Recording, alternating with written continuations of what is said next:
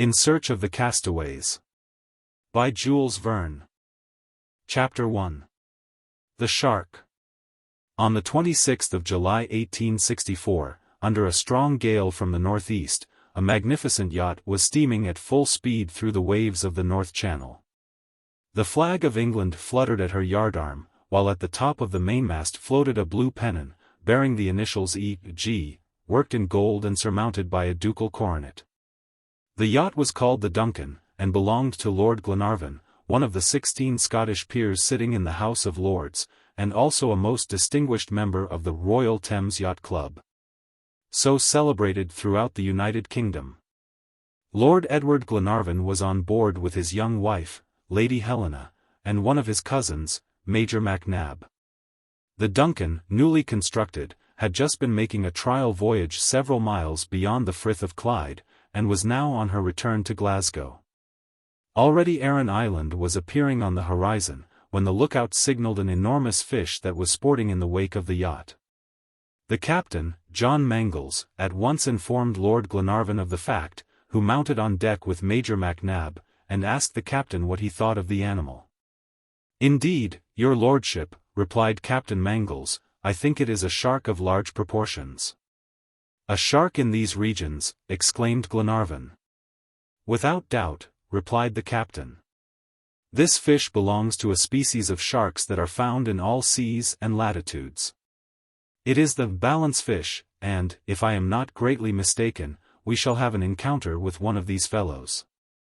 If your lordship consents, and it pleases Lady Helena to witness such a novel chase, we will soon see what we have to deal with." "What do you think, MacNab?" said Lord Glenarvan to the Major. "Are you of a mind to try the adventure?" "I am of whatever opinion pleases you," answered the Major, calmly. "Besides," continued Captain Mangles, "we cannot too soon exterminate these terrible monsters. Let us improve the opportunity, and, if your lordship pleases, it shall be an exciting scene as well as a good action." "Very well, Captain," said Lord Glenarvan.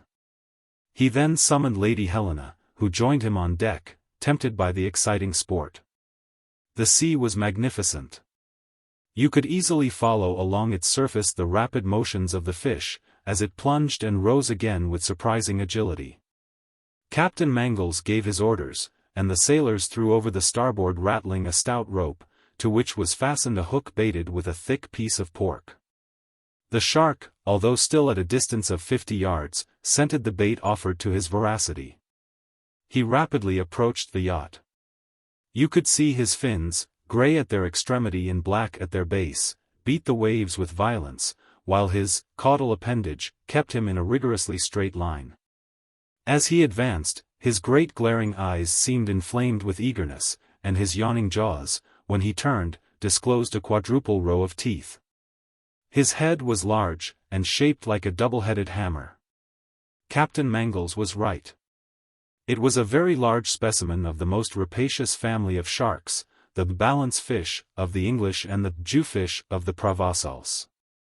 All on board of the Duncan followed the movements of the shark with lively attention. The animal was soon within reach of the hook. He turned upon his back, in order to seize it better, and the enormous bait disappeared down his vast gullet. At the same time he hooked himself, giving the line a violent shake, whereupon the sailors hoisted the huge creature by means of a pulley at the end of the yardarm. The shark struggled violently at feeling himself drawn from his natural element, but his struggles were of no avail. A rope with a slipnoose confined his tail and paralyzed his movements. A few moments afterward he was hauled over the ratlings, and precipitated upon the deck of the yacht. One of the sailors at once approached him, not without caution, and with a vigorous blow of the hatchet cut off the formidable tail of the animal. The chase was ended, and there was nothing more to fear from the monster. The vengeance of the sailors was satisfied, but not their curiosity. Indeed, it is customary on board of every vessel to carefully examine the stomachs of sharks.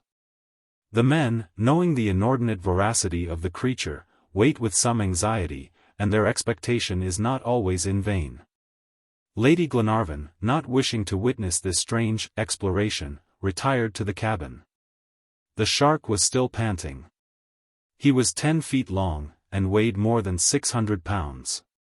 These dimensions are nothing extraordinary, for if the balance fish is not classed among the giants of this species, at least he belongs to the most formidable of their family. The enormous fish was soon cut open by a blow of the hatchet, without further ceremony. The hook had penetrated to the stomach, which was absolutely empty. Evidently the animal had fasted a long time, and the disappointed seamen were about to cast the remains into the sea, when the attention of the mate was attracted by a bulky object firmly embedded in the viscera. "Ha! What is this?" he exclaimed. "That," replied one of the sailors, "is a piece of rock that the creature has taken in for ballast." "Good," said another. "It is probably a bullet that this fellow has received in the stomach, and could not digest." "Good," said Glenarvan, "wash the dirty thing, and bring it into the cabin." "Be still, all of you!" cried Tom Austin, the mate. "Do you not see that the animal was a great drunkard? And to lose nothing, has drank not only the wine, but the bottle too." "What?" exclaimed Lord Glenarvan, "is it a bottle that this shark has in his stomach?" "A real bottle," replied the mate, "but you can easily see that it does not come from the wine cellar." "Well, Tom," said Glenarvan, "draw it out carefully. Bottles found in the sea frequently contain precious documents." "Do you think so?" said Major McNab. "I do. At least, that it may happen so." "Oh! I do not contradict you," replied the Major. "Perhaps there may be a secret in this." "We shall see," said Glenarvan. "Well, Tom?" "Here it is," said the mate, displaying the shapeless object that he had just drawn with difficulty from the interior of the shark. "Good," said Glenarvan. "Wash the dirty thing, and bring it into the cabin." Tom obeyed. And the bottle found under such singular circumstances was placed on the cabin table, around which Lord Glenarvan, Major McNab, and Captain John Mangles took their seats, together with Lady Helena. For a woman, they say, is always a little inquisitive. Everything causes excitement at sea. For a moment there was silence. Each gazed wonderingly at this strange waif. Did it contain the secret of a disaster, or only an insignificant message confided to the mercy of the waves by some idle navigator? However, they must know what it was, and Glenarvan, without waiting longer, proceeded to examine the bottle. He took, moreover, all necessary precautions. You would have thought a coroner was pointing out the particulars of a suspicious quest. And Glenarvan was right, for the most insignificant mark in appearance may often lead to an important discovery. Before examining it internally, the bottle was inspected externally. It had a slender neck, the mouth of which was protected by an iron wire considerably rusted. Its sides were very thick, and capable of supporting a pressure of several atmospheres, betraying evidently previous connection with champagne. With these bottles the wine-dressers of XIII and Epernay blocked carriage wheels without their showing the slightest fracture. This one could, therefore, easily bear the hardships of a long voyage. "A bottle of the Maison Cliquot," said the Major quietly, and, as if he ought to know, his affirmation was accepted without contradiction. "My dear Major," said Lady Helena, "it matters little what this bottle is, provided we know whence it comes." "We shall know, my dear," said Lord Edward, "and already we can affirm that it has come from a distance. See the petrified particles that cover it, these substances mineralized, so to speak, under the action of the seawater. This waif had already taken a long voyage in the ocean, before being engulfed in the stomach of a shark." "I cannot but be of your opinion," replied the Major. "This fragile vase, protected by its strong envelope, must have made a long journey." "But whence does it come?" inquired Lady Glenarvan. "Wait, my dear Helena, wait. We must be patient with bottles. If I am not greatly mistaken, this one will itself answer all our questions." And so saying, Glenarvan began to scrape off the hard particles that protected the neck. Soon the cork appeared, but very much damaged with the salt water. "This is a pity," said Glenarvan. "For if there is any paper in it, it will be in a bad condition." "That's what I fear," replied the Major. "I will add," continued Glenarvan, "that this badly corked bottle would soon have sunk. And it is fortunate that this shark swallowed it, and brought it on board of the Duncan." "Certainly," interposed Captain Mangles. "It would have been better, however, had it been caught in the open sea on a well-known latitude and longitude. We could then, by studying the atmospheric and marine currents, have discovered the course traversed. But with a guide like one of these sharks, that travel against wind and tide, we cannot know whence it comes." "We shall soon see," answered Glenarvan. At the same time he drew out the cork with the greatest care, and a strong saline odor permeated the cabin. "Well?" said Lady Helena, with a truly feminine impatience. "Yes," said Glenarvan. "I am not mistaken. Here are papers." "Documents." "Documents," cried Lady Helena. "Only," replied Glenarvan, "they appear to be damaged by the water. It is impossible to remove them, for they adhere to the sides of the bottle." "Let us break it," said MacNab. "I would rather keep it whole," replied Glenarvan. "I should, too," said the Major. "Very true," added Lady Helena, "but the contents are more valuable than that which contains them, and it is better to sacrifice one than the other." "Let your lordship only break off the neck," said the captain, "and that will enable you to draw them out without injury." "Yes, yes, my dear Edward," cried Lady Glenarvan. It was difficult to proceed in any other way, and, at all hazards, Glenarvan determined to break the neck of the precious bottle. It was necessary to use a hammer, for the stony covering had acquired the hardness of granite. The fragments soon strewed the table, and several pieces of paper were perceived adhering to each other. Glenarvan drew them out carefully, separating and examining them closely, while Lady Helena, the Major, and the captain crowded around him. "How do you find this book? Any thoughts about the book or the author? Any suggestion for improvement? Please take a moment to share your thoughts in a comment. If you like it, share it with your friends who might enjoy it as well. Subscribe to keep in touch. Visit CompleteAudiobooks.com for more quality content. Chapter 2. The Three Documents. These pieces of paper, half destroyed by the seawater, exhibited only a few words, the traces of handwriting almost entirely effaced.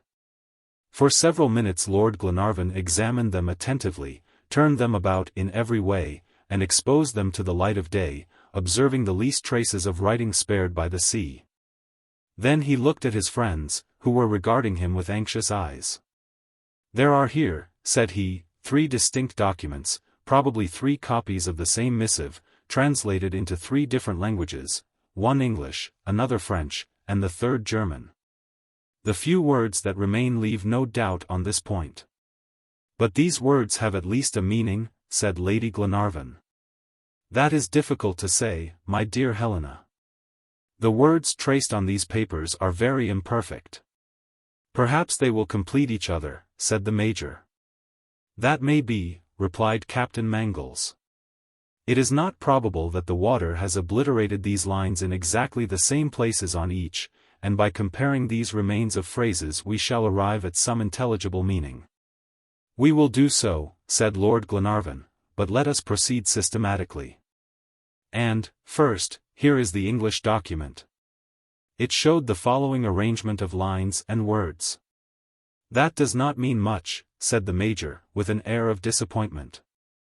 "Whatever it may mean," replied the captain, "it is good English." "There is no doubt of that," said his lordship. "The words wreck, alund, this, and lost, are perfect. Cap evidently means captain, referring to the captain of a shipwrecked vessel. Let us add," said the captain, "the portions of the words doku and sistance, the meaning of which is plain." "Well, something is gained already," added Lady Helena. "Unfortunately," replied the Major, "entire lines are wanting. How can we find the name of the lost vessel, or the place of shipwreck?" "We shall find them," said Lord Edward. Very likely, answered the Major, who was invariably of the opinion of everyone else. But how? By comparing one document with another. Let us see, cried Lady Helena. The second piece of paper, more damaged than the former, exhibited only isolated words, arranged thus. This is written in German, said Captain Mangles, when he had cast his eyes upon it. And do you know that language? Asked Glenarvan. Perfectly, your lordship. Well, tell us what these few words mean. The captain examined the document closely, and expressed himself as follows. First, the date of the event is determined. 7 Juni means June 7th, and by comparing this figure with the figures 62, furnished by the English document, we have the date complete, June 7, 1862. Very well, exclaimed Lady Helena. Go on. On the same line, continued the young captain, I find the word glass, which, united with the word gow of the first document, gives Glasgow. It is plainly a ship from the port of Glasgow. That was my opinion, said the Major. The second line is missing entirely, continued Captain Mangles. But on the third I meet with two important words zwei, which means two, and atrosen, or rather matrosen, which signifies sailors in German. There were a captain and two sailors, then? Said Lady Helena. Probably, replied her husband. I will confess, your lordship, said the captain, that the next word, grouse, puzzles me. I do not know how to translate it. Perhaps the third document will enable us to understand it. As to the two last words, they are easily explained. Bringt ihnen means bring to them, and if we compare these with the English word, which is likewise on the sixth line of the first document, I mean the word assistance. We shall have the phrase bring them assistance. Yes, bring them assistance, said Glenarvan. But where are the unfortunates? We have not yet a single indication of the place, and the scene of the catastrophe is absolutely unknown. Let us hope that the French document will be more explicit, said Lady Helena. Let us look at it, then, replied Glenarvan, and, as we all know this language, our examination will be more easy. Here is an exact facsimile of the third document. There are figures, cried Lady Helena. Look, gentlemen, look. Let us proceed in order, said Lord Glenarvan, and start at the beginning. Permit me to point out one by one these scattered and incomplete words. I see from the first letters Troyats, Truamats, that it is a brig, the name of which, thanks to the English and French documents, is entirely preserved, the Britannia. Of the two following words, Goni and Austral, only the last has an intelligible meaning. That is an important point, replied Captain Mangles. The shipwreck took place in the southern hemisphere. That is indefinite, said the Major. I will continue, resumed Glenarvan. The word aber is the trace of the verb aborder, to land. These unfortunates have landed somewhere. But where? Kontin. Is it on a continent? Cruel. Cruel, cried Mangles, that explains the German word grouse, grousum, cruel. Go on, cried Glenarvan, whose interest was greatly excited as the meaning of these incomplete words was elucidated. Indi. Is it India, then, where these sailors have been cast? What is the meaning of the word onget? Longitude.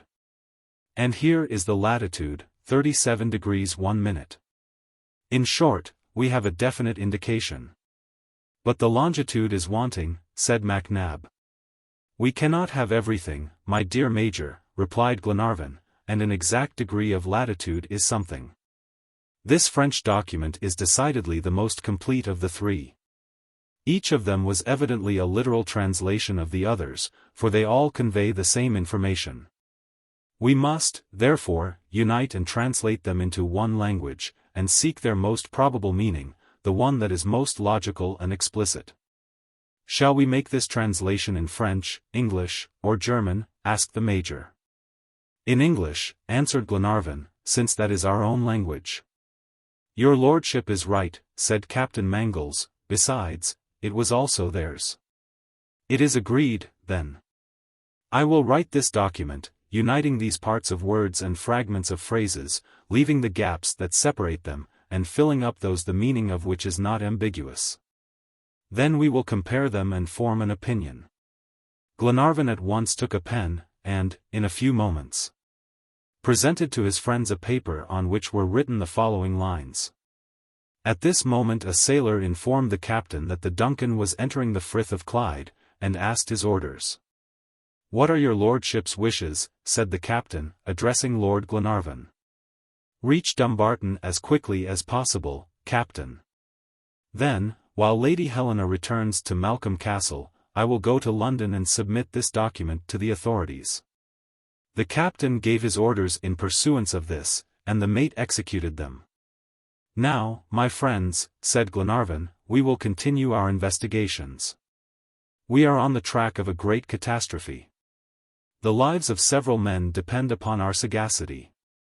Let us use therefore all our ingenuity to divine the secret of this enigma." "We are ready, my dear Edward," replied Lady Helena. "First of all," continued Glenarvan, "we must consider three distinct points in this document. First, what is known; second, what can be conjectured; and third, what is unknown. What do we know? That on the 7th of June 1862, a brig, the Britannia, of Glasgow, was wrecked, that 2 sailors and the captain threw this document into the sea in latitude 37 degrees 1 minute, and in it ask for assistance." "Exactly," replied the major. "What can we conjecture?" resumed Glenarvan. "First, that the shipwreck took place in the South Seas, and now I call your attention to the word Gonia. Does it not indicate the name of the country which they reached?" "Patagonia," cried Lady Helena. "Probably. But is Patagonia crossed by the 37th parallel?" asked the major. "That is easily seen," said the captain, taking out a map of South America. "It is so. Patagonia is bisected by the 37th parallel, which crosses Araucania, over the Pampas, north of Patagonia, and is lost in the Atlantic. Well, let us continue our conjectures. The 2 sailors and the Captain Aber, land. Where? Canton, the continent, you understand, a continent, not an island. What becomes of them? We have fortunately 2 letters, PR, which inform us of their fate. These unfortunates, in short, are captured, or prisoners. By whom?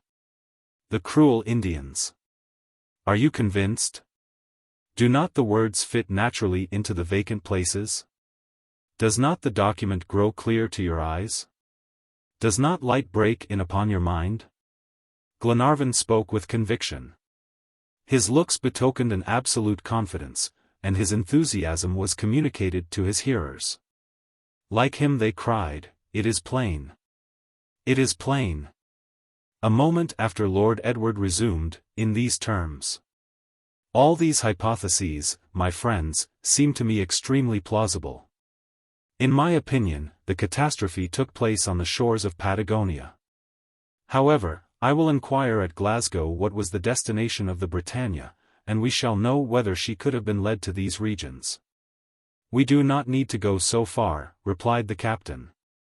"I have here the shipping news of the Mercantile and Shipping Gazette, which will give us definite information." "Let us see." "Let us see," said Lady Glenarvan. Captain Mangles took a file of papers of the year 1862, and began to turn over the leaves rapidly. His search was soon ended. As he said, in a tone of satisfaction, "May 30th, 1862, Callao, Peru, Britannia, Captain Grant, bound for Glasgow." "Grant!" exclaimed Lord Glenarvan. "That hardy Scotchman who wished to found a new Scotland in the waters of the Pacific?" "Yes," answered the captain, "the very same, who, in 1861, embarked in the Britannia at Glasgow, and of whom nothing has since been heard." "Exactly. Exactly," said Glenarvan, "it is indeed he. The Britannia left Callao the 30th of May, and on the 7th of June, 8 days after her departure, she was lost on the shores of Patagonia." This is the whole story elucidated from the remains of these words that seemed undecipherable. You see, my friends, that what we can conjecture is very important. As to what we do not know, this is reduced to one item, the missing degree of longitude. It is of no account, added Captain Mangles, since the country is known. And with the latitude alone, I will undertake to go straight to the scene of the shipwreck. We know all, then, said Lady Glenarvan.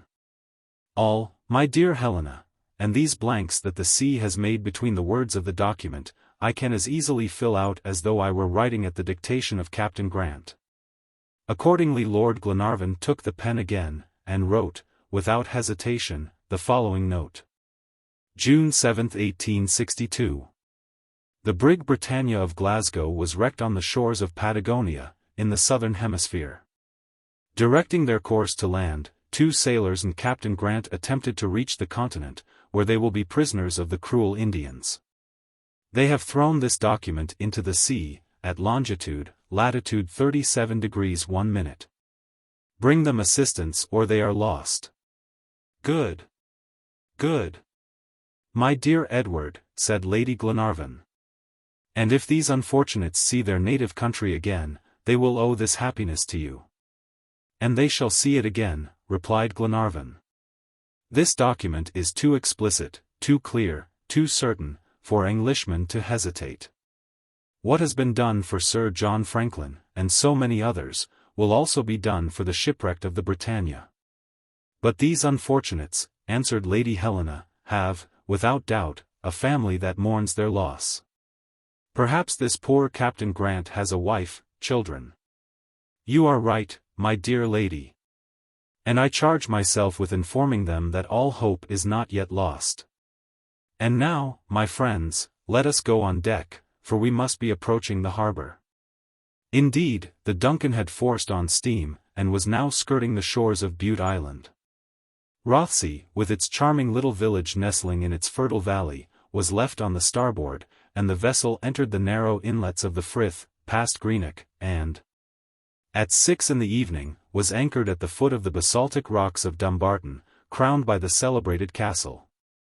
Here a coach was waiting to take Lady Helena and Major MacNab back to Malcolm Castle. Lord Glenarvan, after embracing his young wife, hurried to take the express train for Glasgow. But before going, he confided an important message to a more rapid agent. And a few moments after the electric telegraph conveyed to the Times and Morning Chronicle an advertisement in the following terms. For any information concerning the brig Britannia of Glasgow, Captain Grant, address Lord Glenarvan, Malcolm Castle, Luss, County of Dumbarton, Scotland. Chapter 3. The Captain's Children. The Castle of Malcolm, one of the most romantic in Scotland, is situated near the village of Luss, whose pretty valley it crowns. The limpid waters of Loch Lomond bathe the granite of its walls. From time immemorial it has belonged to the Glenarvan family, who have preserved in the country of Rob Roy and Fergus MacGregor the hospitable customs of the ancient heroes of Walter Scott. At the epoch of the social revolution in Scotland, a great number of vassals were expelled, because they could not pay the great rents to the ancient chiefs of the clans. Some died of hunger, others became fishermen, others emigrated. There was general despair. Among all these the Glenarvans alone believed that fidelity bound the high as well as the low, and they remained faithful to their tenants. Not one left the roof under which he was born. Not one abandoned the soil where his ancestors reposed, all continued in the clan of their ancient lords. Thus at this epoch, in this age of disaffection and disunion, the Glenarvan family considered the Scots at Malcolm Castle as their own people. All were descended from the vassals of their kinsmen. Were children of the counties of Stirling and Dumbarton, and honestly devoted, body and estate, to their master. Lord Glenarvan possessed an immense fortune, which he employed in doing much good. His kindness exceeded even his generosity, for one was boundless, while the other was necessarily limited. The Lord of Luss, the Laird of Malcolm, represented his fellows in the House of Lords. But with true Scottish ideas, little pleasing to the Southrons, he was disliked by many of them especially because he adhered to the traditions of his ancestors, and energetically opposed some dicta of modern political economy. He was not, however, a backward man either in wit or shrewdness. But while ready to enter every door of progress, he remained Scotch at heart. And it was for the glory of his native land that he contended with his racing yachts in the matches of the Royal Thames Yacht Club. Lord Edward Glenarvan was 32 years old. His form was erect and his features sharp, but his look was mild, and his character thoroughly imbued with the poetry of the Highlands. He was known to be brave to excess, enterprising, chivalrous, a Fergus of the 19th century. But good above all, better than St. Martin himself, for he would have given his very cloak to the poor people of the Highlands. He had been married scarcely 3 months, having espoused Miss Helena Tufnell, daughter of the great traveller, William Tufnell, one of the numerous victims to the great passion for geographical discoveries. Miss Helena did not belong to a noble family, but she was Scotch, which equalled all nobilities in the eyes of Lord Glenarvan. This charming young creature, high-minded and devoted, the Lord of Luss had made the companion of his life. He found her one day living alone, an orphan, almost without fortune, in the house of her father at Kilpatrick. He saw that the poor girl would make a noble wife, and he married her. Miss Tufnell was 22, a youthful blonde, with eyes as blue as the waters of the Scotch lakes on a beautiful morning in spring. Her love for her husband exceeded even her gratitude. She loved him as if she had been the rich heiress, and he the friendless orphan. As to their tenants and servants, they were ready to lay down their lives for her whom they called our good Lady of Luss. Lord and Lady Glenarvan lived happily at Malcolm Castle, in the midst of the grand and wild scenery of the Highlands, rambling in the shady alleys of horse-chestnuts and sycamores. Along the shores of the lake, where still resounded the war cries of ancient times, or in the depths of those uncultivated gorges in which the history of Scotland lies written in ruins from age to age. One day they would wander in the forests of beeches and larches, and in the midst of the masses of heather. Another, they would scale the precipitous summits of Ben Lomond, or traverse on horseback the solitary glens, studying, comprehending, and admiring this poetic country, still called the land of Rob Roy, and all those celebrated sights so grandly sung by Walter Scott. In the sweet, still evening, when the lantern of Macfarlane illumined the horizon, they would stroll along the Bartizans, an old circular balcony that formed a chain of battlements to Malcolm Castle, and there, pensive, oblivious, and as if alone in the world, seated on some detached rock, under the pale rays of the moon, while night gradually enveloped the rugged summits of the mountains, they would continue wrapped in that pure ecstasy and inward delight known only to loving hearts. Thus passed the first months of their married life. But Lord Glenarvan did not forget that his wife was the daughter of a great traveller. He thought that Lady Helena must have in her heart all the aspirations of her father, and he was not mistaken.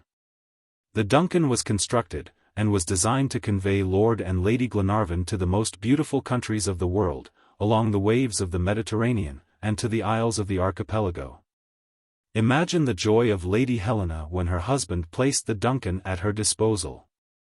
Indeed, can there be a greater happiness than to lead your love towards those charming isles where Sappho sung, and behold the enchanting scenes of the Orient, with all their spirit-stirring memories?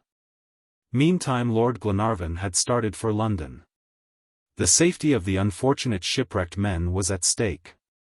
Thus, in his temporary absence, Lady Helena showed herself more anxious than sad. The next day a dispatch from her husband made her hope for a speedy return. In the evening a letter hinted at its postponement. His proposal had to encounter some difficulties, and the following day a second letter came, in which Lord Glenarvan did not conceal his indignation against the authorities.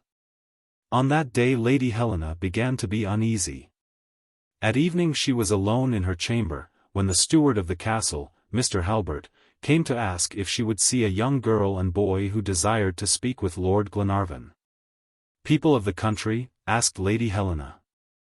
No, madam, replied the steward, for I do not know them. They have just arrived by the Balah railway, and from Balah to Luss they tell me they have made the journey on foot.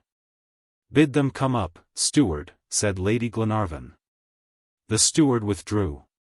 Some moments afterward the young girl and boy were ushered into Lady Helena's chamber. They were brother and sister, you could not doubt it by their resemblance. The sister was 16. Her pretty face showed weariness, her eyes must have shed many tears, her resigned, but courageous, countenance, and her humble, but neat, attire, all prepossessed one in her favor. She held by the hand a boy of 12 years, of determined look, who seemed to take his sister under his protection. Indeed, whoever had insulted the young girl would have had to settle with this little gentleman. The sister stopped, a little surprised at seeing herself before Lady Helena. But the latter hastened to open the conversation. "You wished to speak with me," said she, with an encouraging look at the young girl. "No," answered the boy, in a decided tone. "Not with you, but with Lord Glenarvan himself." "Excuse him, madam," said the sister, looking at her brother. "Lord Glenarvan is not at the castle," replied Lady Helena. "But I am his wife, and if I can supply his place with you." "You are Lady Glenarvan?" said the young girl. "Yes, miss. The wife of Lord Glenarvan, of Malcolm Castle, who published an advertisement in the Times in regard to the shipwreck of the Britannia?" "Yes, yes," answered Lady Helena, with alacrity. "And you?" "I am Miss Grant, and this is my brother." "Miss Grant! Miss Grant!" cried Lady Helena, drawing the young girl towards her, and taking her hands, while she also drew the boy towards her. "Madam," replied the young girl, "what do you know of the shipwreck of my father? Is he living? Shall we ever see him again? Speak. Oh, please tell me." "My dear child," said Lady Helena, "God forbid that I should answer you lightly on such a subject, I would not give you a vain hope. Please, madam, speak. I am strong against grief, and can hear all." "My dear child," answered Lady Helena, "the hope is very slight, but with the help of God who can do everything, it is possible that you will one day see your father again." "Alas, alas!" exclaimed Miss Grant, who could not restrain her tears, while Robert covered the hands of Lady Glenarvan with kisses. When the first paroxysm of this mournful joy was past, the young girl began to ask innumerable questions. Lady Helena related the story of the document, how that the Britannia had been lost on the shores of Patagonia. In what way, after the shipwreck, the captain and 2 sailors, the only survivors, must have reached the continent. And, at last, how they implored the assistance of the whole world in this document, written in 3 languages, and abandoned to the caprices of the ocean. During this recital Robert Grant devoured Lady Helena with his eyes, his life seemed to hang on her lips. In his childish imagination he reviewed the terrible scenes of which his father must have been the victim. He saw him on the deck of the Britannia, he followed him to the bosom of the waves. He clung with him to the rocks of the shore, he dragged himself panting along the beach, out of reach of the waves. Often during the course of this narration words escaped his lips. "Oh, papa! My poor papa!" he cried, pressing close to his sister. As for Miss Grant, she listened with clasped hands, and did not utter a word until the story was ended, when she said, "Oh, madam, the document! The document! I no longer have it, my dear child," replied Lady Helena. "You no longer have it?" "No, for the very sake of your father, Lord Glenarvan had to take it to London. But I have told you all it contained, word for word, and how we succeeded in discovering the exact meaning. Among these remains of the almost effaced words the water had spared some characters. Unfortunately the record of the longitude had altogether been destroyed, but that was the only missing point. Thus you see, Miss Grant, the minutest details of this document are known to you as well as me." "Yes, madam," replied the young girl, "but I would like to have seen my father's writing." "Well, tomorrow, perhaps, Lord Glenarvan will return." My husband desired to submit this indisputable document to the authorities in London, to induce them to send a vessel immediately in search of Captain Grant. Is it possible, madam? Cried the young girl. Did you do this for us? Yes, my dear miss, and I expect Lord Glenarvan every moment. Madam, said the young girl, in a deep tone of gratitude, and with fervency, may heaven bless Lord Glenarvan and you. Dear child, answered Lady Helena, we deserve no thanks. Any other person in our place would have done the same. May the hopes that are kindled be realized. Till Lord Glenarvan's return you will remain at the castle. Madam, said the young girl, I would not presume on the sympathy you show to us strangers. Strangers. Dear child, neither your brother nor you are strangers in this house. And I desire that Lord Glenarvan on his arrival should inform the children of Captain Grant of what is to be attempted to save their father. It was not possible to refuse an invitation made with so much cordiality. It was, therefore, decided that Miss Grant and her brother should await at Malcolm Castle the return of Lord Glenarvan. Chapter 4. Lady Glenarvan's Proposal. During this conversation, Lady Helena had not spoken of the fears expressed in her husband's letters concerning the reception of his petition by the London officials. Nor was a word said in regard to the probable captivity of Captain Grant among the Indians of South America. Why afflict these poor children with their father's situation, and check the hopes they had just conceived? It would not change matters. Lady Helena was, therefore, silent on this point, and, after satisfying all Miss Grant's inquiries, she questioned her concerning her life and situation in the world in which she seemed to be the sole protectress of her brother. It was a simple and touching story, which still more increased Lady Glenarvan's sympathy for the young girl. Mary and Robert Grant were the only children of Captain Harry Grant, whose wife had died at the birth of Robert. And during his long voyages his children were left to the care of his good old cousin. Captain Grant was a hardy sailor, a man well acquainted with his profession, and a good negotiator, combining thus a twofold aptitude for his calling commercially. His home was at Dundee, in the county of Forfar, and he was moreover, by birth, a child of that bonny place. His father, a minister of St. Catherine's Church, had given him a thorough education, knowing that it would be sure to help all, even a sea captain. During his early voyages, first as mate, and afterwards in the capacity of skipper, Harry Grant prospered, and some years after the birth of his son Robert, he found himself the possessor of a considerable fortune. Then a great idea entered his mind which made his name popular throughout Scotland. Like the Glenarvans and several other great families of the Highlands, he was opposed in heart, if not in deed, to the advance and prevalence of English thought and feeling. The interests of his country could not be in his eyes the same as those of the Anglo-Saxons, and, in order to give the former a peculiar and national development, he resolved to found a Scottish colony in some part of the southern world. Did he dream of that independence in the future of which the United States had set the example, and which the Indies and Australia cannot fail one day to acquire? Very likely. But he allowed his secret hopes to be divined. It was, therefore, known that the government refused to lend their aid in his project of colonization.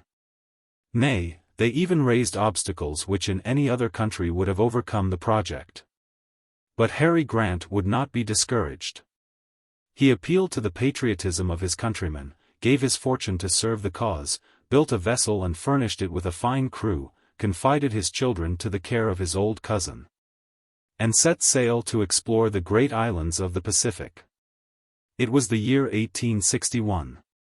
Until May, 1862, they had received news of him, but since his departure from Callao, in the month of June, no one had heard anything of the Britannia. And the marine intelligencers became silent concerning the fate of the captain. At this juncture of affairs the old cousin of Harry Grant died, and the two children were left alone in the world. Mary Grant was then 14. Her courageous soul did not flinch at the situation that was presented, but she devoted herself entirely to her brother, who was still a child. She must bring him up and instruct him. By dint of economy, prudence, and sagacity, laboring night and day, sacrificing all for him, denying herself everything. The sister succeeded in educating her brother and bravely fulfilled her sisterly duties. The two children lived thus at Dundee, and valiantly overcame their sorrowful and lonely circumstances. Mary thought only of her brother, and dreamed of a happy future for him. As for herself, alas! The Britannia was lost forever, and her father dead. We must not, therefore, attempt to depict her emotion when the advertisement in the Times accidentally met her eye, and suddenly raised her from her despair. It was no time to hesitate. Her resolution was immediately taken. Even if she should learn that her father's dead body had been found on a desert coast, or in the hull of a shipwrecked vessel, it was better than this continual doubt. This eternal torment of uncertainty.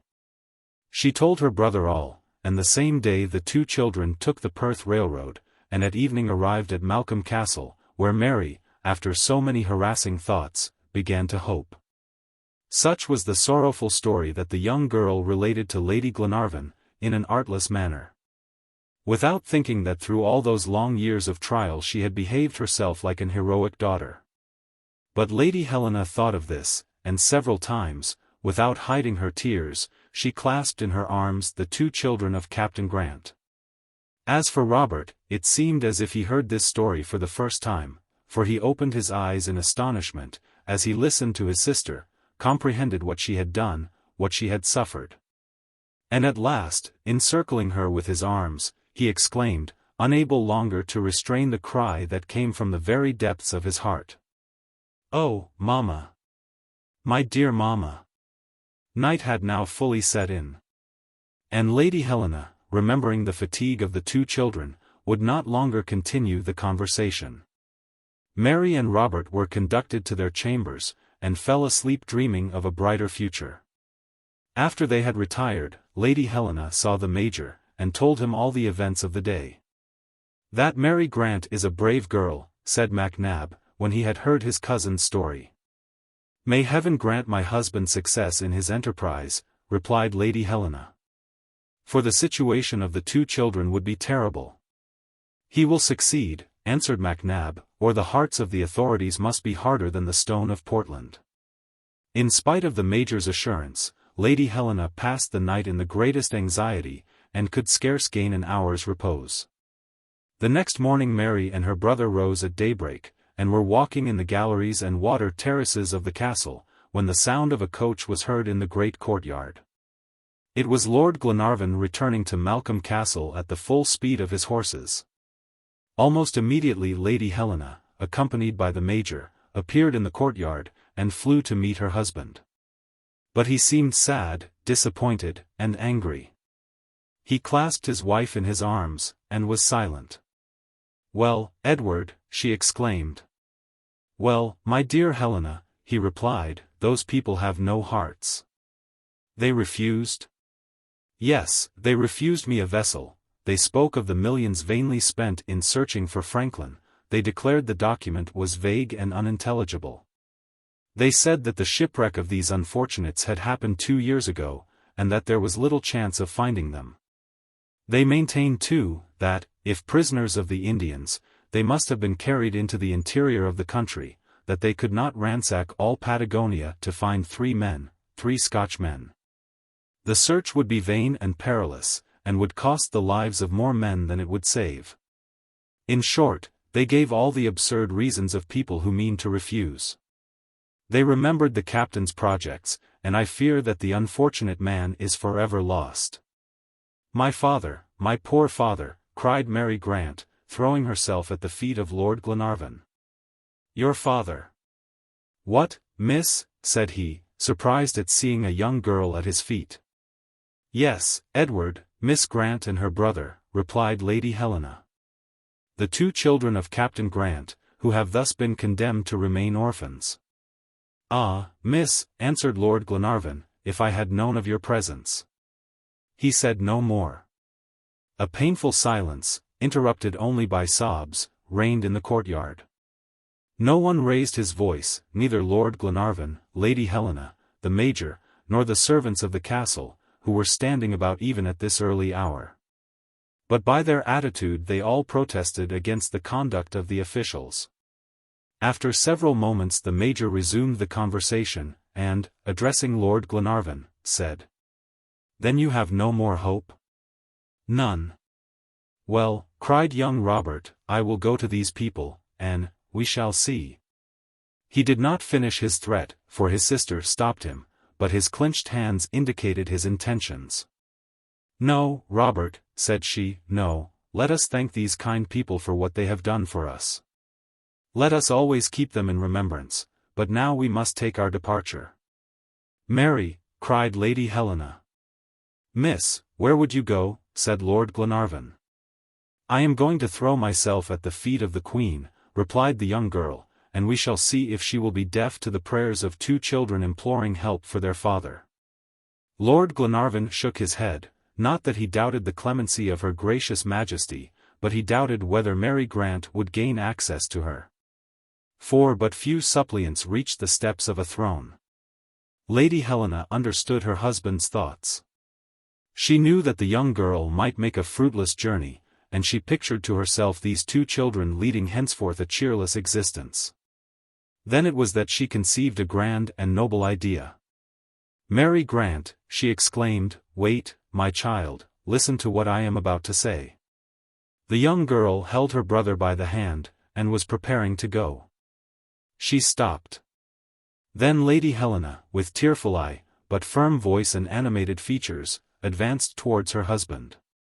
"Edward," said she, "when Captain Grant wrote that letter, and cast it into the sea, he confided it to the care of God himself, who has brought it to us. Without doubt he designed to charge us with the safety of these unfortunates." "What do you mean, Helena?" inquired Lord Glenarvan, whilst all waited in silence. "I mean," replied Lady Helena, "that we ought to consider ourselves happy in beginning our married life with a good action. You, my dear Edward, to please me, have planned a pleasure voyage. But what pleasure can be more genuine or more beneficent than to save these unfortunates whom hope has almost abandoned?" "Helena," cried Lord Glenarvan.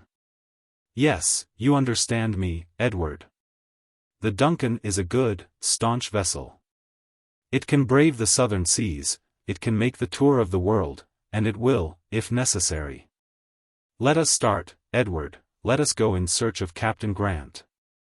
At these courageous words Lord Glenarvan had extended his arms to his wife.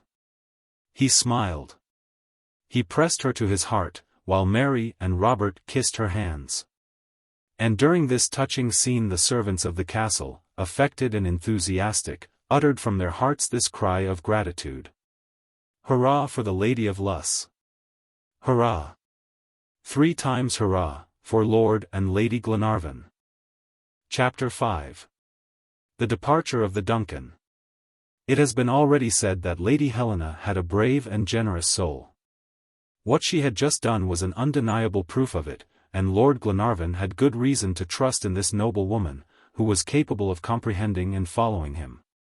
The idea of sailing to the rescue of Captain Grant had already taken possession of him when he saw his petition rejected at London, but he could not have thought of separating from her. Yet, since she desired to go herself, all hesitation was at an end. The servants of the castle had received her proposal with cries of joy. The safety of their brother Scots was at stake, and Lord Glenarvan joined heartily in the hurrahs that greeted the Lady of Luss. The scheme once resolved upon, there was not an hour to lose. That very day Lord Glenarvan sent to Captain Mangles orders to bring the Duncan to Glasgow, and make every preparation for a voyage to the South Seas, which might become one of circumnavigation. Moreover, in her plans Lady Helena had not overestimated the qualities of the Duncan, of first-class construction with regard to strength and swiftness. She could without injury sustain a long voyage. The Duncan was a steam yacht of 110 tons burden. She had 2 masts, a foremast with foresail, mainsail, foretop and foretopgallant sails, and a mainmast, carrying a mainsail and forestaff. Her rigging was, therefore, sufficient, and she could profit by the wind like a simple clipper. But she relied especially upon her mechanical power.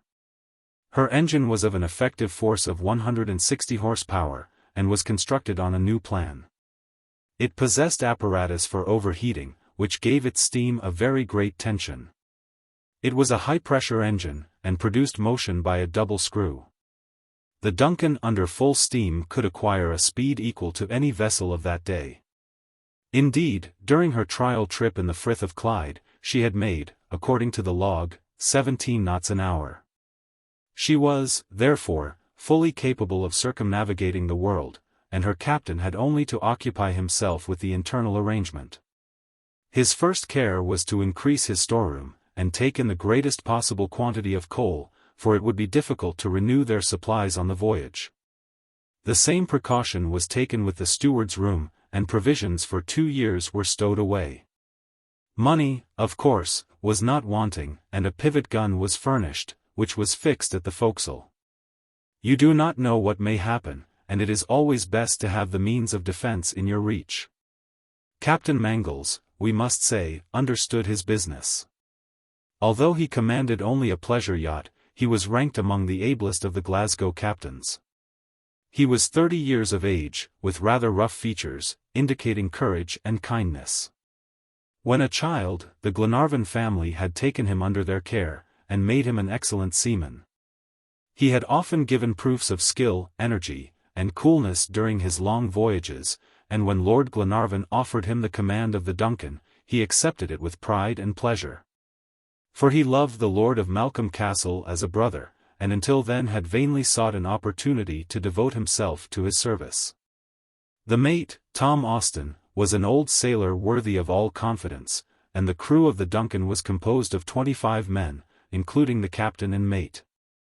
They all belonged to the county of Dumbarton, were all tried seamen, sons of the tenants of the family, and formed on shipboard a genuine clan of honest people, who of course were not without the national bagpipe. Lord Glenarvan had, in them, a band of faithful subjects, happy in their avocation, devoted, courageous, and skilful in the use of arms, as well as in the management of a ship, while they were ready to follow him on the most perilous expeditions. When they learned where they were going, they could not restrain their joyous emotion, and the echoes of the rocks of Dumbarton awoke to their cries of enthusiasm. Captain Mangles, while occupied in lading and provisioning his craft, did not forget to prepare Lord and Lady Glenarvan's apartments for a long voyage. He likewise provided cabins for Captain Grant's children, for Lady Helena could not refuse Mary permission to accompany her on the expedition. As for young Robert, he would have hidden in the hold sooner than not go. Even if he had been compelled to serve as cabin boy, like Lord Nelson and Sir John Franklin, he would have embarked on board the Duncan. To think of opposing such a little gentleman! It was not attempted. They were even obliged to take him other than as passenger, for as cabin boy or sailor he would serve. The captain was accordingly commissioned to teach him the duties of a seaman. "Good," said Robert, "and let him not spare a few blows of the rope's end if I do not walk straight." "Be easy, my boy," replied Glenarvan, without adding that the use of the cat o' nine tails was prohibited, and moreover quite needless, on board the Duncan. To complete the roll of the passengers, it will be sufficient to describe Major MacNab. The Major was a man of 50, of calm, regular features, who did as he was bid. Of an excellent and superior character, modest, taciturn, peaceable, and mild, always agreeing with anything or anyone, disputing nothing, and neither contradicting himself nor exaggerating. He would mount with measured step the staircase to his bedchamber, even were a cannonball behind him, and probably to his dying day would never find an opportunity to fly into a passion. This man possessed, in a high degree, not only the common courage of the battlefield, that physical bravery due only to nervous strength, but, better still, moral courage, that is to say, firmness of soul. If he had a fault, it was that of being absolutely Scotch from head to foot, a pure-blooded Caledonian, an infatuated observer of the ancient customs of his country. Through his relationship to the Glenarvans he lived at Malcolm Castle, and as major and military man it was very natural that he should be found on board the Duncan. Such, then, were the passengers of this yacht, summoned by unforeseen circumstances to accomplish one of the most surprising voyages of modern times. Since her arrival at the wharf at Glasgow, she had monopolized the public attention. A considerable number came every day to visit her. They were interested in her alone, and spoke only of her, to the great umbrage of the other captains of the port, among others Captain Burton, commanding the Scotia, a magnificent steamer, moored beside the Duncan, and bound for Calcutta. The Scotia, from her size, had a right to consider the Duncan as a mere flyboat. Nevertheless, all the attraction centered in Lord Glenarvan's yacht, and increased from day to day. The time of departure approached. Captain Mangles had shown himself skillful and expeditious. A month after her trial trip in the Frith of Clyde, the Duncan, laden, provisioned, and equipped, was ready to put to sea. The 25th of August was appointed for the time of departure, which would enable the yacht to reach the southern latitudes by the beginning of spring. Lord Glenarvan, when his plan was matured, did not neglect to make investigations into the hardships and perils of the voyage. Yet he did not hesitate on this account, but prepared to leave Malcolm Castle. On the 24th of August, Lord and Lady Glenarvan, Major MacNab, Mary and Robert Grant, Mr. Albinett, the steward of the yacht, and his wife, who was in the service of Lady Glenarvan, left the castle, after taking an affectionate farewell of their family servants. Several hours afterward they found themselves on board. Many of the population of Glasgow welcomed with sympathetic admiration the young and courageous lady who renounced the pleasures of a life of luxury, and sailed to the rescue of the shipwrecked sailors. The apartments of Lord Glenarvan and his wife occupied the entire stern of the vessel. They consisted of 2 bedchambers, a parlor, and 2 dressing rooms, adjoining which was an open square enclosed by 6 cabins, 5 of which were occupied by Mary and Robert Grant, Mr. and Mrs. Albinett, and Major MacNab. As for the cabins of the captain and the mate, they were situated in the forecastle, and opened on the deck. The crew were lodged between decks very comfortably, for the yacht of course carried nothing but her coal, provisions, and armament. The Duncan was to start on the night of the 24th, as the tide fell at 3 o'clock in the morning. But first those who were present were witness to a touching scene. At 8 in the evening Lord Glenarvan and his companions, the entire crew, from the fireman to the captain, all who were to take part in this voyage of sacrifice, left the yacht, and betook themselves to St. Mungo, the ancient cathedral of Glasgow. This antique church, an uninjured relic in the midst of the ruins caused by the Reformation, and so marvelously described by Walter Scott, received beneath its massive arches the owners and sailors of the Duncan. A numerous throng accompanied them. There in the spacious aisle, filled with tombs of the great and good, the Rev. Mr. Morton implored the blessing of heaven, and commended the expedition to the care of Providence. For a moment the voice of Mary Grant arose in the old church. The young girl was praying for her benefactors, and shedding before God the sweet tears of gratitude. The assembly retired under the influence of a deep emotion. At 11, everyone was on board. The captain and the crew occupied themselves with the final preparations. At midnight the fires were kindled, and soon clouds of black smoke mingled with the vapors of the night. The sails of the Duncan had been carefully reefed in a canvas sheathing, which served to protect them from injury. The wind blew from the southeast, and did not favor the progress of the vessel. But at 2 o'clock the ship began to heave under the action of her boilers. The manometer indicated a pressure of 4 atmospheres, and the overheated steam whistled through the escape valves. The sea was tranquil, and soon daylight enabled them to distinguish the passes of the Clyde between the buoys and beacons, whose lights were gradually extinguished as the morning dawned. Captain Mangles informed Lord Glenarvan, who at once came on deck.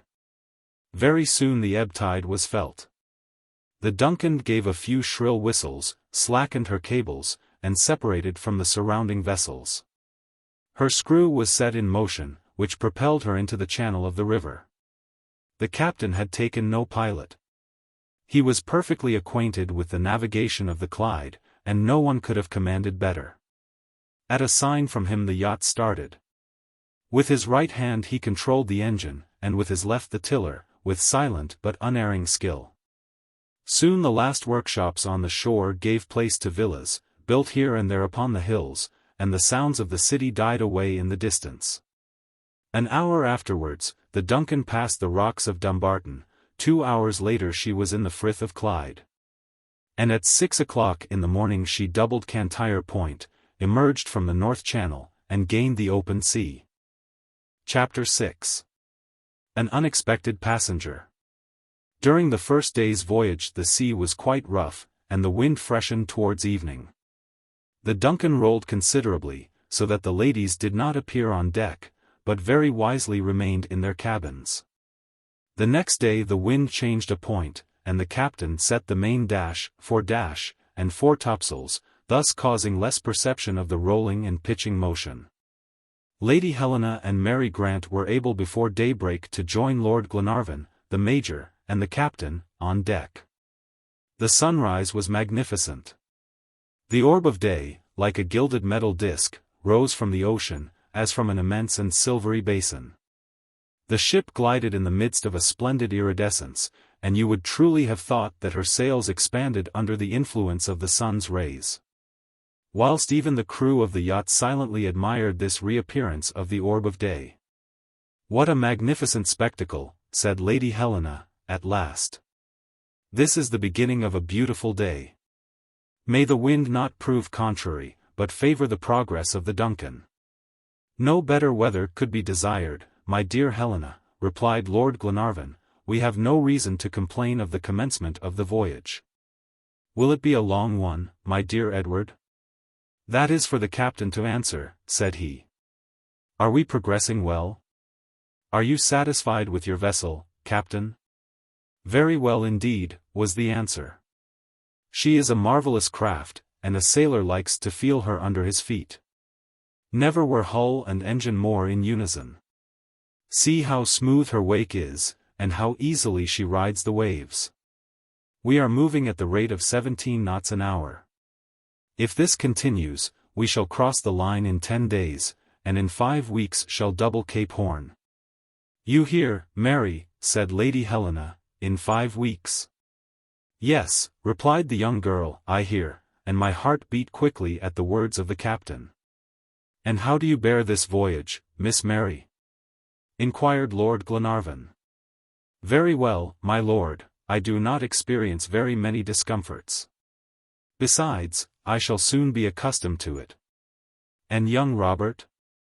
"Oh, Robert," replied Captain Mangles, "when he is not engaged with the engine he is perched at masthead. I tell you he is a boy who mocks seasickness. Only look at him."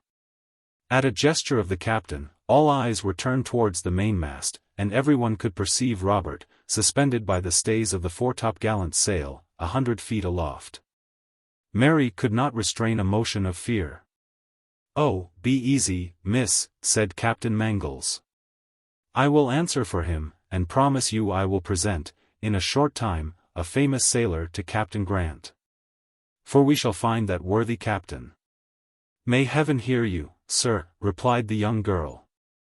"My dear child," said Lord Glenarvan, "there is in all this something providential, which ought to give us hope.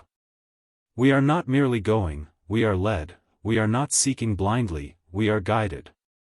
And then see all these brave people enrolled in the service of so good a cause. Not only shall we succeed in our enterprise, but it will be accomplished without difficulty. I have promised Lady Helena a pleasure voyage, and, if I am not mistaken, I shall keep my word." "Edward," said Lady Glenarvan, "you are the best of men." "Not so. But I have the best of crews, on the best of ships. Do you not wonder at our Duncan, Miss Mary?" "On the contrary, my lord," answered the young girl, "I don't so much wonder as admire. For I am well acquainted with ships." "Ah! Indeed. When a mere child, I played on my father's ships. He ought to have made a sailor of me. If it were necessary, perhaps I should not now be embarrassed in taking a reef or twisting a gasket." "What is that you're saying, miss?" exclaimed the captain. If you talk so, continued Lord Glenarvan, you will make a great friend of Captain John, for he thinks nothing in the world can equal the life of a sailor. He sees no other, even for a woman. Is it not so, John? Undoubtedly, your lordship, replied the young captain, and yet, I confess, Miss Grant is better in her place on deck, than taking a reef in the topsail. But still I am very much flattered to hear her speak so. And especially when she admires the Duncan, added Glenarvan. Right, my lord, for she deserves it. Upon my word, said Lady Helena, since you are so proud of your yacht, you make me anxious to examine her to the very hold, and see how our brave sailors are quartered between decks. Admirably, replied the captain, they are quite at home there. Indeed they are, my dear Helena, said Lord Glenarvan. This yacht is a part of our old Caledonia, a detached portion of the county of Dumbarton, traveling by special favor, so that we have not left our country. The Duncan is Malcolm Castle, and the ocean is Loch Lomond. Well, then, my dear Edward, do the honors of the castle, said Lady Helena. I am at your disposal, madam, answered her husband. But first let me inform Albinett. The steward of the yacht was an excellent manager, a Scotchman, who deserved to have been a Frenchman from his self-importance, and, moreover, fulfilled his duties with zeal and intelligence. He was at once ready for his master's commands. Albinett, we are going to make a tour of the vessel before breakfast, said Glenarvan, as if a journey to Tarbet or Loch Katrine was in question. I hope we shall find the table ready on our return. Albinett bowed gravely.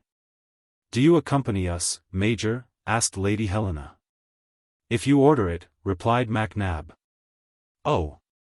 Said Lord Glenarvan, the Major is absorbed in the smoke of his cigar, we must not disturb him, for I assure you he is an inveterate smoker, Miss Mary, he smokes all the time, even in his sleep.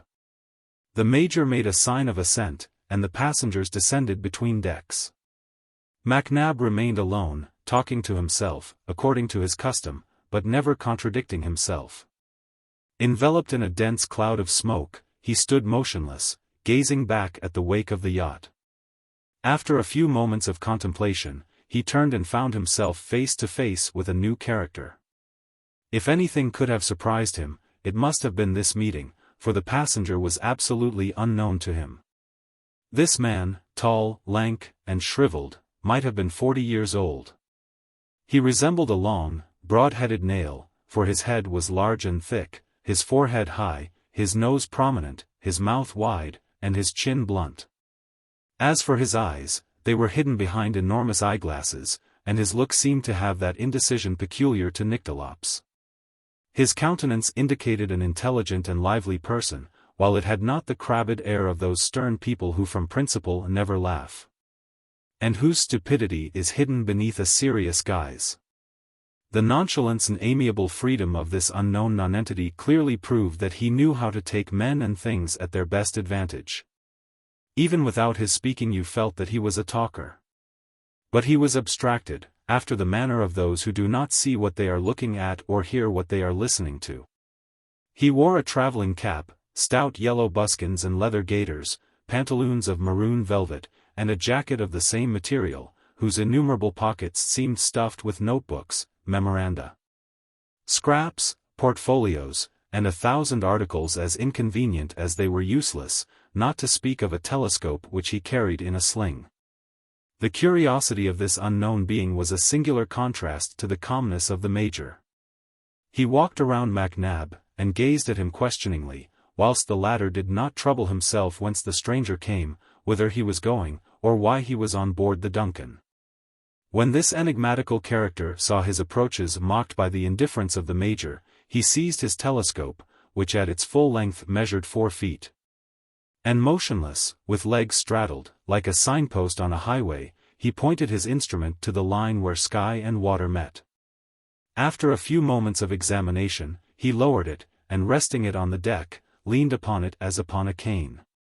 But immediately the joints of the instrument closed, and the newly discovered passenger, whose point of support suddenly failed, was stretched at the foot of the mainmast. Anyone else in the Major's place would at least have smiled, but he did not even wink. The unknown then assumed his role. "Steward," he cried, with an accent that betokened a foreigner. He waited. No one appeared. "Steward," he repeated, in a louder tone. Mr. Olbinett was passing just then on his way to the kitchen under the forecastle. What was his astonishment to hear himself thus addressed by this tall individual, who was utterly unknown to him. "Where did this person come from?" said he to himself. "A friend of Lord Glenarvan? It is impossible." However, he came on deck, and approached the stranger. "Are you the steward of the vessel?" the latter asked him. "Yes, sir," replied Olbinett. "But I have not the honor. I am the passenger of cabin number 6.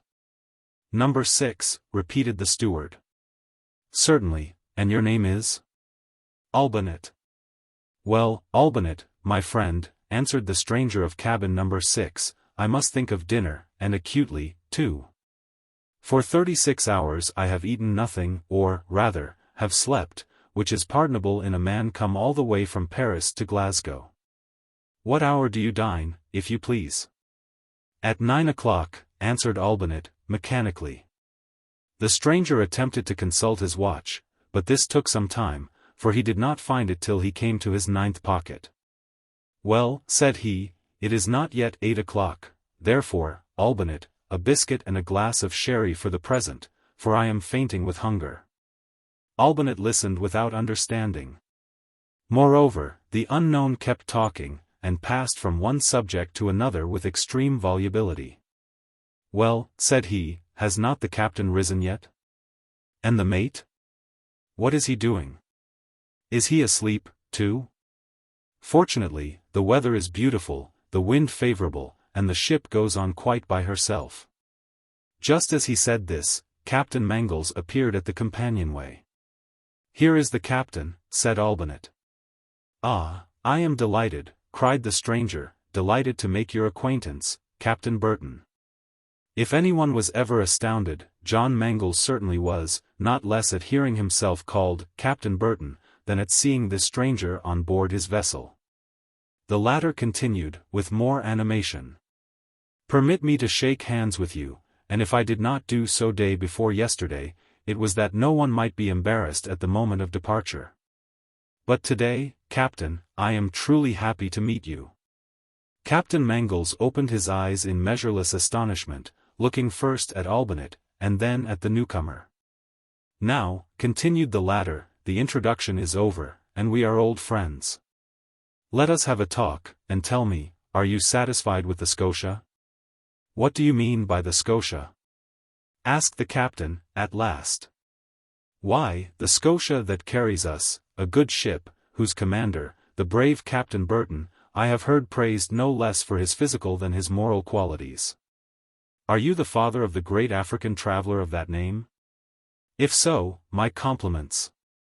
"Sir," replied Captain Mangles, "not only am I not the father of the traveler Burton, but I am not even Captain Burton." "Ah," said the unknown, "it is the mate of the Scotia then, Mr. Burdness, whom I am addressing at this moment?" "Mr. Burdness," replied Captain Mangles, who began to suspect the truth. But was he talking to a fool, or a rogue? This was a question in his mind, and he was about to explain himself intelligibly, when Lord Glenarvan, his wife, and Miss Grant came on deck. The stranger perceived them, and cried, "Ah! Passengers! Passengers! Excellent! I hope, Mr. Burdness, you are going to introduce me." And advancing with perfect ease, without waiting for the captain. "Madam," said he to Miss Grant, "Miss," to Lady Helena, "Sir," he added, addressing Lord Glenarvan. "Lord Glenarvan," said Captain Mangles. "My lord," continued the unknown, "I beg your pardon for introducing myself, but at sea we must relax a little from etiquette. I hope we shall soon be acquainted, and that, in the society of these ladies, the passage of the Scotia will seem as short to us as agreeable." Lady Helena and Miss Grant could not find a word to answer. They were completely bewildered by the presence of this intruder. "Sir," said Glenarvan, at length, "whom have I the honor of addressing?" Jacques Eliasim François-Marie Paganel, Secretary of the Geographical Society of Paris. Corresponding member of the Societies of Berlin, Bombay, Darmstadt, Leipzig, London, St. Petersburg, Vienna, and New York. Honorary member of the Royal Geographical and Ethnographical Institute of the East Indies, who, after passing 20 years of his life in studying geography, designs now to enter upon a roving life, and is directing his course to India to continue there the labors of the great travelers. Chapter 7. Jacques Paganel is undeceived. The secretary of the Geographical Society must have been an agreeable person, for all this was said with much modesty. Lord Glenarvan, moreover, knew perfectly whom he had met. The name and merit of Jacques Paganel were well known to him. His geographical labors, his reports on modern discoveries, published in the bulletins of the Society, his correspondence with the entire world, had made him one of the most distinguished scientific men of France. Thus Glenarvan extended his hand very cordially to his unexpected guest. "And now that our introduction is over," added he, "will you permit me, Monsieur Paganel, to ask you a question?" "20, my lord," replied Jacques Paganel, "it will always be a pleasure to converse with you." "You arrived on board this vessel the day before yesterday?" "Yes, my lord, day before yesterday, at 8 o'clock in the evening. I took a cab from the Caledonian Railway to the Scotia, in which I had engaged cabin number 6 at Paris. The night was dark. I saw no one on board. Feeling fatigued by 30 hours of travel, and knowing that a good way to avoid seasickness is to go to bed on embarking, and not stir from your bunk for the first days of the voyage, I retired immediately, and have conscientiously slept 36 hours, I assure you."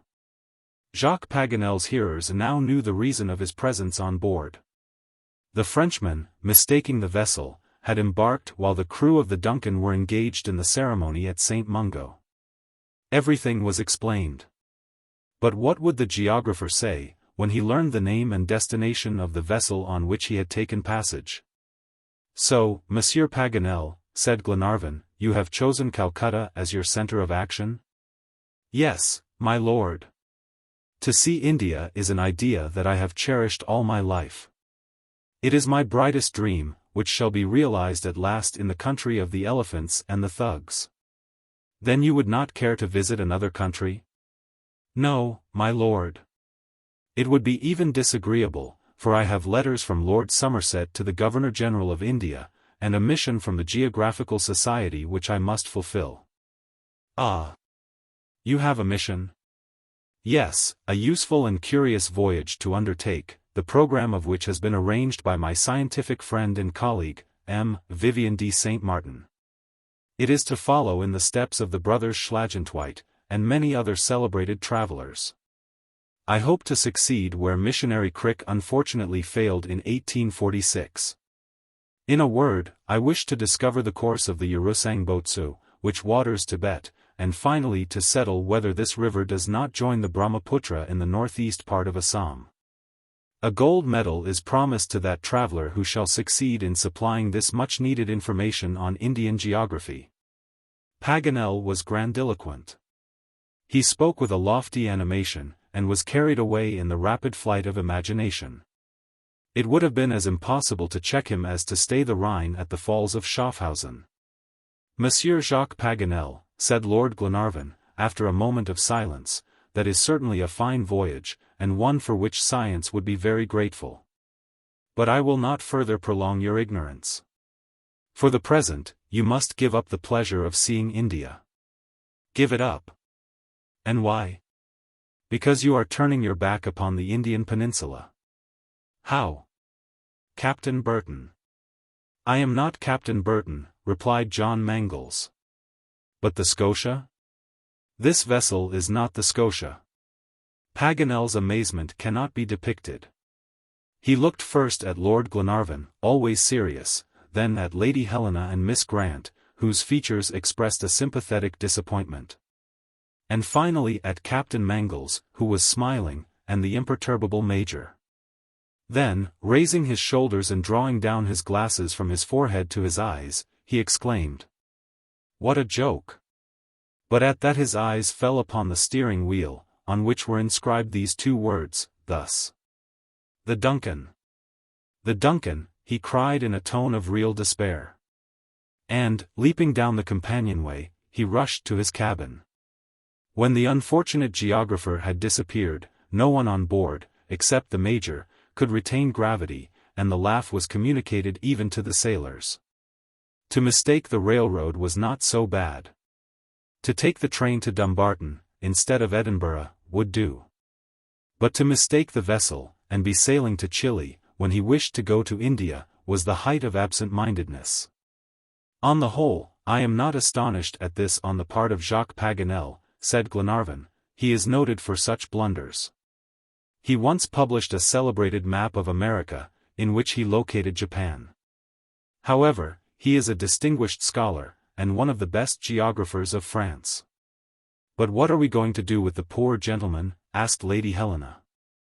We cannot take him to Patagonia. Why not? Replied MacNab gravely. We are not responsible for his errors. Suppose he were in a railroad car, would it stop for him?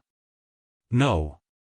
But he could get out at the first station, answered Lady Helena. Well, said Glenarvan, he can do so now, if he pleases, at our first landing. At this moment Paganel, woeful and humble, reappeared on deck, after convincing himself that his baggage was on board.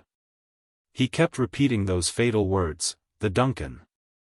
The Duncan. He could find no others in his vocabulary. He went to and fro, examining the rigging of the yacht, and questioning the mute horizon of the open sea. At last he returned to Lord Glenarvan. And this Duncan is going? He asked. To America, Monsieur Paganel. And where especially? To Concepcion. To Chile. To Chile, cried the unfortunate geographer. And my mission to India. But what will M. de Caterphages say, the President of the Central Commission? How shall I represent myself at the sessions of the Society? Come, monsieur, said Glenarvan, do not despair. Everything can be arranged, and you will only have to submit to a delay of little consequence. The Urusang Botsu will wait for you in the mountains of Tibet. We shall soon reach Madeira, and there you will find a vessel to take you back to Europe. I thank you, my lord, and must be resigned. But we can say this is an extraordinary adventure, which would not have happened but for me. And my cabin which is engaged on board the Scotia? Oh, as for the Scotia, I advise you to give her up for the present. But, said Paganel after examining the vessel again, the Duncan is a pleasure yacht. Yes, sir, replied Captain Mangles, and belongs to his lordship, Lord Glenarvan. Who begs you to make free use of his hospitality, said Glenarvan. 1,000 thanks, my lord, replied Paganel, I am truly sensible to your courtesy. But permit me to make a simple remark. India is a beautiful country. It offers marvelous surprises to travelers. These ladies have probably never visited it. Well, the man at the helm needs only to give a turn to the wheel, and the Duncan will go as easily to Calcutta as Concepcion. Now, since this is a pleasure voyage. The negative reception that met Paganel's proposal did not permit him to develop it. He paused. Monsieur Paganel, said Lady Helena at length, if this were only a pleasure voyage, I would answer, let us all go to India, and Lord Glenarvan would not disapprove. But the Duncan is going to recover some shipwrecked sailors, abandoned on the coast of Patagonia, and she cannot change so humane a course. In a few moments the Frenchman was acquainted with the situation of affairs, and learned, not without emotion, the providential discovery of the documents, the story of Captain Grant, and Lady Helena's generous proposal. Madam, said he, permit me to admire your conduct in all this, and to admire it without reserve. May your yacht continue on her course, I would reproach myself for delaying her a single day. Will you then join in our search? Asked Lady Helena. It is impossible, madam, I must fulfill my mission. I shall disembark at your first landing. At Madeira then, said Captain Mangles. At Madeira let it be. I shall be only 180 leagues from Lisbon, and will wait there for means of further conveyance. Well, Monsieur Paganel, said Glenarvan, it shall be as you desire, and, for my part, I am happy that I can offer you for a few days the hospitalities of my vessel. May you not grow weary of our company. Oh, my lord, exclaimed the geographer, I am still too happy in being so agreeably disappointed. However, it is a very ludicrous situation for a man who takes passage for India, and is sailing to America. In spite of this mortifying reflection, Paganel made the best use of a delay that he could not avoid. He showed himself amiable, and even gay. He enchanted the ladies with his good humor, and before the end of the day he was the friend of everyone. At his request the famous document was shown to him. He studied it carefully, long and minutely. No other interpretation appeared to him possible. Mary Grant and her brother inspired him with the liveliest interest. He gave them good hopes. His way of distinguishing the events, and the undeniable success that he predicted for the Duncan, elicited a smile from the young girl. As to Lady Helena, when he learned that she was the daughter of William Tufnell, there was an outburst of surprise and admiration. He had known her father. What a bold discoverer! How many letters they had exchanged when the latter was corresponding member of the society. He it was who had introduced him to M. Maltebrun. What a meeting! And how much pleasure to travel with the daughter of such a man! Finally, he asked Lady Helena's permission to kiss her, to which she consented, although it was perhaps a little improper. Chapter 8. The Geographer's Resolution. Meanwhile the yacht, favored by the currents, was advancing rapidly towards the equator. In a few days the island of Madeira came in view. Glenarvan, faithful to his promise, offered to land his new guest here. My dear lord, replied Paganel, I will not be formal with you. Before my arrival on board, did you intend to stop at Madeira? No, said Glenarvan. Well, permit me to profit by the consequences of my unlucky blunder. Madeira is an island too well known. Everything has been said and written about it, and it is, moreover, rapidly declining in point of civilization. If, then, it is all the same to you, let us land at the Canaries. Very well, at the Canaries, replied Glenarvan. That will not take us out of our way. I know it, my dear lord. At the Canaries, you see, there are 3 groups to study, not to speak of the Peak of Teneriffe, which I have always desired to see. This is a fine opportunity. I will profit by it. And, while waiting for a vessel, will attempt the ascent of this celebrated mountain. As you please, my dear Paganel, replied Glenarvan, who could not help smiling, and with good reason. The Canaries are only a short distance from Madeira, scarcely 250 miles, a mere trifle for so good a vessel as the Duncan. The same day, at 2 o'clock in the afternoon, Captain Mangles and Paganel were walking on the deck. The Frenchman pressed his companion with lively questions concerning Chile. All at once the captain interrupted him, and pointing towards the southern horizon, said, Mr. Paganel.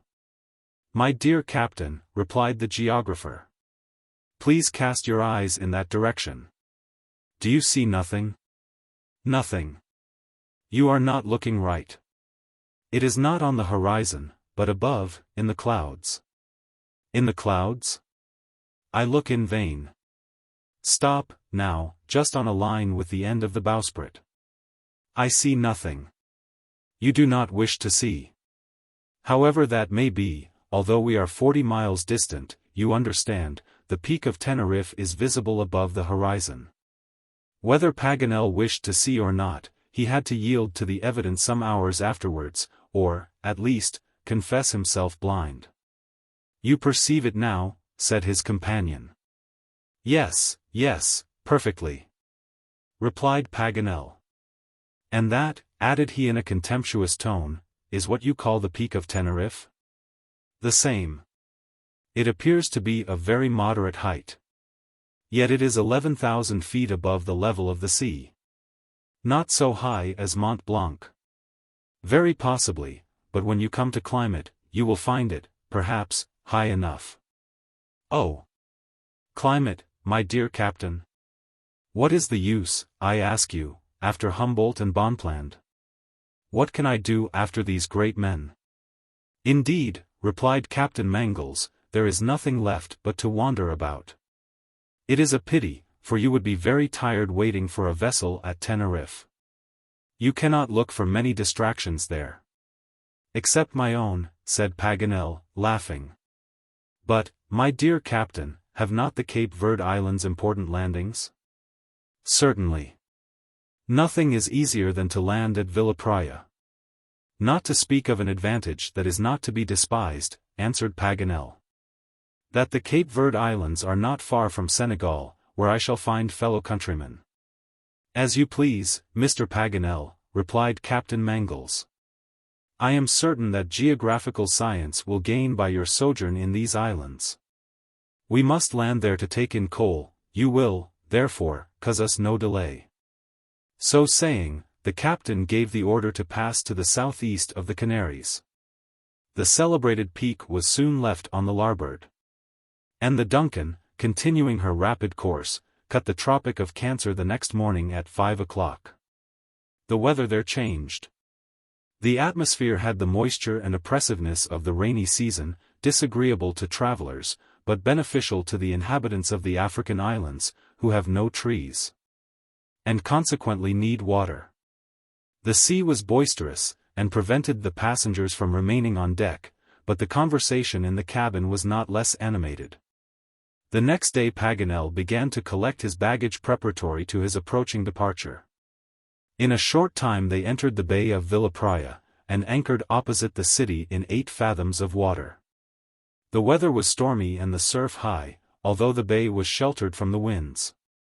The rain fell in torrents so that they could scarcely see the city, which was on an elevated plain in the form of a terrace, resting on volcanic rocks 300 feet in height.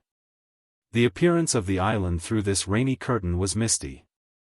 Shipping the coal was not accomplished without great difficulty, and the passengers saw themselves confined to the cabin, while sea and sky mingled their waters in an indescribable tumult. The weather was, therefore, the topic of conversation on board. Each one had his say except the major, who would have witnessed the deluge itself with perfect indifference. Paganel walked to and fro, shaking his head. It is an imperative fact, said he. It is certain, replied Glenarvan, that the elements declare themselves against you. I will see about that. You cannot face such a storm, said Lady Helena. I, madam?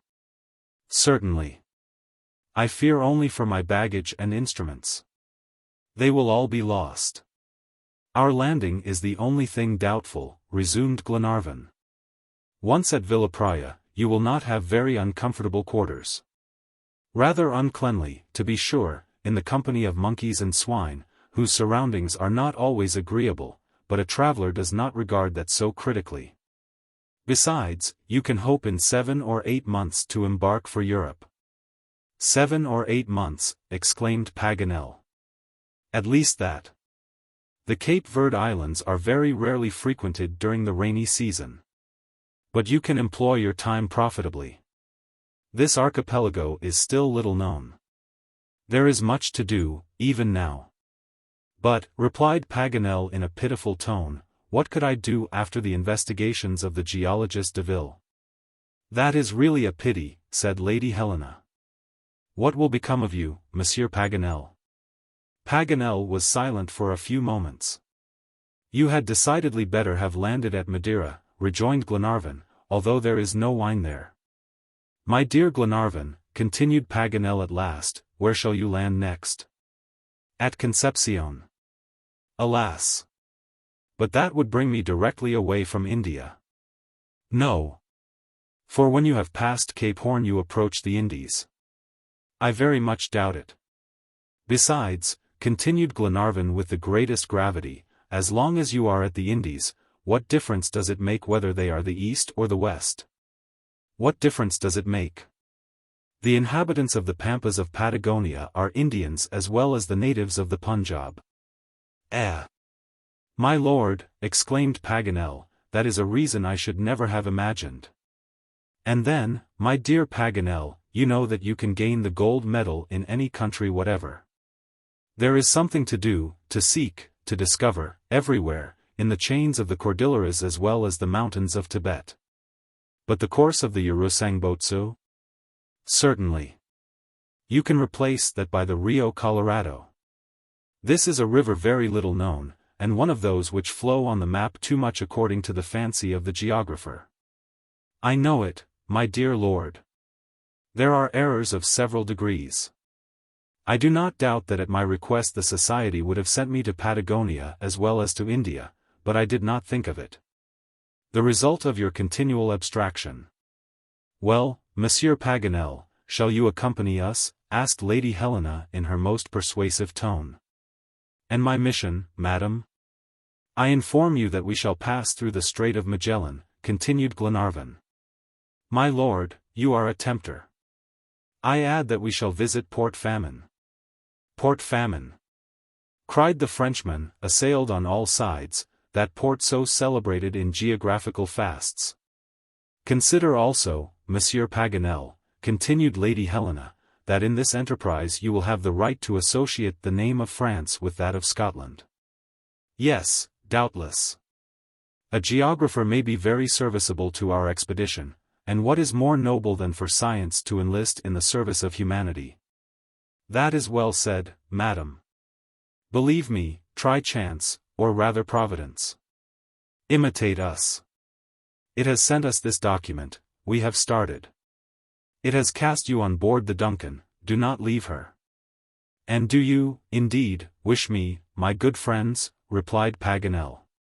Well, you desire me to stay very much? And you, Paganel, you are dying to stay, retorted Glenarvan. Truly, cried the geographer, but I fear I am very indiscreet. Thus far the Duncan had acquitted herself admirably, in every way her powers for steaming or sailing had been sufficiently tested.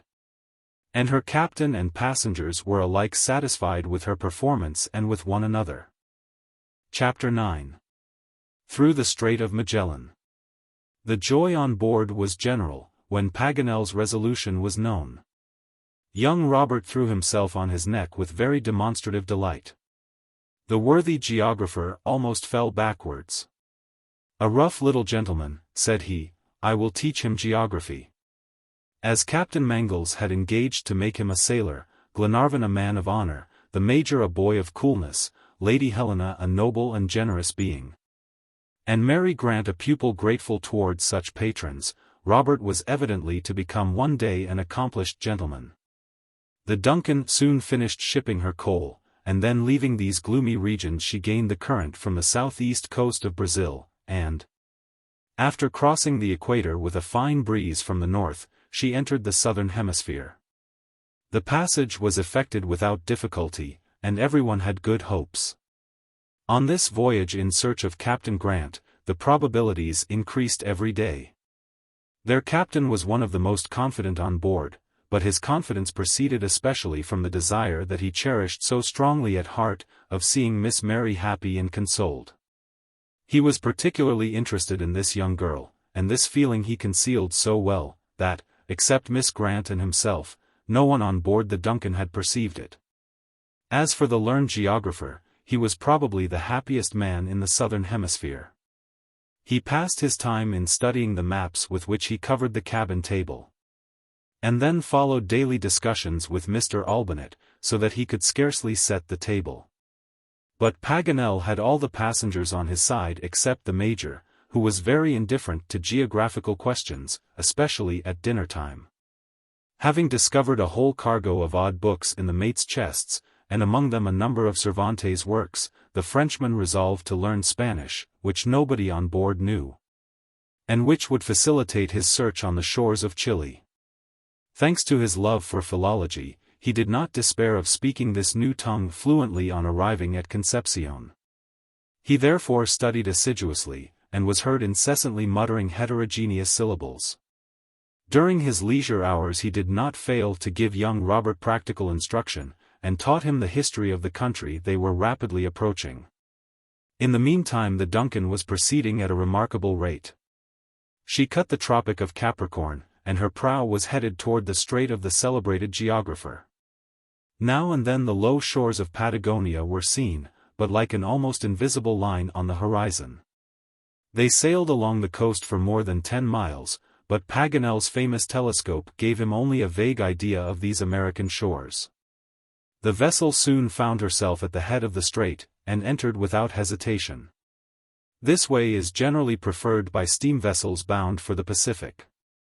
Its exact length is 376 miles. Ships of the greatest tonnage can always find deep water, even near its shores, an excellent bottom, and many springs of water. The rivers abound in fish, the forest in game, there are safe and easy landings at 20 places, and, in short, 1,000 resources that are wanting in the Strait of Le Maire.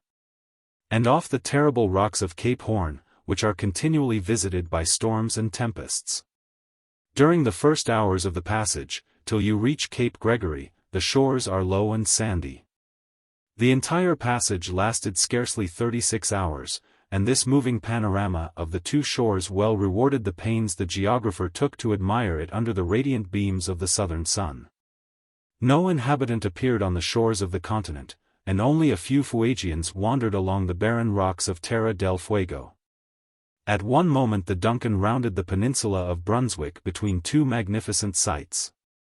Just here the strait cuts between stupendous masses of granite. The base of the mountains was hidden in the heart of immense forests, while their summits, whitened with eternal snow, were lost in the clouds. Towards the southeast Mount Taru towered 6,500 feet aloft. Night came, preceded by a long twilight, the light melting away insensibly by gentle degrees, while the sky was studded with brilliant stars. In the midst of this partial obscurity, the yacht boldly continued on her course, without casting anchor in the safe bays with which the shores abound. Sometimes the tips of her yards would graze the branches of the beeches that hung over the waves. At others her propeller would beat the waters of the great rivers, starting geese, ducks, snipe, teal, and all the feathered tribes of the marshes. Soon deserted ruins appeared, and fallen monuments, to which the night lent a grand aspect. These were the mournful remains of an abandoned colony, whose name will be an eternal contradiction to the fertility of the coasts and the rich game of the forests.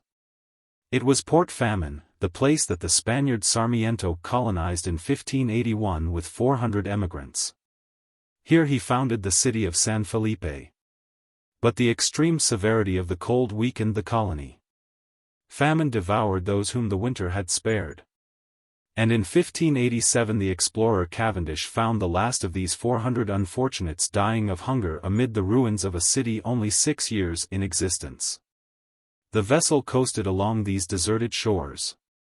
At daybreak she sailed in the midst of the narrow passes, between beeches, ash trees, and birches, from the bosom of which emerged ivy-clad domes, cupolas tapestried with the hardy holly, and lofty spires, among which the obelisk of Buckland rose to a great height. Far out in the sea sported droves of seals and whales of great size, judging by their spouting, which could be seen at a distance of 4 miles. At last they doubled Cape Froward, still bristling with the ices of winter. On the other side of the strait, on Terra del Fuego, rose Mount Sarmiento to the height of 6,000 feet. An enormous mass of rock broken by bands of clouds which formed as it were an aerial archipelago in the sky. Cape Froward is the real end of the American continent, for Cape Horn is only a lone rock in the sea. Passing this point the strait narrowed between Brunswick Peninsula and Desolation Island. Then to fertile shores succeeded a line of wild barren coast, cut by 1,000 inlets of this tortuous labyrinth. The Duncan unerringly and unhesitatingly pursued its capricious windings, mingling her columns of smoke with the mists on the rocks. Without lessening her speed, she passed several Spanish factories established on these deserted shores. At Cape Tamar the strait widened. The yacht rounded the Narborough Islands, and approached the southern shores. At last, 36 hours after entering the strait, the rocks of Cape Pilars were discerned at the extreme point of Desolation Island. An immense open glittering sea extended before her prow, and Jacques Paganel, hailing it with an enthusiastic gesture, felt moved like Ferdinand Magellan himself. When the sails of the Trinidad swelled before the breezes of the Pacific. Chapter 10. The course decided. 8 days after doubling Cape Pilars, the Duncan entered at full speed the Bay of Talcahuano, a magnificent estuary, 12 miles long and 9 broad. The weather was beautiful. Not a cloud is seen in the sky of this country from November to March, and the wind from the south blows continually along these coasts, which are protected by the chain of the Andes. Captain Mangles, according to Lord Glenarvan's orders, had kept close to the shore of the continent, examining the numerous wrecks that lined it. A waif, a broken spar, a piece of wood fashioned by the hand of man, might guide the Duncan to the scene of the shipwreck. But nothing was seen, and the yacht continued her course and anchored in the harbor of Talcahuano 42 days after her departure from the waters of the Clyde.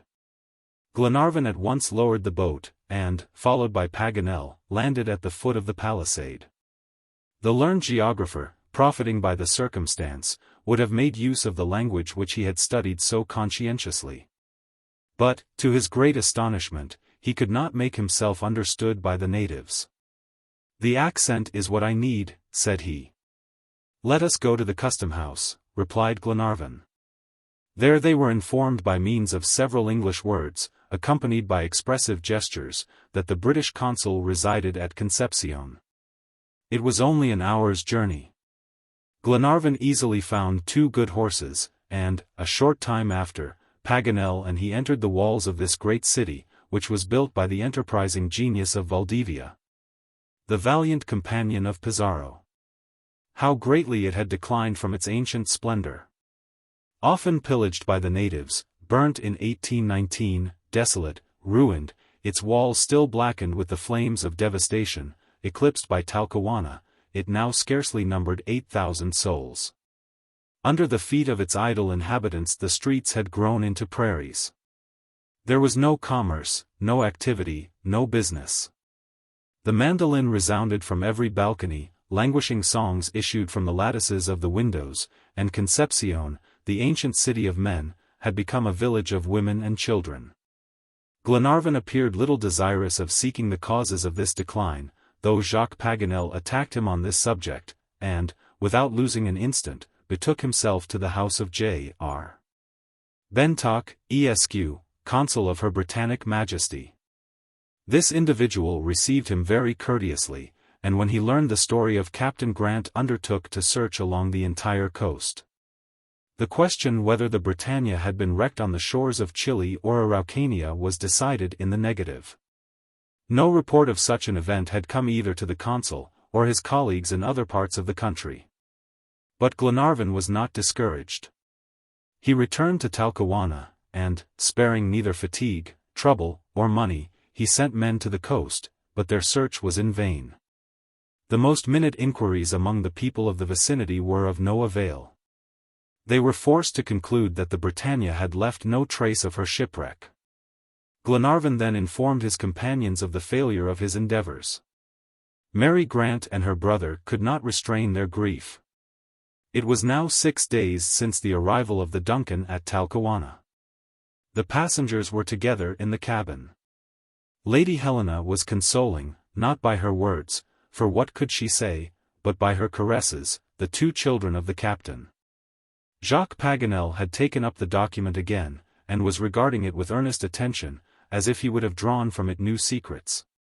For an hour he had examined it thus, when Glenarvan, addressing him, said, "Paganel, I appeal to your sagacity. Is the interpretation we have made of this document incorrect? Is the sense of these words illogical?" Paganel did not answer. He was reflecting. "Are we mistaken as to the supposed scene of the shipwreck?" continued Glenarvan. "Does not the name Patagonia suggest itself at once to the mind?" Paganel was still silent. "In short," said Glenarvan, "does not the word Indian justify us still more?" "Perfectly," replied MacNab.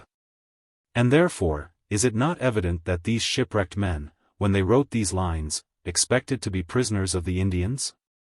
There you are wrong, my dear lord, said Paganel, at last, and if your other conclusions are just, the last at least does not seem to me rational. What do you mean? Asked Lady Helena, while all eyes were turned towards the geographer. I mean, answered Paganel, emphasizing his words, that Captain Grant is now prisoner of the Indians, and I will add that the document leaves no doubt on this point. Explain yourself, sir, said Miss Grant. Nothing is easier, my dear Mary. Instead of reading they will be prisoners, read they are prisoners, and all will be clear. But that is impossible, replied Glenarvan. Impossible? And why, my noble friend? Asked Paganel, smiling. Because the bottle must have been thrown when the vessel was breaking on the rocks. Hence the degrees of longitude and latitude apply to the very place of shipwreck. Nothing proves it, said Paganel, earnestly.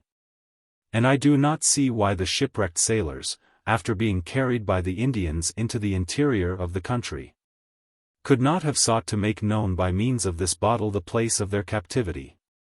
Simply, my dear Paganel, because to throw a bottle into the sea it is necessary, at least, that the sea should be before you.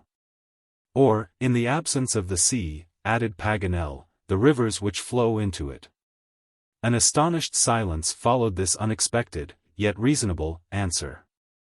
By the flash that brightened the eyes of his hearers Paganel knew that each of them had conceived a new hope. Lady Helena was the first to resume the conversation. What an idea, she exclaimed. What a good idea, added the geographer, simply. Your advice then? Asked Glenarvan. My advice is to find the 37th parallel, just where it meets the American coast, and follow it, without deviating half a degree, to the point where it strikes the Atlantic. Perhaps we shall find on its course the survivors of the Britannia. A feeble chance, replied the Major. However feeble it may be, continued Paganel, we ought not to neglect it. If I am right that this bottle reached the sea by following the current of a river, we cannot fail to come upon the traces of the prisoners. Look, my friends, look at the map of this country, and I will convince you beyond a doubt. So saying, Paganel spread out before them upon the table a large map of Chile and the Argentine provinces. Look, said he, and follow me in this passage across the American continent. Let us pass over the narrow strip of Chile and the Cordilleras of the Andes, and descend into the midst of the Pampas. Are rivers, streams, watercourses, wanting in these regions? No. Here are the Rio Negro, the Rio Colorado, and their affluents, cut by the 37th parallel, all of which might have served to transport the document. There, perhaps, in the midst of a tribe, in the hands of settled Indians, on the shores of these unknown rivers, in the gorges of the Sierras. Those whom I have the right to call our friends are awaiting an interposition of Providence. Ought we, then, to disappoint their hopes? Do you not think we should follow across these countries an unswerving course? And if, contrary to all expectation, I am still mistaken, is it not our duty to trace this parallel to the very end, and, if necessary, make upon it the tour of the world? These words, spoken with a noble enthusiasm, excited a deep emotion among Paganel's hearers. All rose to shake hands with him. Yes, my father is there, cried Robert Grant, devouring the map with his eyes. And wherever he is, replied Glenarvan, we shall find him, my child. Nothing is more consistent than our friend Paganel's interpretation, and we must follow without hesitation the course he has indicated. Either Captain Grant is in the hands of countless Indians, or is prisoner in a feeble tribe. In the latter case, we will rescue him. In the former, after ascertaining his situation, we will join the Duncan on the eastern coast, sail to Buenos Aires, and with a detachment, organized by the Major, can overcome all the Indians of the Argentine plains. Yes, your lordship, answered Captain Mangles, and I will add that this passage of the continent will be without peril. Without peril, or fatigue, continued Paganel. How many have already accomplished it who had scarcely our means for success, and whose courage was not sustained by the grandeur of the undertaking? Sir, sir, exclaimed Mary Grant, in a voice broken with emotion, how can I thank a devotion that exposes you to so many dangers? Dangers, cried Paganel. Who uttered the word danger? Not I, replied Robert Grant, with flashing eye and determined look. Danger, repeated Paganel, does such a thing exist? Moreover, what is the question? A journey of scarcely 350 leagues, since we shall proceed in a straight line, a journey which will be accomplished in a favorable latitude and climate. In short, a journey whose duration will be only a month at most. It is a mere walk. Monsieur Paganel, asked Lady Helena at last, do you think that, if the shipwrecked sailors have fallen into the power of the Indians, their lives have been spared? Certainly I do, madam. The Indians are not cannibals, far from that. One of my countrymen whom I knew in the society was 3 years prisoner among the Indians of the Pampas. He suffered, was ill-treated, but at last gained the victory in this trying ordeal. A European is a useful person in these countries. The Indians know his value, and esteem him very highly. Well then, there is no more hesitation, said Glenarvan, we must start, and that, too, without delay. What course shall we take? An easy and agreeable one, replied Paganel. A few mountains to begin with, then a gentle descent on the eastern slope of the Andes, and at last a level, grassy, sandy plain, a real garden. Let us see the map, said the Major. Here it is, my dear MacNab. We shall begin at the end of the 37th parallel on the coast of Chile. After passing through the capital of Araucania, we shall strike the Cordilleras, and descending their steep declivities across the Rio Colorado, we shall reach the Pampas. Passing the frontiers of Buenos Aires, we shall continue our search until we reach the shores of the Atlantic. Thus speaking and developing the program of the expedition, Paganel did not even take the trouble to look at the map spread before him. And he had no need to. Educated in the schools of Frisier, Molina, Humboldt, and Myers, his unerring memory could neither be deceived nor baffled. After finishing his plan, he added, therefore, my dear friends, the course is straight. In 30 days we shall accomplish it, and arrive before the Duncan on the eastern shore, since the westerly winds will delay her progress. The Duncan then, said Captain Mangles, will cross the 37th parallel between Cape Corrientes and Cape Saint Antonio? Exactly. And whom would you constitute the members of such an expedition? Asked Glenarvan. The fewer the better. The only point is to ascertain the situation of Captain Grant, and not to engage in combat with the Indians. I think that Lord Glenarvan, as our chief, the Major, who would yield his place to no one, your servant Jacques Paganel. And I, cried Robert Grant. Robert, said Mary. And why not? Answered Paganel. Travels develop youth. We 4, then, and 3 sailors of the Duncan. What, exclaimed Captain Mangles, your lordship does not intercede for me? My dear fellow, replied Glenarvan, we shall leave the ladies on board, the dearest objects we have in the world. Who would watch over them, if not the devoted captain of the Duncan?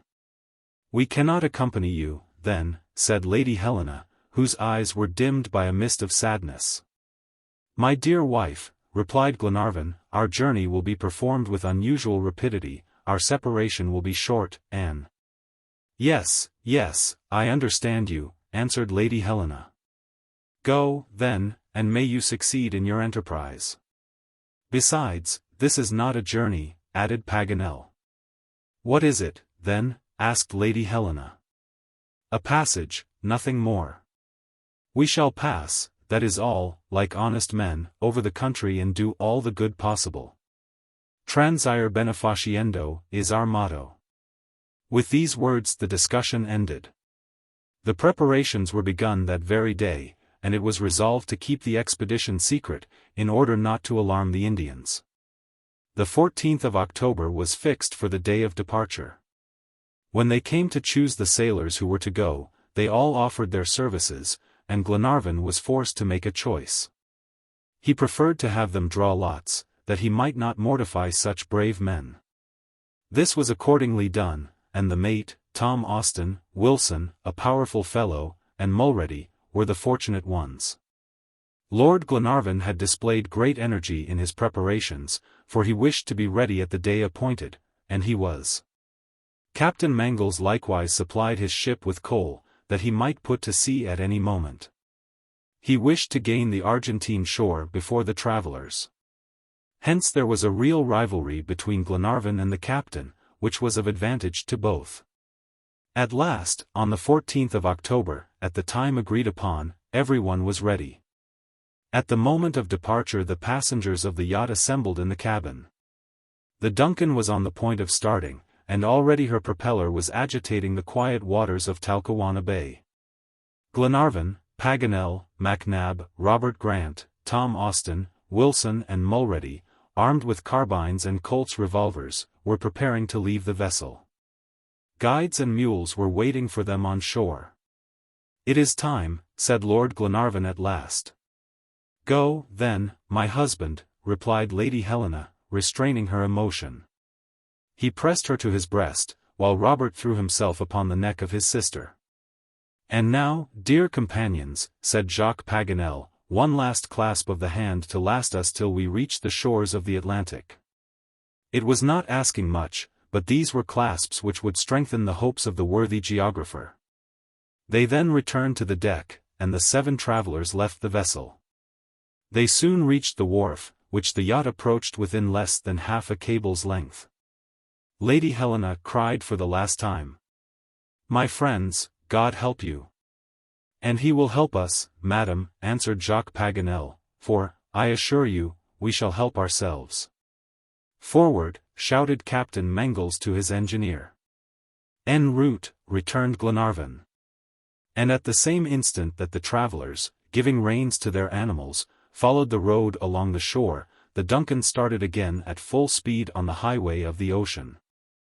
Chapter 11. Traveling in Chile. The native troop engaged by Glenarvan consisted of 3 men and a boy. The leader of the muleteers was an Englishman who had lived in the country for 20 years. His occupation was to let mules to travelers, and guide them across the passes of the Andes. Then he consigned them to the care of a Laquiano, Argentine guide, who was familiar with the road over the Pampas. This Englishman had not so forgotten his native tongue, in the company of mules and Indians, that he could not converse with the travelers. Hence it was easy for Glenarvan to make known his wishes, and for the muleteer to execute his orders, of which circumstance the former availed himself. Since Paganel had not yet succeeded in making himself understood. This leader, or catapaz, in the language of Chile, was assisted by 2 native peons and a boy of 12. The peons had charge of the mules laden with the baggage of the party, and the boy led the madrina, little mare, which wore small bells, and went in advance of the other 10 mules. The travelers were mounted on 7, and the catapaz on 1, of these animals. While the 2 others carried the provisions and a few rolls of cloth designed to ensure the goodwill of the chiefs of the plains. The peons traveled on foot according to their custom. This journey in South America was, therefore, to be performed under the most favorable conditions of safety and speed. Crossing the Andes is not an ordinary journey.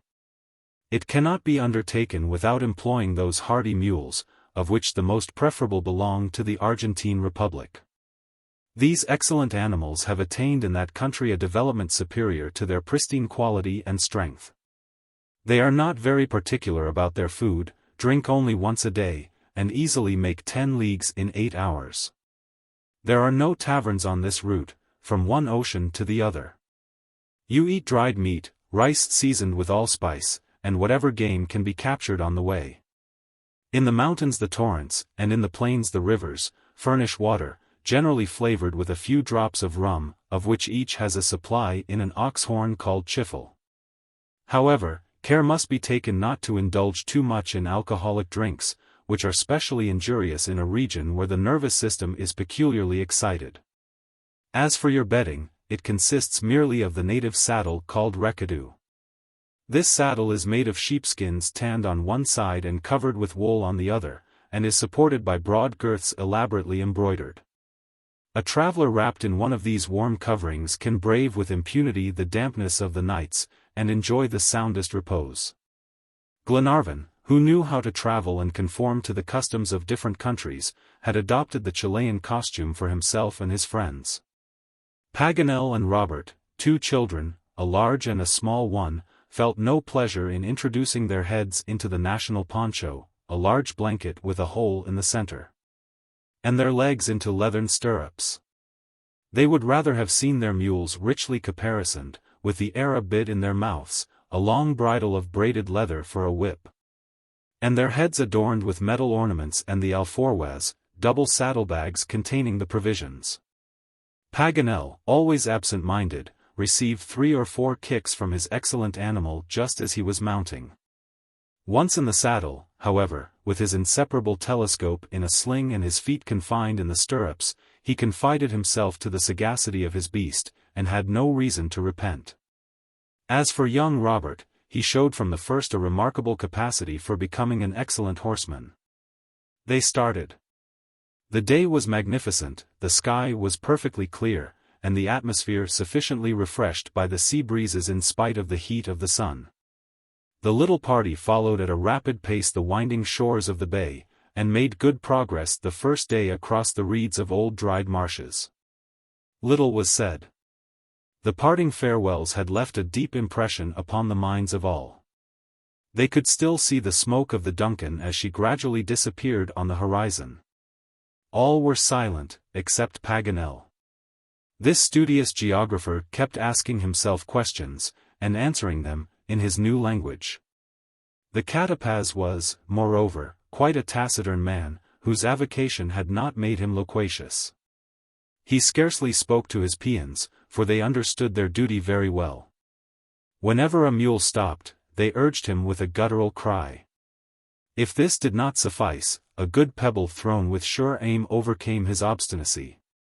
If a girth gave way or a bridle was loosened, the peon, taking off his poncho, enveloped the head of the animal, which, when the injury was repaired, resumed its pace. The custom of the muleteers is to set out at 8 o'clock in the morning after breakfast, and travel thus till it is time to rest at 4 o'clock in the afternoon. Glenarvan, accordingly, conformed to this custom. Precisely when the signal to halt was given by the Castaways, the travelers arrived at the city of Arauco, situated at the southern extremity of the bay. Without having left the foam-washed shore of the ocean, they would have had to proceed 20 miles farther to the west to reach the limits of the 37th parallel. But Glenarvan's agents had already traversed that part of the coast without meeting with any signs of shipwreck. A new exploration became, therefore, useless, and it was decided that the city of Arauco should be chosen as their point of departure. From this their course was to be directed towards the east in a rigorously straight line. The little party entered the city and took up their quarters in the open court of a tavern, whose accommodations were still in a rudimentary state. While supper was preparing, Glenarvan, Paganel and the Castaways took a walk among the thatch-roofed houses. Except a church and the remains of a convent of Franciscans, Arauco presented nothing interesting. Glenarvan attempted to make some inquiries, but failed, while Paganel was in despair at not being able to make himself understood by the inhabitants. But, since they spoke Araucanian, his Spanish served him as little as Hebrew. The next day, the Madrina at the head, and the peons in the rear, the little troop resumed the line of the 37th parallel towards the east. They now crossed the fertile territory of Araucania, rich in vineyards and flocks.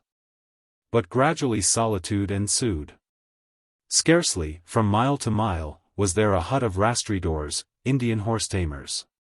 Now and then they came upon an abandoned relay station, that only served as a shelter to some wanderer on the plains.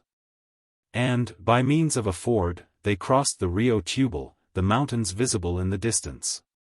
At 4 o'clock in the afternoon, after a journey of 35 miles, they halted in the open country under a group of giant myrtles. The mules were unharnessed, and left to graze at will upon the rich herbage of the prairie.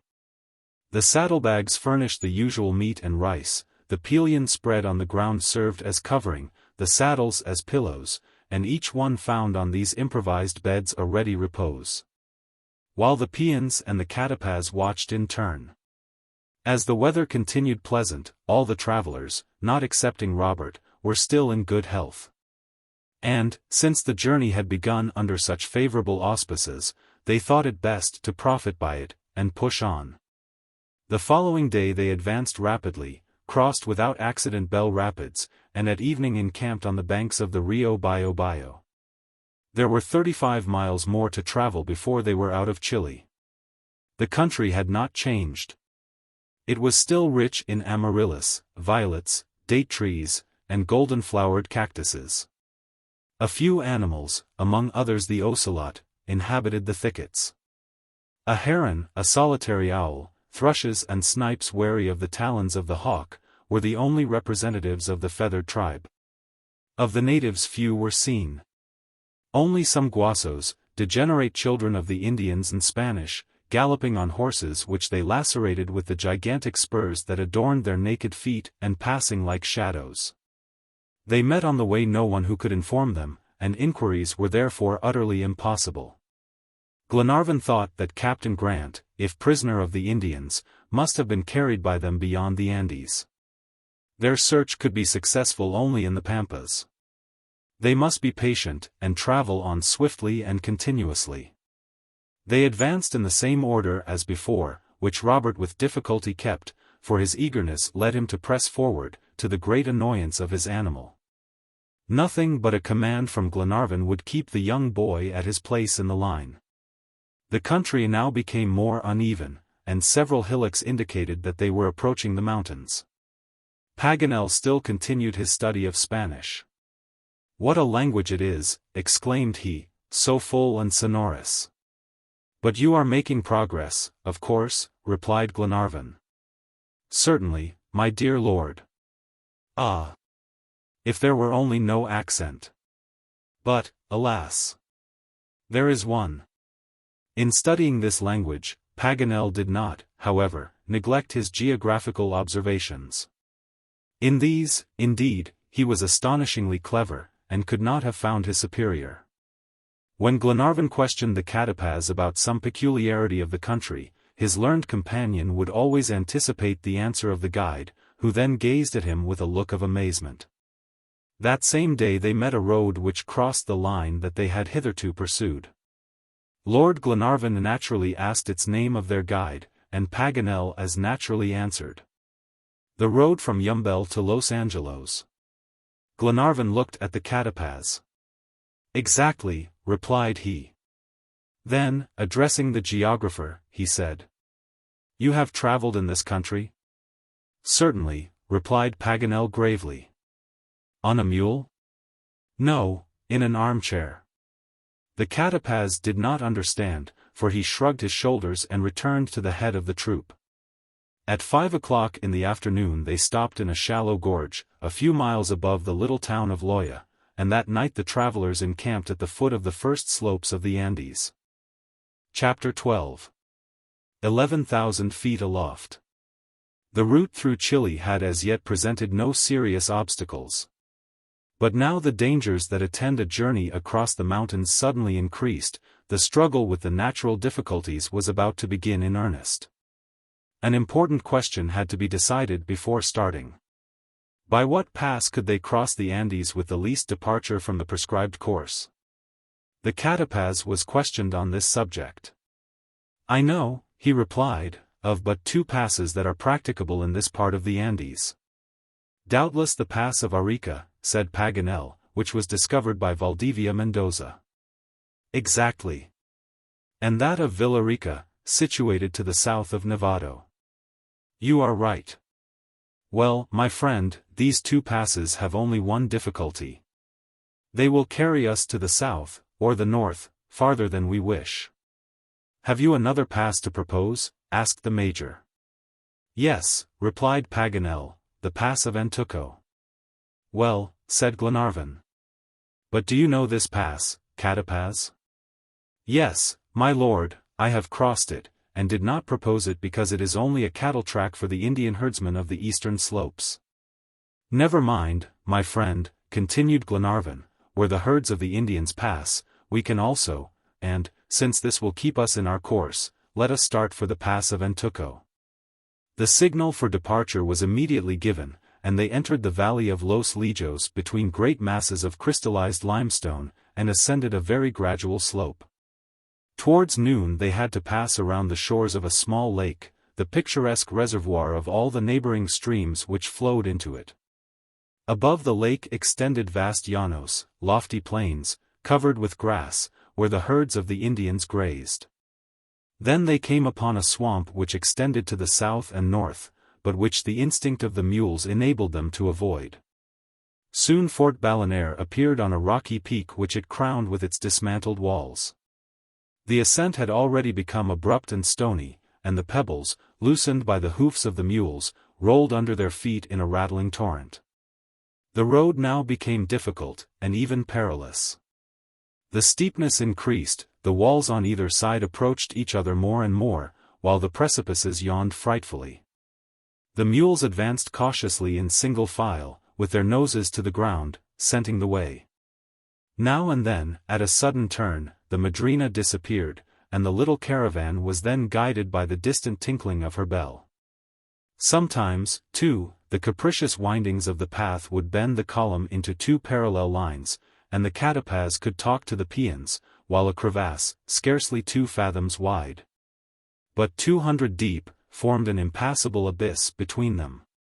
Under these conditions it was difficult to distinguish the course.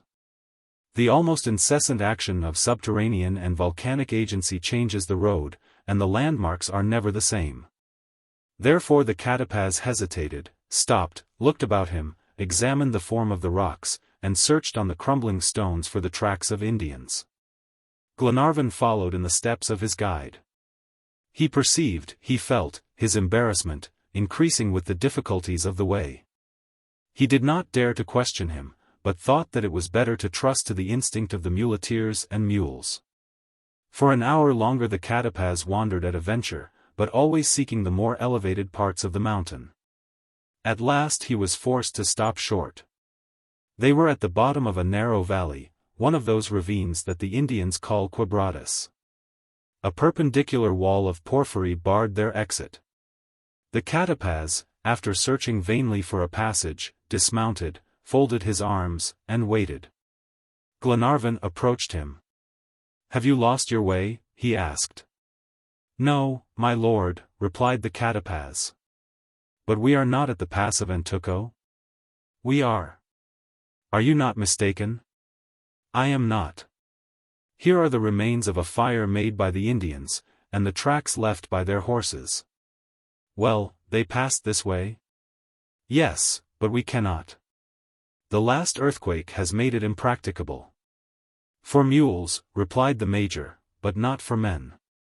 "That is for you to decide," said the catapaz. "I have done what I could.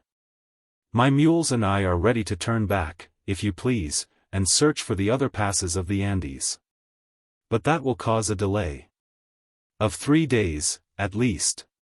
Glenarvan listened in silence to the words of the catapaz, who had evidently acted in accordance with his engagement. His mules could go no farther, but when the proposal was made to retrace their steps, Glenarvan turned towards his companions, and said, "Do you wish to go on?" "We will follow you," replied Tom Austin. "And even precede you," added Paganel. "What is it, after all?" "To scale a chain of mountains whose opposite slopes afford an unusually easy descent. This accomplished, we can find the Argentine Lacianos, who will guide us across the pampas, and swift horses accustomed to travel over the plains. Forward, then, without hesitation." "Forward!" cried his companions. "You do not accompany us?" said Glenarvan to the catapaz. "I am the muleteer," he replied. "As you say." "Never mind," said Paganel. "On the other side of this wall we shall find the pass of Antuco again, and I will lead you to the foot of the mountain as directly as the best guide of the Andes." Glenarvan accordingly settled with the Castaways, and dismissed him, his peons, and his mules. The arms, the instruments, and the remaining provisions, were divided among the 7 travelers. By common consent it was decided that the ascent should be undertaken immediately, and that, if necessary, they should travel part of the night. Around the precipice to the left wound a steep path that mules could not ascend. The difficulties were great. But, after 2 hours of fatigue and wandering, Glenarvan and his companions found themselves again in the pass of Antuco. They were now in that part of the Andes properly so called, not far from the main ridge of the mountains, but of the path traced out, of the pass, nothing could be seen. All this region had just been thrown into confusion by the recent earthquakes. They ascended all night, climbed almost inaccessible plateaus, and leaped over broad and deep crevasses. Their arms took the place of ropes, and their shoulders served as steps. The strength of Mulrady and the skill of Wilson were often called into requisition. Many times, without their devotion and courage, the little party could not have advanced. Glenarvan never lost sight of young Robert, whose youth and eagerness led him to acts of rashness, while Paganel pressed on with all the ardor of a Frenchman. As for the Major, he only moved as much as was necessary, no more, no less, and mounted the path by an almost insensible motion. Did he perceive that he had been ascending for several hours? It is not certain. Perhaps he imagined he was descending. At 5 o'clock in the morning the travelers had attained a height of 7,500 feet. They were now on the lower ridges, the last limit of arborescent vegetation. At this hour the aspect of these regions was entirely changed. Great blocks of glittering ice, of a bluish color in certain parts, rose on all sides, and reflected the first rays of the sun. The ascent now became very perilous. They no longer advanced without carefully examining the ice. Wilson had taken the lead, and with his foot tested the surface of the glaciers. His companions followed exactly in his footsteps, and avoided uttering a word, for the least sound might have caused the fall of the snowy masses suspended 800 feet above their heads. They had reached the region of shrubs, which, 450 feet higher, gave place to grass and cactuses. At 11,000 feet all traces of vegetation disappeared. The travelers had stopped only once to recruit their strength by a hasty repast, and with superhuman courage they resumed the ascent in the face of the ever-increasing dangers. The strength of the little troop, however, in spite of their courage, was almost gone. Glenarvan, seeing the exhaustion of his companions, regretted having engaged in the undertaking. Young Robert struggled against fatigue, but could go no farther. Glenarvan stopped. "We must take a rest," said he, for he clearly saw that no one else would make this proposal. "Take a rest?" replied Paganel. "How? Where? We have no shelter." "It is indispensable, if only for Robert." "No, my lord," replied the courageous child, "I can still walk, do not stop." "We will carry you, my boy," said Paganel, "but we must, at all hazards, reach the eastern slope. There, perhaps, we shall find some hut in which we can take refuge. I ask for 2 hours more of travel." "Do you all agree?" asked Glenarvan. "Yes," replied his companions. "I will take charge of the brave boy," added the equally brave Mulrady. They resumed their march towards the east. 2 hours more of terrible exertion followed. They kept ascending, in order to reach the highest summit of this part of the mountain. Whatever were the desires of these courageous men, the moment now came when the most valiant failed, and dizziness, that terrible malady of the mountains, exhausted not only their physical strength but their moral courage. It is impossible to struggle with impunity against fatigues of this kind. Soon falls became frequent, and those who fell could only advance by dragging themselves on their knees. Exhaustion was about to put an end to this too prolonged ascent.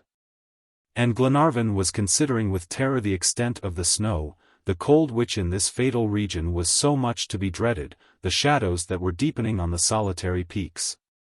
and the absence of a shelter for the night, when the Major stopped him, and, in a calm tone, said, "A hut." Chapter 13. A Sudden Descent. Anyone but MacNab would have passed by, around, or even over this hut 100 times without suspecting its existence. A projection on the surface of the snow scarcely distinguished it from the surrounding rocks. It was necessary to uncover it. After half an hour of persistent labor, Wilson and Mulready had cleared away the entrance to the casucha, and the little party stepped in. This casucha, constructed by the Indians, was made of adobes, a kind of bricks dried in the sun. 10 persons could easily find room inside, and, if its walls had not been sufficiently watertight in the rainy season, at this time, at least, they were some protection against the severity of the cold. There was, besides, a sort of fireplace with a flue of bricks very poorly laid, which enabled them to kindle a fire, and thus withstand the external temperature. "Here is a shelter, at least," said Glenarvan, "even if it is not comfortable. Providence has led us hither, and we cannot do better than accept this fortune." "Why," replied Paganel, "it is a palace. It only wants sentries and courtiers. We shall get along admirably here." "Especially when a good fire is blazing on the hearth," said Tom Austin. "For, if we are hungry, we are none the less cold it seems to me, and, for my part, a good faggot would delight me more than a slice of venison." "Well, Tom," said Paganel, "we will try to find something combustible." "Something combustible on the top of the Andes," said Mulready, shaking his head doubtfully. "Since a chimney has been made in this hut," replied the Major, "there is probably something here to burn." "Our friend is right," added Glenarvan.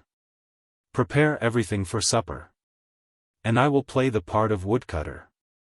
"I will accompany you with Wilson," said Paganel. "If you need me," said Robert, rising. "No, rest yourself, my brave boy," replied Glenarvan. "You will be a man when others are only children." Glenarvan, Paganel, and Wilson went out of the hut. It was 6 o'clock in the evening. The cold was keen and cutting, in spite of the calmness of the air. The azure of the sky was already fading, and the sun shedding his last rays on the lofty peaks of the mountains. Reaching a hillock of porphyry, they scanned the horizon in every direction. They had now gained the summit of the Andes, which commanded an extended prospect. To the east the sides of the mountains declined by gentle gradations, down which they could see the peons sliding several hundred feet below. In the distance extended long lines of scattered rocks and stones that had been crowded back by glacial avalanches. The valley of the Colorado was already growing dim in the increasing twilight. The elevations of land, the crags, and the peaks, illumined by the rays of the sun, gradually faded, and darkness covered the whole eastern slope of the Andes. Towards the north undulated a succession of ridges that mingled together insensibly. To the south, however, the view was magnificent, and, as night descended, the grandeur was inimitable. Looking down into the wild valley of Torbido, you saw Mount Antuco, whose yawning crater was 2 miles distant. The volcano, like some enormous monster, belched forth glowing smoke mingled with torrents of bright flame. The circle of the mountains that enclosed it seemed to be on fire. Showers of incandescent stones, clouds of reddish vapors, and streams of lava, united in glittering columns. A loud rumbling that increased every moment, and was followed by a dazzling flash, filled this vast circuit with its sharp reverberations, while the sun, his light gradually fading, disappeared as a star is extinguished in the shadows of the horizon. Paganel and Glenarvan would have remained a long time to contemplate this magnificent struggle of the fires of earth with those of heaven. And the improvised woodcutters were becoming admirers of nature. But Wilson, less enthusiastic, reminded them of their situation. Wood was wanting, it is true, but fortunately a scanty and dry moss clothed the rocks. An ample supply was taken, as well as of a plant whose roots were quite combustible. This precious fuel was brought to the hut, and piled in the fireplace. But it was difficult to kindle the fire, and especially to keep it burning. When the viands were prepared, each one drank several mouthfuls of hot coffee with delight. As for the dried meat, it appeared a little unsatisfactory, which provoked on the part of Paganel a remark as useless as it was true. "Indeed," said he, "I must confess a llama steak would not be bad just now." "What?" cried the Major, "are you not content with our supper, Paganel?" "Enchanted, my good Major. But I acknowledge a plate of venison would be welcome." "You are a Sybarite," said MacNab. "I accept the title, Major. But you yourself, whatever you may say, would not be displeased with a beefsteak." "Probably not. And if you were asked to take your post at the cannon, you would go without a word." "Certainly, and, although it pleases you." His companions had not heard any more, when distant and prolonged howls were heard. They were not the cries of scattered animals, but those of a herd approaching with rapidity. Would Providence, after furnishing them with shelter, give them their supper? Such was the thought of the geographer. But Glenarvan humbled his joy somewhat by observing that the animals of the Andes were never met with in so elevated a region. "Whence comes the noise, then?" asked Tom Austin. "Hear how it approaches." "An avalanche," said Mulready. "Impossible." "These are real howls," replied Paganel. "Let us see," cried Glenarvan. "Let us see like hunters," answered the Major, as he took his rifle. All rushed out of the hut. Night had come. It was dark, but the sky was studded with stars. The moon had not yet shown her disk. The peaks on the north and east were lost in the darkness, and the eye only perceived the grotesque outlines of a few towering rocks. The howls, those of terrified animals, were redoubled. They came from the dark side of the mountain. What was going on? Suddenly there came a furious avalanche, but one of living creatures, mad with terror. The whole plateau seemed to tremble. There were hundreds, perhaps thousands, of these animals. Were they wild beasts of the pampas, or only llamas? The whole party had only time to throw themselves to the earth, while this living whirlwind passed a few feet above them. At this moment the report of a firearm was heard. The Major had shot at a venture. He thought that a large animal fell a few paces from him, while the whole herd, carried along by their resistless motion, disappeared down the slopes illumined by the volcano. "Ah, I have them!" cried a voice, that of Paganel. "What have you?" asked Glenarvan. "My glasses, to be sure." "You are not wounded?" "No, a little kick, but by what?" "By this," replied the Major, dragging after him the animal he had shot. Each one hastened to gain the hut, and by the light of the fire MacNab's prize was examined. It was a pretty animal, resembling a little camel without a hump. It had a small head, flat body, long legs and claws, fine coffee-colored hair, and its breast was spotted with white. Scarcely had Paganel looked at it when he exclaimed, "It is a guanaco." "What is that?" asked Glenarvan. "An animal that eats itself." "And is it good?" "Delicious. A dish for the gods. I knew well that you would like fresh meat for supper." "And what meat this is! But who will dress the animal?" "I will," said Wilson. "Well, I will engage to broil it," replied Paganel. "You are a cook, then, Monsieur Paganel?" said Robert. "Certainly, my boy. A Frenchman is always a cook." In a little while Paganel placed large slices of meat on the coals, and, in a short time, served up to his companions this appetizing viand. No one hesitated, but each attacked it ravenously. To the great amazement of the geographer, a general grimace accompanied by a "Pouah" followed the first mouthful. "It is horrible," said one. "It is not eatable," replied another. The poor geographer, whatever was the difficulty, was forced to agree that this steak was not acceptable even to starving men. They therefore began to launch jokes at him, and deride his "dish for the gods," while he himself sought a reason for this unaccountable result. "I have it," he cried. "I have it. "Is the meat too old?" asked MacNab, calmly. "No, my intolerant Major, but it has traveled too much." "How could I forget that?" "What do you mean?" asked Tom Austin.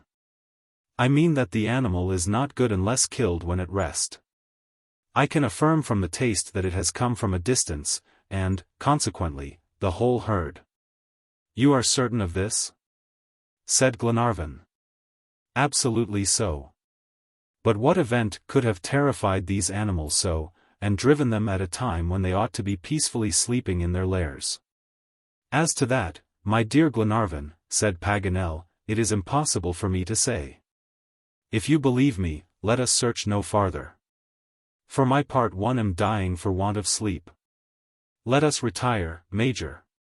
"Very well, Paganel." Thereupon each wrapped himself in his poncho, the fuel was replenished for the night, and soon all but Glenarvan were buried in profound repose. He alone did not sleep. A secret uneasiness held him in a state of wakeful fatigue.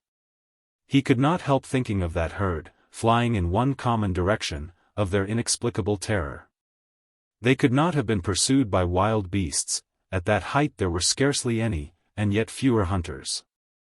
What fright had driven them over the abysses of Antuco, and what was the cause of it? He thought of their strange situation, and felt a presentiment of coming danger.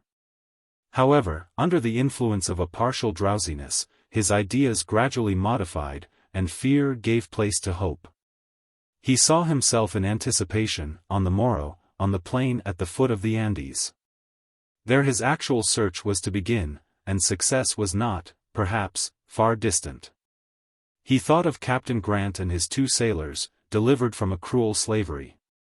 These images passed rapidly before his mind, every instant interrupted by a flash of fire, a spark, a flame, illumining the faces of his sleeping companions, and casting a flickering shadow over the walls of the hut. Then his presentiments returned with more vividness, while he listened vaguely to the external sounds so difficult to explain on these solitary summits. At one moment he thought he heard distant rumblings, dull and threatening like the rollings of thunder. These sounds could be caused only by a tempest, raging on the sides of the mountain. He wished to convince himself, and left the hut. The moon had risen, and the sky was clear and calm. Not a cloud was to be seen either above or below, only now and then the moving shadows of the flames of the volcano. At the zenith twinkled thousands of stars, while the rumbling still continued. They seemed to approach, and run along the chain of the mountains. Glenarvan returned more uneasy than before, seeking to divine what relation there was between these subterranean noises and the flight of the guanacos. He looked at his watch, it was 2 o'clock. However, having no certain knowledge of immediate danger, he did not wake his companions, whom fatigue held in a deep repose, but fell himself into a heavy sleep that lasted several hours. All at once a violent crash startled him to his feet. It was a deafening roar, like the irregular noise of innumerable artillery wagons rolling over a hollow pavement. Glenarvan suddenly felt the earth tremble beneath his feet. He saw the hut sway and start open. "Look out!" he cried. His companions, awakened and thrown into confusion, were hurried down a rapid descent. The day was breaking, and the scene was terrible. The form of the mountains suddenly changed, their tops were truncated, the tottering peaks disappeared, as if a pitfall had opened at their base. A mass, several miles in extent, became detached entire, and slid towards the plain. "An earthquake," cried Paganel. He was not mistaken. It was one of those phenomena frequent on the mountain frontier of Chile. This portion of the globe is disturbed by subterranean fires, and the volcanoes of this chain afford only insufficient outlets for the confined vapors. In the meantime the plateau, to which 7 stunned and terrified men clung by the tufts of moss, glided with the rapidity of an express. Not a cry was possible, not a movement of escape. They could not hear each other. The internal rumblings, the din of the avalanche, the crash of the blocks of granite, and the whirlwinds of snow, rendered all communication with each other impossible. At one time the mass would slide without jolts or jars. At another, seized with a pitching and rolling motion like the deck of a vessel shaken by the billows, it would run along the edge of the abysses into which the fragments of the mountain fell. Uproot the trees of centuries, and level with the precision of an enormous scythe all the inequalities of the eastern slope. How long this indescribable scene lasted, no one could tell. In what abyss all were to be engulfed, no one was able to foresee. Whether they were all there alive, or whether one of them was lying at the bottom of a crevasse, no one could say. Stunned by the swiftness of the descent, chilled by the keenness of the cold, blinded by the whirlwinds of snow, they panted, exhausted and almost inanimate. And only clung to the rocks by the supreme instinct of preservation. All at once a shock of unusual violence arrested their gliding vehicle. They were thrown forward and rolled upon the last declivities of the mountains. The plateau had stopped short. For a few moments no one stirred. At last one rose, deafened by the shock, but yet firm. It was the Major. He shook off the snow that blinded him, and looked around. His companions were not very far from one another. He counted them. All but one lay on the ground. The missing one was Robert Grant. Chapter 14. Providentially Rescued. The eastern side of the Andes consists of long slopes, declining gradually to the plain upon which a portion of the mass had suddenly stopped. In this new country, garnished with rich pastures and adorned with magnificent vegetation, an incalculable number of apple trees, planted at the time of the conquest, glowed with their golden fruit and formed true forests. It seemed as if a part of beautiful Normandy had been cast into these monotonous regions. And under any other circumstances the eye of a traveler would have been struck with this sudden transition from desert to oasis, from snowy peak to verdant prairie, from winter to summer. The earth had regained an absolute immobility, and the earthquake had ceased. But without doubt the subterranean forces were still exerting their devastating action at a distance, for the chain of the Andes is always agitated or trembling in some part. This time, however, the commotion had been of extreme violence. The outline of the mountains was entirely changed, a new view of summits, crests, and peaks was defined against the azure of the sky. And the guide of the Pampas would have sought in vain for his accustomed landmarks. A wonderfully beautiful day was breaking. The rays of the sun, issuing from their watery bed in the Atlantic, glittered over the Argentine plains and were already silvering the waves of the other ocean. It was 8 o'clock in the morning. Glenarvan and his companions, revived by the aid of the Major, gradually recovered consciousness. Indeed, they had only undergone a severe giddiness. The mountain was descended, and they would have applauded a means of locomotion which had been entirely at nature's expense, if one of the feeblest, Robert Grant, had not been missing. Everyone loved the courageous boy. Paganel was particularly attached to him, the Major, too, in spite of his coldness, but especially Glenarvan. When the latter learned of Robert's disappearance, he was desperate. He pictured to himself the poor child engulfed in some abyss, and calling vainly for him whom he considered his second father. "My friends," said he, scarcely restraining his tears, "we must search for him, we must find him. We cannot abandon him thus. Every valley, every precipice, every abyss must be explored to the very bottom. You shall tie a rope around me and let me down. I will do it, you hear me, I will. May heaven grant that Robert is still living. Without him, how could we dare find his father? What right have we to save Captain Grant, if his rescue costs the life of his child?" His companions listened without speaking.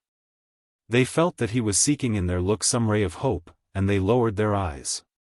"Well," continued Glenarvan, "you understand me. You are silent. You have no more hope." A few moments of silence ensued, when MacNab inquired, "Who of you, my friends, remembers when Robert disappeared?" To this question no answer was given. "At least," continued the Major, "you can tell with whom the boy was during the descent." "With me," replied Wilson. "Well, at what moment did you last see him with you? Recall the circumstances. Speak." This is all that I remember. Robert Grant was at my side, his hand grasping a tuft of moss, less than 2 minutes before the shock that caused our descent. Less than 2 minutes? Remember, Wilson, the minutes may have seemed long to you. Are you not mistaken? I think not. Yes, it is so, less than 2 minutes. Well, said MacNab. And was Robert on your right, or on your left? On my left. I remember that his poncho flapped in my face. And where were you situated in reference to us? On the left also. Then Robert could have disappeared only on this side, said the Major, turning towards the mountain, and pointing to the right. And also considering the time that has elapsed since his disappearance, the child must have fallen at a high part of the mountain. There we must search, and, by taking different ways, we shall find him. Not a word more was said. The 6 men, scaling the declivities of the mountain, stationed themselves at different heights along the ridge, and began their search. They kept always to the right of their line of descent, sounding the smallest fissures, descending to the bottom of precipices half filled with fragments of the mass. And more than one came forth with his garments in shreds, his feet and hands lacerated, at the peril of his life. All this portion of the Andes, except a few inaccessible plateaus, was carefully explored for many hours without one of these brave men thinking of rest. But it was a vain search. The child had not only found death in the mountains, but also a tomb, the stone of which, made of some enormous rock, was forever closed over him. Towards noon Glenarvan and his companions, bruised and exhausted, found themselves again in the valley. The former was a prey to the most violent grief. He scarcely spoke, and from his lips issued only these words, broken by sighs, "I will not go, I will not go." Each understood this determination, and respected it. "We will wait," said Paganel to the Major and Tom Austin. "Let us take some rest, and recruit our strength. We shall need it, whether to begin our search or continue our journey." "Yes," replied MacNab, "let us remain, since Edward wishes it." "He hopes, but what does he hope?" "God knows," said Tom Austin. "Poor Robert," replied Paganel, wiping his eyes. Trees thronged the valley in great numbers. The Major chose a group of lofty carob trees, under which was established a temporary encampment. A few blankets, the arms, a little dried meat, and some rice, was all that remained to the travelers. A stream, which flowed not far off, furnished water, still muddy from the effects of the avalanche. Mulrady kindled a fire on the grass, and soon presented to his master a warm and comforting repast. But Glenarvan refused it, and remained stretched on his poncho in profound prostration. Thus the day passed. Night came, clear and calm as the preceding. While his companions lay motionless, although wakeful, Glenarvan reascended the mountain. He listened closely, still hoping that a last cry might reach him. He ventured alone and afar, pressing his ear to the ground, listening, restraining the beatings of his heart, and calling in a voice of despair. The whole night long he wandered on the mountain. Sometimes Paganel, sometimes the Major, followed him, ready to help him on the slippery summits, or on the edge of the chasms, where his rashness led him. But his last efforts were fruitless. And to the cry of "Robert! Robert!" 1,000 times repeated, echo alone replied. Day dawned, and it was necessary to go in search of Glenarvan on the mountain, and bring him in spite of his reluctance back to the encampment. His despair was terrible. Who would now dare to speak to him of departure, and propose leaving this fatal valley? But the provisions were failing. They would soon meet the Argentine guides and horses to take them across the pampas. To retrace their steps was more difficult than to advance. Besides, the Atlantic was the place appointed to meet the Duncan. All these reasons did not permit a longer delay, and it was for the interest of all that the hour for departure should be no longer deferred. MacNab attempted to draw Glenarvan from his grief. For a long time he spoke without his friend appearing to hear him.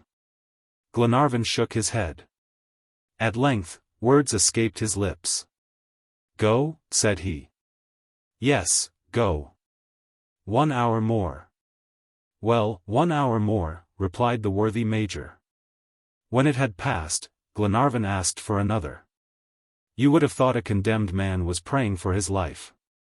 Thus it continued till about noon, when MacNab, by the advice of all, would no longer hesitate, and told Glenarvan that they must go. The lives of his companions depended upon a prompt decision. Yes, yes, replied Glenarvan, we will go, we will go. But as he spoke his eyes were turned away from MacNab. His gaze was fixed upon a black speck in the air. Suddenly his hand rose, and remained immovable, as if petrified. There! There! Cried he. See! See! All eyes were raised towards the sky, in the direction so imperatively indicated. At that moment the black speck visibly increased. It was a bird hovering at a measureless height. A condor, said Paganel. Yes, a condor, replied Glenarvan. Who knows? He is coming, he is descending. Let us wait. What did Glenarvan hope? Was his reason wandering? He had said, who knows? Paganel was not mistaken. The condor became more distinct every moment. This magnificent bird, long revered by the Incas, is the king of the southern Andes. In these regions he attains an extraordinary development. His strength is prodigious. And he often precipitates oxen to the bottom of the abysses. He attacks sheep, goats, and calves wandering on the plain, and carries them in his talons to a great height. Sometimes he hovers at an elevation beyond the limit of human vision, and there this king of the air surveys, with a piercing look, the regions below, and distinguishes the faintest objects with a power of sight that is the astonishment of naturalists. What had the condor seen? A corpse, that of Robert Grant? Who knows, repeated Glenarvan, without losing sight of him. The enormous bird approached, now hovering, now falling with the swiftness of inert bodies. He soon described circles of larger extent, and could be perfectly distinguished. He measured 15 feet across his wings, which supported him in the air almost without motion. For it is the peculiarity of these great birds to sail with a majestic calmness unlike all others of the winged tribes. The Major and Wilson had seized their rifles, but Glenarvan stopped them with a gesture. The condor was approaching in the circles of his flight a sort of inaccessible plateau a quarter of a mile distant. He was turning with a vertical rapidity, opening and closing his formidable claws, and shaking his cartilaginous neck. There! There! Cried Glenarvan. Then suddenly a thought flashed through his mind. If Robert is still living, exclaimed he, with a cry of terror, this bird. Fire, my friends, fire. But he was too late. The condor had disappeared behind the lofty boulders. A second passed that seemed an eternity. Then the enormous bird reappeared, heavily laden, and rising slowly. A cry of horror was uttered. In the claws of the condor an inanimate body was seen suspended and dangling. It was Robert Grant. The bird had raised him by his garments, and was now hovering in midair at least 150 feet above the encampment. He had perceived the travelers, and was violently striving to escape with his heavy prey. May Robert's body be dashed upon these rocks, cried Glenarvan, rather than serve. He did not finish, but, seizing Wilson's rifle, attempted to take aim at the condor. But his arm trembled. He could not sight the piece. His eyes were dimmed. Let me try, said the Major. With clear eye, steady hand, and motionless body, he aimed at the bird, that was already 300 feet above him. But he had not pressed the trigger, when a report resounded in the valley.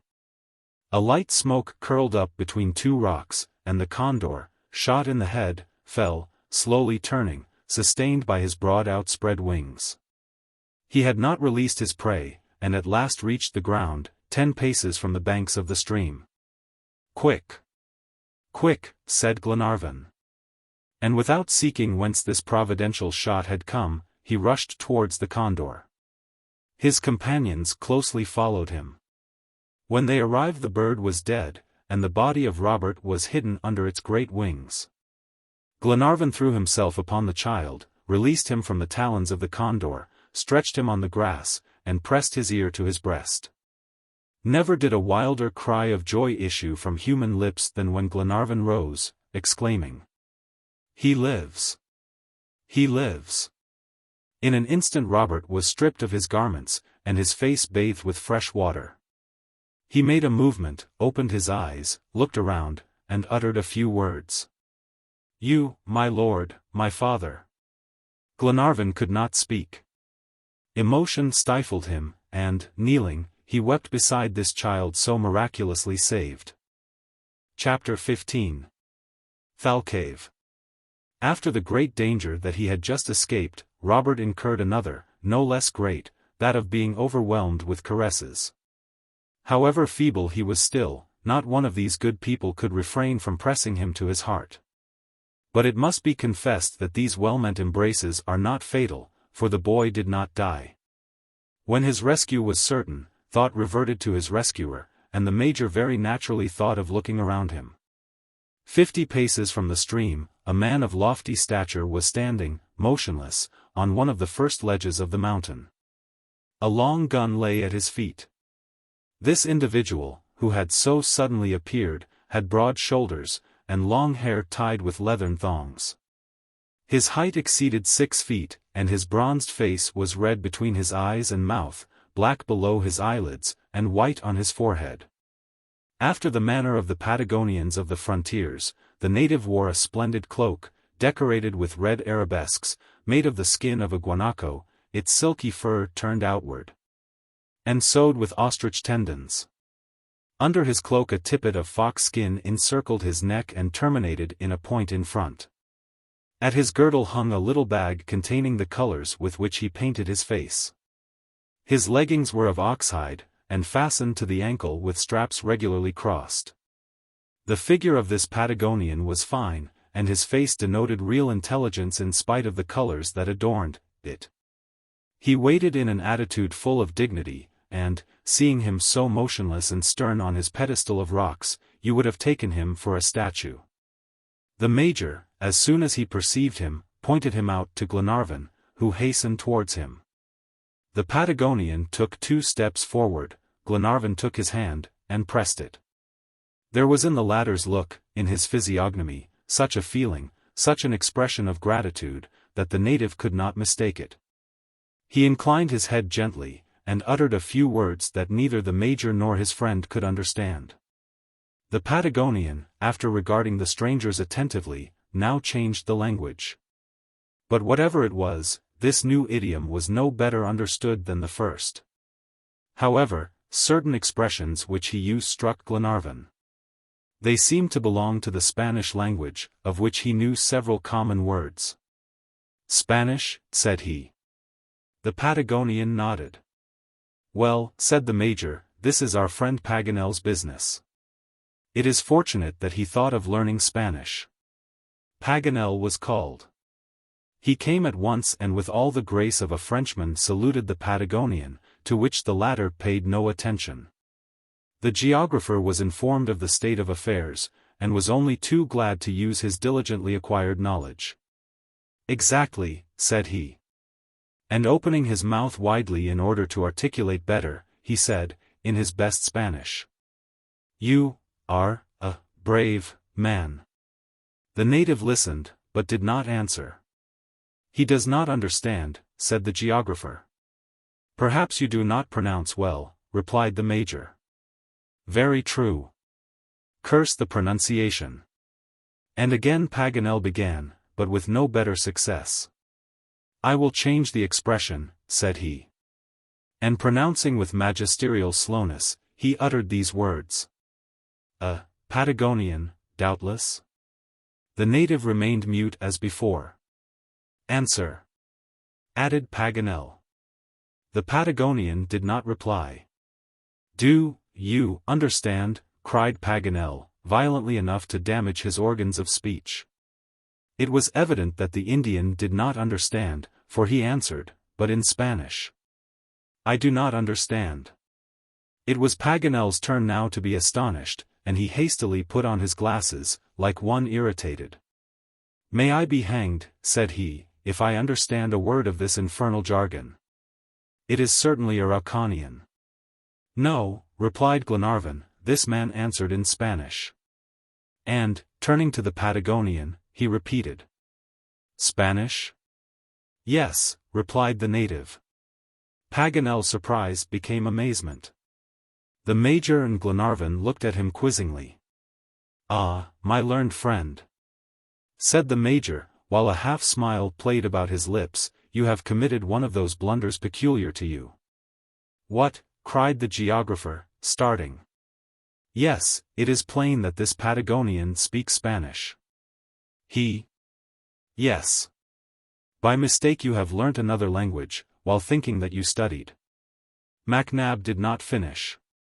A loud "oh" from the geographer, accompanied by shrugs of the shoulders, cut him short.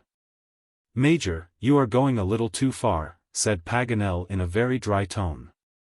To be sure, since you do not understand. I do not understand because this native speaks so badly, answered the geographer, who began to be impatient. That is to say, he speaks badly, because you do not understand, returned the Major, calmly. MacNab, said Glenarvan, that is not a probable supposition. However abstracted our friend Paganel may be, we cannot suppose that his blunder was to learn one language for another. Now, my dear Edward, or rather you, my good Paganel, explain to me what the difficulty is. I will not explain, replied Paganel, I insist. Here is the book in which I practice daily the difficulties of the Spanish language. Examine it, Major, and you will see whether I impose upon you. So saying, Paganel groped in his numerous pockets. After searching a few moments, he drew forth a volume in a very bad state, and presented it with an air of assurance. The Major took the book, and looked at it. Well, what work is this? He asked. The Lusíad, replied Paganel, an admirable poem which. The Lusíad, cried Glenarvan. Yes, my friend, the Lusíad of the immortal Camoens, nothing more or less. Camoens, repeated Glenarvan, but, unfortunate friend, Camoens was a Portuguese. It is Portuguese that you have been studying for 6 weeks. Camoens. Lusíad. Portuguese. Paganel could say no more. His eyes wandered, while a peal of Homeric laughter rang in his ears. The Patagonian did not wink, he waited patiently for the explanation of this event, which was totally incomprehensible to him. Insensate! Fool, cried Paganel, at last. What? Is it so? Is it not a mere joke? Have I done this? It is the confusion of languages, as at Babel. My friends. My friends. To start for India and arrive at Chile. To learn Spanish and speak Portuguese. This is too much, and, if it continues, I shall some day throw myself out of the window instead of my cigar. To hear Paganel take his blunder thus, to see his comical actions, it was impossible to keep serious. Besides, he set the example himself. Laugh, my friends, said he, laugh with a will. You cannot laugh as much as I do at myself. And he uttered the most formidable peal of laughter that ever issued from the mouth of a geographer. But we are none the less without an interpreter, said the Major. Oh, do not be troubled, replied Paganel. The Portuguese and Spanish resemble each other so much that I made a mistake. However, this very resemblance will soon enable me to rectify my error, and in a short time I will thank this worthy Patagonian in the language he speaks so well. Paganel was right, for he could soon exchange a few words with the native. He even learned that his name was Thalcave, a word which signifies in Araucanian, the thunderer. This surname was doubtless given to him for his skill in the use of firearms. But Glenarvan was particularly rejoiced to discover that the Patagonian was a guide, and, moreover, a guide of the Pampas. There was, therefore, something so providential in this meeting that the success of the enterprise seemed already an accomplished fact, and no one any longer doubted the rescue of Captain Grant. In the meantime the travelers and the Patagonian had returned to Robert. The latter stretched his arms towards the native, who, without a word, placed his hand upon his head. He examined the child and felt his wounded limbs. Then, smiling, he went and gathered on the banks of the stream a few handfuls of wild celery, with which he rubbed the boy's body. Under this treatment, performed with an extreme gentleness, the child felt his strength revive, and it was plain that a few hours would suffice to restore him. It was therefore decided that that day and the following night should be passed at the encampment. Besides, two important questions remained to be settled: food, and means of conveyance. Provisions and mules were both wanting. Fortunately Thalcave solved the difficulty. This guide, who was accustomed to conduct travelers along the Patagonian frontiers, and was one of the most intelligent Bachianos of the country, engaged to furnish Glenarvan all that his little party needed. He offered to take him to a talderia, encampment, of Indians, about 4 miles distant, where they would find everything necessary for the expedition. This proposal was made partly by gestures, partly by Spanish words which Paganel succeeded in understanding. It was accepted, and Glenarvan and his learned friend, taking leave of their companions, reascended the stream under the guidance of the Patagonian. They proceeded at a good pace for an hour and a half, taking long strides to keep up to the giant Thalcave. All the region was charming, and of a rich fertility. The grassy pastures succeeded each other, and could easily have fed thousands of cattle. Large ponds, united by a winding chain of streams, gave these plains a verdant moisture.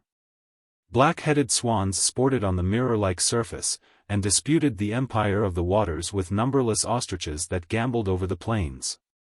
While the brilliant feathered tribes were in wonderful variety. Jacques Paganel proceeded from admiration to ecstasy. Exclamations of delight continually escaped his lips, to the astonishment of the Patagonian, who thought it very natural that there should be birds in the air, swans on the lakes, and grass on the prairies. The geographer had no reason to regret his walk, or complain of its length. He scarcely believed himself started, or that the encampment would soon come in sight. This talderia was at the bottom of a narrow valley among the mountains.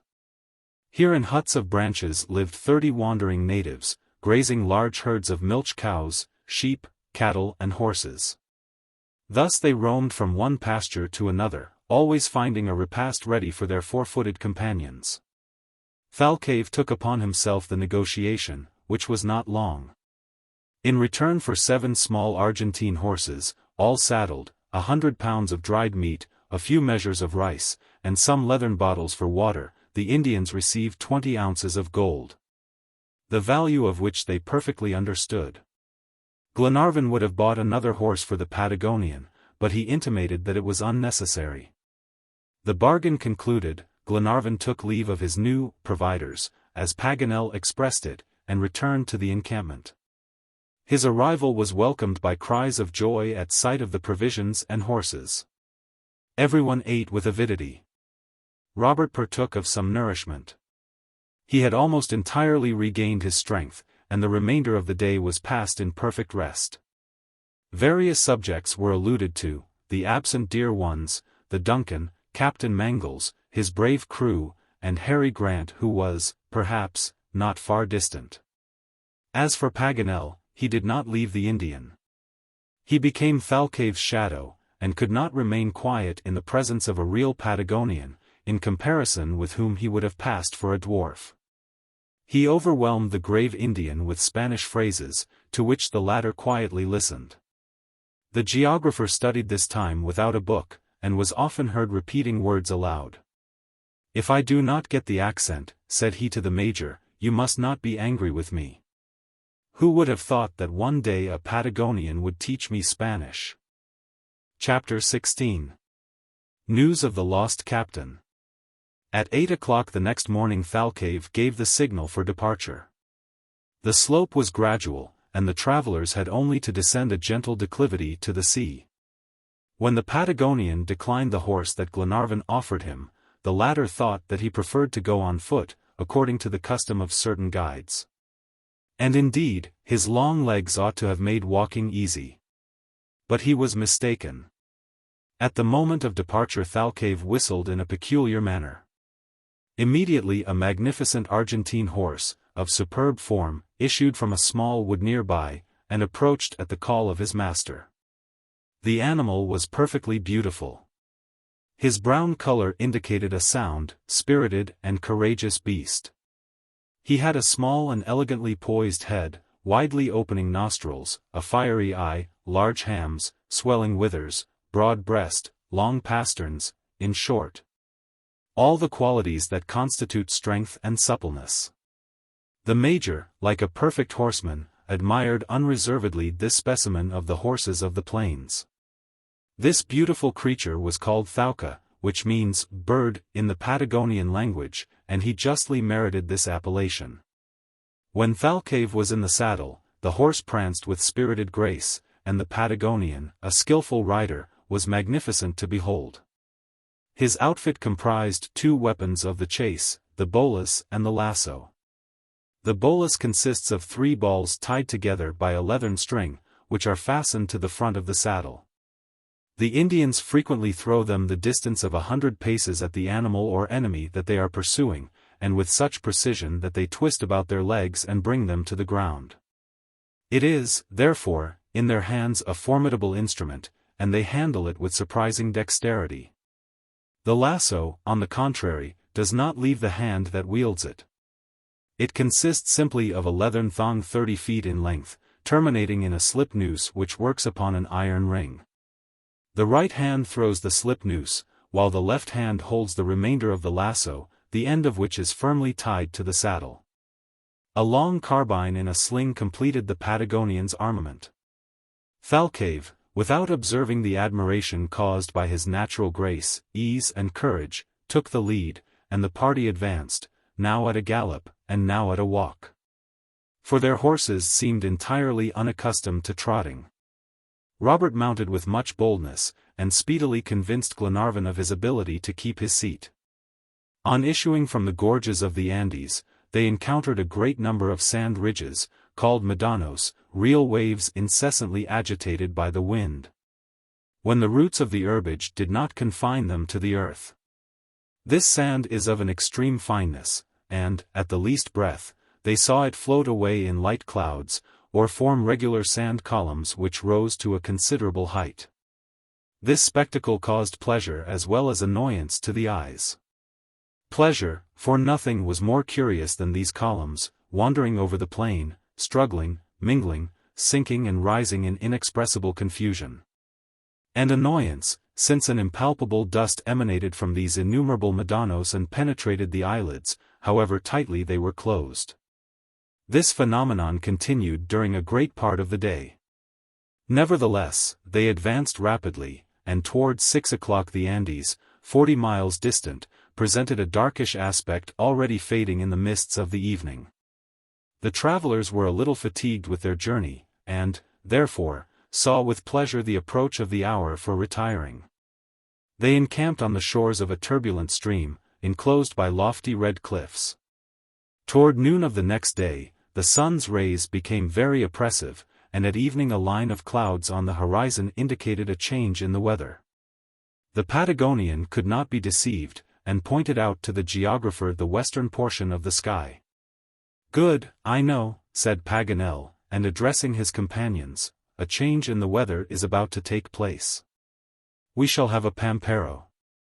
He explained that this pampero is frequent on the Argentine plains. It is a very dry wind from the southwest. Thalcave was not mistaken, and during the night, which was quite uncomfortable for people sheltered with a simple poncho, the wind blew with great violence. The horses lay down on the ground, and the men near them in a close group.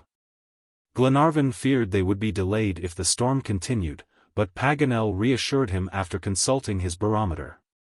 "Ordinarily," said he, "this wind creates tempests, which last for 3 days, but when the barometer rises as it does now, you are free from these furious hurricanes in a few hours." Be assured, then, my dear friend, at break of day the sky will have resumed its usual clearness. You talk like a book, Paganel, replied Glenarvan. And I am one, replied Paganel, which you are free to consult as much as you please. He was not mistaken. At 1 o'clock in the morning the wind suddenly subsided, and everyone was able to enjoy an invigorating sleep. The next morning they rose bright and fresh, especially Paganel, who displayed great cheerfulness and animation. During this passage across the continent, Lord Glenarvan watched with scrupulous attention for the approach of the natives. He wished to question them concerning Captain Grant, by the aid of the Patagonian, with whom Paganel had begun to converse considerably. But they followed a path little frequented by the Indians, for the trails over the Pampas, which lead from the Argentine Republic to the Andes, are situated too far to the north. If by chance a wandering horseman appeared in the distance, he fled rapidly away, little caring to come in contact with strangers. However, although Glenarvan, in the interest of his search, regretted the absence of the Indians, an incident took place which singularly justified the interpretation of the document. Several times the course pursued by the expedition crossed paths on the Pampas. Among others quite an important road, that from Carmen to Mendoza, distinguishable by the bones of such animals as mules, horses, sheep and oxen, whose remains were scattered by the birds of prey, and lay bleaching in the sun. There were thousands of them, and, without doubt, more than one human skeleton had added its bones to those of these humbler animals. Hitherto Thalcave had made no remark concerning the line so rigorously followed. He understood, however, that if they kept no definite course over the Pampas, they would not come to cities or villages. Every morning they advanced towards the rising sun, without deviating from the straight line, and every evening the setting sun was behind them. In his capacity of guide, Thalcave must, therefore, have been astonished to see that not only he did not guide them, but that they guided him. Nevertheless, if he was astonished, with the reserve natural to the Indians he made no remark. But today, arriving at the above-mentioned road, he stopped his horse, and turned towards Paganel. "Road to Carmen," said he. "Yes, my good Patagonian," replied the geographer, in his purest Spanish, "road to Carmen and Mendoza." "We do not take it," resumed Thalcave. "No," answered Paganel. "And we are going?" "Always to the east." "That is going nowhere." "Who knows?" Thalcave was silent, and gazed at the geographer with profound surprise. He did not admit, however, that Paganel was joking the least in the world. An Indian, with his natural seriousness, never imagines that you are not speaking in earnest. "You are not going to Carmen then?" he added, after an instant of silence. "No," replied Paganel. "Nor to Mendoza?" "No." At this moment Glenarvan, rejoining Paganel, asked what Thalcave said, and why he had stopped. When he had told him, Glenarvan said, "Could you not explain to him the object of our expedition, and why we must always proceed toward the east?" "That would be very difficult," answered Paganel, "for an Indian understands nothing of geography." "But," said the Major seriously, "is it the history, or the historian, that he cannot understand?" "Ah, Macnab," said Paganel, "you still doubt my Spanish. Try, my worthy friend." "Very well." Paganel turned to the Patagonian, and began a discourse. Frequently interrupted for want of words and from the difficulty of explaining to a half-ignorant savage details which were rather incomprehensible to him. The geographer was just then a curious sight. He gesticulated, articulated, and exerted himself in 100 ways, while great drops of sweat rolled down his face. When his tongue could no longer move, his arm came to his aid. He dismounted, and traced on the sand a geographical map, with lines of latitude and longitude, the two oceans, and the road to Carmen. Never was professor in such embarrassment. Thalcave watched these maneuvers without showing whether he comprehended or not. The lesson in geography lasted more than half an hour. At last Paganel ceased, wiped his face, which was wet with perspiration, and looked at the Patagonian. "Did he understand?" inquired Glenarvan. "We shall see," replied Paganel. "But, if he did not, I give it up." Thalcave did not stir. He no longer spoke. His eyes were fixed upon the figures traced on the sand, which the wind was gradually effacing. "Well?" asked Paganel. Thalcave did not appear to hear him. Paganel already saw an ironical smile forming upon the lips of the Major, and, wishing to save his reputation, had begun with renewed energy his geographical demonstrations. When the Patagonian stopped him with a gesture. "You are searching for a prisoner," he said.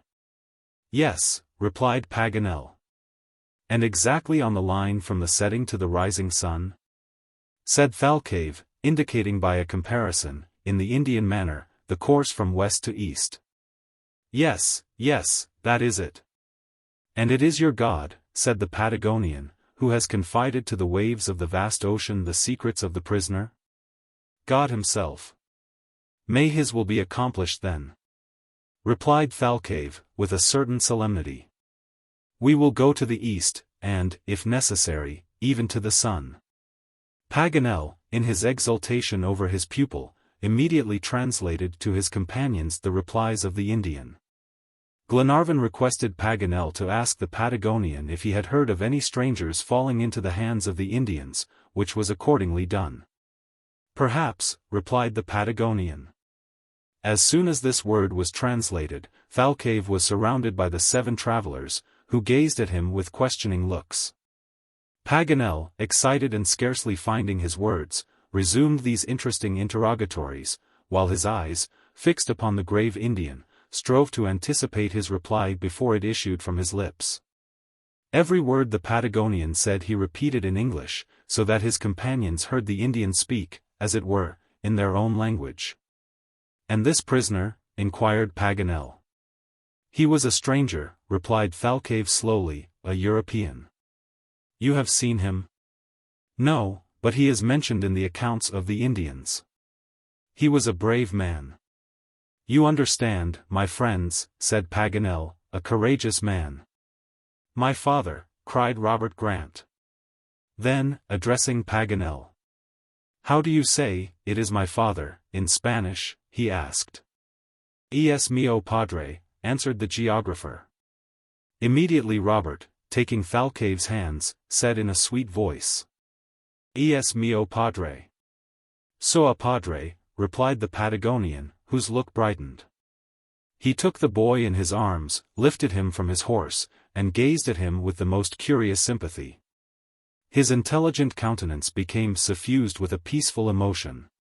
But Paganel had not finished his inquiries. Where was this prisoner?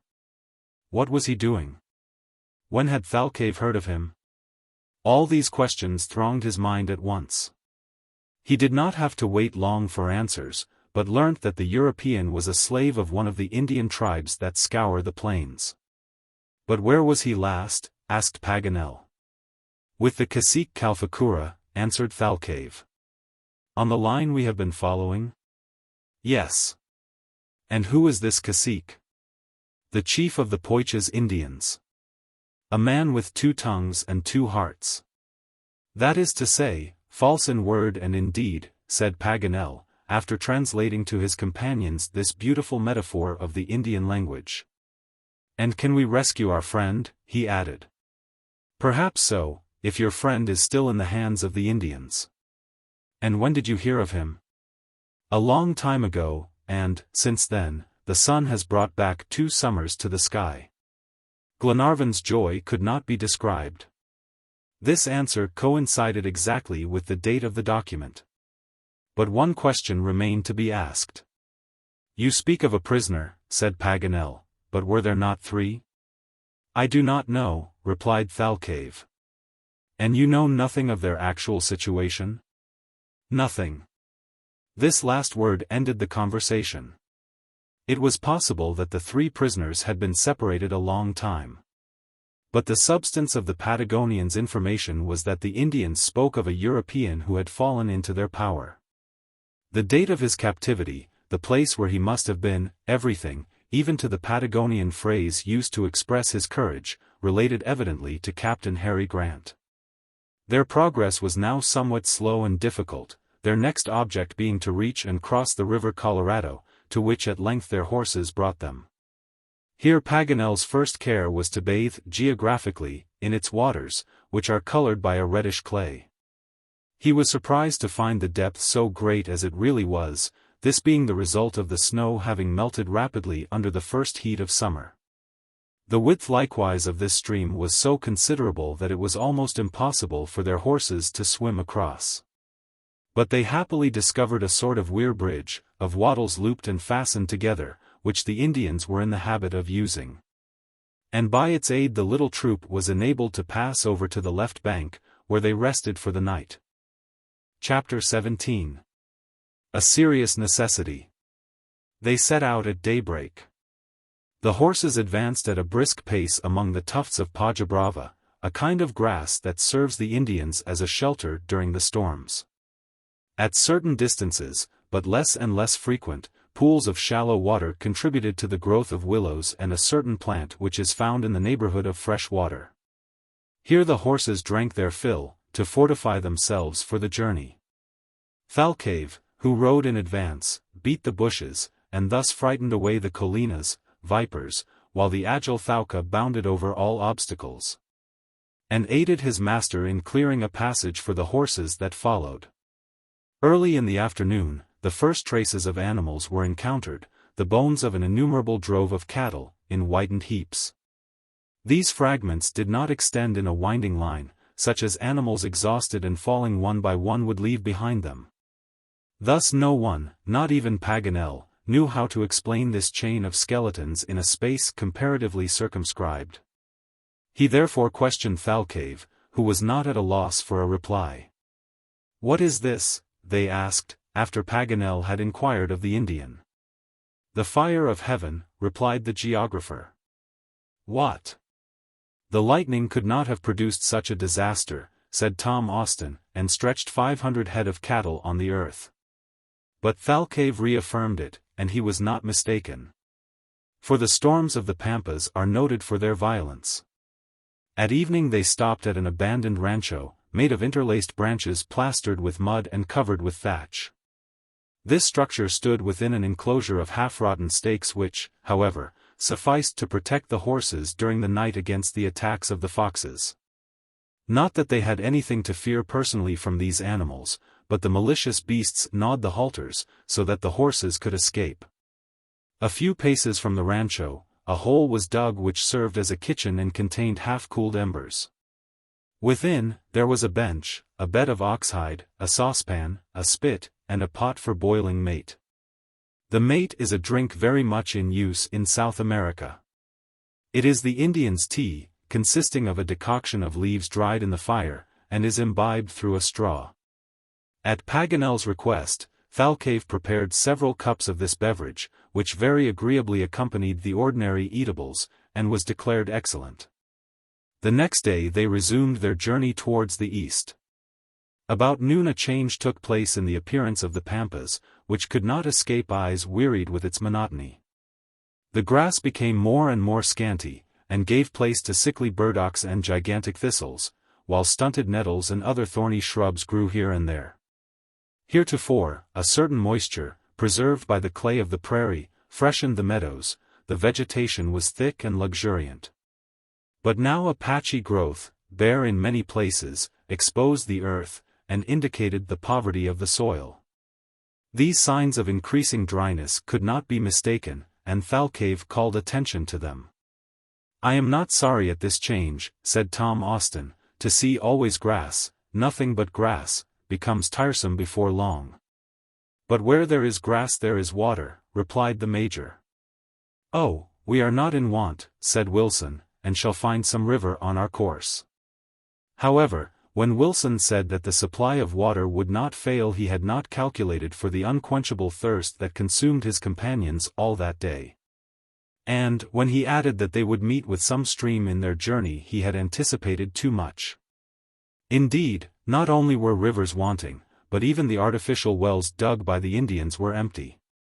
On seeing these indications of dryness increase from mile to mile, Paganel asked Thalcave where he expected to find water. "At Lake Salinas," replied the Indian. "And when shall we arrive there?" "Tomorrow evening." The natives ordinarily, when they travel on the pampas, dig wells, and find water a few feet below the surface. But the travelers, destitute of the necessary implements, could not employ this expedient. It was therefore necessary to obtain a supply in some other way, for, if they did not absolutely suffer from the tormenting desire for drink, no one could entirely allay his thirst. At evening they halted, after a journey of 30 miles. Everyone relied upon a good night to recruit himself after the fatigues of the day. But they were greatly annoyed by a very persistent swarm of mosquitoes, which disappeared, however, after the wind changed. If the Major preserved his calmness in the midst of the petty annoyances of life, Paganel, on the contrary, could not treat the matter so indifferently. He fought the mosquitoes, and sadly regretted the absence of his acid water, which would have soothed the pain of their bites. Although the Major endeavored to console him, he awoke in a very bad humor. However, he was very easily persuaded to set out at daybreak, for it was important to arrive at Lake Salinas the same day.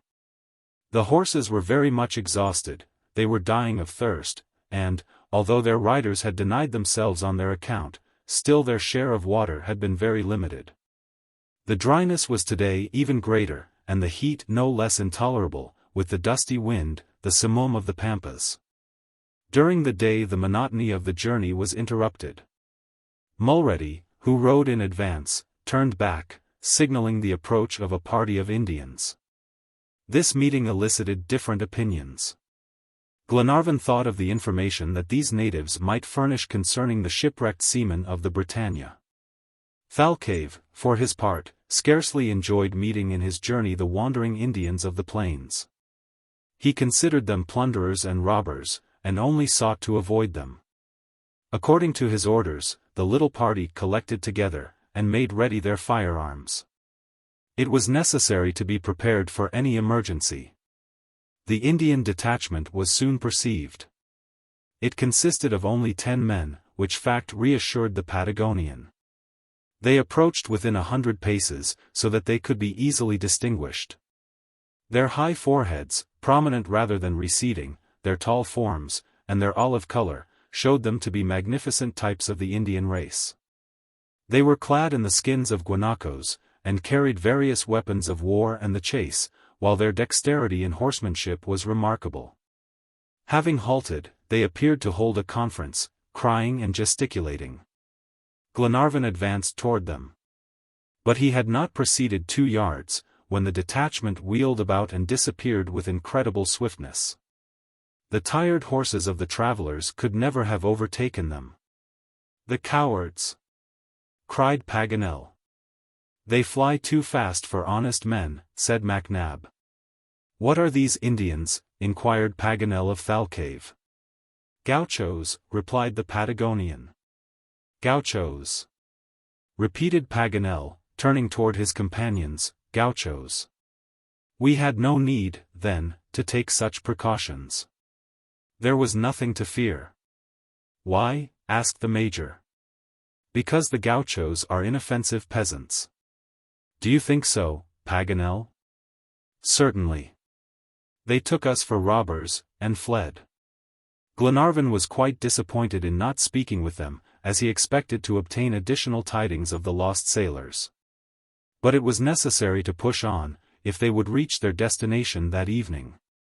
At 8 o'clock Thalcave, who had gone a little in advance, announced that the lake so long desired was in sight. A quarter of an hour afterward the little party descended the high banks. But here a serious disappointment awaited them: the lake was dry. Chapter 18. In Search of Water. Lake Salinas terminates the cluster of lagoons that adjoin the Ventana and Guamini mountains. Numerous expeditions are made to this place to obtain supplies of salt, with which these waters are strongly impregnated. But now the water had evaporated under the heat of the sun, and the lake was only a vast glittering basin. When Thalcave announced the presence of a drinkable liquid at Lake Salinas, he meant the streams of fresh water that flow from it in many places. But at this time its affluents were as dry as itself. The burning sun had absorbed everything. Hence, the consternation was general when the thirsty party arrived at the parched shores of Lake Salinas. It was necessary to take counsel. The little water in the leathern bottles was half spoiled, and could not quench their thirst, which began to make itself acutely felt. Hunger and fatigue gave place to this imperative want. A rucka, a kind of upright tent, of leather, which stood in a hollow, and had been abandoned by the natives, served as a refuge for the travelers, while their horses, stretched on the muddy shores of the lake, ate the saline plants and dry reeds, although reluctantly. When each had sat down in the rucka, Paganel asked Thalcave's advice as to what was best to be done. A rapid conversation, of which Glenarvan caught a few words, ensued between the geographer and the Indian.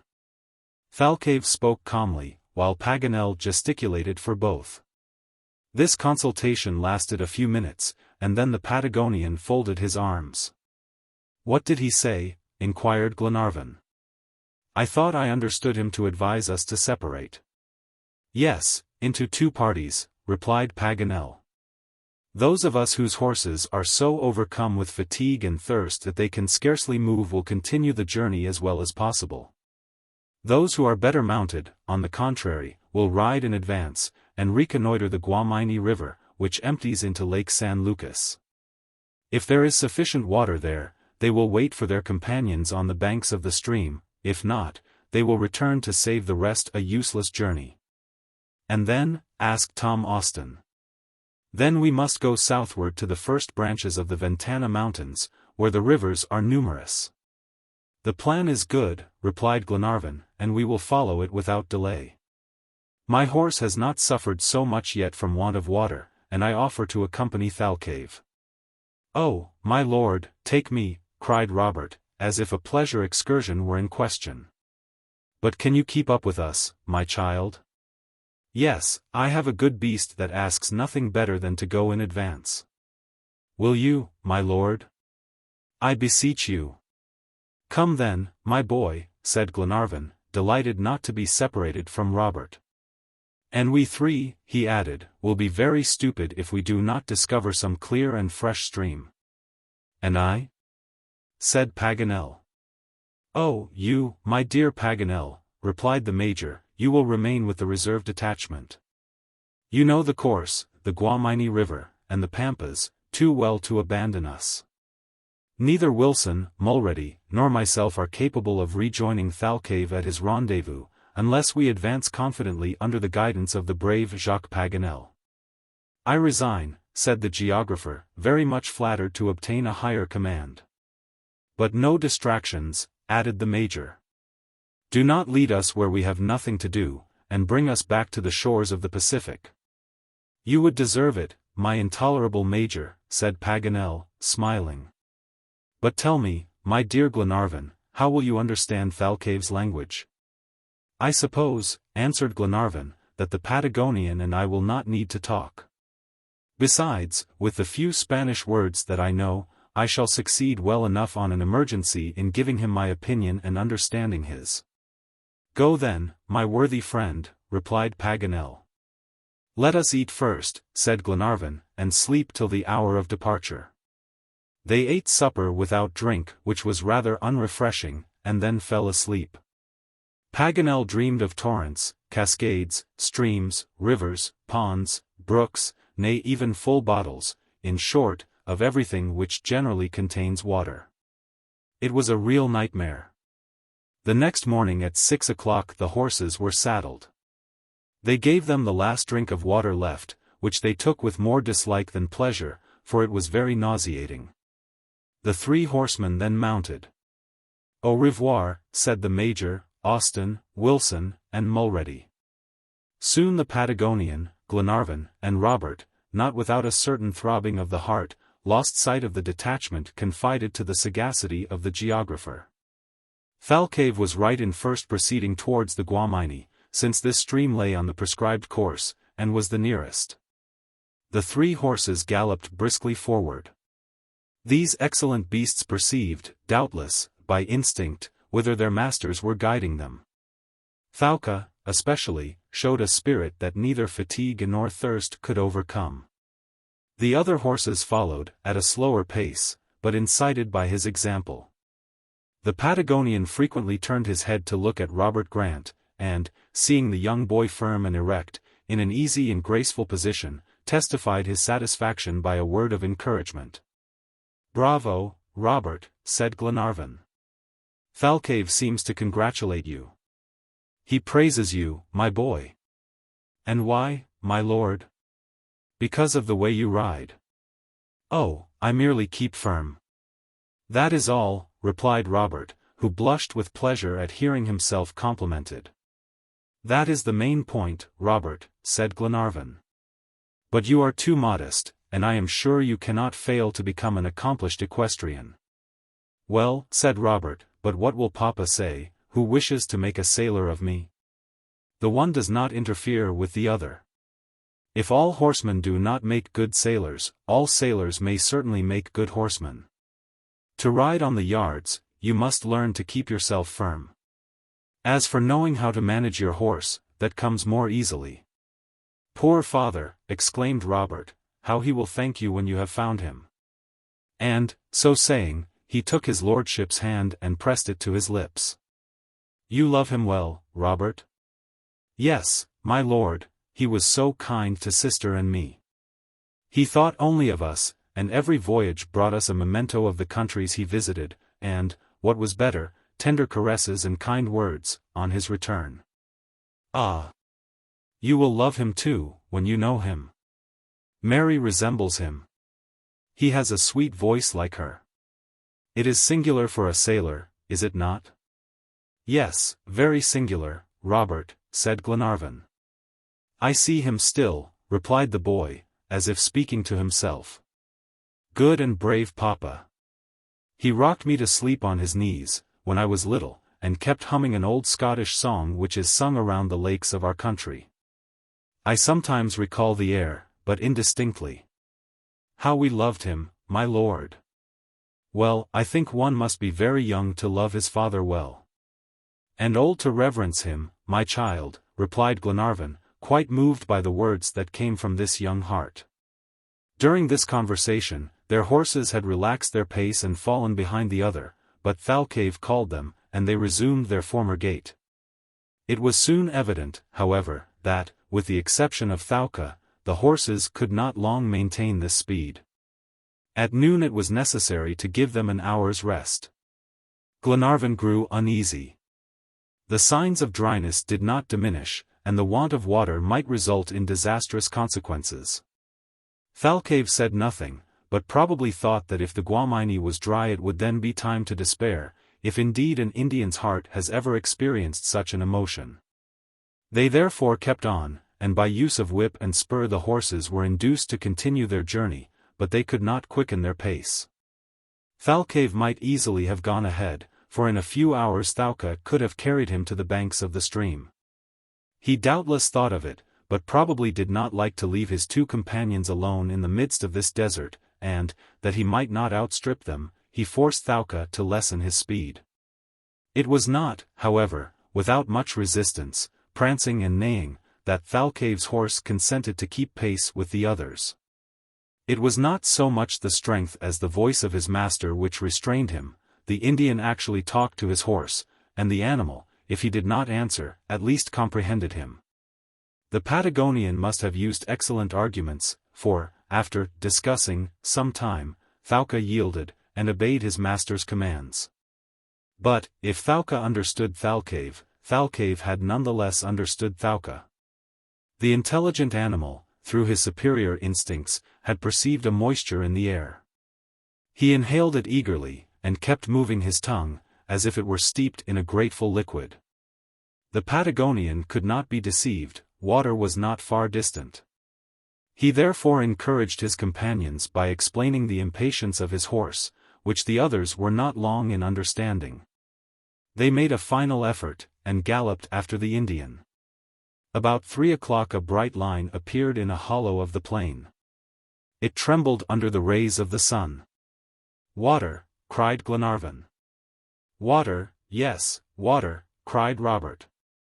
They had no more need to urge their horses. The poor beasts, feeling their strength renewed, rushed forward with an irresistible eagerness. In a few moments they had reached the Guamini River, and, saddled as they were, plunged to their breasts into the cooling stream. Their masters imitated their example, without reluctance, and took an afternoon bath which was as healthful as it was pleasant. "Ah, how good it is!" said Robert, as he quenched his thirst in the middle of the river. "Be moderate, my boy," said Glenarvan, who did not set a good example. Nothing was heard but the sound of rapid drinking. As for Thalcave, he drank quietly, without hurrying, long and deeply, till they might perhaps fear that the stream would be drained. "Well," said Glenarvan, "our friends will not be disappointed in their expectations. They are sure, on arriving at the Guamini, to find an abundance of clear water, if Thalcave leaves any." "But could we not go to meet them?" asked Robert. "We could spare them several hours of anxiety." "Doubtless, my boy, but how carry the water? Wilson has charge of the water bottles." "No, it is better to wait, as we agreed. Calculating the necessary time, and the slow pace of the horses, our friends will be here at night. Let us, then, prepare them a safe shelter and a good repast." Thalcave had not waited for Glenarvan's orders to search for a place to encamp. He had very fortunately found on the banks of the river a ramada, a kind of enclosure designed for a cattle fold and shut in on 3 sides. The situation was excellent for the purpose, so long as one did not fear to sleep in the open air, and that was the least anxiety of Thalcave's companions. Thus they did not seek a better retreat, but stretched themselves on the ground in the sun to dry their water-soaked garments. "Well, since here is shelter," said Glenarvan, "let us think of supper. Our friends must be satisfied with the couriers whom they have sent forward, and, if I am not greatly mistaken, they will have no reason to complain. I think an hour's hunting will not be time lost. Are you ready, Robert?" "Yes, my lord," replied he, with gun in hand. Glenarvan had conceived this idea because the banks of the Guamini seemed to be the haunt of the game of the surrounding plains. Tinamous, a kind of partridge, plovers called teru-teru, yellow rails, and waterfowl of magnificent green were seen rising in flocks. As for quadrupeds, they did not make their appearance. But Thalcave, pointing to the tall grass and thick coppice, explained that they were hidden there. The hunters had only to take a few steps to find themselves in one of the best game coverts in the world. They began to hunt, therefore, and, disdaining the feathered tribe, their first attempts were made upon the large game of the pampas. Soon hares and guanacos, like those that had attacked them so violently on the Andes, started up before them by hundreds. But these very timid animals fled with such swiftness that it was impossible to come within gunshot. The hunters, therefore, attacked other game that was less fleet. A dozen partridges and rails were brought down, and Glenarvan shot a peccary, which was very good eating. In less than half an hour they had obtained without difficulty all the game they needed. Robert captured a curious animal called an armadillo, which was covered with a sort of helmet of movable bony pieces and measured 1.5 feet in length. It was very fat, and would be an excellent dish, as the Patagonian said, while Robert was proud of his success. As for Thalcave, he showed his companions a nandu hunt. This bird, peculiar to the pampas, is a kind of ostrich, whose swiftness is marvelous. The Indian did not try to decoy so nimble an animal, but urged his horse to a gallop, straight towards the bird, so as to overtake it at once, for, if the first attack should fail, the nandu would soon fatigue both horse and rider with its giddy backward and forward movements. Thalcave, arriving at a proper distance, launched his bolus with a strong hand, and so skillfully that they twisted about the legs of the ostrich and paralyzed its efforts. In a few moments it lay on the ground. The Indian soon captured his prize and contributed it to the common repast. The string of partridges, Thalcave's ostrich, Glenarvan's peccary, and Robert's armadillo were brought back to camp. The ostrich and the peccary were immediately stripped of their skin and cut into small slices. As for the armadillo, it is a dainty animal which carries its roasting dish with it, and it was, accordingly, placed in its own bony covering on the glowing embers. The 3 hunters were satisfied with the partridges for supper, and kept the rounds of beef for their friends. This repast was washed down with clear water, which was then considered superior to all the wines in the world. The horses were not forgotten. A great quantity of dry fodder, piled in the ramada, served them for food and bedding.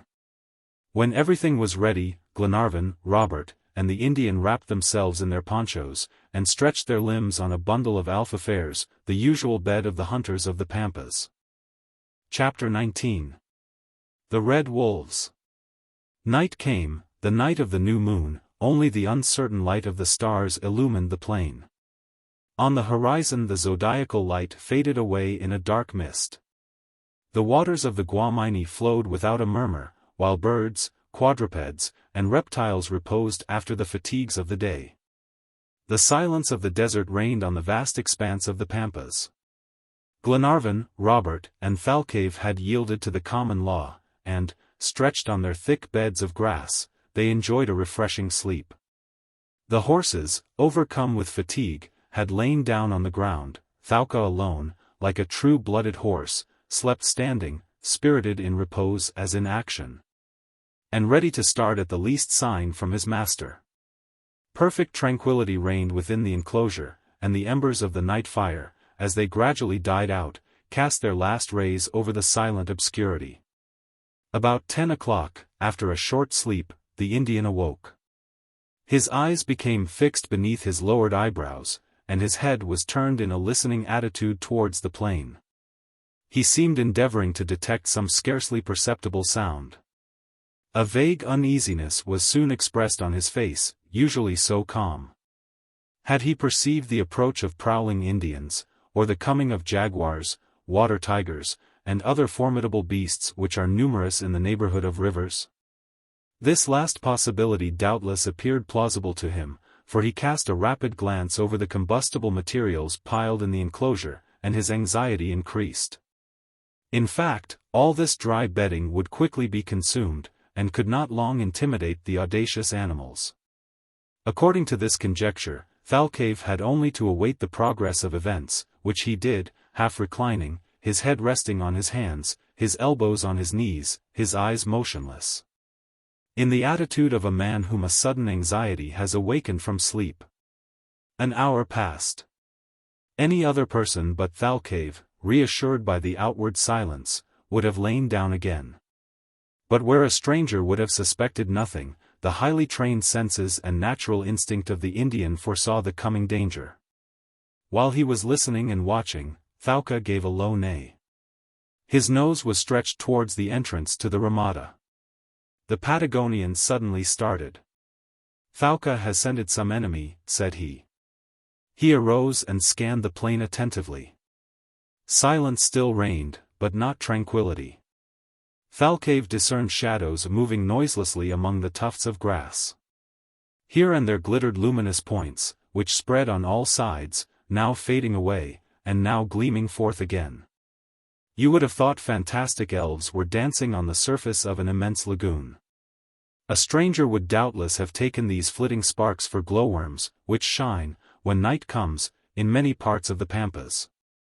But Thalcave was not deceived. He knew with what enemies he had to deal. He loaded his carbine, and took a position near the first stakes of the enclosure. He did not wait long. A strange cry, a mingling of barks and howls, resounded over the plain. The report of the carbine answered it, and was followed by 100 frightful yelps. Glenarvan and Robert suddenly awoke. "What is the matter?" asked Robert. "Indians," said Glenarvan. "No," replied Thalcave, "aguaras." Robert looked at Glenarvan. "Aguaras," said he. "Yes," replied Glenarvan, "the red wolves of the Pampas." Both seized their weapons, and joined the Indian. The latter pointed to the plain, from which arose a series of formidable howls. Robert involuntarily took a step backward. "You are not afraid of the wolves, my boy?" said Glenarvan. "No, my lord," replied Robert, in a firm tone. "With you I fear nothing. So much the better. These aguaras are not very formidable beasts, and were it not for their numbers I should not even think of them." "What does it matter?" replied Robert. "We are well armed. Let them come. And they shall be well received." Speaking thus, Glenarvan endeavored to reassure the lad, but he did not think without a secret terror of that dense horde of exasperated beasts. Perhaps there were hundreds of them, and these three, however well armed, could not advantageously contend against so many and such antagonists. By the howls that resounded over the pampas, and by the multitude of shadows that flitted about the plain, Glenarvan could not be mistaken as to the number.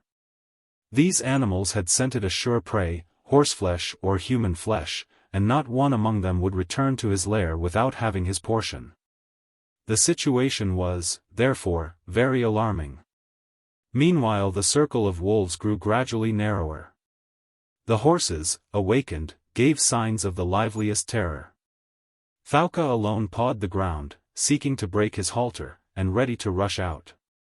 His master succeeded in calming him only by whistling continually.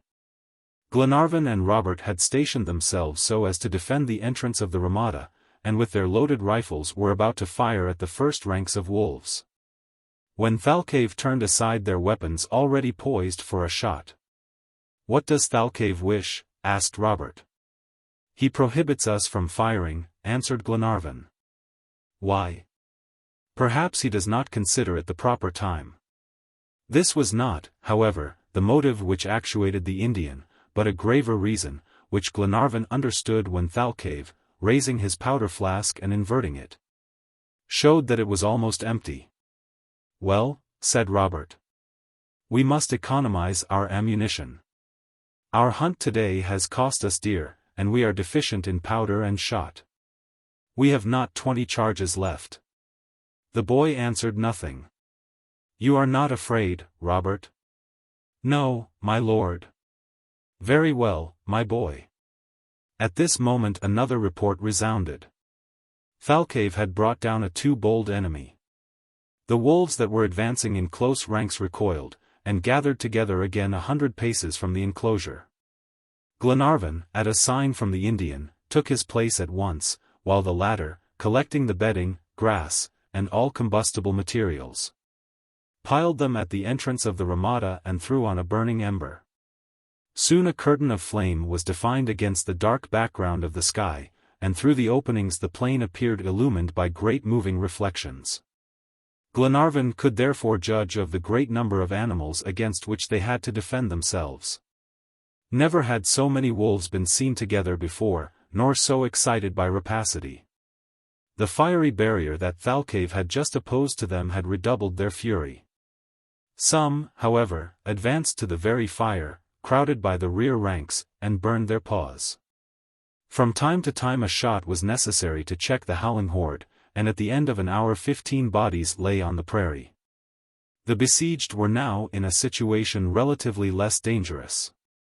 So long as their supplies lasted, so long as the barrier of fire stood at the entrance to the ramada, invasion was not to be feared. But what was to be done if all these methods of repelling the wolves should fail at the same time? Glenarvan gazed at Robert, and felt his heart beat quick with excitement. He forgot himself, and thought only of this poor child, who displayed a courage beyond his years. Robert was pale, but his hand did not leave his weapon, and he awaited with firm bearing the assault of the enraged wolves. Meantime, Glenarvan, after coolly considering the situation, resolved to do something decisive. "In 1 hour," said he, "we shall have no more powder, shot, or fire. We must not wait till then to make a sally." He turned towards Thalcave, and, recalling a few words of Spanish, began a conversation with the Indian, frequently interrupted by the cracks of the rifle. It was not without difficulty that these two men succeeded in understanding each other. Glenarvan, fortunately, knew the habits of the red wolf. Without this knowledge he could not have interpreted the words and gestures of the Patagonian. Nevertheless, a quarter of an hour passed before he could give to Robert the meaning of Thalcave's answer. He had questioned the Indian concerning their situation. "And what did he answer?" inquired Robert. "He said that, cost what it may, we must hold out till daybreak. The Ramada goes out only at night, and when morning comes he returns to his lair. He is the wolf of darkness, a cowardly beast that fears the daylight. Well, let us defend ourselves till day."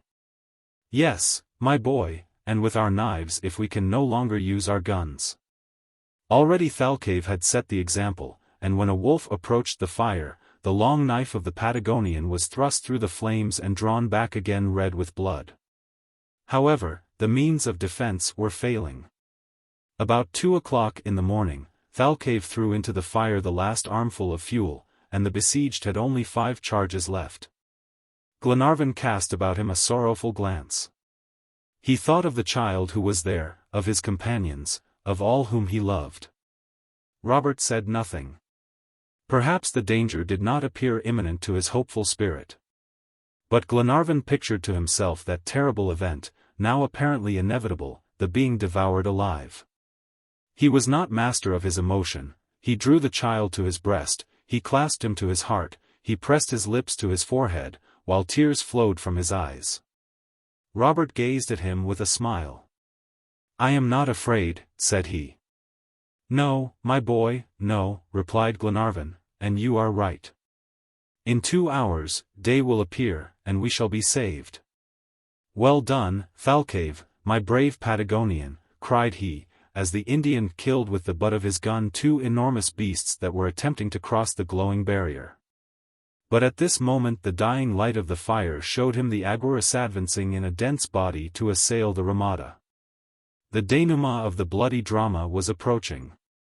The fire gradually subsided, for want of fuel, the flames sank, the plain, before illumined, now relapsed into shadow, and in the shadow reappeared the terrible eyes of the red wolves. A few moments more, and the whole drove would rush into the enclosure. Thalcave discharged his carbine for the last time, stretched out one more of their enemies, and, as his ammunition was exhausted, folded his arms. His head sank upon his breast. He appeared to be questioning himself. Was he searching for some bold, novel, or rash scheme for repelling this furious herd? Glenarvan did not venture to ask him. At this moment a change took place in the action of the wolves. They seemed to be retreating, and their howls, so deafening before, suddenly ceased. An ominous silence reigned over the plain. "They are going," said Robert. "Perhaps," replied Glenarvan, who was listening with intentness. But Thalcave shook his head. He knew well that the animals would not abandon a certain prey until at daybreak they returned to their holes and dens. However, the tactics of their enemies had evidently changed. They no longer endeavored to force the entrance of the Ramada, but their new maneuvers were already causing a still more imminent danger. The wolves, abandoning their design of penetrating the enclosure by this entrance, which was defended by weapon and fire, went to the back of the Ramada and sought to assail it in the rear. Their claws were soon heard rattling against the half-decayed wood. Already their powerful paws and bloody mouths had forced their way between the shattered stakes. The horses, bewildered and panic-stricken, broke their halters and dashed into the enclosure. Glenarvan seized Robert in his arms, to defend him to the last extremity. And he would have attempted a rash flight, and rushed out of the Ramada, had not his eyes fallen upon the Indian. Thalcave, turning like a deer, had suddenly approached his horse, which was neighing with impatience, and was beginning to saddle him carefully, forgetting neither strap nor buckle. He seemed no longer to care for the howls, that were now redoubled.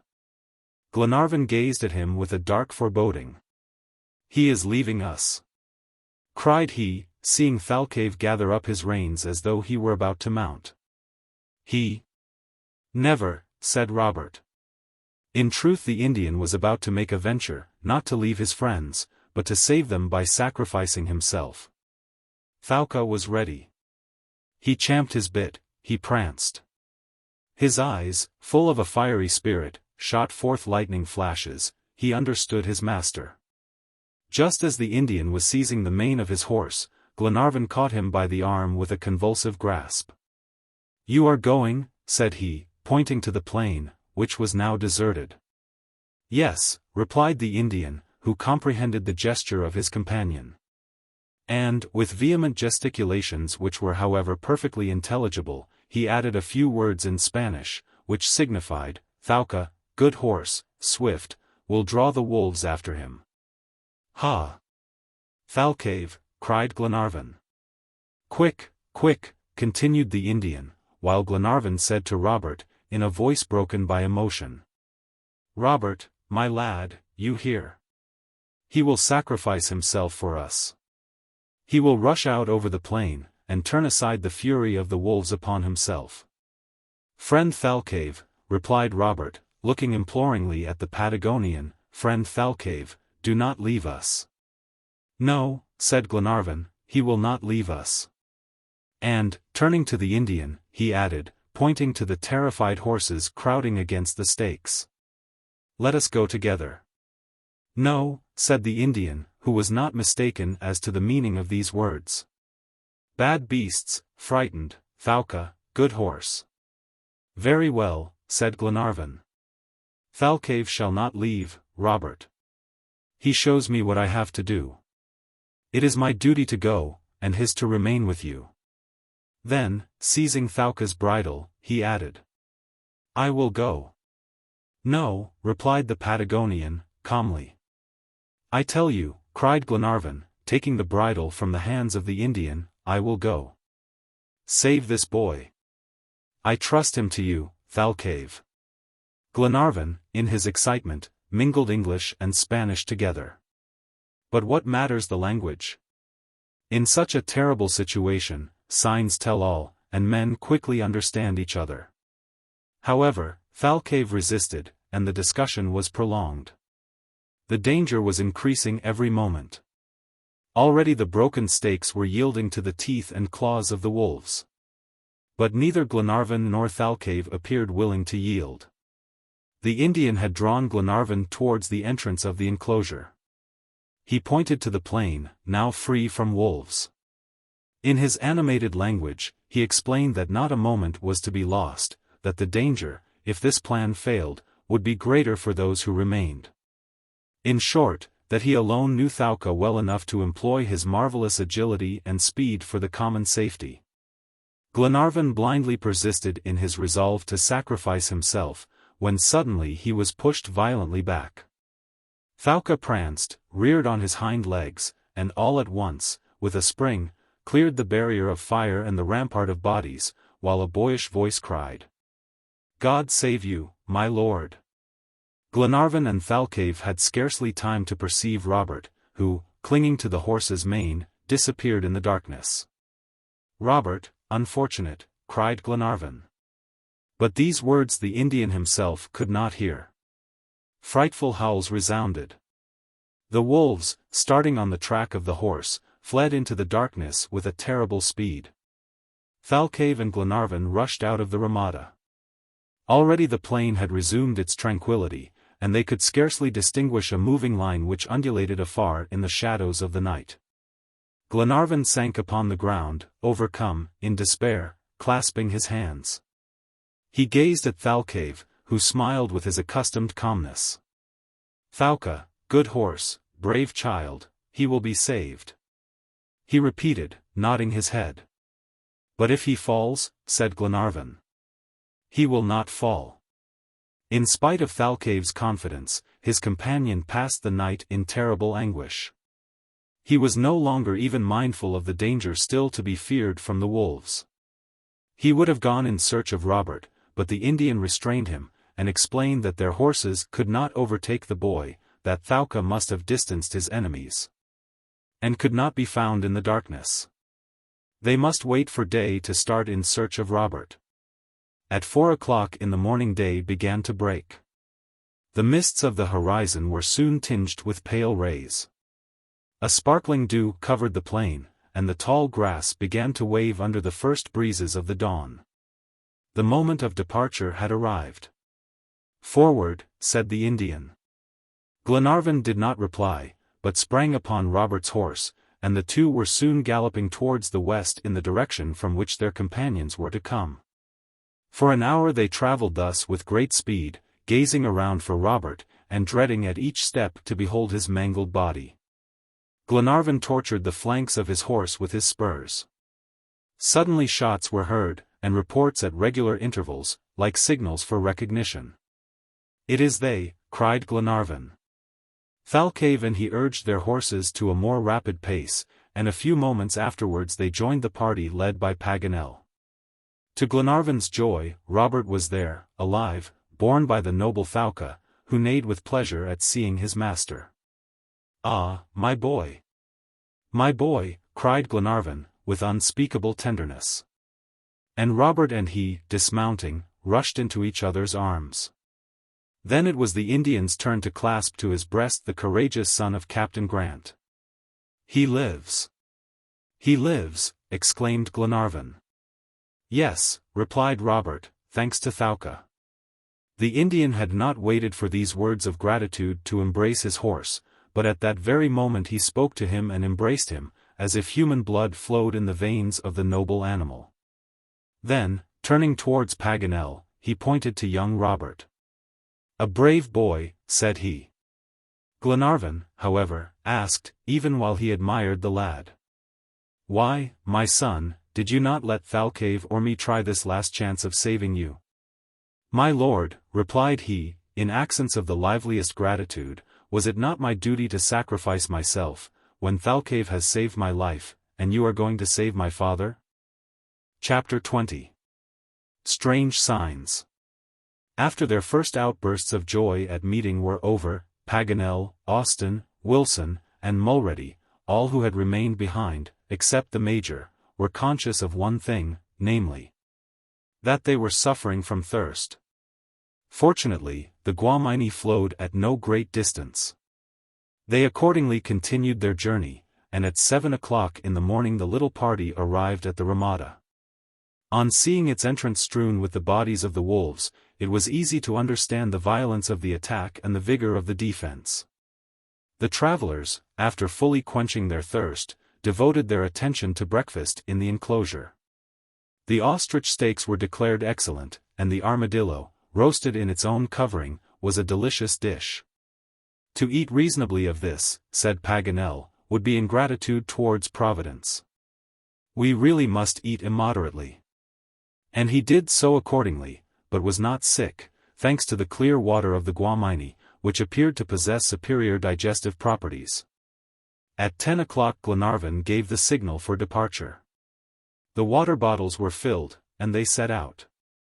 The horses, being greatly revived, evinced much spirit, and maintained an easy and almost continuous canter. The next morning they crossed the boundary which separates the Argentine plains from the Pampas. Here Thalcave hoped to meet the chiefs in whose hands he doubted not that he should find Harry Grant and rescue him and his two companions from slavery. Since they had left the Guamini, the travelers noticed, with great satisfaction, a considerable change in the temperature, thanks to the cold winds of Patagonia, which cause continual currents of air. Neither man nor beast had any reason to complain, after suffering so much from dryness and heat. They therefore pushed on with courage and confidence. But, whatever might have been said, the country seemed to be entirely uninhabited, or, to use a more exact word, disinhabited. Frequently they skirted the shores of freshwater lagoons, on whose banks, in the shelter of the bushes, tiny wrens skipped and melodious larks warbled, in company with the brilliant plumaged tanagers. These pretty birds gaily fluttered about, heedless of the haughty starlings that strutted on the banks like soldiers with their epaulets and red breasts. In the thorny coppices the nests of the anubis swung like hammocks, and on the shores of the lagoons magnificent flamingos, marching in regular file, spread their fiery-colored wings to the wind. Their nests were seen, by thousands together, like a small village, in the shape of truncated cones a foot high. The birds were not startled at the approach of the travelers, which was contrary to Paganel's calculations. "I have been curious for a long time," said he to the Major, "to see a flamingo fly." "Well," said MacNab. "Now, since I have an opportunity, I shall profit by it. Do so, Paganel. Come with me, Major, and you too, Robert, I need witnesses. And Paganel, leaving his companions to go on, proceeded towards the flock of flamingos, followed by Robert and the Major. Arriving within range, Paganel fired a blank charge, for he would not needlessly destroy even a bird, and all the flamingos flew away, while the geographer gazed at them attentively through his glasses. "Well," said he to the Major, when the flock had disappeared, "did you see them fly?" "Certainly," replied MacNab, "you could not do otherwise, unless you were blind. But let us hasten on, for we have fallen a mile behind." When he had joined his companions, Paganel found Glenarvan in excited conversation with the Indian, whom he did not appear to understand. Thalcave had frequently stopped to examine the horizon, and each time his countenance expressed a lively astonishment. Glenarvan, not seeing his ordinary interpreter present, had attempted, but in vain, to question the Patagonian. So, as soon as he perceived the geographer at a distance, he cried, "Come, friend Paganel, Thalcave and I can scarcely succeed in understanding each other."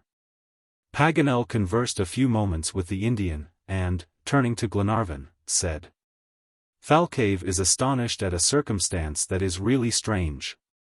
"What?"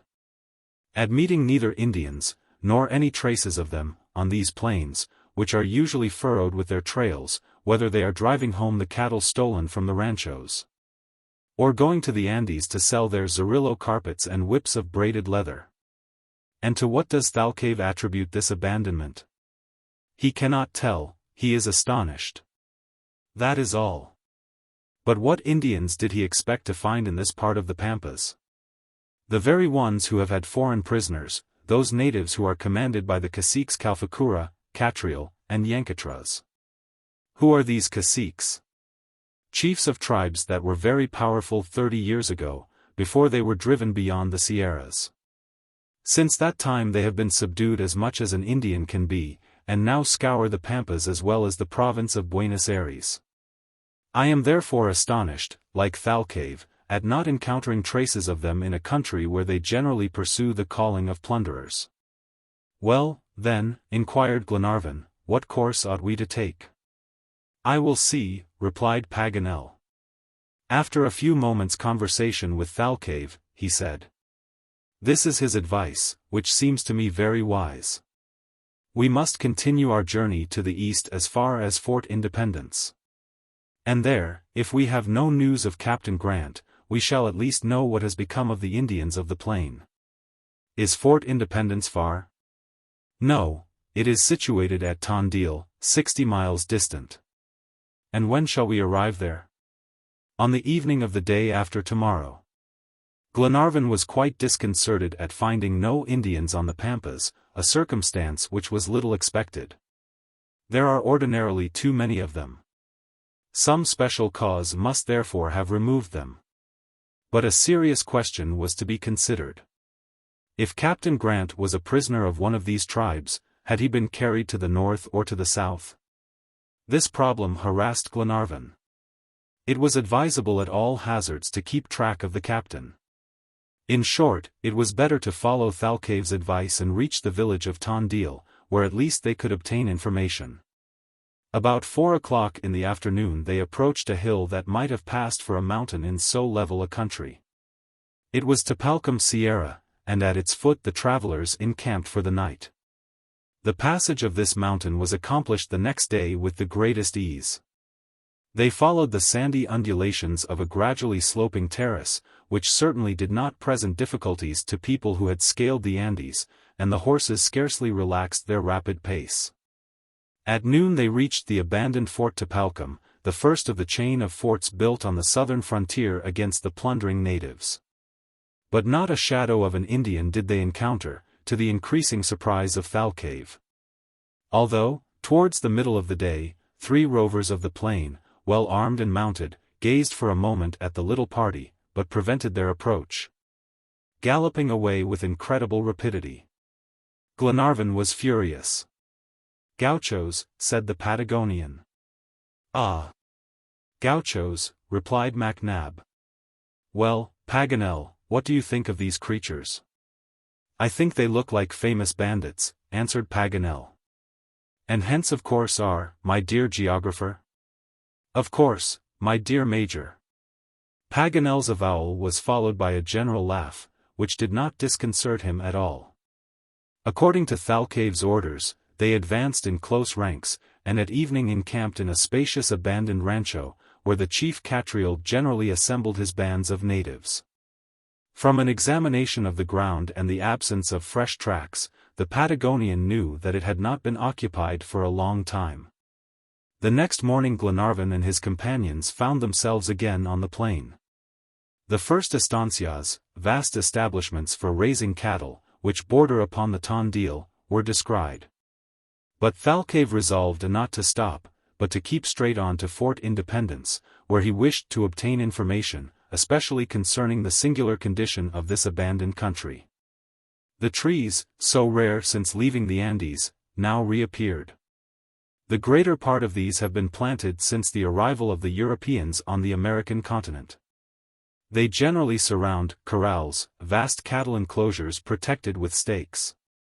Here thousands of cattle, sheep, cows, and horses, branded with the mark of the owner, graze and fatten, while large numbers of huge dogs keep watch. The soil is admirably adapted to raising cattle, and yields an excellent fodder. The people lead the life of the shepherds of the Bible. Their flocks are perhaps even more numerous than those which fed on the plains of Mesopotamia. But the family element is wanting, and the owners of the great folds of the Pampas have little to recommend themselves or their manner of life. Paganel explained all these particulars to his companions, and even succeeded in interesting the Major. Thalcave, meanwhile, hastened their progress, as he wished to arrive that evening at Fort Independence. The horses, urged on by their masters, and following the example of Thalca, dashed through the tall grass. They passed several farms, fortified and defended by deep ditches. The principal house was provided with an elevated terrace, from which the inmates could fire upon the plunderers of the plain. Glenarvan might perhaps have obtained here the information that he sought, but it was wisest to go to the village of Tondil. They did not stop, therefore, and soon the feet of the horses struck the grassy sward of the first mountain slopes. An hour afterward the village appeared at the bottom of a narrow gorge crowned by the embattled walls of Fort Independence. Chapter 21. A False Trail. Paganel, after giving his companions a brief account of the village of Tondil, added that they could not fail to obtain information there. Moreover, the fort was always garrisoned by a detachment of national troops. Glenarvan, accordingly, put the horses into the stable of a fonda. And Paganel, the Major, Robert, and he, under the guidance of Thalcave, proceeded towards Fort Independence. After ascending the ridges of the mountains for a short time, they arrived at the postern, rather carelessly guarded by a native sentinel. They passed without difficulty, and inferred either great negligence or extreme security. A few soldiers were exercising on the parade ground of the fort, the oldest of whom was not more than 20 and the youngest scarcely 10. In fact, they were a dozen young children and boys who were drilling very nicely. Their uniform consisted of a striped shirt confined at the waist by a leathern girdle. The mildness of the climate justified this light costume. Each of these young soldiers carried a gun and a sword, which were too long and heavy for the little fellows. All had a certain family resemblance, and the corporal who commanded resembled them too. They were 12 brothers, who were parading under the orders of the 13th. Paganel was not astonished. He remembered his Argentine statistics, and knew that in this country the average number of children in a family exceeds 9. But what surprised him exceedingly was to see these little soldiers practicing the French tactics, and to hear the orders of the corporal given in his own native language. "This is singular," said he. But Glenarvan had not come to see boys drill, still less to occupy himself with their nationality or relationship. He did not, therefore, give Paganel time to express further astonishment, but besought him to ask for the commander of the fortress. Paganel did so, and one of the soldiers proceeded towards a small building which served as the barracks. A few moments after, the commander appeared in person. He was a man of 50, robust, with a military air, thick whiskers, prominent cheekbones, grey hair, and commanding look. So far as one could judge through the clouds of smoke that issued from his short pipe. Thalcave, addressing him, introduced Lord Glenarvan and his companions. While he spoke, the commander kept scrutinizing Paganel with quite embarrassing persistence. The geographer did not know what the trooper meant, and was about to ask him, when the latter unceremoniously seized his hand, and said, in a joyous tone, in his own language. "A Frenchman?" "Yes, a Frenchman," replied Paganel. "Ah, I am delighted. Welcome, welcome." "I am almost a Frenchman," cried the commander, shaking the geographer's arm with rather painful violence. "One of your friends?" asked the major of Paganel. "Yes," replied he, with national pride, "we have friends in all parts of the world." He then entered into conversation with the commander.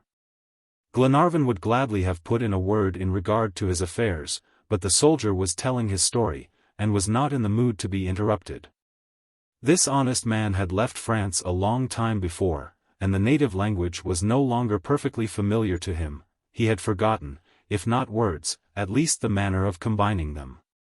As his visitors soon learned, he had been a sergeant in the French army. Since the foundation of the fort he had not left it, and commanded it by appointment from the Argentine government. He was by parentage a Basque, and his name was Manuel Ferraguer. A year after his arrival in the country, Sergeant Manuel was naturalized, joined the Argentine army, and married an honest Indian woman, who had twins, boys, to be sure. For the sergeant's worthy consort would never present him with daughters. Manuel did not think of any other calling than that of the soldier, and hoped, in time, with the help of God, to offer to the Republic a whole battalion of young soldiers. "You have seen them?" said he. "Charming fellows. Good soldiers. Jose. Juan. Miguel. Pepe.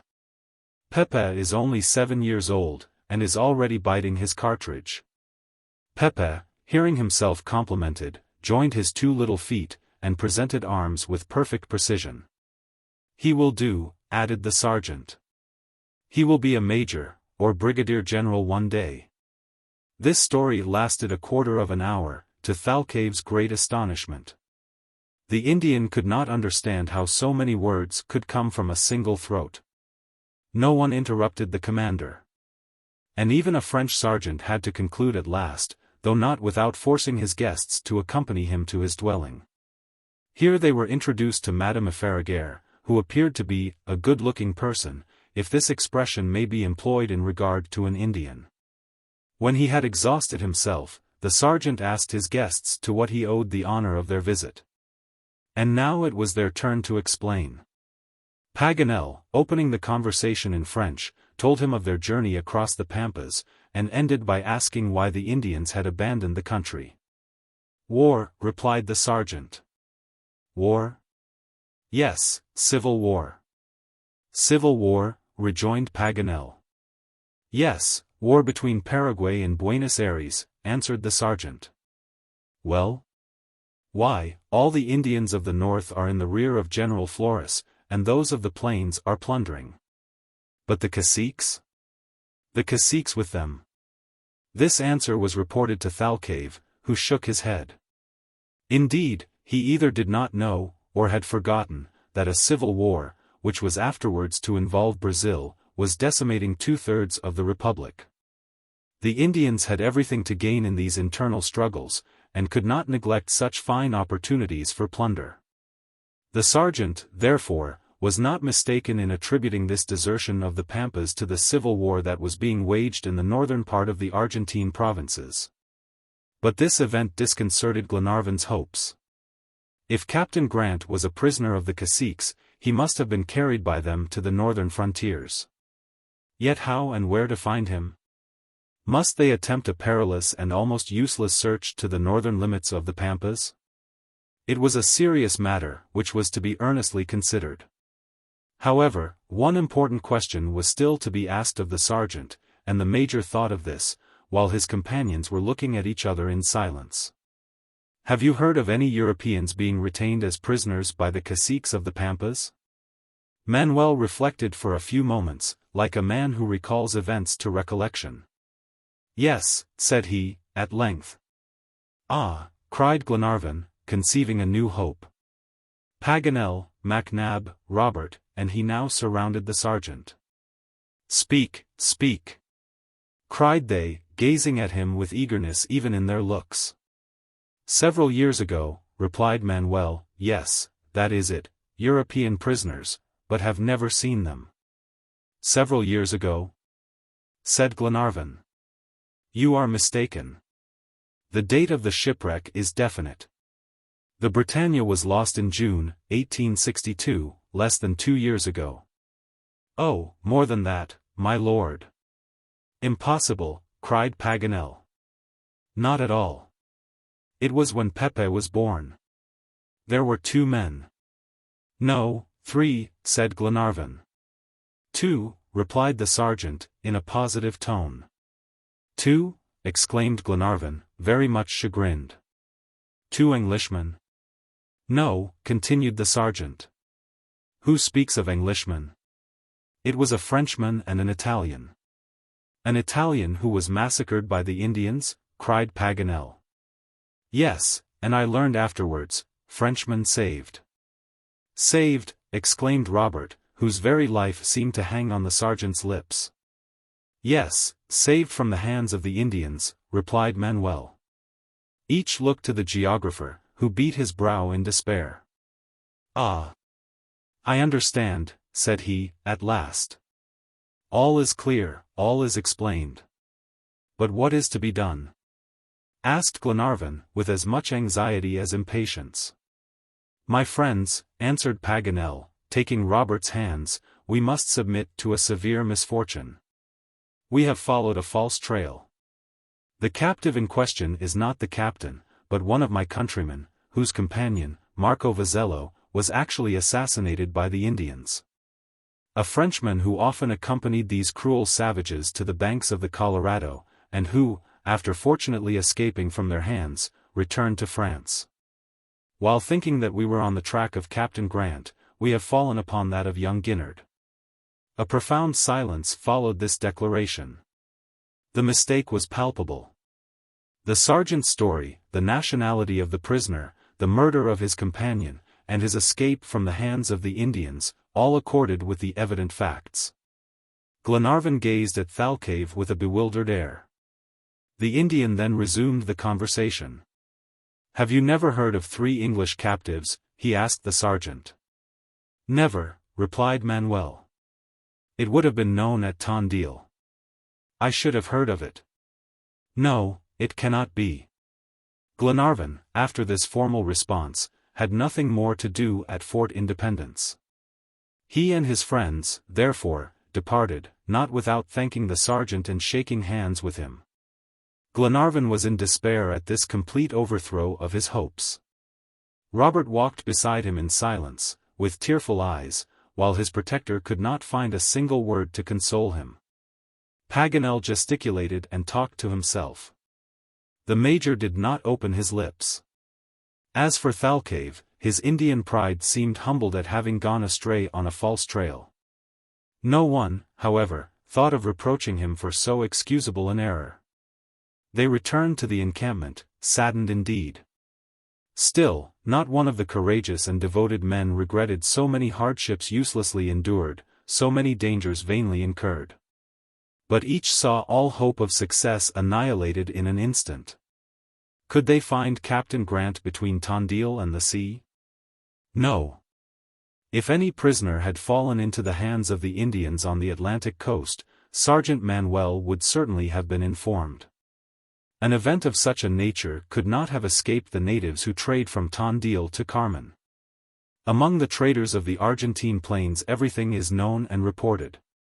There was therefore but one course now to take, to join, without delay, the Duncan at Cape Medano, the appointed rendezvous.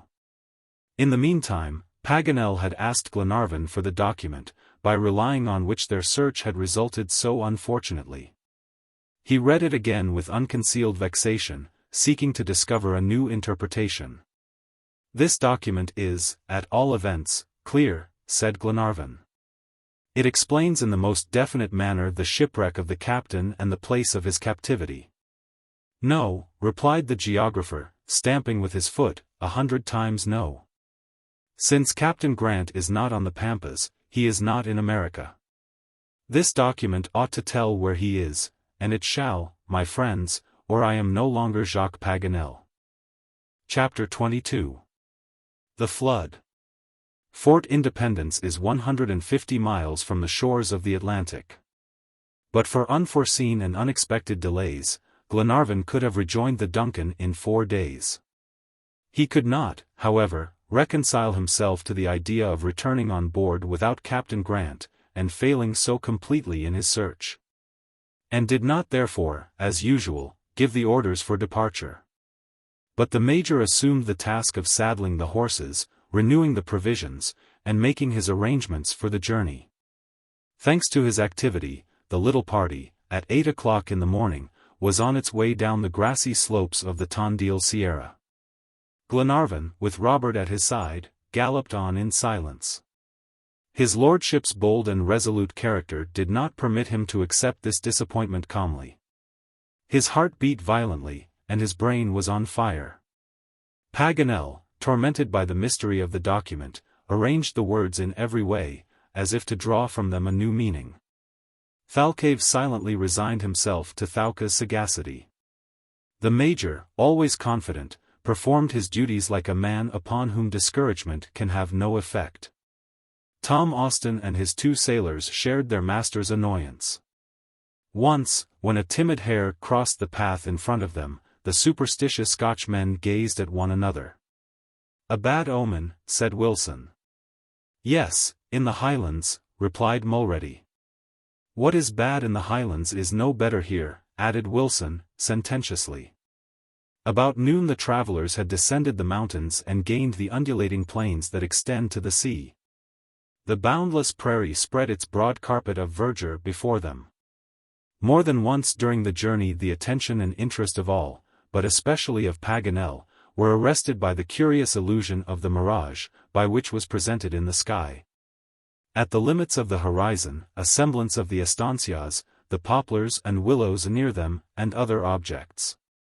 The images being so much like the reality that it required a strong effort to realize their deceptive character. The weather hitherto had been fine, but now the sky assumed a less pleasing aspect. Masses of vapor, generated by the high temperature of the preceding days, condensed into thick clouds and threatened to dissolve in showers of rain. Moreover, the proximity of the Atlantic, and the west wind, which here reigned supreme, rendered the climate of this region peculiarly moist. However, for that day at least the heavy clouds did not break, and at evening the horses, after traveling 40 miles, halted on the edge of a deep Canada, an immense natural ditch filled with water. A shelter was wanting, but the ponchos served for tents as well as clothing, and peaceful slumbers enwrapped all. The next day, as they progressed farther, the presence of subterranean streams betrayed itself more noticeably, and moisture was seen in every depression of the ground. Soon they came to large ponds, some already deep and others just forming. So long as there were only lagoons, the horses could easily extricate themselves. But with these treacherous swamps it was more difficult. Tall grass obstructed them, and it was necessary to incur the danger before it could be understood. These quagmires had been already fatal to more than one human being. Robert, who had ridden half a mile in advance, returned at a gallop, crying, "Monsieur Paganel! Monsieur Paganel! A forest of horns!" "What," replied the geographer, "have you found a forest of horns?" "Yes, yes, or at least a field." "A field." "You are dreaming, my boy," said Paganel, shrugging his shoulders. "I am not dreaming," retorted Robert, "you shall see for yourself. This is a strange country. People sow horns, and they spring up like corn. I should like very well to have some of the seed. But he speaks seriously, said the Major. Yes, Major, you shall see. Robert was not mistaken, and soon they found themselves before a vast field of horns, regularly planted. Well? Said Robert. This is something singular, replied Paganel, turning towards the Indian with a questioning look. The horns come from the ground, explained Thalcave, and the cattle are under it. What? Cried Paganel, is there a whole drove in this mire? Yes, answered the Patagonian. In fact, a vast herd had perished in this bog, which had given way beneath them. Hundreds of cattle had thus met their death, side, by suffocation in this vast quagmire. This circumstance, which sometimes takes place on the plains, could not be ignored by the Indian, and it was a warning which it was proper to heed. They passed around this immense hecatomb, which would have satisfied the most exacting gods of antiquity, and an hour after the field of horns was far behind. Thalcave now began to observe with an anxious air the state of things around him. He frequently stopped, and rose in his stirrups. His tall form enabled him to survey a wide range. But, perceiving nothing that could enlighten him, he resumed his undeviating course. A mile farther, he stopped again, and, turning from the beaten track, proceeded a short distance, first to the north, then to the south, and then resumed his place at the head of the party. Without saying either what he hoped or what he feared. These maneuvers, many times repeated, puzzled Paganel and annoyed Glenarvan. The geographer was accordingly requested to interrogate the Indian, which he did at once. Thalcave replied that he was astonished to see the plain so soaked with moisture. Never within his recollection, since he had performed the office of guide, had his feet trodden a soil so saturated. Even in the season of the great rains the Argentine plain was always easily passed. But to what do you attribute this increasing moisture? Asked Paganel. I know not, replied the Indian. And what if I did? Do the mountain streams, when swollen with the rains, ever overflow their banks? Sometimes. And now, perhaps? Perhaps, said Thalcave. Paganel was forced to be contented with this answer, and communicated to Glenarvan the result of the conversation. And what does Thalcave advise? Inquired Glenarvan. What is to be done? Asked Paganel of the Patagonian. Advance quickly, replied the Indian. This advice was easier to give than to follow. The horses were quickly fatigued with treading a soil that sank beneath them deeper and deeper as they progressed. So that this part of the plain might have been compared to an immense basin in which the invading waters would rapidly accumulate. It was advisable, therefore, to cross without delay these sloping terraces that an inundation would have instantly transformed into a lake. They hastened their pace, though there was no great depth to the water which spread out in a sheet beneath the horses' feet. About 2 o'clock the floodgates of the heavens opened, and tropical torrents of rain descended. Never was a finer opportunity presented for showing oneself a philosopher. There was no chance of escaping this deluge, and it was better for the travelers to receive it stoically. Their ponchos were soon dripping, and their hats wet them still more, like roofs whose gutters have overflowed. The fringes of the saddle cloths seemed so many liquid streams. And the horsemen, bespattered by their animals, whose hoofs splashed in the water at every step, rode in a double shower, which came from the ground as well as the sky. It was in this wretchedly cold and exhausted state that they arrived, towards evening, at a very miserable rancho. Only people who were not fastidious could have given it the name of a shelter, only travelers in distress would consent to occupy it. But Glenarvan and his companions had no choice. They therefore cowered down in the abandoned hut which would not have satisfied even a poor Indian of the plains. A sorry fire of grass, which gave out more smoke than heat, was kindled with difficulty. The torrents of rain made havoc without, and large drops oozed through the moldy thatch. The fire was extinguished 20 times, and 20 times did Wilson and Mulrady struggle against the invading water. The supper was very meager and comfortless, and everyone's appetite failed. The Major alone did justice to the water-soaked repast, and did not lose a mouthful. He was superior to misfortune. As for Paganel, like a Frenchman, he tried to joke, but now he failed. "My jokes are wet," said he, "they misfire." However, as it was more agreeable, if possible, under the circumstances, to sleep, each one sought in slumber a temporary forgetfulness of his fatigues. The night was stormy. The sides of the rancho cracked as if they would break, while the frail structure bent beneath the gusts of wind and threatened to give way at every shock. The unfortunate horses neighed in terror without, exposed to the inclemency of the tempest, and their masters did not suffer less in their miserable shelter. However, sleep drowned all their troubles at last. Robert first closed his eyes, reclining his head on Lord Glenarvan's shoulder. And soon all the inmates of the rancho slept under the protection of God. They woke the next morning at the call of Thalcave, who, always ready, neighed without, and struck the wall of the hut vigorously with his hoof, as though to give the signal for departure. They owed him too much not to obey him, and they accordingly resumed their journey. The rain had ceased, but the hard earth held what had fallen. On the impenetrable clay, pools, marshes, and ponds overflowed and formed immense bonados of treacherous depth. Paganel, on consulting his map, judged rightly that the Grande and Nivarota rivers, into which the waters of the plain usually flow, must have mingled together in one broad stream. An extremely rapid advance, therefore, became necessary. The common safety was at stake.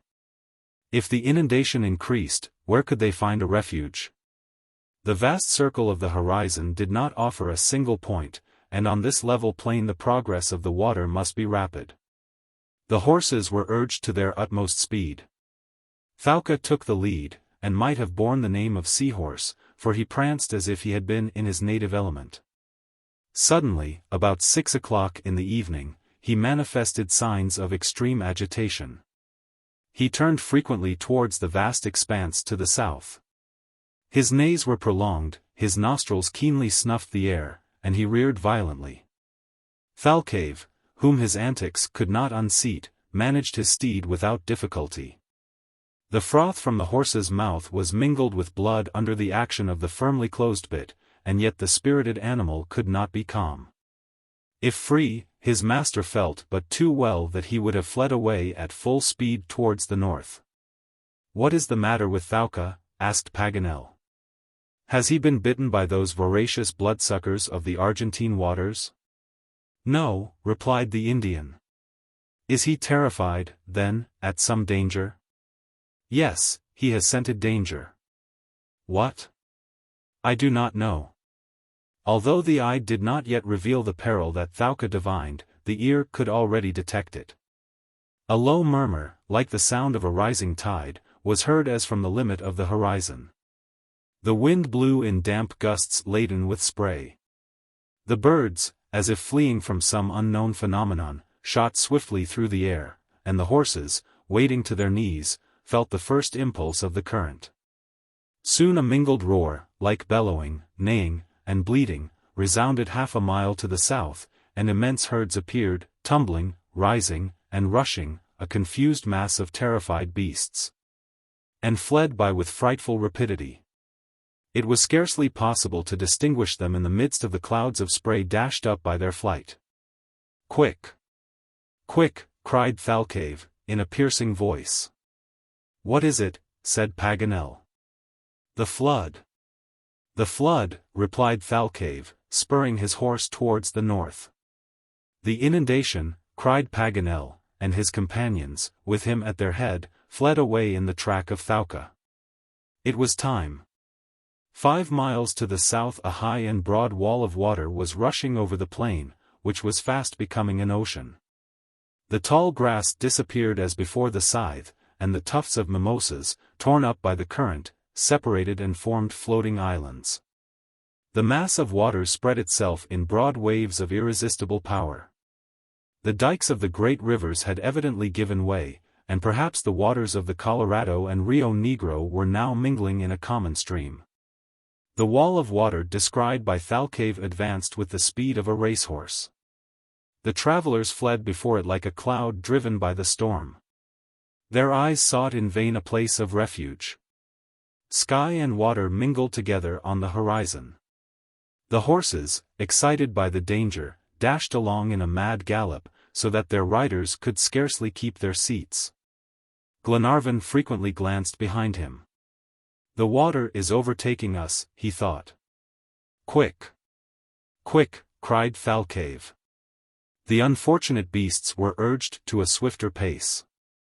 From their flanks, lacerated with the spur, flowed bright red streams, which marked their course on the water by long, crimson lines. They stumbled in the hollows of the ground. They were entangled in the hidden grass, they fell and rose again continually. The depth of the water sensibly increased. Long surges announced the onrush of the mass of water that tossed its foaming crests less than 2 miles distant. For a quarter of an hour this final struggle against the most terrible of elements was prolonged. The fugitives could keep no account of the distance they had traversed. But, judging by the rapidity of their flight, it must have been considerable. Meantime the horses, immersed to their breasts, could no longer advance without extreme difficulty. Glenarvan, Paganel, Austin, all believed themselves lost, victims of the horrible death of unfortunates abandoned at sea. Their animals began to lose their footing. 6 feet of water was sufficient to drown them. We must forbear to picture the acute anguish of these 8 men overtaken by a rising inundation. They felt their powerlessness to struggle against these convulsions of nature, superior to human strength. Their safety was no longer in their own hands. 5 minutes after, the horses were swimming, while the current alone carried them along with irresistible force and furious swiftness. All safety seemed impossible, when the voice of the Major was heard. "A tree," said he. "A tree," cried Glenarvan. "Yes, yonder," replied Thalcave, and he pointed northward to a kind of gigantic walnut tree, which rose solitary from the midst of the waters. His companions had no need to be urged. This tree that was opportunely presented to them they must reach at all hazards. The horses probably could not accomplish the distance. But the men, at least, could be saved, the current would carry them. At that moment Tom Austin's horse gave a stifled neigh and disappeared. His rider, extricating himself from the stirrups, began to swim vigorously. "Cling to my saddle," cried Glenarvan to him. "Thanks, my lord," replied he, "my arms are strong." "Your horse, Robert?" continued Glenarvan, turning towards the boy. "All right, my lord, all right. He swims like a fish." "Attention," cried the Major, in a loud voice. This word was scarcely pronounced, when the enormous wall of water reached them. A huge wave, 40 feet high, overwhelmed the fugitives with a terrible roar. Men and beasts, everything, disappeared in a whirlpool of foam. A ponderous liquid mass engulfed them in its furious tide. When the deluge had passed, the men regained the surface, and rapidly counted their numbers, but the horses, except Thalcave, had disappeared forever. "Courage! Courage!" cried Glenarvan, who supported Paganel with one arm and swam with the other. "All right. All right," replied the worthy geographer, "indeed I am not sorry." What was he not sorry for? No one ever knew, for the poor man was forced to swallow the end of his sentence in half a pint of muddy water. The Major calmly advanced, taking a regular stroke of which the most skillful swimmer would not have been ashamed. The sailors worked their way along like porpoises in their native element. As for Robert, he clung to Thalcave's mane, and was thus drawn along. The horse proudly cut the waters, and kept himself instinctively on a line with the tree, towards which the current bore him, and which was now not far distant. In a few moments the entire party reached it. It was fortunate, for, if this refuge had failed, all chance of safety would have vanished, and they must have perished in the waves. The water was up to the top of the trunk where the main branches grew, so that it was easy to grasp them. Thalcave, leaving his horse, and lifting Robert, seized the first limb, and soon his powerful arms had lodged the exhausted swimmers in a place of safety. But Thalcave, carried away by the current, was rapidly disappearing. He turned his intelligent head towards his master, and, shaking his long mane, neighed for him beseechingly. "Do you abandon him?" said Paganel. "Aye," cried the Indian, and, plunging into the tempestuous waters, he reappeared some distance from the tree. A few moments after, his arm rested upon the neck of Thalcave, and horse and horseman swam away together towards the misty horizon of the north. Chapter 23. A Singular Abode. The tree upon which Glenarvan and his companions had just found refuge resembled a walnut tree. It had the same shining foliage and rounded form. It was the ombu, which is met with only on the Argentine plains. It had an enormous, twisted trunk, and was confined to the earth not only by its great roots, but also by strong shoots which held it most tenaciously. It had thus resisted the force of the inundation. This ombu measured 100 feet in height, and might have covered with its shade a circumference of 360 feet. All the upper part rested on 3 great branches, which forked from the top of the trunk, that was 6 feet in diameter. 2 of these branches were nearly perpendicular, and supported the immense canopy of foliage, whose crossed, twisted, and interlaced limbs, as if woven by the hand of a basket-maker, formed an impenetrable shelter. The 3rd branch, on the contrary, extended almost horizontally over the roaring waters. Its leaves were bathed in them, while it seemed a promontory to this island of verdure surrounded by an ocean. There was abundant space, also, in the interior of this gigantic tree. The foliage, which was not very dense at its outer circumference, left large openings like skylights, and made it well ventilated and cool. At sight of these branches rising in innumerable ramifications towards the clouds, while the parasitic convolvuli bound them to each other, and the rays of the sun shone through the interstices of the leaves, you would really have thought that the trunk of this ombu bore upon itself alone an entire forest. On the arrival of the fugitives, a feathered population flew away to the top branches, protesting by their cries against so flagrant a usurpation of their dwelling. These birds, that had themselves sought refuge upon this solitary ombu, were seen by hundreds, blackbirds, starlings, and many other richly feathered varieties. And when they flew away it seemed as if a gust of wind had stripped the tree of its leaves. Such was the asylum offered to Glenarvan's little party. Robert and the nimble Wilson were scarcely perched in the tree, before they hastened to climb to the topmost branches. Their heads protruded above the dome of verdure. From this lofty position the view embraced a wide range. The ocean created by the inundation surrounded them on all sides, and their eyes could discern no limit. No other tree emerged from the watery surface. The ombu, alone in the midst of the unconfined waters, groaned at every shock.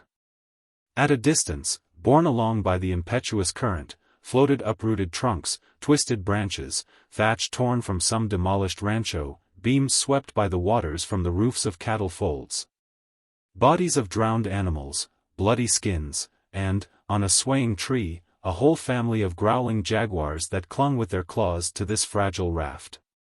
Still farther off, a black speck almost invisible attracted Wilson's attention.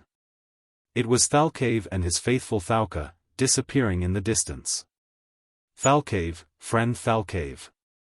cried Robert, stretching out his hands towards the courageous Patagonian.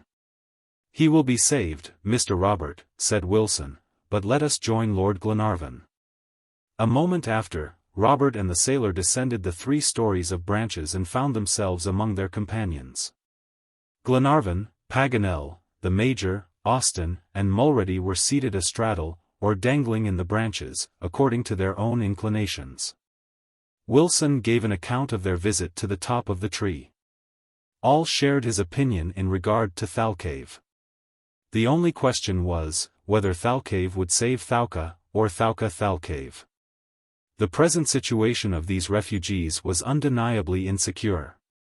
The tree would not probably give way to the force of the current, but the rising waters might reach the top branches, for the depression of the soil made this part of the plain a deep reservoir. Glenarvan's first care, therefore, was to establish, by means of notches, points of comparison which enabled him to note the different heights of the water. The flood was now stationary, and it appeared to have reached its greatest elevation. This was encouraging. "And now what shall we do?" asked Glenarvan. "Build our nest, of course," replied Paganel. "Build our nest," cried Robert. "Certainly, my boy, and live the life of birds, since we cannot live the life of fishes." "Very well," said Glenarvan, "but who will give us our beakful?" "I," replied the Major. All eyes were turned towards MacNab, who was comfortably seated in a natural armchair formed of two pliant branches, and with one hand was holding out the wet though well-filled saddlebags. "Ah, MacNab," cried Glenarvan, "this is just like you. You think of everything, even under circumstances where it is allowable to forget. As soon as it was decided not to be drowned, I concluded not to die of hunger."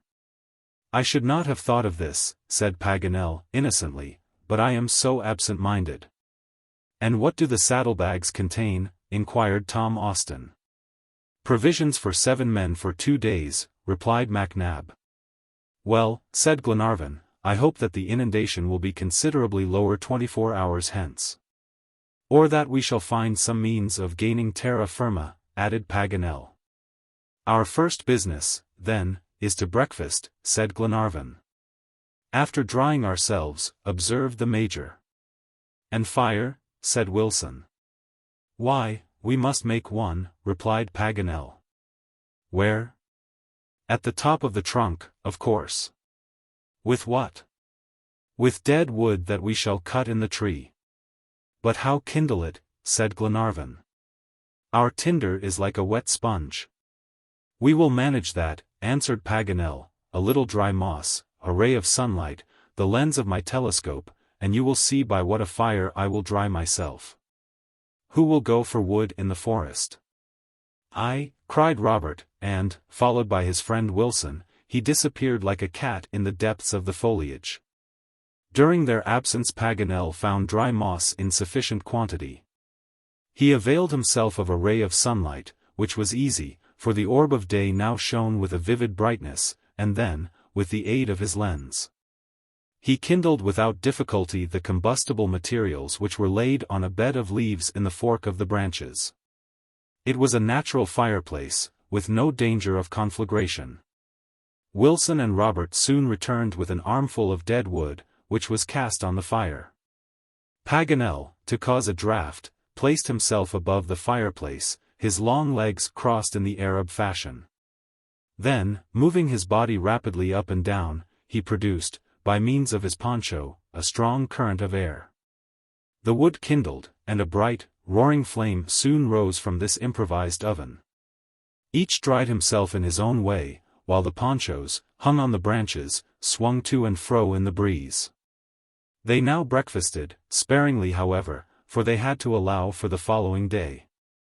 The immense basin might not perhaps be empty so soon as Glenarvan hoped, and, moreover, the provisions were limited. The tree bore no fruit. But fortunately it afforded a remarkable supply of fresh eggs, thanks to the numerous nests that loaded the branches, not to speak of their feathered occupants. These resources were by no means to be despised. The question now was, therefore, in case of a prolonged stay, how to secure comfortable quarters. "Since the kitchen and dining room are on the ground floor," said Paganel, "we will sleep in the first story. The house is large, the rent reasonable, and we must take our ease. I perceive that above there are natural cradles, in which, when we have once laid ourselves, we shall sleep as well as in the best beds in the world. We have nothing to fear. Moreover, we will keep watch, and there are enough of us to repulse all the wild animals." "Only we have no arms," said Tom Austin. "I have my revolvers," said Glenarvan. "And I mine," replied Robert. "What use," continued Tom Austin, "if Mr. Paganel does not find the means of manufacturing powder?"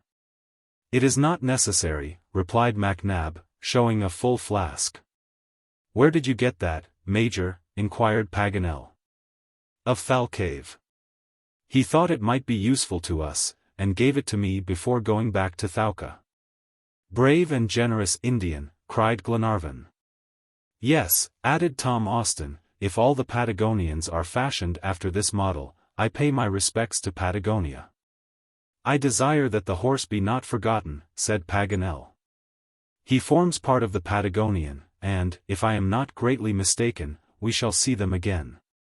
"How far are we from the Atlantic?" inquired the Major. "Not more than 40 miles, answered Paganel.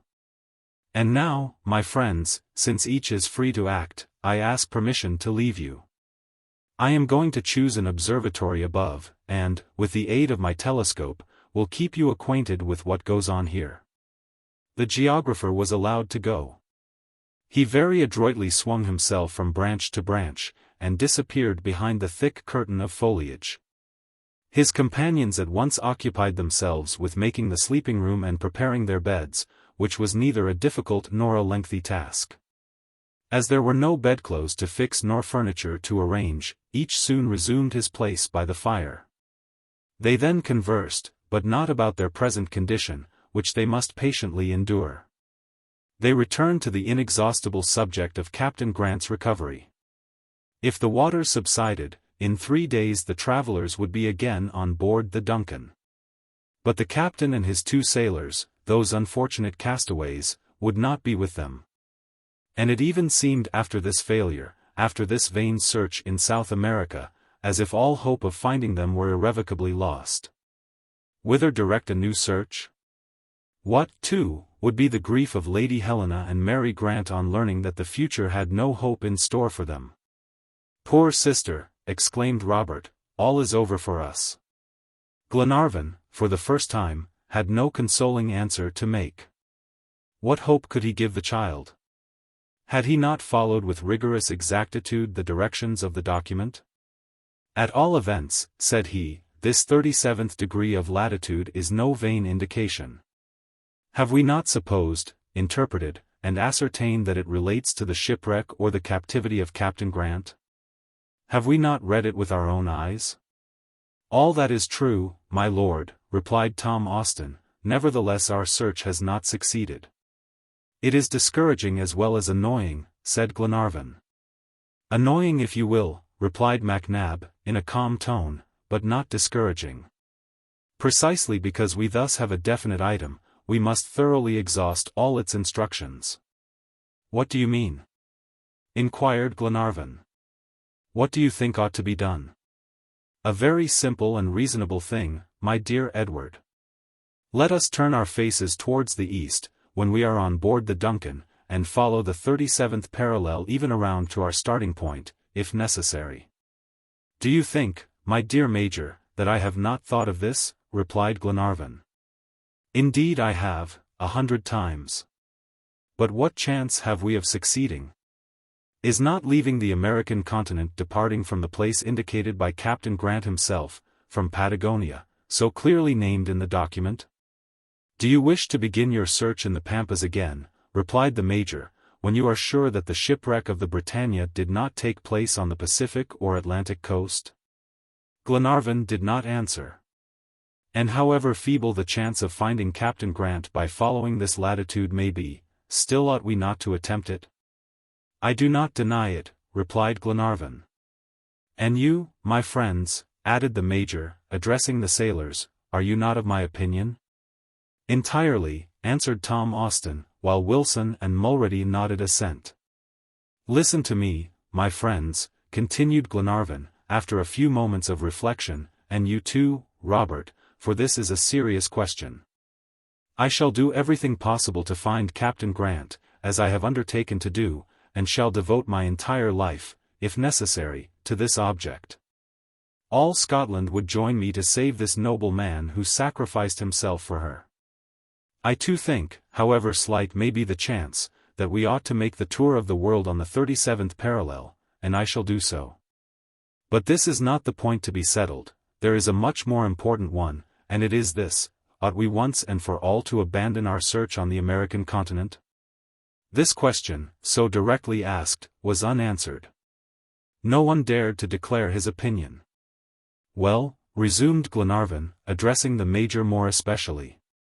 "My dear Edward," replied MacNab, it would involve too great a responsibility to answer you now. The case requires consideration. But first of all I desire to know what countries the 37th parallel crosses. That is Paganel's business, replied Glenarvan. Let us ask him, then, said the Major. The geographer was no longer to be seen, as he was hidden by the thick foliage. It was necessary to call him. Paganel. Paganel, cried Glenarvan. Present. Answered a voice which seemed to come to them from the sky. Where are you? In my tower. What are you doing? Surveying the wide horizon. Can you come down a moment? Do you need me? Yes. What for? To know what countries the 37th parallel crosses. Nothing easier, replied Paganel, I need not even disturb myself to tell you. Very well, then. Leaving America, the 37th parallel crosses the Atlantic. Good. It strikes Tristan da Cunha Island. Well? It passes 2 degrees to the south of the Cape of Good Hope. And then? It runs across the Indian Ocean. And then? It grazes St. Paul's Island of the Amsterdam Group. Go on. It cuts Australia across the province of Victoria. Proceed. Leaving Australia. This last sentence was not finished. Did the geographer hesitate? Did he know no more? No, but a startling cry was heard in the top of the tree. Glenarvan and his friends grew pale as they gazed at each other. Had a new calamity happened? Had the unfortunate Paganel fallen? Already Wilson and Mulrady were hastening to his assistance, when a long body appeared. Paganel dangled from branch to branch. His hands could grasp nothing. Was he alive, or dead? They did not know, but he was about to fall into the roaring waters, when the Major, with a strong hand, arrested his progress. Very much obliged, MacNab, cried Paganel. Why, what is the matter with you, said the Major. What has got into you? Is this another of your eternal distractions? Yes, yes, replied Paganel, in a voice choked with emotion and leaves. Yes, a distraction, phenomenal this time. What is it? We have been mistaken. We are still mistaken. Explain yourself. Glenarvan, Major, Robert, my friends, cried Paganel, all you who hear me, we are seeking Captain Grant where he is not. What do you say? Cried Glenarvan. Not only where he is not, added Paganel, but even where he has never been. Chapter 24. Paganel's disclosure. A profound astonishment greeted these unexpected words. What did the geographer mean? Had he lost his senses? He spoke, however, with such conviction that all eyes were turned towards Glenarvan. This declaration of Paganel was a direct answer to the question the former had asked. But Glenarvan confined himself to a negative gesture, indicating disbelief in the geographer, who, as soon as he was master of his emotion, resumed. Yes, said he, in a tone of conviction, yes, we have gone astray in our search, and have read in the document what is not written there. Explain yourself, Paganel, said the Major. And more calmly. That is very simple, Major.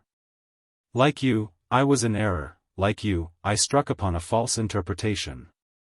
When, but a moment ago, at the top of this tree, in answer to the question, at the word Australia, an idea flashed through my mind, and all was clear. What? Cried Glenarvan, do you pretend that Captain Grant? I pretend, replied Paganel, that the word Austral in the document is not complete, as we have hitherto supposed. But the root of the word Australia. This is something singular, said the Major. Singular, replied Glenarvan, shrugging his shoulders, it is simply impossible. Impossible, continued Paganel, is a word that we do not allow in France. What? Added Glenarvan, in a tone of the greatest incredulity, do you pretend, with that document in your possession, that the shipwreck of the Britannia took place on the shores of Australia? "I am sure of it," replied Paganel. "By my faith, Paganel," said Glenarvan, "this is a pretension that astonishes me greatly, coming from the secretary of a geographical society." "Why?" inquired Paganel, touched in his sensitive point. "Because, if you admit the word Australia, you admit at the same time that there are Indians in that country, a fact which has not yet been proved." Paganel was by no means surprised at this argument. He seemingly expected it, and began to smile. "My dear Glenarvan," said he, "do not be too hasty in your triumph. I am going to defeat you completely, as no Englishman has ever been defeated. I ask nothing better. Defeat me, Paganel. Listen, then. You say that the Indians mentioned in the document belong exclusively to Patagonia. The incomplete word Indi does not mean Indians, but natives, indigenes. Now do you admit that there are natives in Australia?" It must be confessed that Glenarvan now gazed fixedly at Paganel. "Bravo, Paganel," said the Major. "Do you admit my interpretation, my dear lord?" "Yes," replied Glenarvan, "if you can prove to me that the imperfect word Goni does not relate to the country of the Patagonians." "No," cried Paganel, "it certainly does not mean Patagonia. Read anything you will but that." "But what?" "Cosmogony. Theogony. Agony." "Agony," cried the Major. "That is indifferent to me," replied Paganel, "the word has no importance. I shall not even search for what it may signify.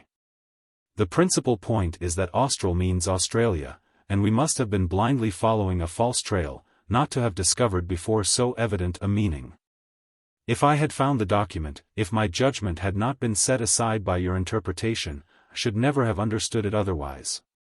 This time cheers, congratulations, and compliments greeted Paganel's words. Austin, the sailors, the Major, and Robert especially, were delighted to revive their hopes, and applauded the worthy geographer. Glenarvan, who had gradually been undeceived, was, as he said, almost ready to surrender. "One last remark, my dear Paganel, and I have only to bow before your sagacity." "Speak. How do you arrange these newly interpreted words, and in what way do you read the document?" "Nothing is easier. Here is the document," said Paganel, producing the precious paper that he had studied so conscientiously for several days.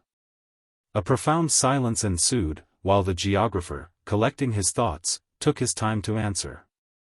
His finger followed the incomplete lines on the document, while, in a confident tone, he expressed himself in the following terms. June 7, 1862, the brig Britannia, of Glasgow. Foundered after, let us put, if you wish, 2 days, 3 days, or, a long struggle, it matters little, it is quite unimportant, on the coast of Australia. Directing their course to shore, 2 sailors and Captain Grant endeavored to land, or did land on the continent, where they will be, or are prisoners of cruel natives. They cast this document, and so forth. Is it clear? It is clear, replied Glenarvan, if the word continent can be applied to Australia, which is only an island.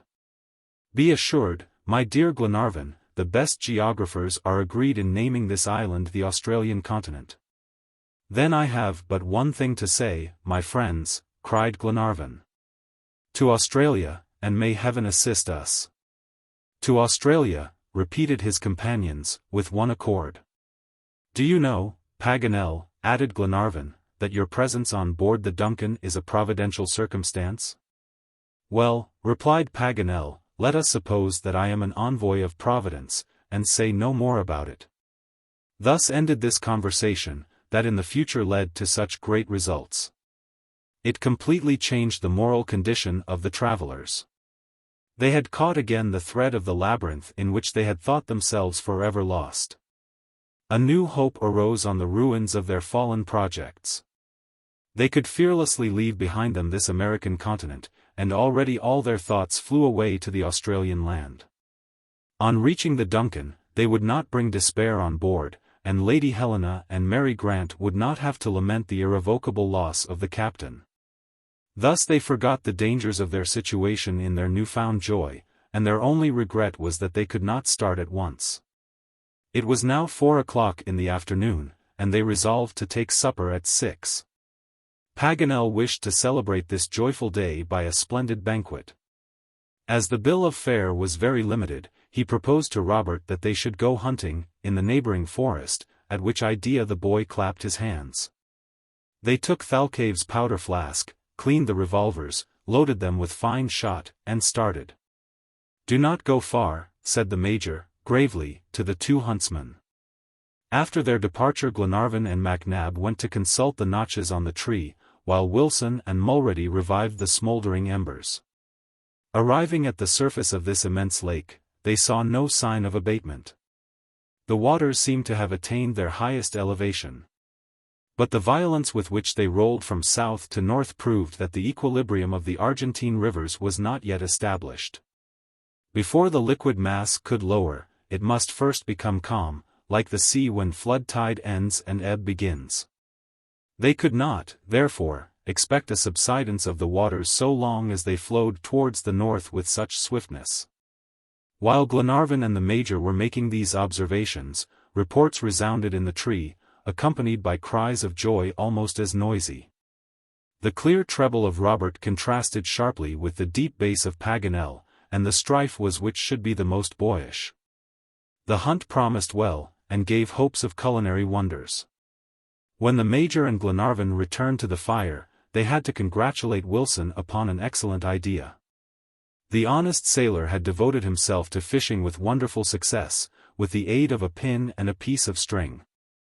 Several dozen of little fish, delicate as smelts, called mojarras, wriggled in a fold of his poncho, and seemed likely to make an exquisite dish. At this moment the hunters descended from the top of the tree. Paganel carefully carried some black swallows' eggs and a string of sparrows, which he meant afterwards to serve up as larks. Robert had adroitly brought down several pairs of jilgueros, little green and yellow birds, which are excellent eating, and very much in demand in the Montevideo market. The geographer, who knew many ways of preparing eggs, had to confine himself this time to cooking them in the hot ashes. However, the repast was as varied as it was delicate. The dried meat, the hard eggs, the broiled mojarras, and the roast sparrows and jilgueros, formed a repast which was long remembered. The conversation was very animated. Paganel was greatly complimented in his twofold capacity of hunter and cook, and accepted these encomiums with the modesty that belongs to true merit. Then he gave himself up to singular observations on the magnificent tree that sheltered them with its foliage, and whose extent, as he declared, was immense. "Robert and I," said he jokingly, "imagined ourselves in the open forest during the hunt. One moment I thought we should be lost. I could not find my way. The sun was declining towards the horizon. I sought in vain to retrace my steps. Hunger made itself felt acutely. Already the gloomy coppices were resounding with the growls of ferocious beasts, but no, there are no ferocious beasts, and I am sorry." "What?" cried Glenarvan, "you are sorry there are no ferocious beasts?" "Certainly. But, when you have everything to fear from their ferocity." "Ferocity does not exist, scientifically speaking," replied the geographer. "Ha! This time, Paganel," said the Major, "you will not make me admit the utility of ferocious beasts. What are they good for?" "Major," cried Paganel, "they are good to form classifications, orders, families, genera, subgenera, species." "Very fine," said MacNab. "I should not have thought of that. If I had been one of Noah's companions at the time of the deluge, should certainly have prevented that imprudent patriarch from putting into the ark pairs of tigers, lions, bears, panthers, and other animals as destructive as they were useless." "Should you have done so?" inquired Paganel. "I should." "Well, you would have been wrong in a zoological point of view. But not in a human one." "This is shocking," continued Paganel. "For my part, I should have preserved all the animals before the deluge of which we are so unfortunately deprived. I tell you, replied MacNab, that Noah was right in abandoning them to their fate, admitting that they lived in his time. I tell you that Noah was wrong, retorted Paganel, and deserves the malediction of scholars to the end of time. The listeners to this argument could not help laughing at seeing the two friends dispute about what Noah ought to have done or left undone. The Major, who had never argued with anyone in his life, contrary to all his principles, was every day at war with Paganel, who must have particularly excited him. Glenarvan, according to his custom, interrupted the debate, and said, "However much it is to be regretted, in a scientific or human point of view, that we are deprived of ferocious animals, we must be resigned today to their absence." Paganel could not hope to encounter any in this aerial forest. "No," replied the geographer, "although we beat the bush. It is a pity, for it would have been a glorious hunt. A ferocious man-eater like the jaguar. With one blow of his paw he can twist the neck of a horse. When he has tasted human flesh, however, he returns to it ravenously. What he likes best is the Indian, then the Negro, then the mulatto, and then the white man." "However that may be, my good Paganel," said Glenarvan, "so long as there are no Indians, mulattoes, or Negroes among us, I rejoice in the absence of your dear jaguars. Our situation is not, of course, so agreeable." "What," cried Paganel, "you complain of your lot?" "Certainly," replied Glenarvan. "Are you at your ease in these uncomfortable and uncushioned branches?" "I have never been more so, even in my own study. We lead the life of birds, we sing and flutter about. I almost think that men were destined to live in the trees." "They only want wings," said the Major. "They will make them some day." "In the meantime," replied Glenarvan, "permit me, my dear friend, to prefer the sand of a park, the floor of a house, or the deck of a vessel to this aerial abode." "Glenarvan," said Paganel, "we must take things as they come. If favorable, so much the better; if unfavorable, we must not mind it. I see you long for the comforts of Malcolm Castle." "No, but—" "I am certain that Robert is perfectly happy," interrupted Paganel, "to secure one advocate, at least, of his theories." "Yes, Monsieur Paganel," cried the boy, in a joyful tone. "It is natural at his age," replied Glenarvan. "And at mine," added the geographer. "The less ease we have, the fewer wants, the happier we are." "Well," said the Major, "here is Paganel going to make an attack upon riches and gilded splendor." "No, my dear Major," continued Paganel. "But, if you wish, I will tell you, in this connection, a little Arab story that occurs to me." "Yes, yes, Monsieur Paganel," cried Robert. "And what will your story prove?" asked the Major. "What all stories prove, my brave companion."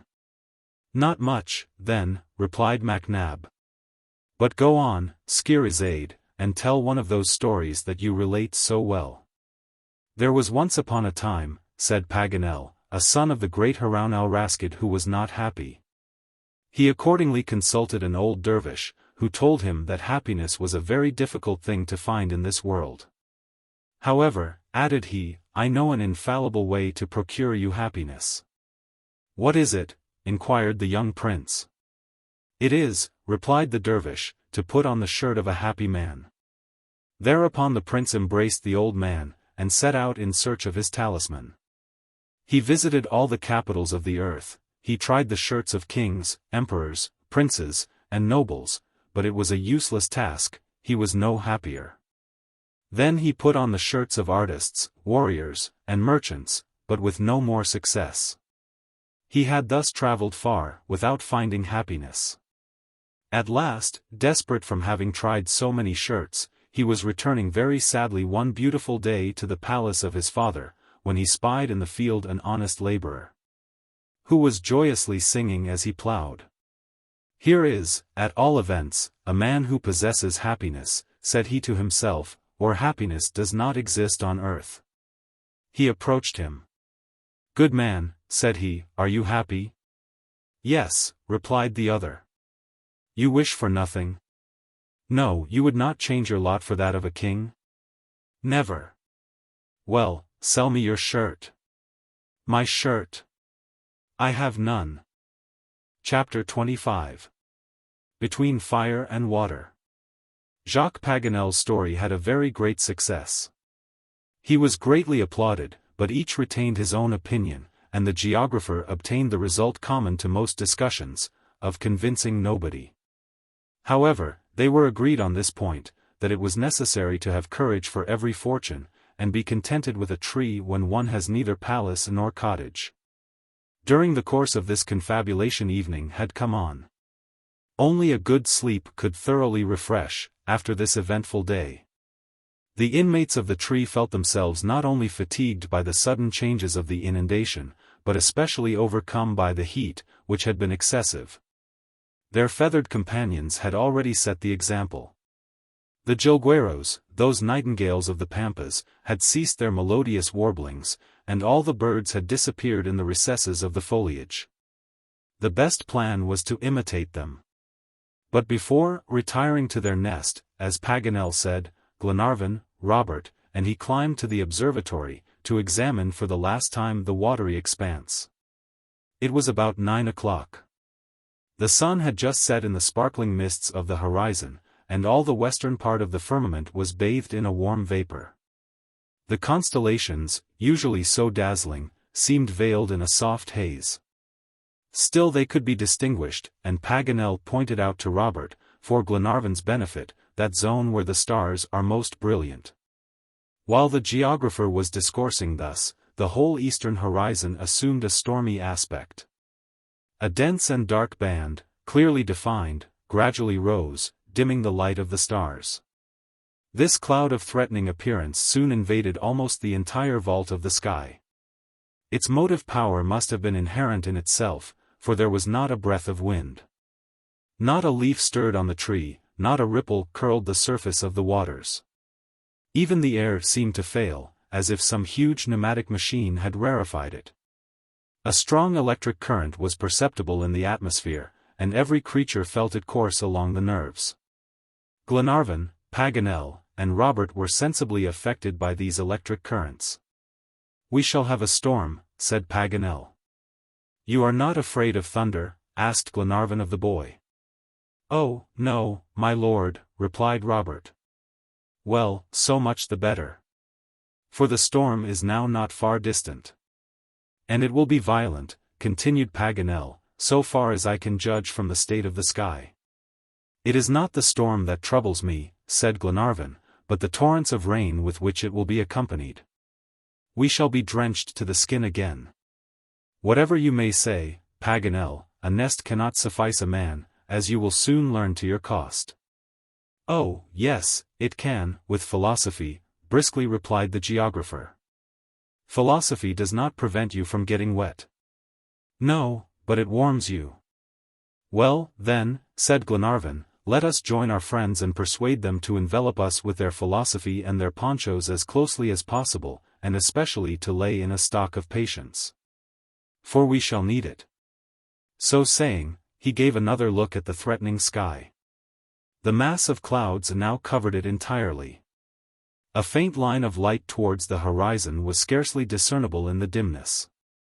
The somber appearance of the water had increased, and between the dark mass below and the clouds above there was scarcely a separation.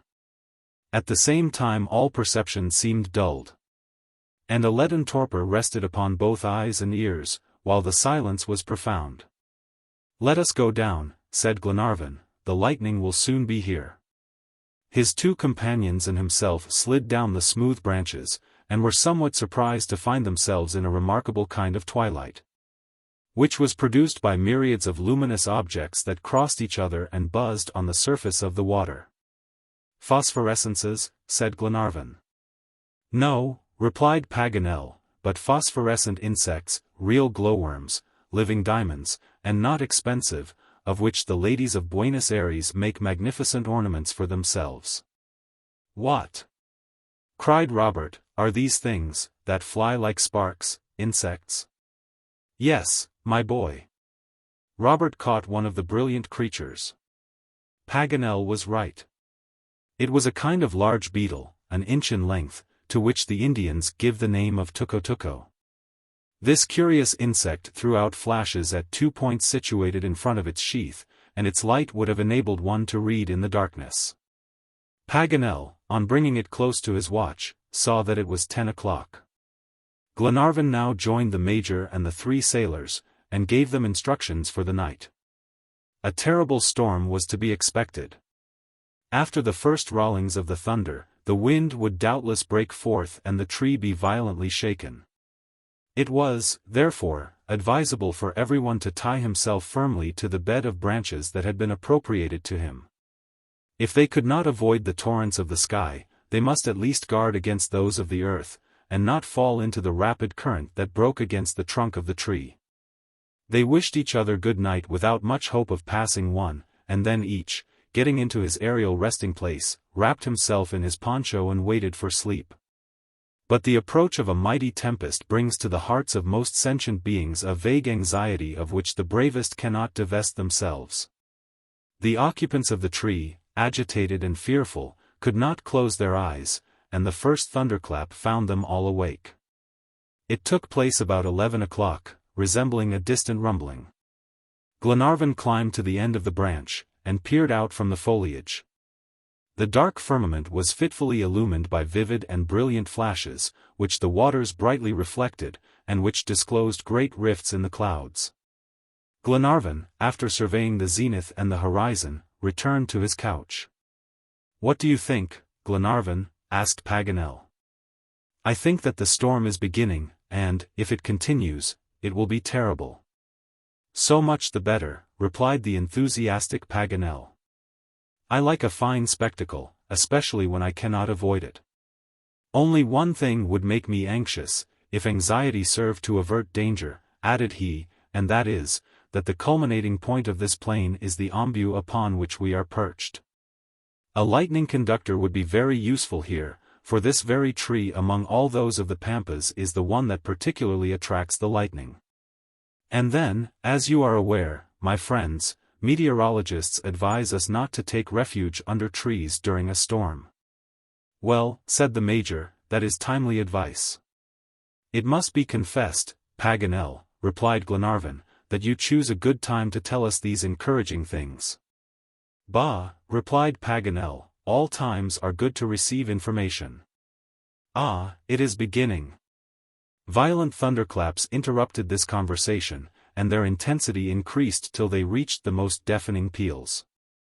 They soon became sonorous, and made the atmosphere vibrate in rapid oscillations. The firmament was on fire. And during this commotion it was impossible to distinguish from what electric spark emanated the indefinitely prolonged rumblings that reverberated throughout the abysses of the sky. The incessant flashes assumed various forms. Some, darting perpendicularly towards the earth, were repeated 5 or 6 times in the same place. Others, separating into 1,000 different branches, spread in zigzag lines and produced on the dark vault of the heavens astonishing jets of arborescent flame. Soon the sky, from east to north, was crossed by a phosphorescent band of intense brilliancy. This illumination gradually overspread the entire horizon, lighting up the clouds like a bonfire, and was reflected in the mirror-like waters, forming what seemed to be an immense circle of fire, of which the tree occupied the center. Glenarvan and his companions watched this terrific spectacle in silence. Sheets of dazzling light glided towards them, and blinding flashes followed in rapid succession, now showing the calm countenance of the Major, then the speculative face of Paganel or the energetic features of Glenarvan, and again the frightened look of Robert or the unconcerned expression of the sailors. The rain, however, did not fall as yet, nor had the wind risen. But soon the floodgates of the heavens opened, and the rain came down in torrents, the drops, as they struck the surface of the water, rebounding in thousands of sparks illuminated by the incessant lightning. Did this rain predict the end of the storm? Were Glenarvan and his companions to be released with a few thorough drenchings? At the height of this struggle of the elements, suddenly there appeared at the end of the branch which extended horizontally, a flaming globe, of the size of a fist, and surrounded by a black smoke. This ball, after revolving a few moments, burst like a bombshell, and with a noise that was distinguishable in the midst of the general tumult. A sulphurous vapor filled the atmosphere. There was a moment of silence, and then Tom Austin was heard crying, "The tree is on fire." He was right. In a moment the flame, as if it had been communicated to an immense piece of fireworks, spread along the west side of the tree. The dead limbs, the nests of dry grass, and finally the live wood itself, furnished material for the devouring element. The wind now rose and fanned the flames into fury. Glenarvan and his friends, speechless with terror, and venturing upon limbs that bent beneath their weight, hastily took refuge in the eastern part of the tree. Meantime the boughs shriveled, crackled, and twisted in the fire like burning serpents. The glowing fragments fell into the rushing waters and floated away in the current, sending forth flashes of ruddy light. The flames at one moment would rise to a fearful height, to be lost in the aerial conflagration, and the next, beaten back by the furious hurricane, would envelop the tree like a robe of molten gold. Glenarvan, Robert, the Major, Paganel, and the sailors, were terrified. A thick smoke was stifling them, an intolerable heat was scorching them. The fire was extending to the lower part of the tree on their side, nothing could stop or extinguish it. And they felt themselves irrevocably doomed to the torture of those victims who are confined within the burning sides of a sacrificial fire basket. At last their situation was no longer tenable, and of two deaths they were forced to choose the least cruel. "To the water," cried Glenarvan. Wilson, whom the flames had reached, had already plunged into the current, when they heard him cry, in tones of the greatest terror, "Help! Help!" Austin rushed towards him and assisted him to regain the trunk. "What is the matter?" "Caimans." "Caimans," replied Wilson. And, in truth, the foot of the tree was seen to be surrounded by the most formidable monsters. Their scales glittered in broad plates of light, sharply defined by the conflagration. Their flat tails, their pointed heads, their protruding eyes, their jaws, extending back of their ears, all these characteristic signs were unmistakable. Paganel recognized the voracious alligators peculiar to America, and called caimans in Spanish countries. There were a dozen of them, beating the water with their powerful tails, and attacking the tree with their terrible teeth. At this sight the unfortunate travelers felt themselves lost indeed. A horrible death was in store for them, to perish either by the flames or by the teeth of the alligators. There are circumstances in which man is powerless to struggle, and where a raging element can only be repulsed by another equally strong. Glenarvan, with a wild look, gazed at the fire and water leagued against him, not knowing what aid to implore of heaven. The storm had now begun to abate. But it had developed in the air a great quantity of vapor, which the electric phenomena were about to set in violent commotion. To the south an enormous waterspout was gradually forming, an inverted cone of mist, uniting the raging waters below to the stormy clouds above. It advanced revolving with frightful rapidity, collected at its center a liquid column, and by a powerful attraction, caused by its gyratory motion, drew towards it all the surrounding currents of air. In a few moments the gigantic waterspout struck the ombu and enveloped it in its watery folds. The tree was shaken to its very base, so that Glenarvan might have thought that the alligators had attacked it with their powerful jaws and were uprooting it from the ground. His companions and he, clinging to one another, felt the mighty tree give way and fall, and saw its flaming branches plunge into the tumultuous waters with a frightful hiss. It was the work of a second. The waterspout had passed, to exert elsewhere its destructive violence, and pumping the waters of the plain as if it would exhaust them. The tree now, loosened from its moorings, floated onward under the combined impulses of wind and current. The alligators had fled, except one which crawled along the upturned roots and advanced with open jaws. But Mulready, seizing a large brand, struck the creature so powerful a blow that he broke its back. The vanquished animal sank in the eddies of the torrent, still lashing his formidable tail with terrible violence. Glenarvan and his companions, delivered from these voracious creatures, took refuge on the branches to leeward of the fire, while the tree, wrapped by the blast of the hurricane in glowing sheets of flame, floated on like a burning ship in the darkness of the night. Chapter 26. The Return on Board. For 2 hours the tree floated on the immense lake without reaching terra firma. The flames had gradually died out, and thus the principal danger of this terrible voyage had vanished. The current, still keeping its original direction, flowed from southwest to northeast. The darkness, though illumined now and then by flashes, had become profound, and Paganel sought in vain for his bearings. But the storm was abating, the large drops of rain gave place to light spray that was scattered by the wind, while the huge distended clouds were crossed by light bands. The tree advanced rapidly on the impetuous torrent, gliding with surprising swiftness, as if some powerful propelling means were enclosed within its trunk. There was as yet no certainty that they would not float on thus for many days. About 3 o'clock in the morning, however, the Major observed that the roots now and then struck the bottom. Tom Austin, by means of a long branch, carefully sounded, and declared that the water was growing shallow. 20 minutes later, a shock was felt, and the progress of the tree was checked. "Land! Land!" cried Paganel, in ringing tones. The ends of the charred branches had struck against a hillock on the ground, and never were navigators more delighted to land. Already Robert and Wilson, having reached a firm plateau, were uttering shouts of joy, when a well-known whistle was heard. The sound of a horse's hoofs was heard upon the plain, and the tall form of the Indian emerged from the darkness. "Thalcave!" cried Robert. "Thalcave!" repeated his companions, as with one voice. "Friends," said the Patagonian, who had waited for them there, knowing that the current would carry them as it had carried him. At the same moment he raised Robert in his arms and clasped him to his breast. Glenarvan, the Major, and the sailors, delighted to see their faithful guide again, shook his hands with the most earnest cordiality. The Patagonian then conducted them to an abandoned estancia. Here a good fire was burning, which revived them, and on the coals were roasting succulent slices of venison, to which they did ample justice.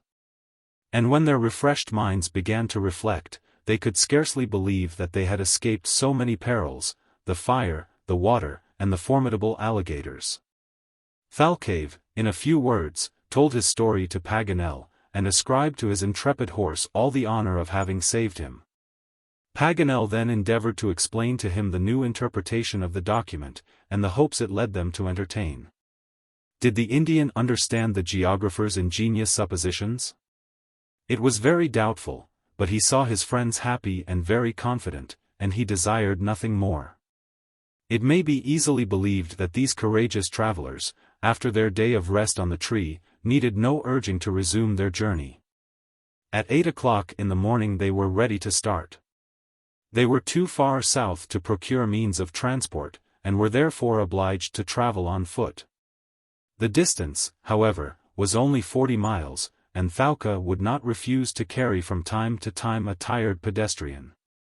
In 36 hours they would reach the shores of the Atlantic.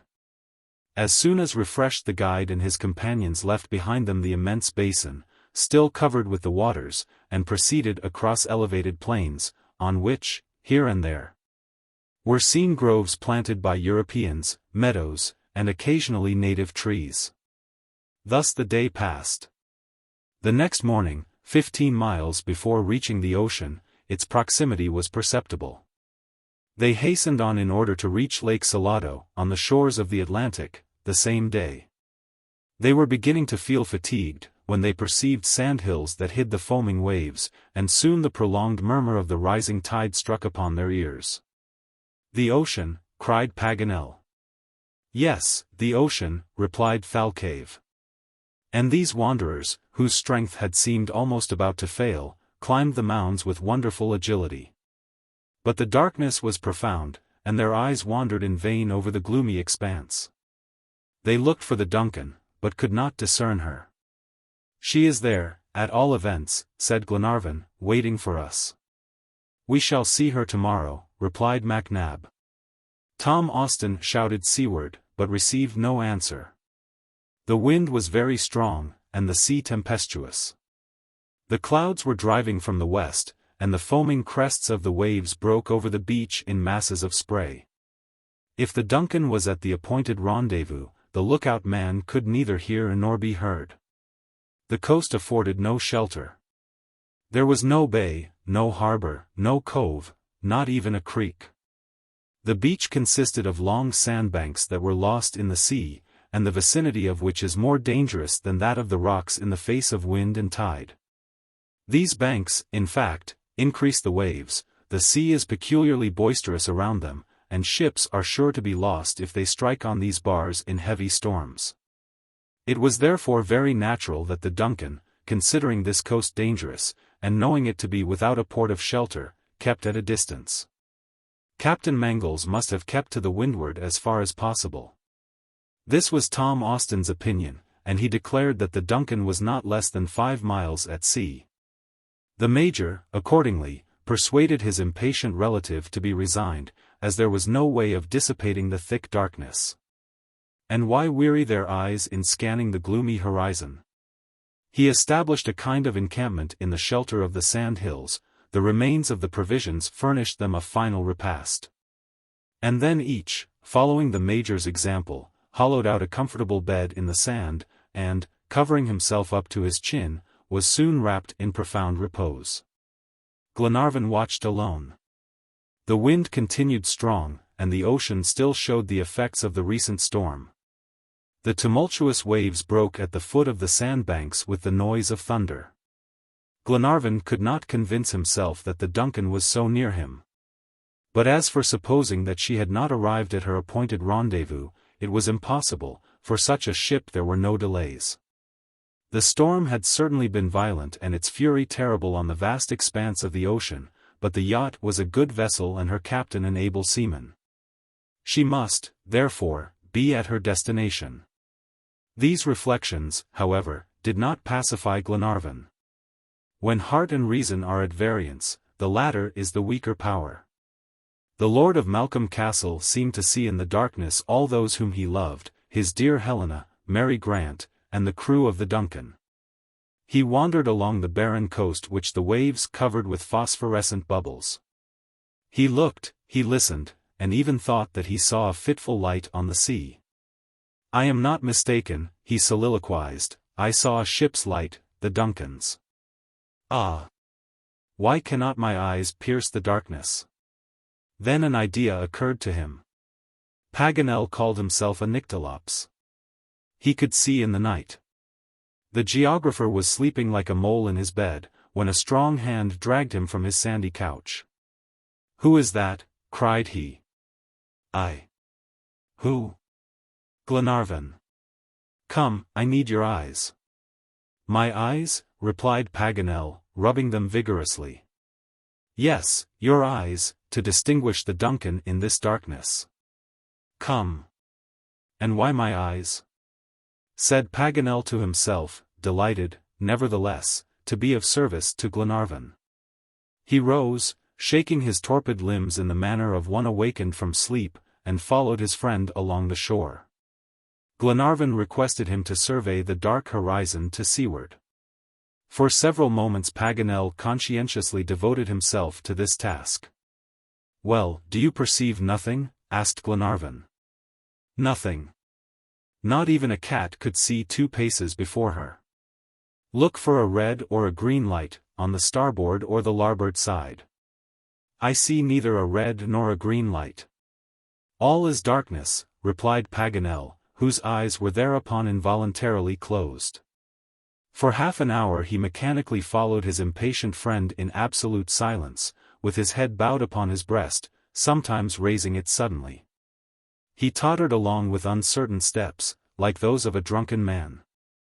At last Glenarvan, seeing that the geographer was in a state of somnambulism, took him by the arm, and, without waking him, led him back to his sand-hole, and comfortably deposited him therein.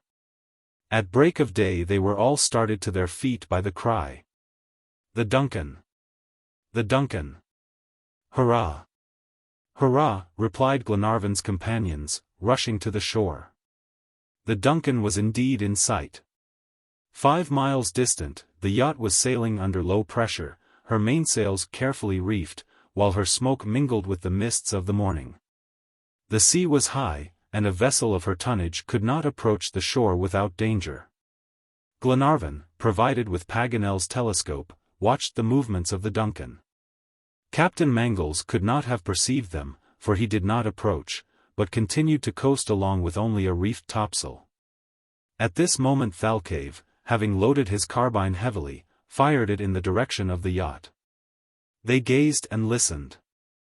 3 times the Indian's gun resounded, waking the echoes of the shore. At last a white smoke issued from the side of the yacht. "They see us," cried Glenarvan. "It is the Duncan's cannon." A few moments after, a heavy report rang out on the air, and the Duncan, shifting her sail and putting on steam, was seen to be approaching the shore. By the aid of the glass they saw a boat leave the ship's side. "Lady Helena cannot come," said Tom Austin, "the sea is too rough." "Nor Captain Mangles," replied MacNab, "he cannot leave his vessel." "My sister!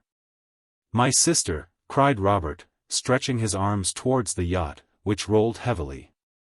"I hope I shall soon get on board," exclaimed Glenarvan. "Patience, Edward. You will be there in 2 hours," replied MacNab. Glenarvan now joined Thalcave, who, standing with folded arms alongside of Thalca, was calmly gazing at the waves. Glenarvan took his hand, and, pointing to the yacht, said, "Come." The Indian shook his head. "Come, my friend," continued Glenarvan. "No," replied Thalcave, gently. "Here is Thalca, and there are the Pampas." He added, indicating with a sweep of his hand the vast expanse of the plains. It was clear that the Indian would never leave the prairies, where the bones of his fathers whitened.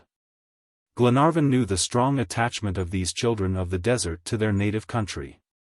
He therefore shook Thalcave's hand, and did not insist. Not even when the Indian, smiling in his peculiar way, refused the price of his services, saying, "It was done out of friendship." His lordship, however, desired to give the brave Indian something which might at least serve as a souvenir of his European friends. But what had he left? His arms, his horses, everything had been lost in the inundation.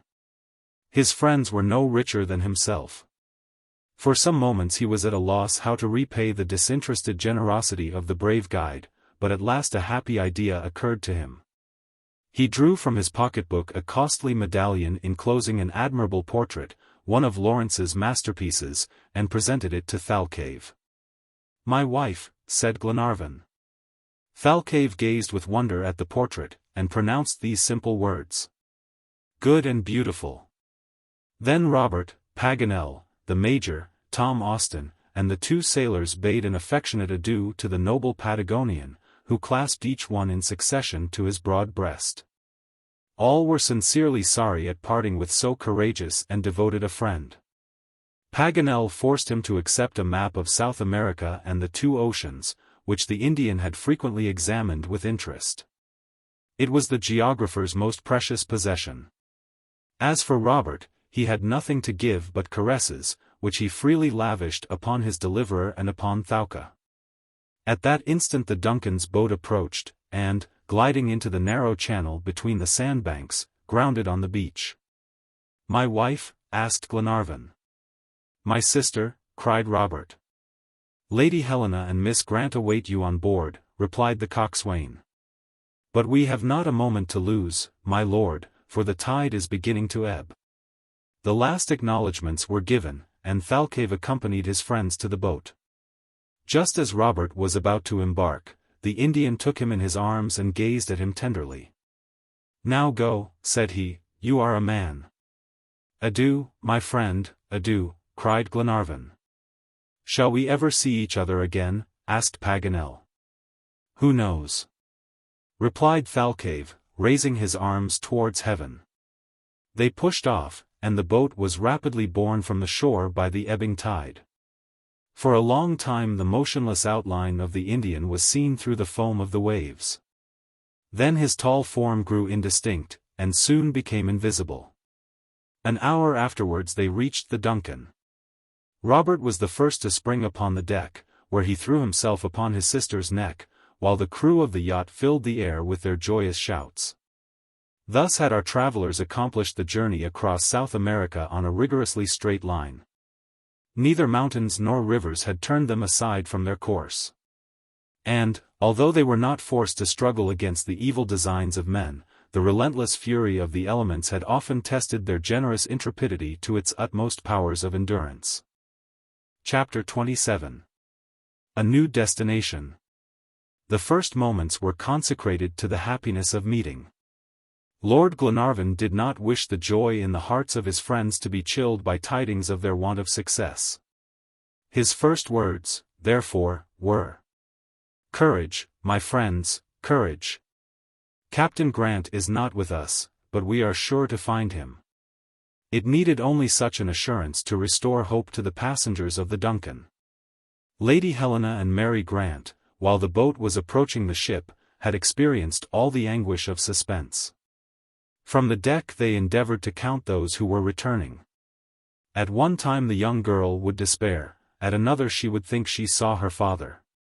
Her heart beat quickly, she could not speak, she could scarcely stand. Lady Helena supported her, while Captain Mangles stood beside her in silence. His keen eyes, accustomed to distinguish distant objects, could not discern the captain. "He is there. He is coming. My father," murmured the young girl. But as the boat gradually drew near, the illusion vanished. Not only Lady Helena and the captain, but Mary Grant, had now lost all hope. It was, therefore, time for Glenarvan to utter his assuring words. After the first embraces, all were informed of the principal incidents of the journey. And, first of all, Glenarvan made known the new interpretation of the document, due to the sagacity of Jacques Paganel.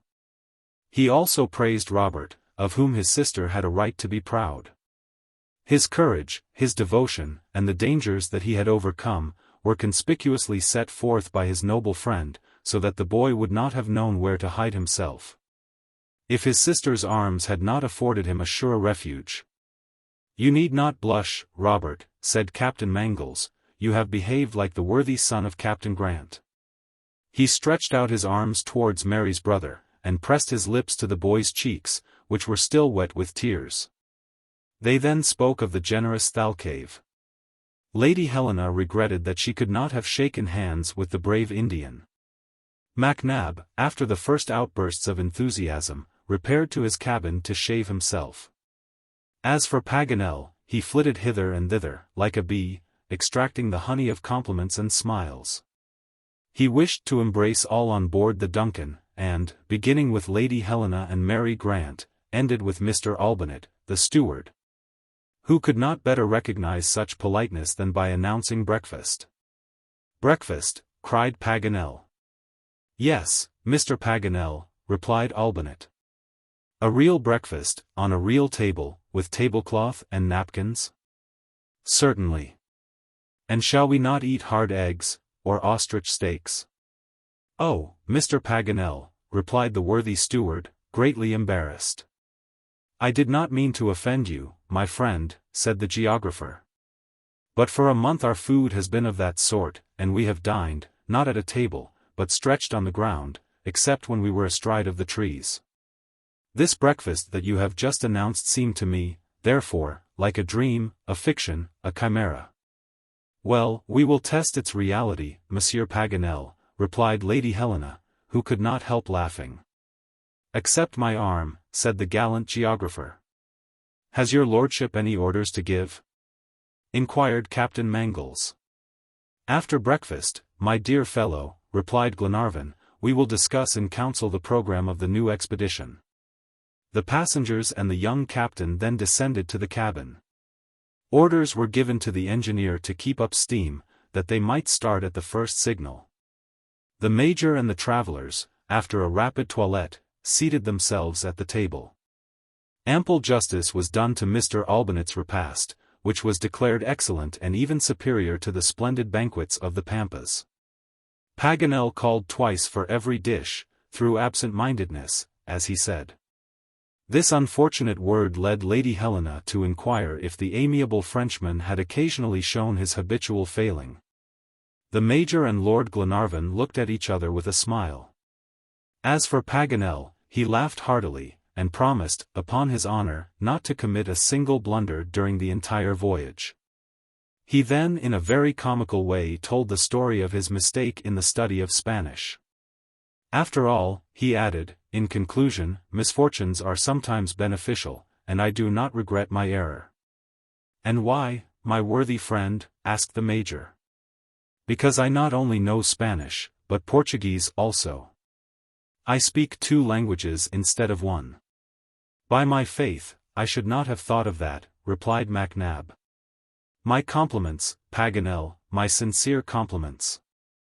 Paganel was applauded, but did not lose a single mouthful. He did not, however, notice one peculiarity observed by Glenarvan, and that was the young captain's attentions to his neighbor, Mary Grant. A slight sign from Lady Helena to her husband told him how matters stood. He gazed at the 2 young people with affectionate sympathy, and finally addressed the captain, but upon a different subject. How did you succeed with your voyage, Captain? He inquired. Excellently, replied the captain, only I must inform your lordship that we did not return by way of the Strait of Magellan. What? Cried Paganel, you doubled Cape Horn, and I was not there. Hang yourself, said the Major. Selfish fellow. You give me this advice in order that you may share my rope, retorted the geographer. Well, my dear Paganel, added Glenarvan, unless we are endowed with ubiquity, we cannot be everywhere. Since you crossed the Pampas, you could not at the same time double Cape Horn. Nevertheless, I am sorry, replied the geographer. Captain Mangles now told the story of his voyage, and was congratulated by Glenarvan, who, addressing Mary Grant, said, My dear young lady, I see that Captain John pays his homage to your noble qualities, and I am happy to find that you are not displeased with his ship. Oh, how could I be, replied Mary, gazing at Lady Helena, and perhaps also at the young captain. My sister loves you, Mr. Captain, cried Robert, and I do too. And I return your love, my dear boy, replied Captain Mangles, a little confused by Robert's words, which also brought a slight blush to the face of the young girl. Then, changing the conversation to a less embarrassing subject, the captain added, Since I have related the Duncan's voyage, will not your lordship give us a few particulars of your travels? And the exploits of our young hero? No recital could have been more agreeable to Lady Helena and Miss Grant, and Glenarvan hastened to satisfy their curiosity. He told, word for word, all about their journey from ocean to ocean. The passage of the Andes, the earthquake, Robert's disappearance, his capture by the condor, Thalcave's fortunate shot, the adventure with the wolves, the boy's devotion. The meeting with Sergeant Manuel, the inundation, their refuge in the tree, the lightning, the fire, the alligators, the waterspout, the night on the shores of the Atlantic, all these incidents, cheerful or serious, excited alternately the joy and terror of his hearers. Many a circumstance was related that brought Robert the caresses of his sister and Lady Helena. Never was boy more highly praised, or by more enthusiastic friends. Now, my friends, remarked Lord Glenarvan, when he had finished his recital, let us think of the present. Let us return to the subject of Captain Grant. When breakfast was over, the party repaired to Lady Helena's stateroom, and, taking seats around a table loaded with maps and charts, resumed the conversation. Glenarvan explained that the shipwreck had not taken place on the shores either of the Pacific or the Atlantic, and that, consequently, the document had been wrongly interpreted so far as Patagonia was concerned. That Paganel, by a sudden inspiration, had discovered the mistake and proved that they had been following a false trail. The geographer was accordingly asked to explain the French document, which he did to the satisfaction of everyone. When he had finished his demonstration, Glenarvan announced that the Duncan would immediately set sail for Australia. The Major, however, before the order was given, asked permission to make a single remark. "Speak, Major," said Glenarvan. "My object," said MacNab, "is not to invalidate the arguments of my friend Paganel, still less to refute them. I consider them rational, sagacious, and worthy of our whole attention. But I desire to submit them to a final examination, that their validity may be incontestable." No one knew what the prudent MacNab meant, and his hearers listened with some anxiety. "Go on, Major," said Paganel, "I am ready to answer all your questions." "Nothing can be simpler," said the Major. 5 months ago, in the Frith of Clyde, when we studied the 3 documents, their interpretation seemed clear to us. No place but the western coast of Patagonia could, we thought, have been the scene of the shipwreck. We had not even the shadow of a doubt on the subject. "Very true," added Glenarvan. "Afterwards," resumed the Major, "when Paganel, in a moment of providential absent-mindedness, embarked on board our vessel, the documents were submitted to him. And he unhesitatingly sanctioned our search upon the American coast." "You are right," observed the Geographer. "And, nevertheless, we are mistaken," said the Major. "Yes, we are mistaken," repeated Paganel. "But to be mistaken is only to be human, while it is the part of a madman to persist in his error." "Wait, Paganel," continued the Major, "do not get excited. I do not mean that our search ought to be prolonged in America." "What do you ask, then?" inquired Glenarvan. "Simply the acknowledgment that Australia now seems to be the scene of the Britannia's shipwreck as much as South America did before." "Granted," replied Paganel. "Who knows, then," resumed the Major, "whether, after Australia, another country may not offer us the same probabilities, and whether, when this new search proves vain, it may not seem evident that we ought to have searched elsewhere?" Glenarvan and Paganel glanced at each other. The Major's remarks were strictly correct. "I desire, therefore," added MacNab, "that a final test be made before we start for Australia. Here are the documents and maps. Let us examine successively all points that the 37th parallel crosses, and see if there is not some other country to which the document has as precise a reference." "Nothing is easier," replied Paganel. The map was placed before Lady Helena, and all showed themselves ready to follow Paganel's demonstration. After carefully examining the documents, it was unanimously agreed that Paganel's interpretation was the correct one. "I leave you, therefore, my friends," said he, in conclusion, "to decide whether all the probabilities are not in favor of the Australian continent." "Evidently," replied the passengers and the captain with unanimity. "Captain," said Glenarvan, "have you sufficient provisions and coal?" "Yes, my lord, I procured ample supplies at Talcahuano, and, besides, we can lay in a fresh stock of fuel at Cape Town." "One more remark," said the Major. 1,000, if you please.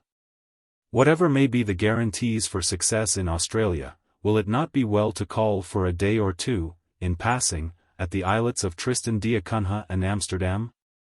They are situated so near our strict line of search, that it is worth our while to ascertain if there be on them any trace of the shipwreck of the Britannia." "The unbeliever," said Paganel. "I do not want to have to return to them, monsieur, if Australia does not after all realize our newly conceived expectations."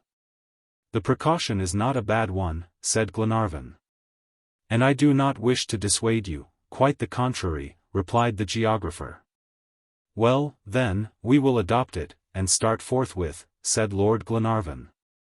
"Immediately, my lord," replied the captain, as he went on deck, while Robert and Mary Grant uttered the liveliest expressions of gratitude. And the Duncan, leaving the American coast and heading to the east, was soon swiftly plowing the waves of the Atlantic. Chapter 28. Tristan d'Acunha and the Isle of Amsterdam. The Duncan now had before her a broad stretch of ocean but little traversed by navigators. Between the shores of South America and the little speck in the ocean known by the name of Tristan d'Acunha, there was no probability of her meeting with any strange sail. And under some circumstances, or in some company, the days might have been monotonous and the hours might have hung wearily. But so ardent was the desire for success, and so accomplished, yet varied, were the characters of those who composed the little assembly, that the voyage on the South Atlantic, though devoid of striking incident, was by no means wanting in interest. Much of the time was spent on deck, where the ladies' cabins were now located, Mary Grant especially training her hand, head, and heart in feeling, thought, and action. The geographer set to work on a composition entitled Travels of a Geographer on the Argentine Pampas, but many a blank page did he leave. The Scottish peer, when tired of examining for the 1000th time all that belonged to his yacht, could look at the books and documents which he had brought with him, intending to peruse them carefully. And as to the Major, he was never in company and never out of company, his cigar ensured, nothing else was wanted. Ever and anon many miles of the ocean would be covered by masses of seaweed. These different species of algae would afford subject for research, specimens must be preserved, authorities must be consulted, and as one result at least all would become wiser. Then a discussion would ensue on some geographical problem, and maps that were not attainable were of course appealed to by each disputant, though the subject in question was often of very trivial moment. It was in the midst of a debate of this kind, during the evening, that a sailor cried out, "Land ahead!" "In what direction?" asked Paganel. "To windward," replied the sailor. The landsman's eyes were strained, but to no purpose. The geographer's telescope was brought into requisition, but with no avail. "I do not see the land," said its owner. "Look into the clouds," said the captain. "Ah," replied Paganel, struck with the idea, and shortly with the reality also, for there was the barren mountain-top of Tristan d'Acunha. "Then," said he, "if I remember aright, we are 80 miles from it. Is not that the distance from which this mountain is visible?" "Exactly so," replied the captain. A few hours brought them much nearer to the group of high and steep rocks, and at sunrise they saw the conical peak of Tristan, seemingly separated from all the rest of the rocky group, and reflecting the glory of the blue heavens and of the rising orb on the placid sea at its base. There are 3 islets in this group, Tristan d'Acunha, Inaccessible, and Rossignol, but it was only at the first of these that the Duncan called. Inquiry was made of the authorities, for these islets are governed by a British official from the Cape of Good Hope, if there were any tidings of the Britannia. But nothing was known of such a ship. They were told of the shipwrecks which had occurred, but there was nothing that afforded a clue to that which they sought. They spent some hours in examination of the fauna and flora, which were not very extensive. They saw and were seen by the sparse population that subsist here, and in the afternoon of the same day the yacht left the islands and islanders so rarely visited. Whilst the passengers had been thus engaged, Lord Glenarvan had allowed his crew to employ their time advantageously to themselves in capturing some of the seals which are so plentiful in these latitudes. A few hours of their united toil resulted in the death of a large number of seals who were caught napping, and in the stowing away. For the profit of the crew when they should reach the Australian market, several barrels of the oil obtained from their carcasses. Still onward on the same parallel lay the course of the Duncan, towards the Isles of Amsterdam and St. Paul. And the same subjects of conversation, study, and speculation engaged them all, until, one morning, they espied the first-mentioned island, far ahead. And as they drew nearer, a peak rose clearly before their vision which strongly reminded them of the peak of Tenerife they had beheld a few months before. The Isle of Amsterdam or St. Peter, and the Isle of St. Paul, have been visited by very few, and but little is known of them. The latter is uninhabited.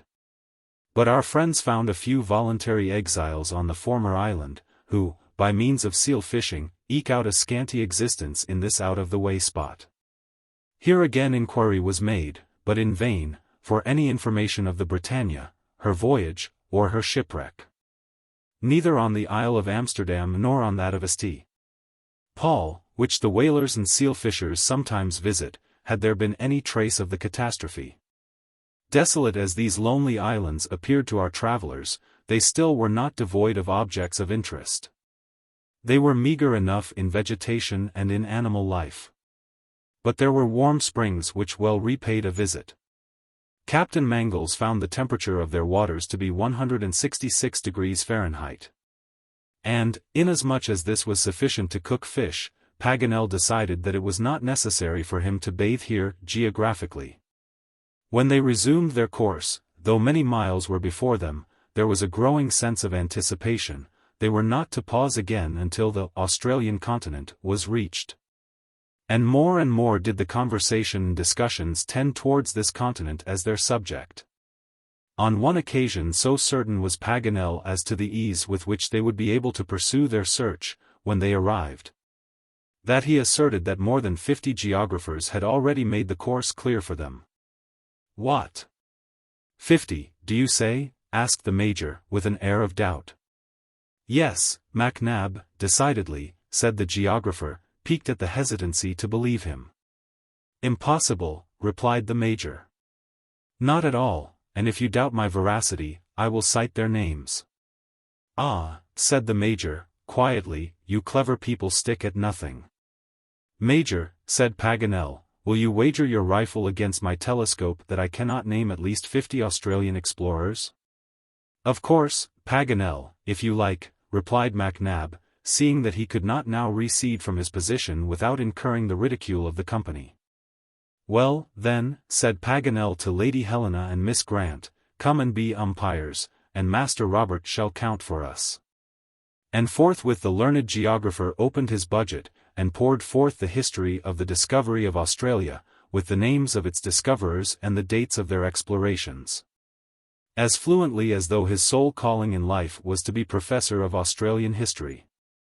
Rapidly he mentioned the first 20 who found or traversed the austral shores, as rapidly did the names of the second score flow from his lips.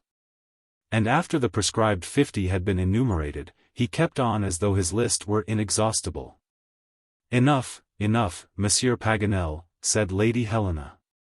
"You have shown that there is nothing, great or small, about Australia, of which you are ignorant." "Nay, madam," said the geographer, with a bow. Then, with a peculiar expression, he smiled as he said to the Major, "We will talk about the rifle at another time." Chapter 29. The Storm on the Indian Ocean. 2 days after this conversation, Captain Mangles took an observation, and the passengers saw, to their great satisfaction, upon consulting the map, that they were in the vicinity of Cape Bernouilli, which they might expect to reach in 4 days. The west wind had hitherto favored the progress of the yacht, but for several days it had shown a tendency to fail, and now there was a perfect calm. The sails flapped idly against the masts, and had it not been for her powerful screw, the Duncan would have been becalmed on the ocean. This state of things might be prolonged indefinitely. At evening Glenarvan consulted the captain on the subject. The latter, whose supply of coal was rapidly diminishing, appeared much disturbed at the subsidence of the wind. He had covered his ship with canvas, and set his studding and mainsails, that he might take advantage of the least breeze, but, in nautical language, there was not enough wind to fill a hat. "At all events," said Glenarvan, "we need not complain. It is better to be without wind than to have a contrary one." "Your lordship is right," replied Captain Mangles. "But I dread some sudden change in the weather. We are now in the neighborhood of the trade winds, which, from October to April, blow from the northeast, and our progress will, therefore, be very much retarded. But what can we do, Captain? If this misfortune occurs, we must submit to it. It will only be a delay, after all. Probably, if a storm does not come upon us too." "Do you fear bad weather?" asked Glenarvan, looking at the sky, which, however, was cloudless. "Yes," replied the captain. "I tell your lordship, but would conceal my apprehensions from Lady Helena and Miss Grant." "You act wisely. What do you apprehend?" "There are signs of a great storm." "Do not trust the appearance of the sky, my lord, nothing is more deceptive. For 2 days the barometer has fallen to an alarming degree. This is a warning that I cannot disregard. I particularly fear the storms of the South Seas, for I have been already exposed to them. John, replied Glenarvan, the Duncan is a stout vessel, and her captain a skilful seaman. Let the storm come, we will take care of ourselves. Captain Mangles, while giving expression to his fears, was by no means forgetful of his duty as a sailor. The steady fall of the barometer caused him to take every measure of precaution. The sky, as yet, gave no indication of the approaching tempest, but the warnings of his infallible instrument were not to be disregarded. The young captain accordingly remained on deck all night. About 11 o'clock the sky grew threatening towards the south. All hands were immediately called on deck, to take in the sails. At midnight the wind freshened. The creaking of the masts, the rattling of the rigging, and the groaning of bulkheads informed the passengers of the state of affairs. Paganel, Glenarvan, the Major, and Robert came on deck to render assistance if it should be needed. Over the sky, that they had left clear and studded with stars, now rolled thick clouds broken by light bands and spotted like the skin of a leopard. "Has the storm broken upon us?" asked Glenarvan. "Not yet, but it will presently," replied the captain. At that moment he gave the order to reef the topsail. The sailors sprang into the windward rattlings, and with difficulty accomplished their task. Captain Mangles wished to keep on as much sail as possible, to support the yacht and moderate her rolling. After these precautions had been taken, he told the mate and the boatswain to prepare for the assault of the tempest, which could not be long in breaking forth. Still, like an officer at the storming of a breach, he did not leave the point of observation, but from the upper deck endeavored to draw from the stormy sky its secrets. It was now 1 o'clock in the morning. Lady Helena and Miss Grant, aroused by the unusual bustle, ventured to come on deck. The wind was sharply whistling through the cordage, which, like the strings of a musical instrument, resounded as if some mighty bow had caused their rapid vibrations. The pulleys clashed against each other, the ropes creaked with a sharp sound in their rough sockets. The sails cracked like cannon, and vast waves rolled up to assail the yacht, as it lightly danced on their foaming crests. When the captain perceived the ladies, he approached and besought them to return to the cabin. Several waves had already been shipped, and the deck might be swept at any moment. The din of the elements was now so piercing that Lady Helena could scarcely hear the young captain. "Is there any danger?" she managed to ask him during a momentary lull in the storm. "No, madam," replied he, "but neither you nor Miss Mary can remain on deck." The ladies did not oppose an order that seemed more like an entreaty, and returned to the cabin just as a wave, rolling over the stern, shook the compass lights in their sockets. The violence of the wind redoubled, the masts bent under the pressure of sail, and the yacht seemed to rise on the billows. "Brail up the mainsail," cried the captain. "Haul in the topsails and jibs." The sailors sprang to their places. The halyards were loosened, the brails drawn down, the jibs taken in with a noise that rose above the storm, and the Duncan, whose smokestack belched forth torrents of black smoke, rolled heavily in the sea. Glenarvan, the Major, Paganel, and Robert gazed with admiration and terror at this struggle with the waves. They clung tightly to the rigging, unable to exchange a word, and watched the flocks of stormy petrels, those melancholy birds of the storm, as they sported in the raging winds. At that moment a piercing sound was heard above the roar of the hurricane. The steam was rapidly escaping, not through the escape valve, but through the pipes of the boiler. The alarm whistle sounded with unusual shrillness, the yacht gave a terrible lurch, and Wilson, who was at the helm, was overthrown by an unexpected blow of the wheel. The vessel was in the trough of the sea, and no longer manageable. "What is the matter?" cried Captain Mangles, rushing to the stern. "The ship is careening," replied Austin. "Is the rudder unhinged?" "To the engine!" "To the engine!" cried the engineer. The captain rushed down the ladder. A cloud of steam filled the engine room. The pistons were motionless in their cylinders, and the cranks gave no movement to the shaft. The engineer, seeing that all efforts were useless, and fearing for his boilers, had let out the steam through the escape valve. "What has happened?" asked the captain. "The screw is either bent or entangled," replied the engineer. "It will not work." "Is it impossible to free it?" "Impossible, at present." To attempt to repair the accident at that moment was out of the question. The screw would not move, and the steam, being no longer effective, had escaped through the valves. The captain was, therefore, forced to rely on his sails, and seek the aid of the wind, which had been hitherto his most dangerous enemy. He came on deck, and, briefly informing Glenarvan of the situation, begged him to return to the cabin with the others, but the latter wished to remain. "No, my lord," replied Captain Mangles, in a firm tone, "I must be alone here with my crew." "Go. The ship may be in danger, and the waves would drench you unmercifully. But we may be of use. Go, go, my lord, you must. There are times when I am master on board. Retire, as I wish." For John Mangles to express himself so authoritatively, the situation must have been critical. Glenarvan understood that it was his duty to obey. He therefore left the deck, followed by his 3 companions, and joined the ladies in the cabin, who were anxiously awaiting the result of this struggle with the elements. "My brave John is an energetic man," remarked Glenarvan as he entered. Meantime Captain Mangles lost no time in extricating the ship from her perilous situation. He resolved to keep towards the Cape, that he might deviate as little as possible from his prescribed course. It was, therefore, necessary to brace the sails obliquely to the wind. The topsail was reefed, a kind of foresail rigged on the mainstay, and the helm crowded hard aport. The yacht, which was a stanch and fleet vessel, started like a spirited horse that feels the spur, and proudly breasted the angry billows.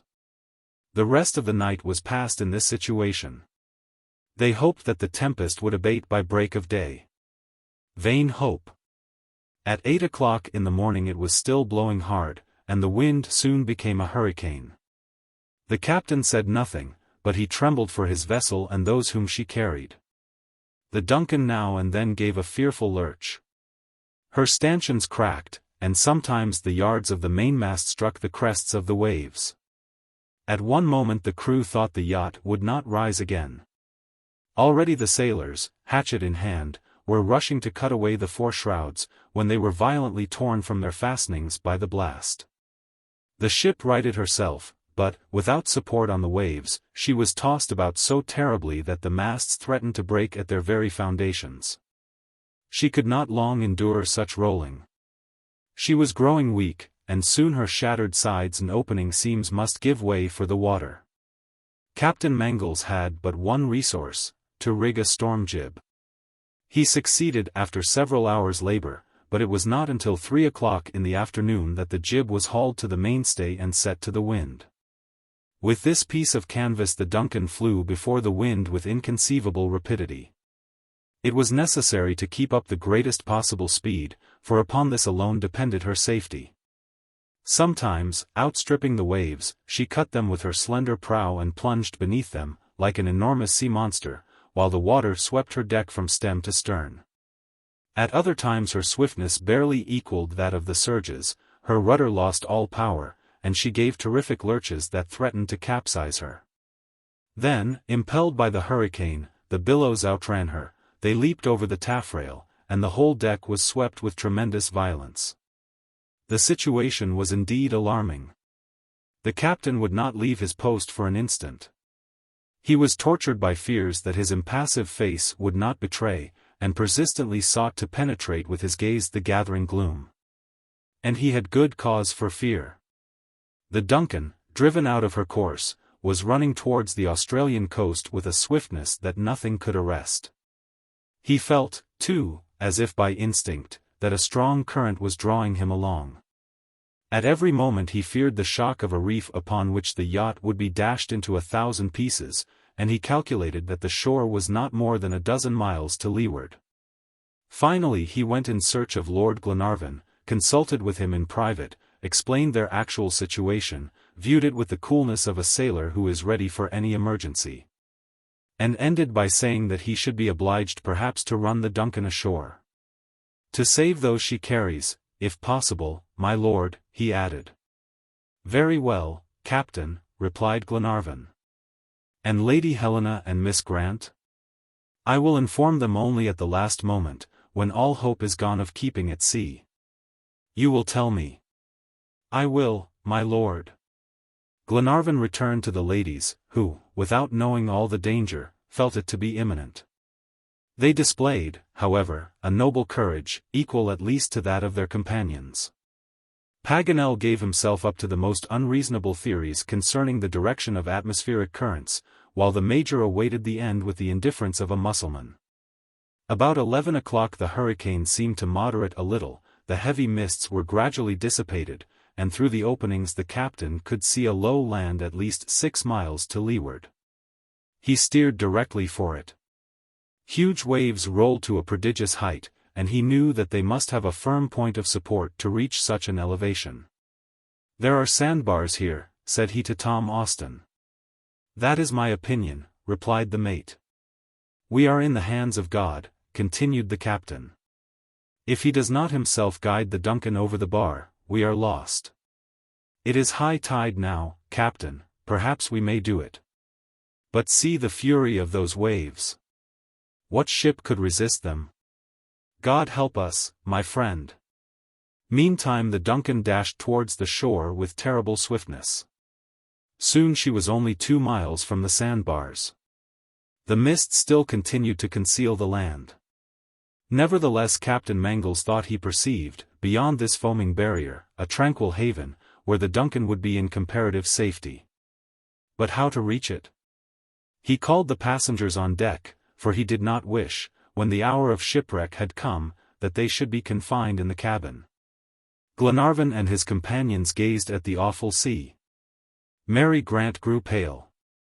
John, said Glenarvan in a low tone to the young captain, I will try to save my wife, or will perish with her. Do you take charge of Miss Grant? Yes, your lordship, was the prompt reply. The Duncan was now only a few cable lengths from the sandbars.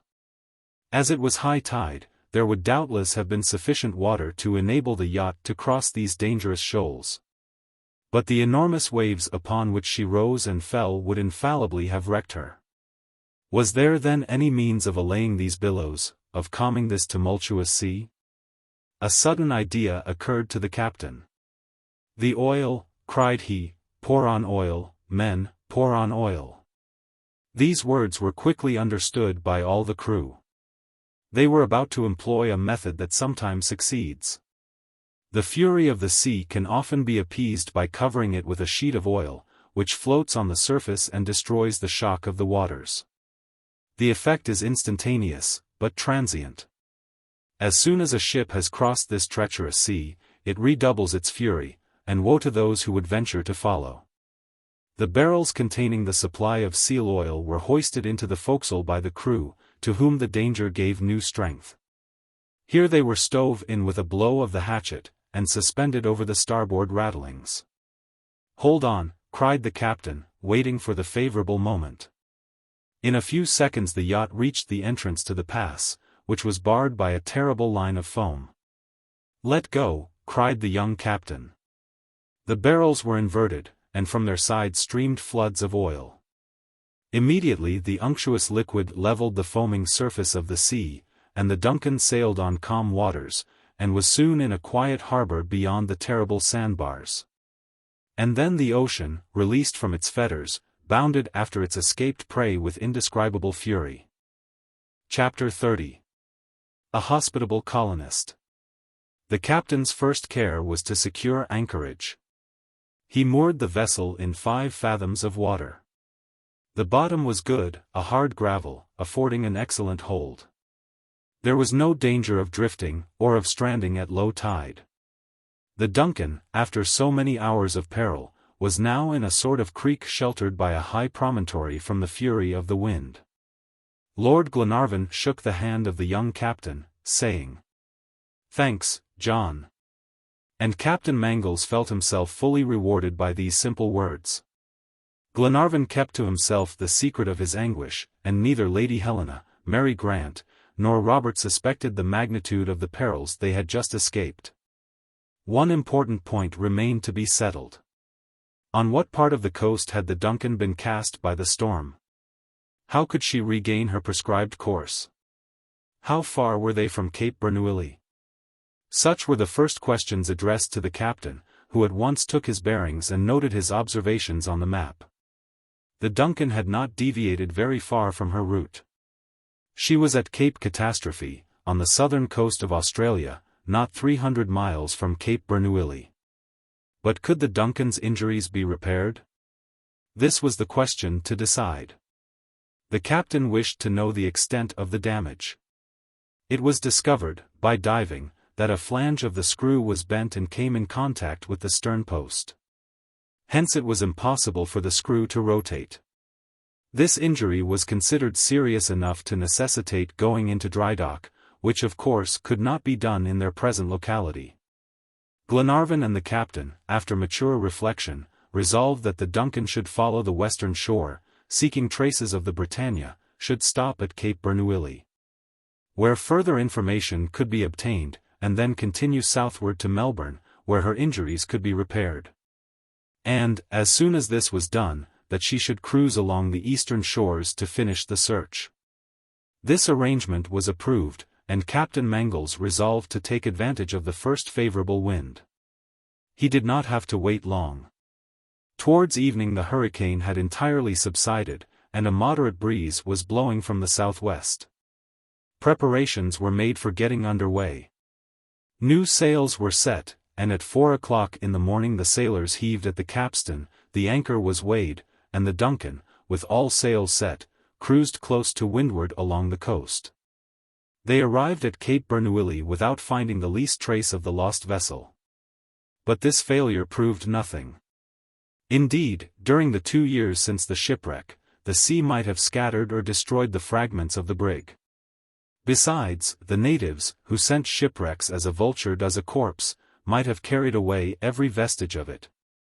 Harry Grant and his 2 companions, therefore, without doubt, had been taken prisoners the moment the waves cast them ashore, and been carried into the interior of the country. But here one of Paganel's ingenious suppositions failed. So long as they were in the Argentine territory, the geographer could rightly maintain that the latitude of the document referred to the place of captivity, not to the scene of the shipwreck. Indeed, the great rivers of the Pampas and their numerous affluents could easily bear the document to the sea. In this part of Australia, on the contrary, few streams cross the 37th parallel, and the principal Australian rivers, the Murray, the Yarra, the Torrens, and the Darling, either flow into each other, or empty into the ocean by mouths where navigation is active. What probability was there, then, that a fragile bottle could have descended these continually navigated waters, and reached the Indian Ocean? This consideration could not escape such sagacious minds. Paganel's supposition, plausible in Patagonia, was illogical in Australia.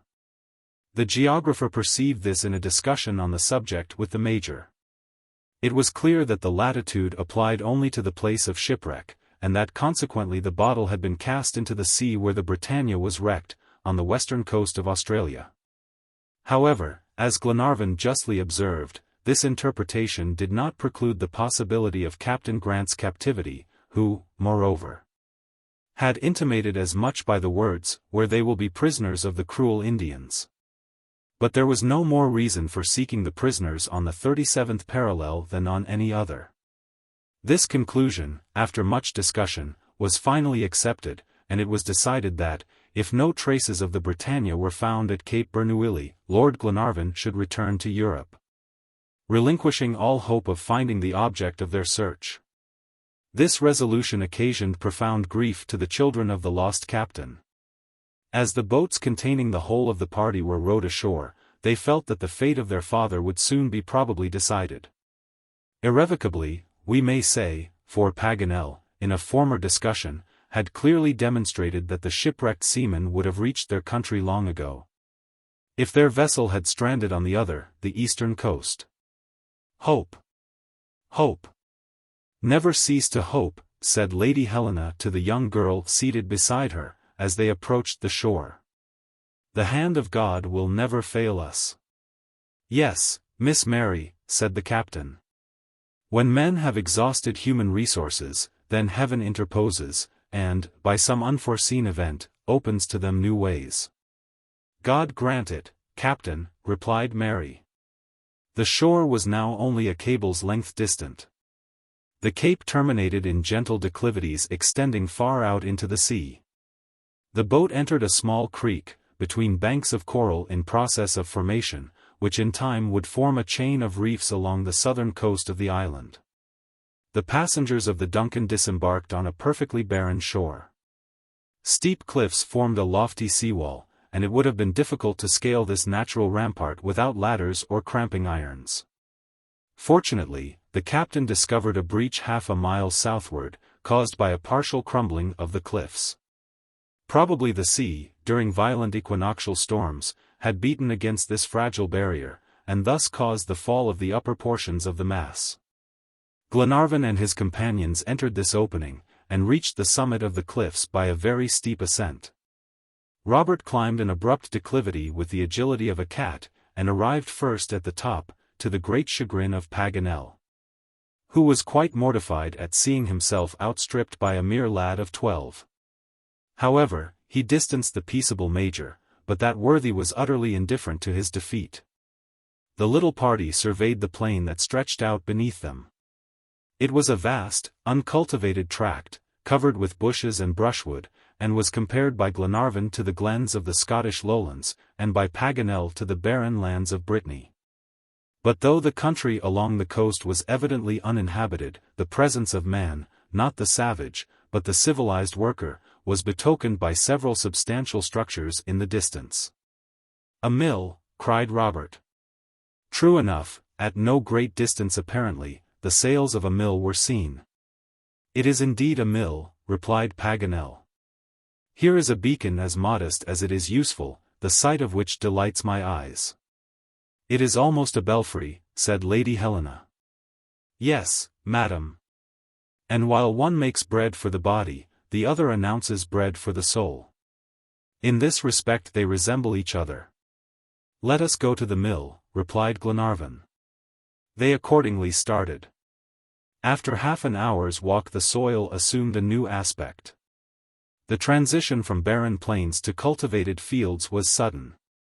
Instead of brushwood, quick-set hedges surrounded an enclosure freshly plowed. Some cattle, and half a dozen horses, grazed in pastures encircled by acacias.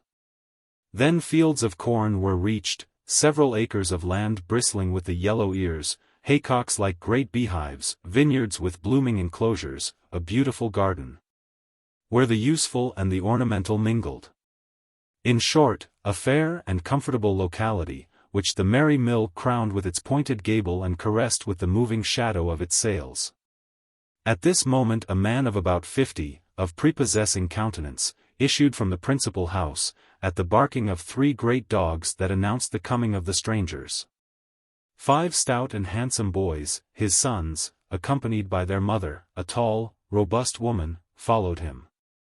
This man, surrounded by his healthful family, in the midst of these new erections, in this almost virgin country, presented the perfect type of the colonist, who, endeavoring to better his lot, seeks his fortune and happiness beyond the seas. Glenarvan and his friends had not yet introduced themselves, they had not had time to declare either their names or their rank, when these cordial words saluted them. "Strangers, welcome to the house of Patrick O'Moore." "You are an Irishman," said Glenarvan, taking the hand that the colonist offered him. "I was," replied Mr. O'Moore. "Now I am an Australian.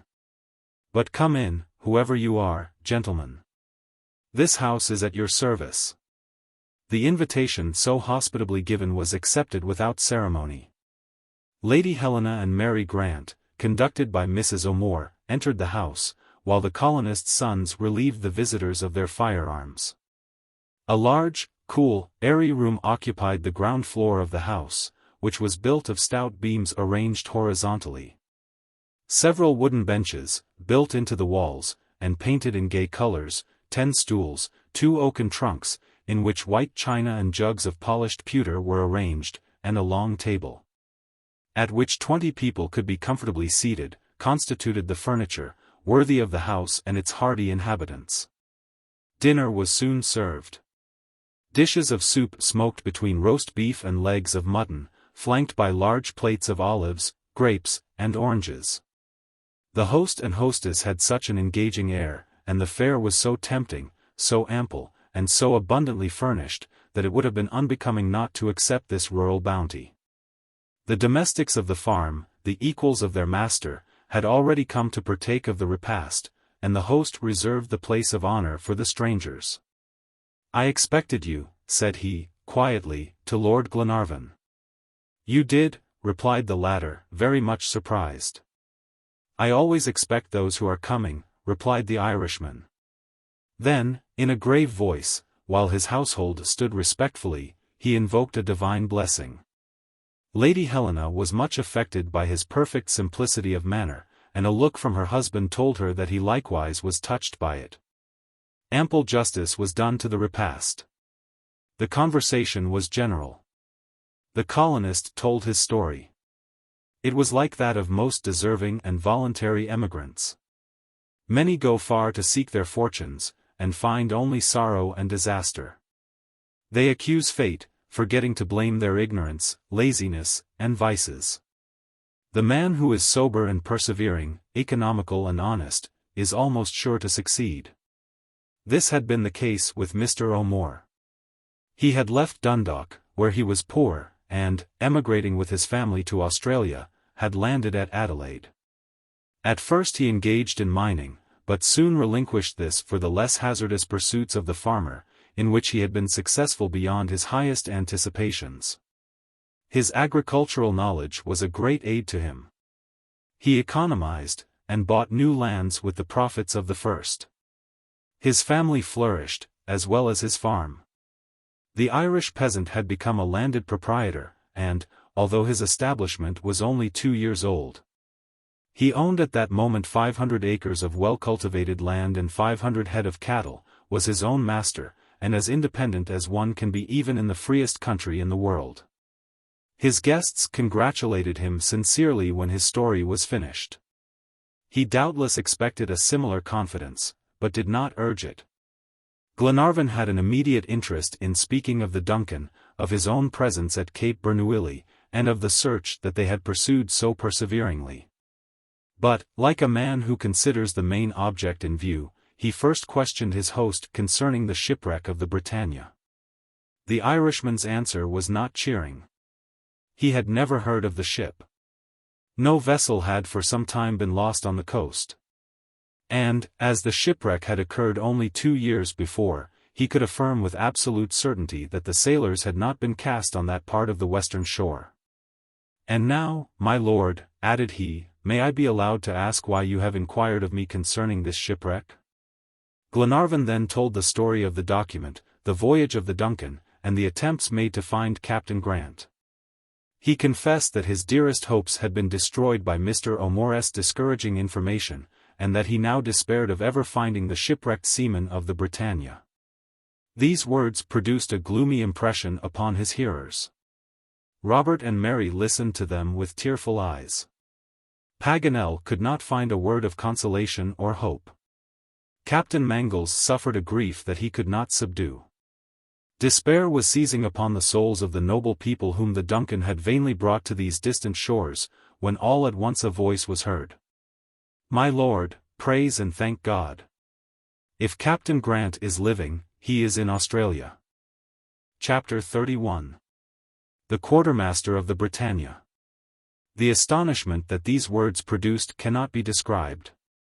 Glenarvan sprang to his feet, and, pushing back his chair, cried, "Who says that?" "I," replied one of O'More's workmen, seated at the end of the table. "You, Ayrton?" said the colonist, no less astonished than Glenarvan. "I," repeated Ayrton, in an excited but firm tone, "I, a Scotchman like yourself, my lord, one of the shipwrecked sailors of the Britannia." Mary Grant, half fainting with emotion, and overcome with happiness, sank into the arms of Lady Helena. While Captain Mangles, Robert, and Paganel went towards the man whom their host had called Ayrton. He was a somewhat rough-looking, broad-shouldered man, of about 45, of more than medium height, and with piercing eyes sunk deeply beneath his projecting brows. His strength must have been unusual, even considering his stature, for he was all bone and sinew. His countenance, full of intelligence and energy, although the features were stern, prepossessed one in his favor. The sympathy that he elicited was still more increased by the traces of recent hardships imprinted upon his face. It was evident that he had suffered much, although he seemed a man able to brave, endure, and conquer suffering. The travelers felt all this at first sight. Ayrton's appearance had interested them. And Glenarvan, acting as spokesman for all, pressed him with inquiries. This strange meeting had evidently produced a bewildering effect, and the first questions were, to some extent, without order. "You are one of the sailors of the Britannia?" asked Glenarvan. "Yes, my lord, Captain Grant's quartermaster," replied Ayrton. "Saved with him from the shipwreck?" "No, my lord. At that terrible moment I was washed overboard and cast ashore." "You are not one of the sailors, then, of whom the document makes mention?" "No, I did not know of the existence of such a document. The captain must have thrown it overboard after I was gone." "But the captain? I suppose he was lost, drowned, with the rest of the crew." "I thought I was the sole survivor." "But you said that Captain Grant was living."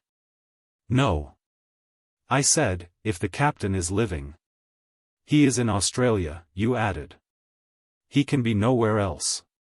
"You do not know, then, where he is?" "No, my lord. I repeat that I thought he was buried in the waves or dashed upon the rocks." "You say that perhaps he is still living." "What do you know, then?" asked Glenarvan. "Simply this, that if Captain Grant is living he is in Australia." "Where did the shipwreck take place?" inquired the Major. This should have been the first question. But, in the excitement of the moment, Glenarvan, anxious to know where Captain Grant was, had not inquired where the Britannia was lost. From this point the conversation assumed a more definite form, and soon the details of the complicated story appeared clear and exact to the minds of Ayrton's hearers. To the Major's question Ayrton replied. "When I was washed from the forecastle, as I was hauling down the jib, the Britannia was driving towards the coast of Australia, which was not 2 cable lengths distant. The shipwreck, therefore, took place at that point." "In latitude 37, asked Captain Mangles. 37, replied Ayrton. "On the west coast?" "No.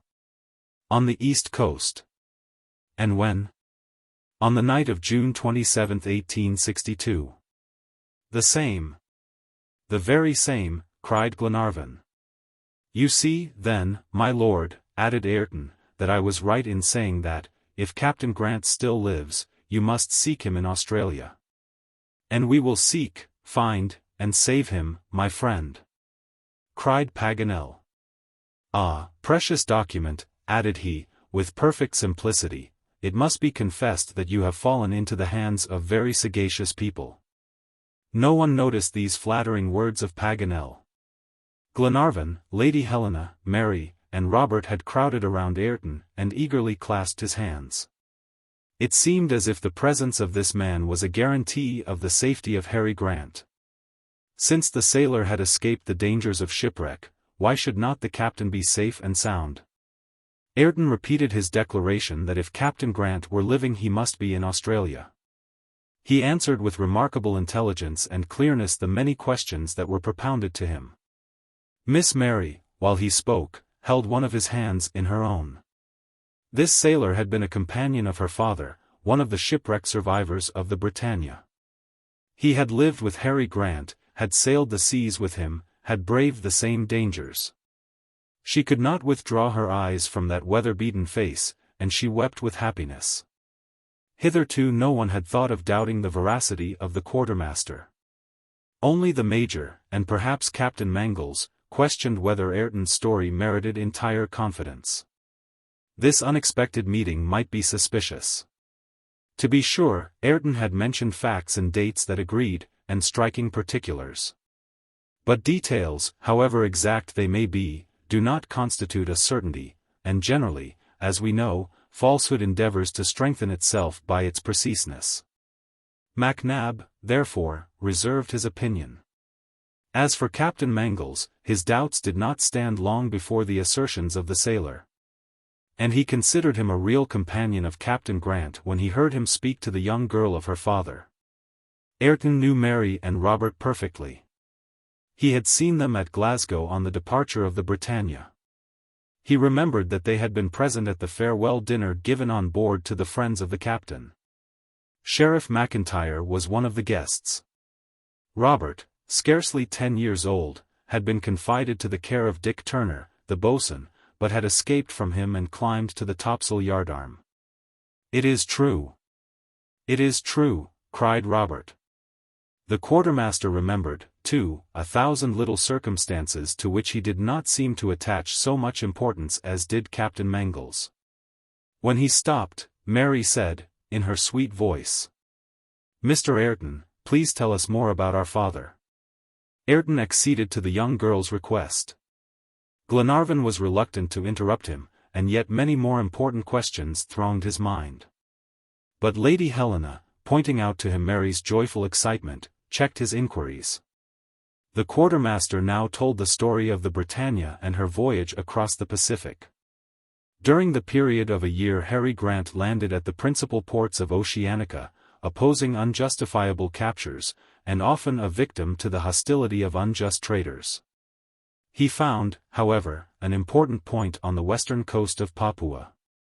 Here the establishment of a Scottish colony appeared to him feasible, and its prosperity assured. After examining Papua, the Britannia sailed to Callao for provisions, and left that port on the 30th of May 1862, to return to Europe by the way of the Indian Ocean and the Cape. 3 weeks after her departure, a terrible tempest disabled her. It became necessary to cut away the masts. A leak was discovered in the hold, which they did not succeed in stopping. The crew were soon overtasked and exhausted. The pumps could not be worked. For 8 days the vessel was at the mercy of the storm. There were 6 feet of water in her hold, and she gradually foundered. The boats had been washed overboard, and the crew had given themselves up for lost, when on the night of June 22, as Paganel had rightly interpreted, they descried the eastern coast of Australia. The vessel soon stranded. A violent shock was felt. At this moment Ayrton, borne by a wave, was cast into the midst of the breakers, and lost all consciousness.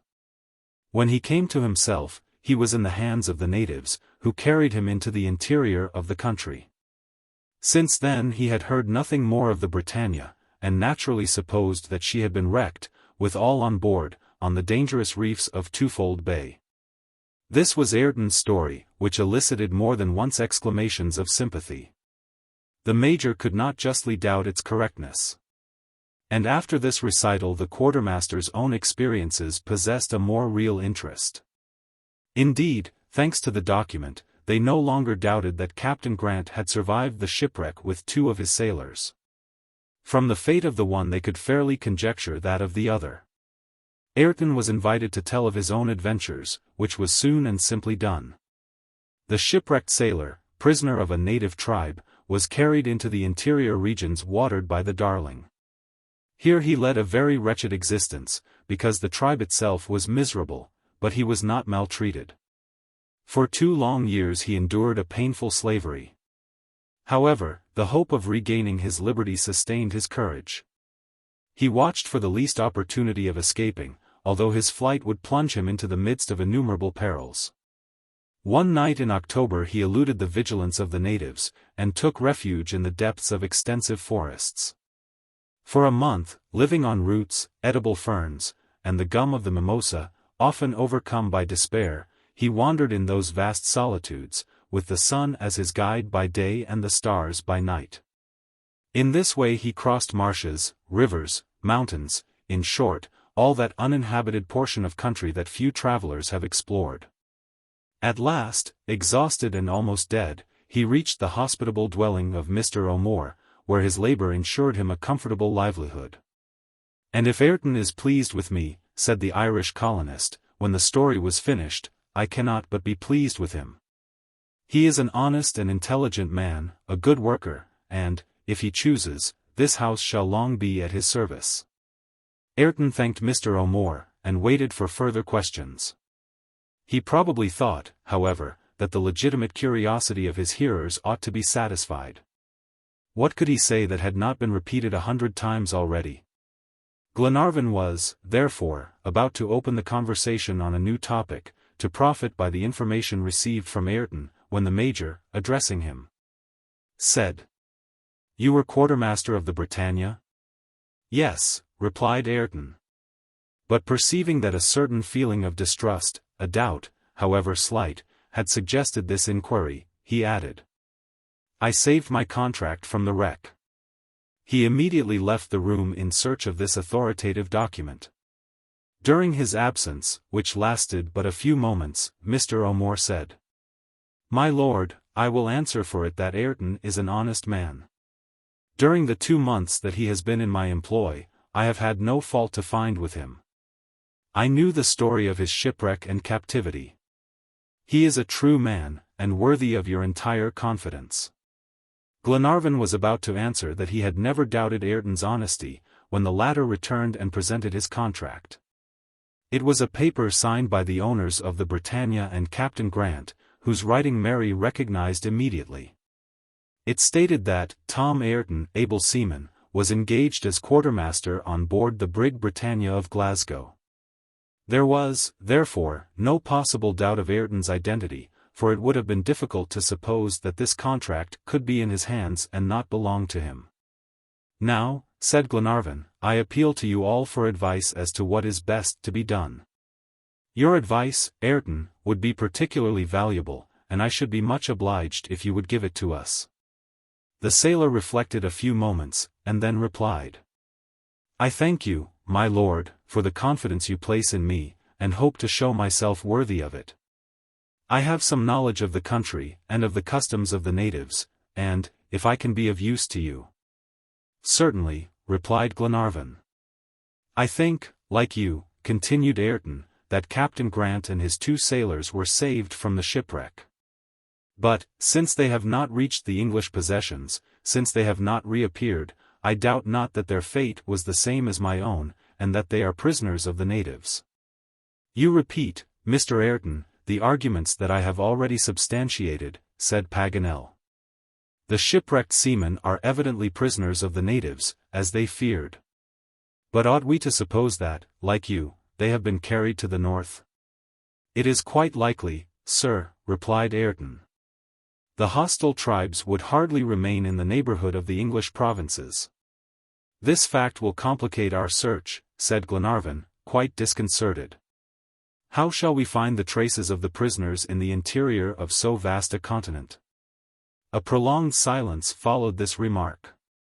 Lady Helena frequently cast a questioning glance at her companions, but without eliciting a responsive sign. Paganel himself was silent, contrary to his custom. His usual ingenuity now failed him. Captain Mangles paced the room with long strides, as if he had been on the deck of his vessel, involved in some difficulty. "And you, Mr. Ayrton," said Lady Helena, at length, to the quartermaster, "what would you do?" "Madam," replied he, promptly, "I should re-embark on board the Duncan, and go straight to the place of the shipwreck. There I should act according to circumstances, or indications that chance might furnish." "Very good," said Glenarvan, "but we must wait till the Duncan is repaired." "Ah! You have suffered injuries?" inquired Ayrton. "Yes," replies the captain.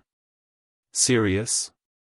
"No, but they necessitate repairs which cannot be made on board. One of the flanges of the screw is bent, and this work can be done only at Melbourne."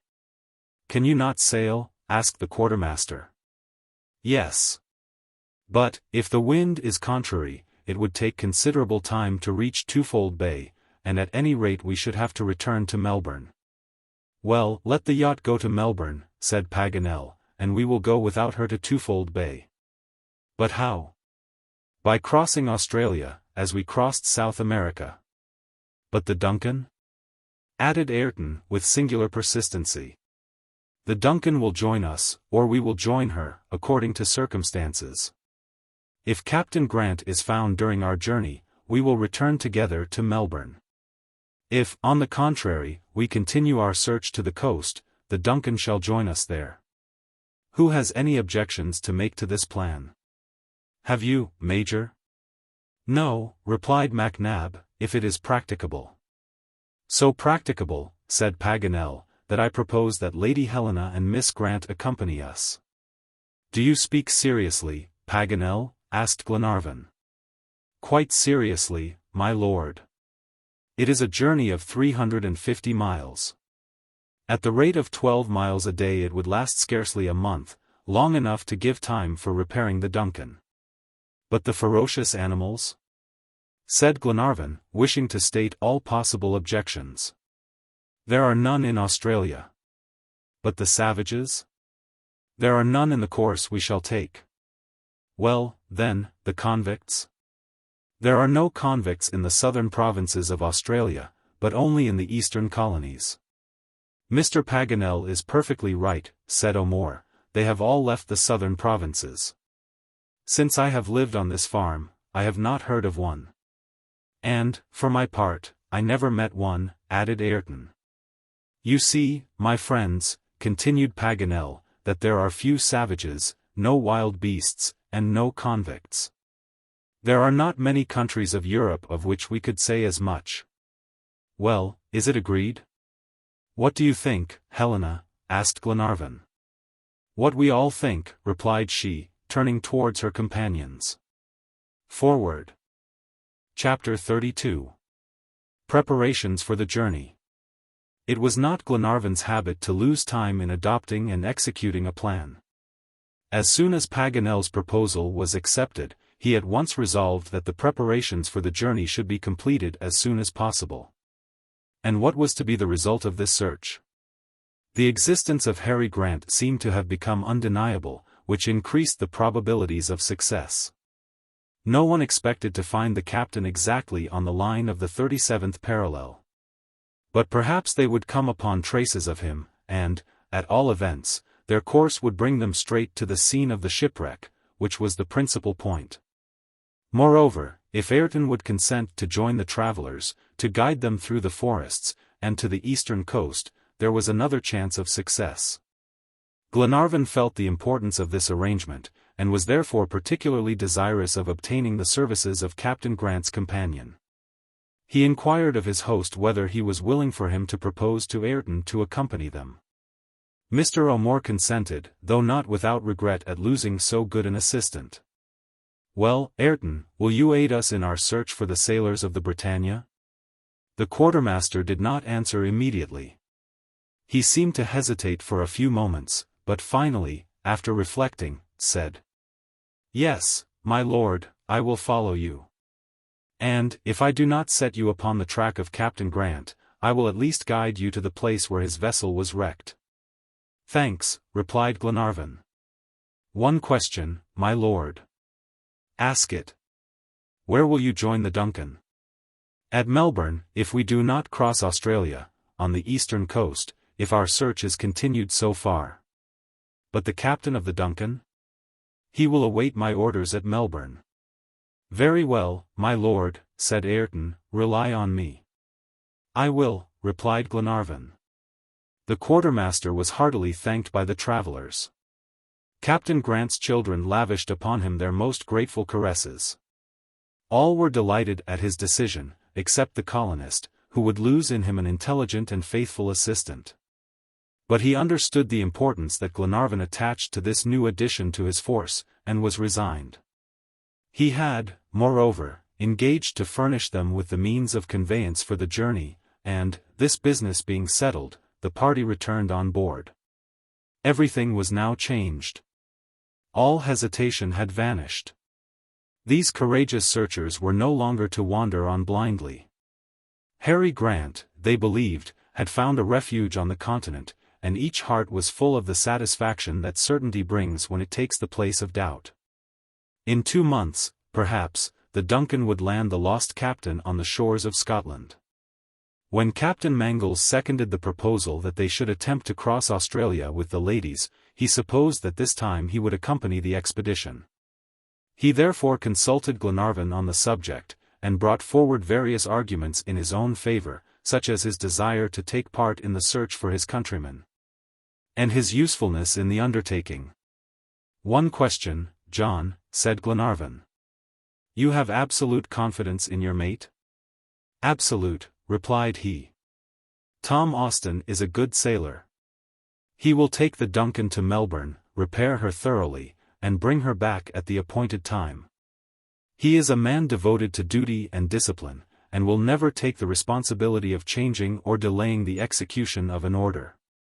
You can rely upon him as fully as on myself." "Very well, Captain," replied Glenarvan, "you shall accompany us, for," added he, smiling, "you certainly ought to be present when we find Mary Grant's father." "Ah, my lord," murmured Captain Mangles, with something like a blush upon his swarthy cheeks.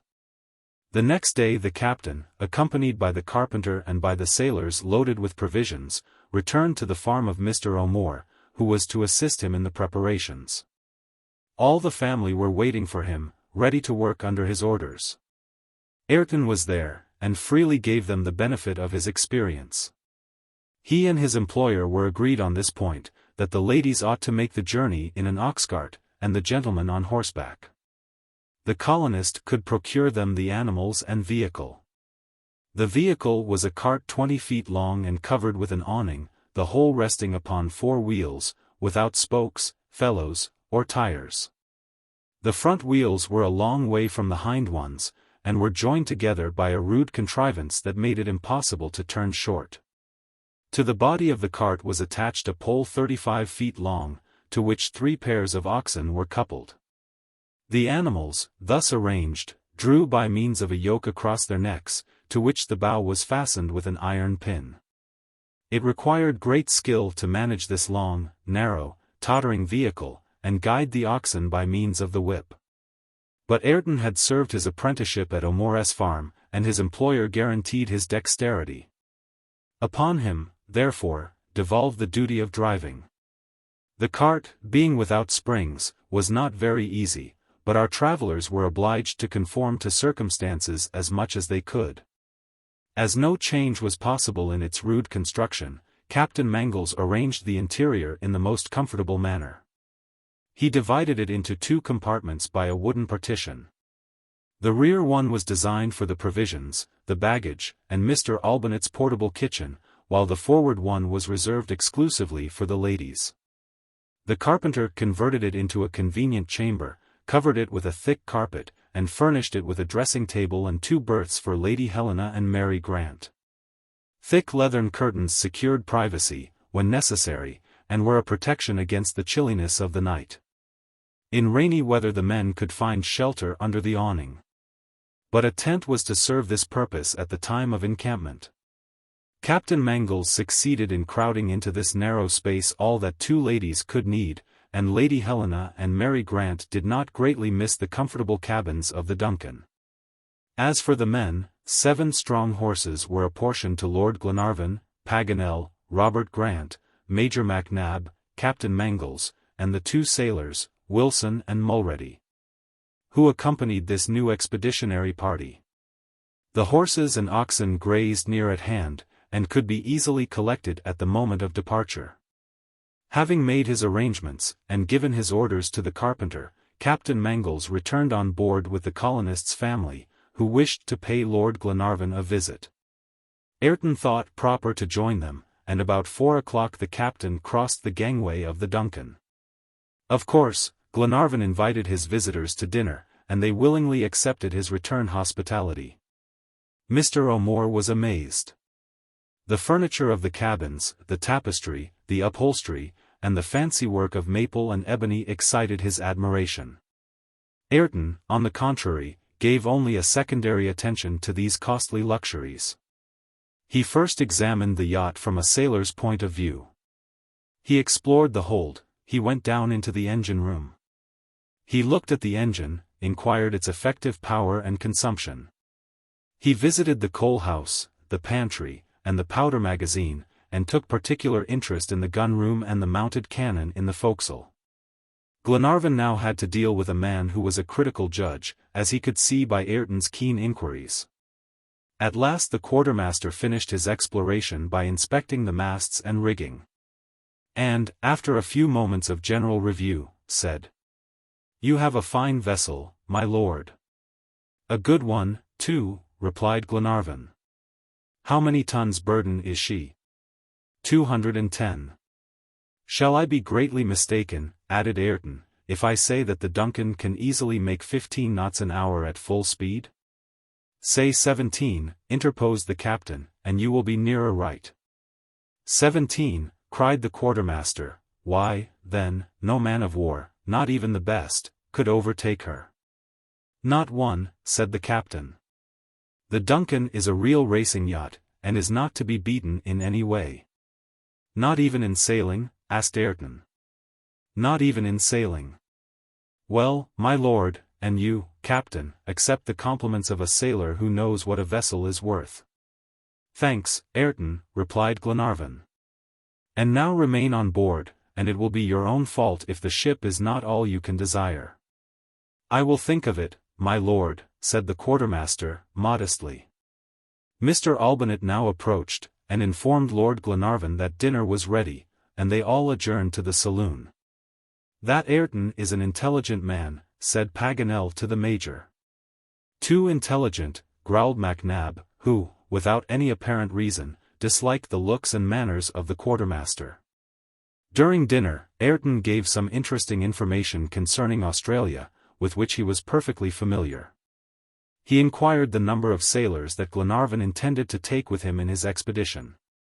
When he learned that only 2, Wilson and Mulready, were to accompany them, he seemed astonished. He advised Glenarvan to form his party of the best seamen of the Duncan. He even insisted upon this point, which must have removed all suspicion from the mind of the major. "But," said Glenarvan, "is there any danger in our journey across Australia?" "None," replied Ayrton. "Well, then, let us leave on board as many as possible. There must be men to navigate the Duncan and take charge of her. It is especially important that she should arrive promptly at the place of meeting, which we will appoint hereafter. Let us not, therefore, lessen the crew." Ayrton seemed to appreciate this reason, and no longer insisted. At evening the party separated. Ayrton and O'More's family returned to their home. The horses and cart were to be ready the next day, and the travelers were to start at 8 o'clock in the morning. Lady Helena and Mary Grant now made their last preparations, which were short and less minute than those of Jacques Paganel. The geographer passed half the night in unscrewing, cleaning, and screwing on again the lenses of his telescope. He was still asleep the next morning, when the major awoke him early with a loud summons. The baggage had already been conveyed to the farm through the care of Captain Mangles. A boat was waiting for the travelers, and they were not long in embarking. The young captain gave his last orders to Tom Austin, and instructed him above all to await the commands of Lord Glenarvan at Melbourne, and execute them scrupulously whatever they might be. The trusty sailor replied that they might rely on him. In the name of the crew he offered to his lordship their best wishes for the success of the expedition. The boat put off, and a thunder of applause rent the air. In a few moments the party reached the shore, and in no great length of time arrived at O'More's farm. Everything was ready. Lady Helena was delighted with her quarters. The immense cart, with its rude wheels and massive timbers, especially pleased her. The 6 oxen yoked in pairs seemed to indicate primeval simplicity, and were a novel sight. Ayrton, whip in hand, awaited the orders of his new chief. "I declare," said Paganel, "this is an admirable vehicle, worth all the mail coaches in the world.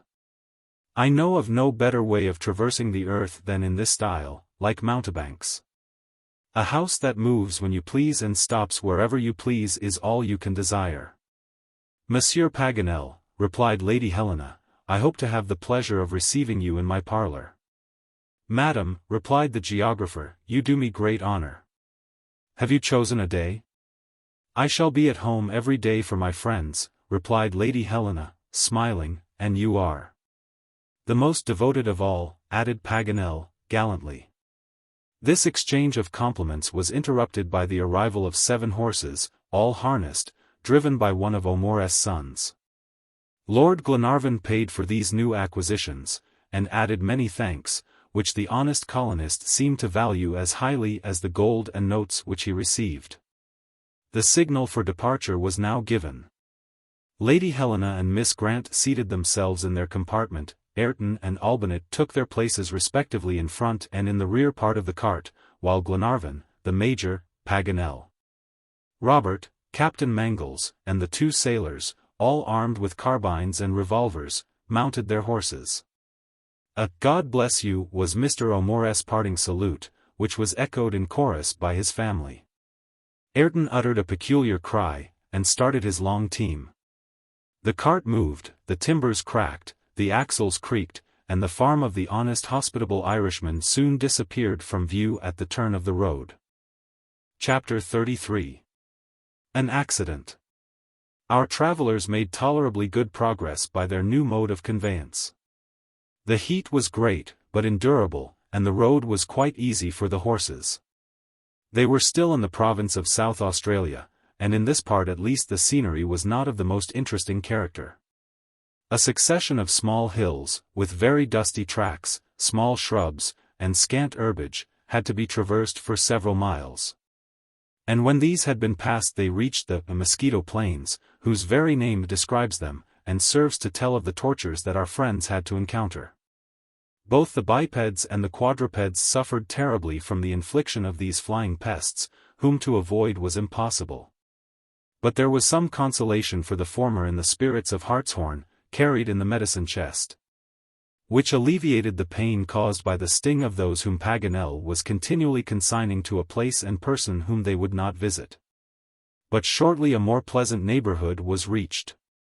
Hedges of acacias, then a newly cut and better made roadway, then European imported trees, oaks, olives, and lemons, then a well-kept fence, all these signs told of their approach to Red Gum Station, the home and settlement of an emigrant engaged in the cattle breeding which is the source of so much Australian wealth. It was in itself an establishment of small importance, but to its owners it was a home, and to its visitors, on this occasion, it was a hotel, as the station generally is to the traveler. Glenarvan's party invariably found beneath the roof of these solitary settlers a well-spread and hospitable table, and in the Australian farmer they always met an obliging host. After a night spent at this resting place the party advanced through a grove, and at evening encamped on the shores of a brackish and muddy lake. Mr. Olbinett prepared supper with his usual promptness, and the travelers, some in the cart and others under the tent, were not long in falling asleep. In spite of the dismal howlings of the dingoes, the jackals of Australia. The next morning Glenarvan and his companions were greeted with a magnificent sight. As far as the eye could reach, the landscape seemed to be one flowery meadow in spring-like luxuriance. The delicate blue of the slender-leaved flax plant mingled with the flaming scarlet of the acanthus, and the ground was clothed with a rich carpet of green and crimson. After a rapid journey of about 10 miles, the cart wound through tall groups of acacias, mimosas, and white gum trees. The vegetable kingdom on these plains did not show itself ungrateful towards the orb of day, and repaid in perfume and color what it received in sunshine. As for the animal kingdom, it was no less lavish of its products. Several cassowaries bounded over the plain with unapproachable swiftness. The Major was skillful enough to shoot a very rare bird, a jabiru, or giant crane. This creature was 5 feet high, and its broad, black, sharp conical beak measured 18 inches in length. The violet and purple colors of its head contrasted strongly with the lustrous green of its neck, the dazzling white of its breast, and the vivid red of its long legs. This bird was greatly admired, and the Major would have won the honors of the day, if young Robert had not encountered a few miles farther on, and bravely vanquished, an unsightly beast. Half hedgehog, half anteater, a chaotic-looking animal, like those of prehistoric periods. A long, glutinous, extensible tongue hung out of its mouth, and fished up the ants that constituted its principal food. Of course, Paganel wished to carry away the hideous creature, and proposed to put it in the baggage room. But Mr. Olbinett opposed this with such indignation that the geographer gave up his idea of preserving this curious specimen. Hitherto few colonists or squatters had been seen. The country seemed deserted. There was not even the trace of a native, for the savage tribes wander farther to the north, over the immense wastes watered by the Darling and the Murray. But now a singular sight was presented to Glenarvan's party. They were fortunate enough to see one of those vast herds of cattle which bold speculators bring from the eastern mountains to the provinces of Victoria and South Australia. About 4 o'clock in the afternoon, Captain Mangles descried, 3 miles in advance, an enormous column of dust that spread along the horizon. What occasioned this? It would have been very difficult to say.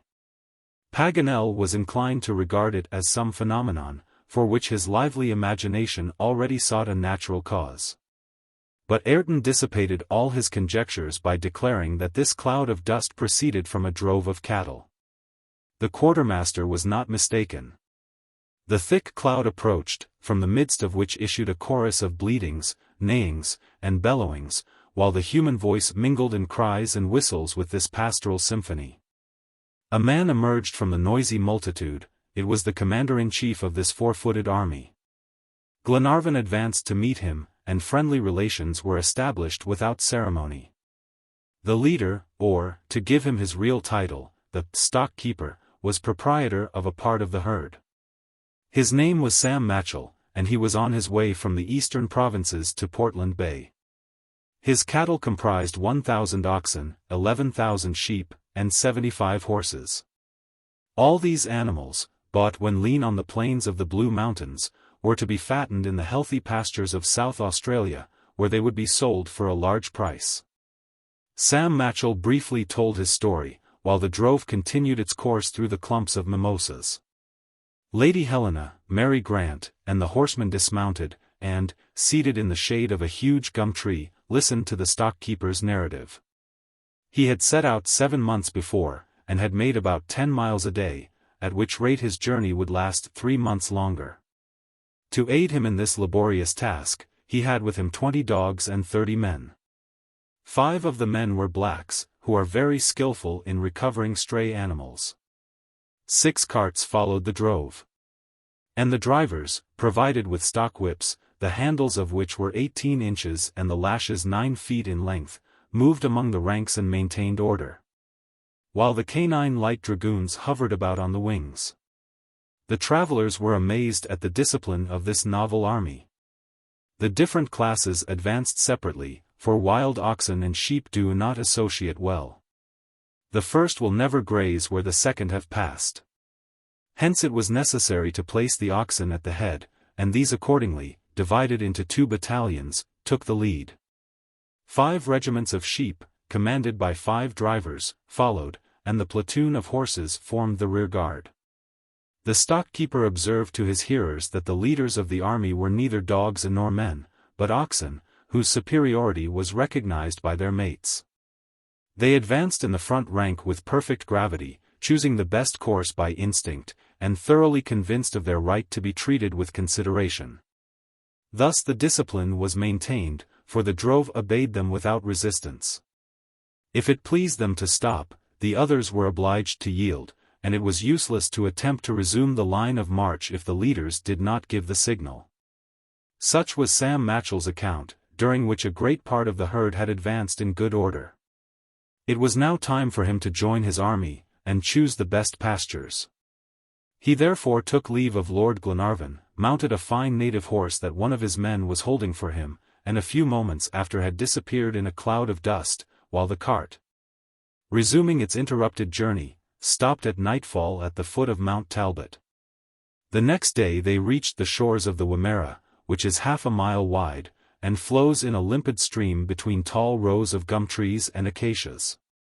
Magnificent myrtles raised aloft their long, drooping branches, adorned with crimson flowers, while thousands of goldfinches, chaffinches, and golden-winged pigeons, not to speak of chattering parrots, fluttered about in the foliage. Below, on the surface of the stream, sported a pair of black swans, shy and unapproachable.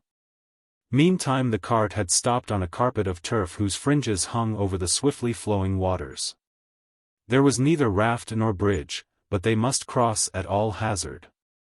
Ayrton busied himself in searching for a practicable ford.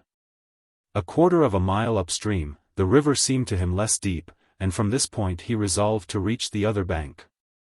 Various soundings gave a depth of only 3 feet. The cart could, therefore, pass over this shallow without running much risk. "Is there no other way of crossing the river?" asked Glenarvan of the quartermaster. "No, my lord," replied Ayrton. "But this passage does not seem to me dangerous. We can extricate ourselves from any difficulty. Shall Lady Helena and Miss Grant leave the cart?" "Not at all. My oxen are sure-footed, and I will engage to keep them in the right track." "Well, Ayrton," said Glenarvan, "I trust to you." The horsemen surrounded the heavy vehicle, and the party boldly entered the river. Usually, when these fordings are attempted, the carts are encircled by a ring of empty barrels, which support them on the water. But here this buoyant girdle was wanting, and it was, therefore, necessary to confide to the sagacity of the oxen, guided by the cautious Ayrton. The Major and the 2 sailors dashed through the rapid current some distance ahead, while Glenarvan and Captain Mangles, one on each side of the cart, stood ready to assist the ladies. And Paganel and Robert brought up the rear. Everything went well till they reached the middle of the river, but here the depth increased, and the water rose above the fellows. The oxen, if thrown out of their course, might lose their footing and overturn the unsteady vehicle. Ayrton exerted himself to the utmost. He leaped into the water, and, seizing the oxen by the horns, succeeded in keeping them in the right track. At this moment an accident, impossible to foresee, took place. A crack was heard. The cart inclined at an alarming angle, the water reached the feet of the ladies, and the whole vehicle threatened to give way. It was an anxious moment. Fortunately a vigorous blow upon the yoke brought the cart nearer the shore. The river grew shallower, and soon men and beasts were in safety on the opposite bank. Only the front wheels of the cart were damaged, and Glenarvan's horse had lost the shoes of his 4 feet. This mishap required immediate repair. The travelers gazed at each other in some degree of perplexity, when Ayrton proposed to go to Black Point Station, 20 miles to the north, and bring a farrier. "Very well, Ayrton," said Glenarvan. "How much time do you need to make the journey and return to the encampment?" 15 hours, replied Ayrton. "Go, then. And, while waiting for your return, we will encamp on the banks of the Wimmera." A few moments after, the quartermaster, mounted on Wilson's horse, disappeared behind the thick curtain of mimosas.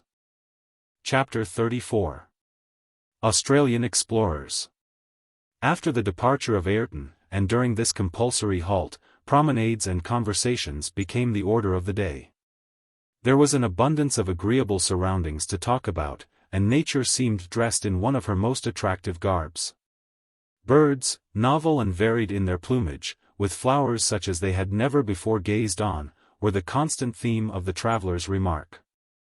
And when, in addition, they had in Mr. Olbinett one who knew how to spread before them and make the best of all the culinary novelties that were within reach, a very substantial foundation was possible for the Feast of Reason and the Flow of Soul which followed, and for which, as usual, they were to no small extent indebted to their learned historico-geographical professor, whose stock of information was as varied as it was pleasant. After dinner the traveling party had, as if in anticipation, seated themselves at the foot of a magnificent banksia. The young moon was rising high into the heavens, lengthening the twilight, and prolonging it into the evening hour. Whilst the smoke of the Major's cigar was seen curling upwards, losing itself in the foliage of the tree. "Monsieur Paganel," said Lady Helena, you have never given us the history that you promised when you supplied us with that long list of names. The gentleman addressed did not require any lengthened entreaties on this subject, but, with an attentive auditory, and in the grandest of all lecture rooms, he rehearsed to them the two great dramas of Australian travel, which have made the names of Burke and Stewart immortal in the history of that continent. He told them that it was on the 20th of August 1860, that Robert O'Hara Burke set out, under the auspices of the Royal Society of Melbourne, to cross the continent from south to north, and so to reach the Indian Ocean.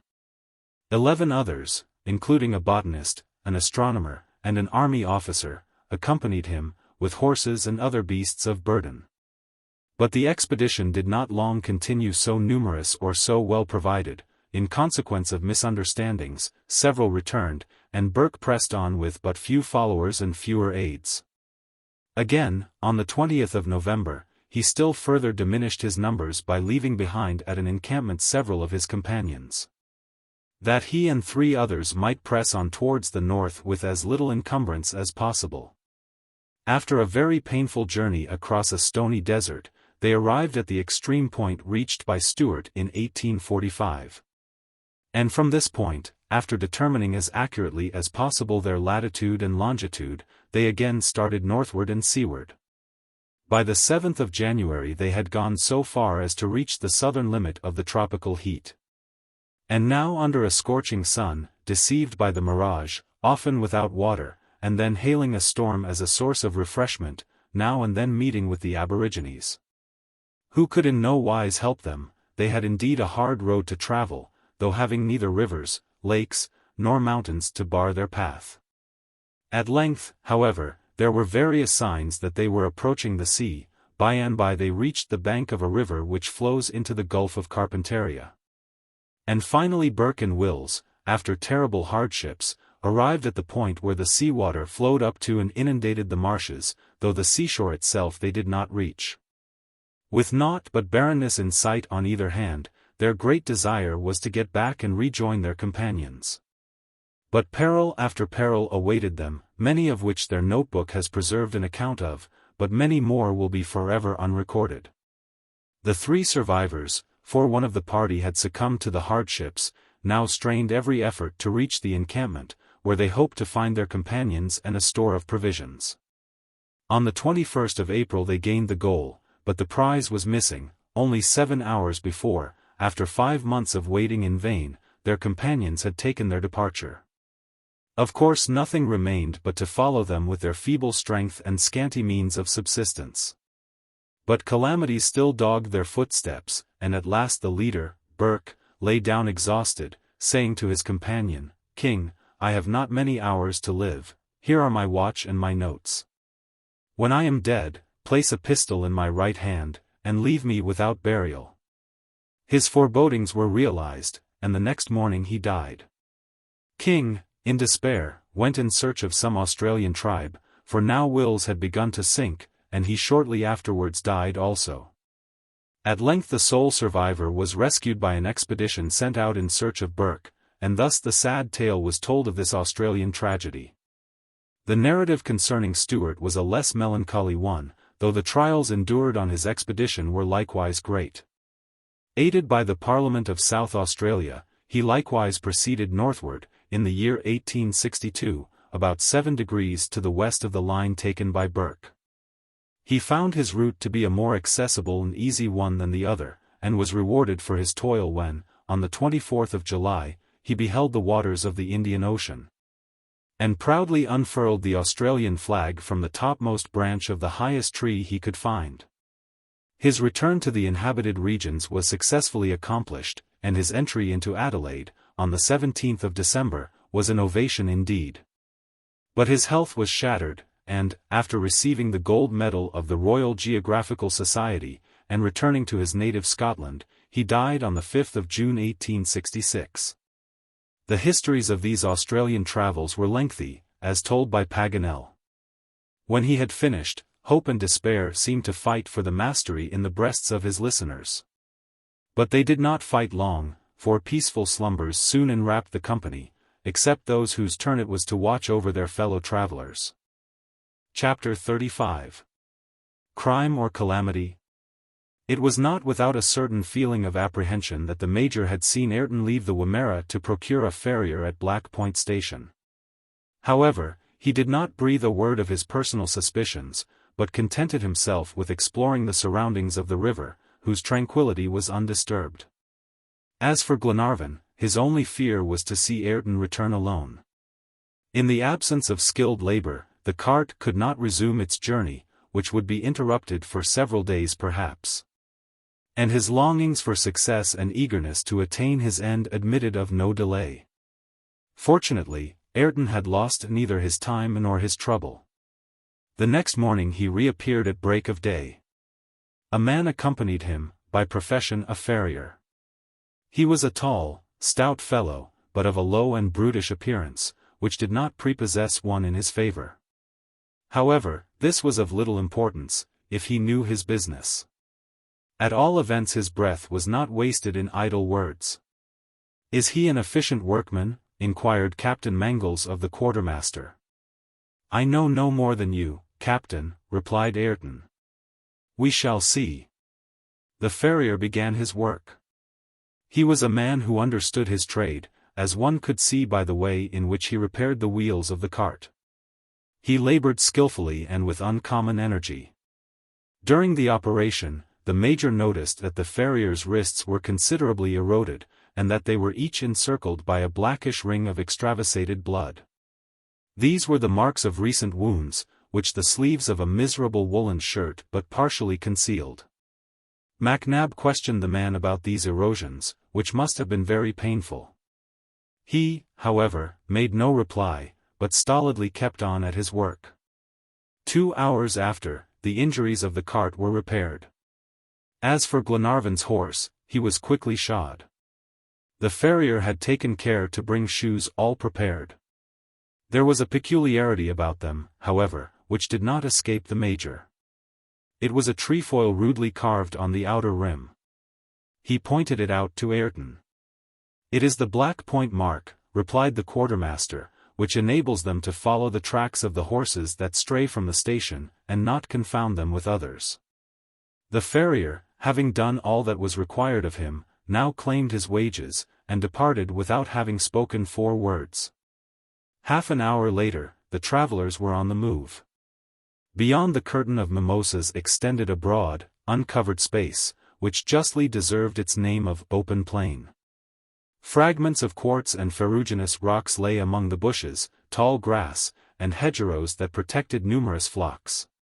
Several miles farther on, the wheels of the cart sank deeply in the marshy lowlands, through which ran winding creeks, half hidden beneath a canopy of gigantic rushes. The journey, notwithstanding, was neither difficult nor tedious. Lady Helena invited the horsemen to call upon her in turn, for her parlor was very small. Each was thus relieved from the fatigue of horseback riding, and enjoyed the society of this amiable lady, who, assisted by Miss Mary, performed with perfect grace the honors of her movable mansion. Captain Mangles was not forgotten in these invitations, and his rather sober conversation was not at all displeasing.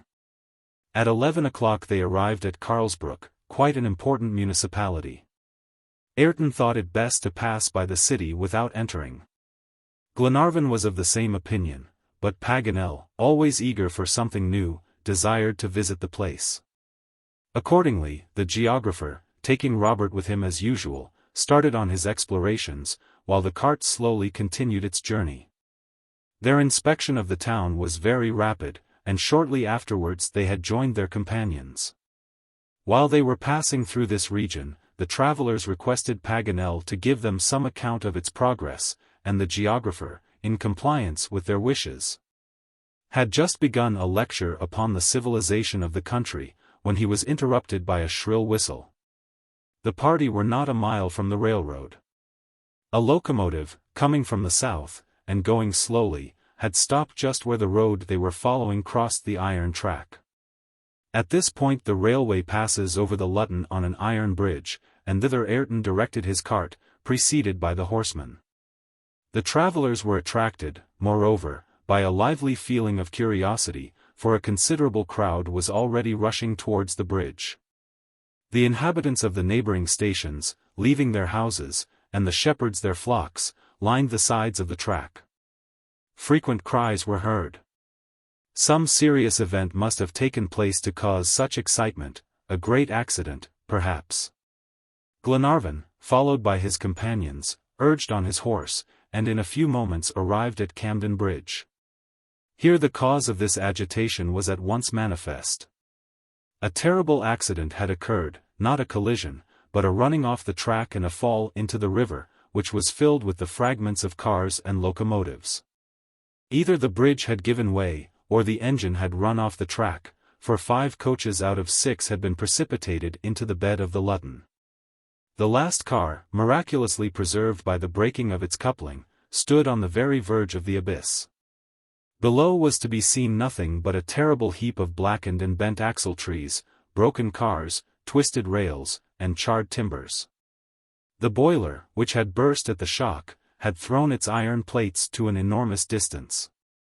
From this mass of unsightly objects issued flames and spiral wreaths of steam, mingled with black smoke. Large spots of blood, scattered limbs, and trunks of burnt bodies appeared here and there, and no one dared to estimate the number of victims buried beneath the ruins. Glenarvan, Paganel, the Major, and Captain Mangles mingled with the crowd, and listened to the conjectures that passed from one to another. Each sought to explain the catastrophe, while laboring to save what was left. "The bridge has broken," said one. "Broken?" replied others. "That cannot be, for it is still uninjured. They forgot to close it for the passage of the train, that is all." It was a drawbridge, which had been constructed for the convenience of the shipping. Had the man on guard, through unpardonable negligence, forgotten to close it, and thus precipitated the train, at full speed, into the bed of the Loddon? This supposition seemed plausible, for one half of the bridge lay beneath the fragments of the cars, while the other still hung intact in its chains. Doubt was no longer possible. Surely carelessness must have caused the calamity. The accident had happened to the night express, which left Melbourne at 45 minutes past 11. It must have been 3:15 in the morning when the train reached Camden Bridge, where this terrible destruction of life and property took place.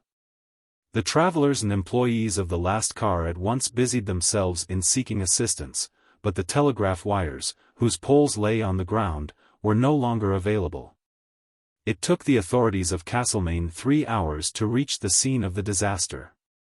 And it was, therefore, 6 o'clock in the morning before a corps of workers was organized under the direction of the Surveyor General of the district, and a detachment of policemen, commanded by an officer. The squatters had come to their aid, and exerted themselves to extinguish the fire, which consumed the heap of ruins with unconquerable fierceness. Several unrecognizable bodies lay on the edge of the embankment, but it was impossible to rescue a living being from this furnace.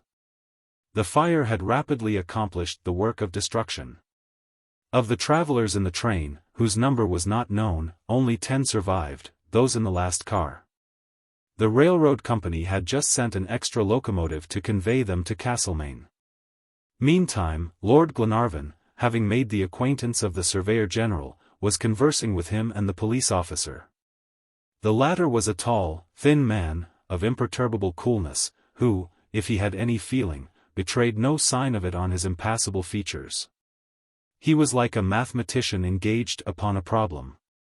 He was seeking to elucidate the mystery of the disaster. To Glenarvan's first words, "This is a great calamity," he replied, calmly, "It is more than that." "More than that," cried Glenarvan. "And what can be more than that?" "It is a crime," replied the officer, coolly. Glenarvan turned to Mr. Mitchell, the Surveyor General, with a questioning look. "That is correct," said the latter.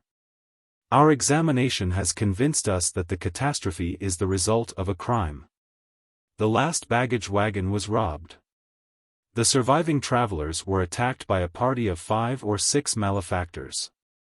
The bridge was opened intentionally. And, taking into account this fact with the disappearance of the guard, I cannot but come to the conclusion that the miserable man was the accomplice of the criminals." The police officer, at these words, slowly shook his head.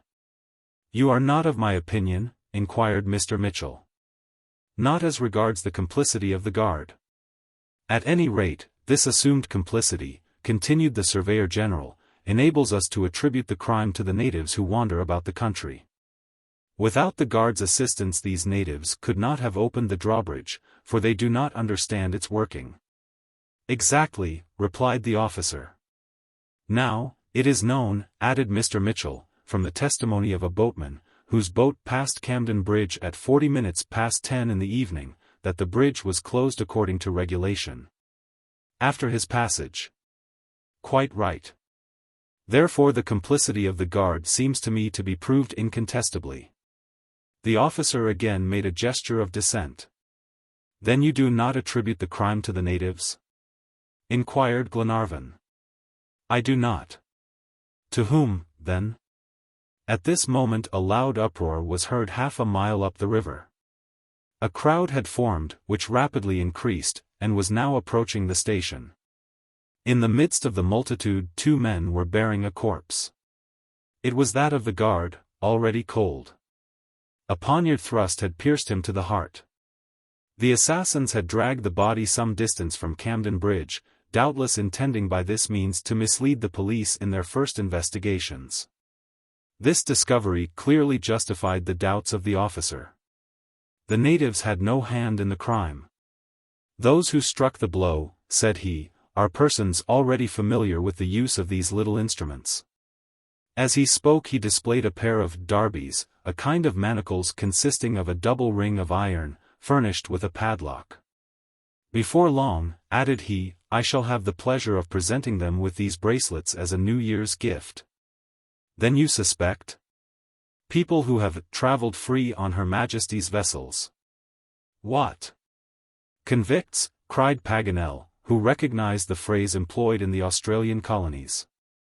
"I thought," observed Glenarvan, "that those who have been transported had no right to stay in the province of Victoria."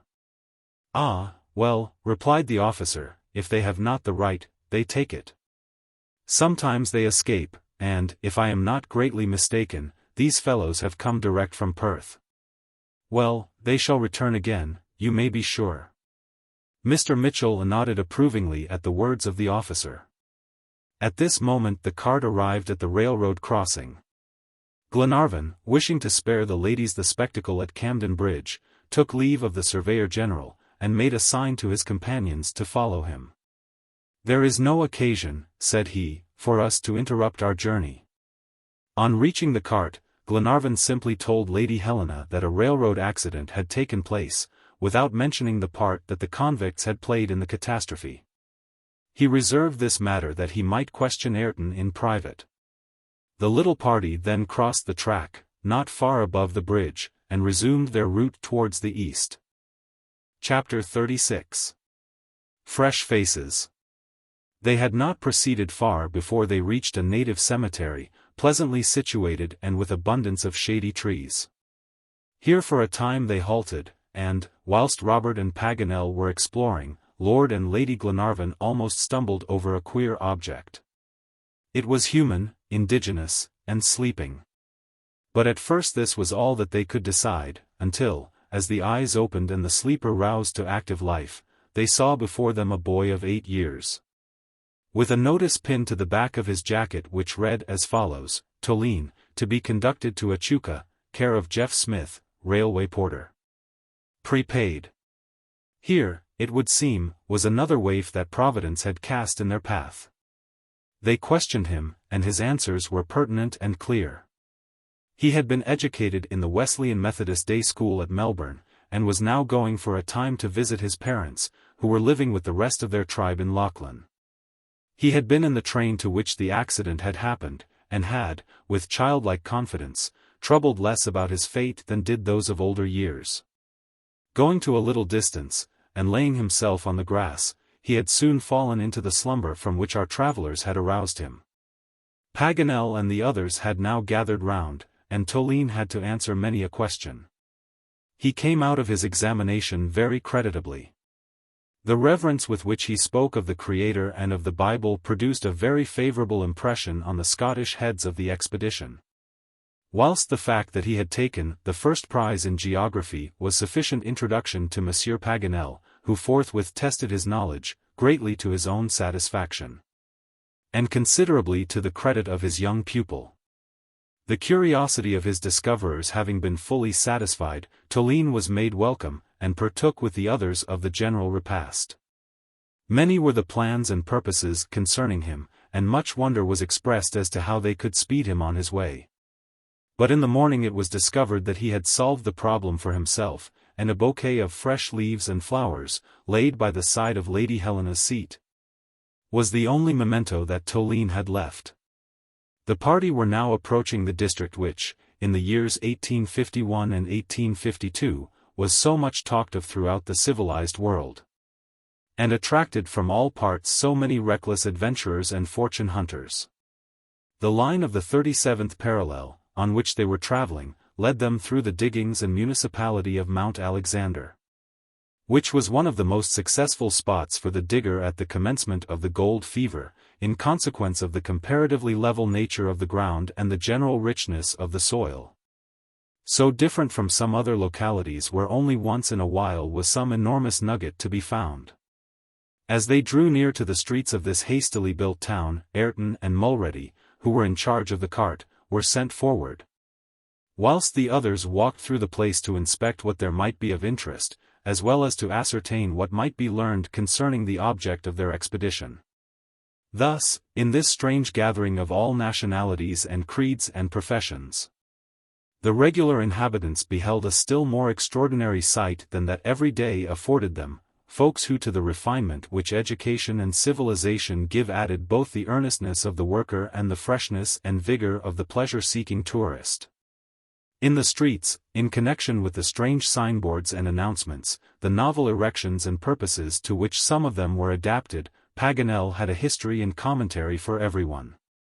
Still more did he expatiate upon the 1001 topics of interest when they visited the bank building, which here is the center of more than one agency connected with this great gold-bearing district. Here was the Mineralogical Museum, in which might be seen specimens illustrative of all the various ways in which the gold has been found, whether in combination with clay or other minerals, or, as it is sometimes, to the great joy of the finder, discovered, per et simple. Here also were models, diagrams, and even the tools themselves, to illustrate the different methods by which the object of search was dug out, or washed, or crushed, or tested.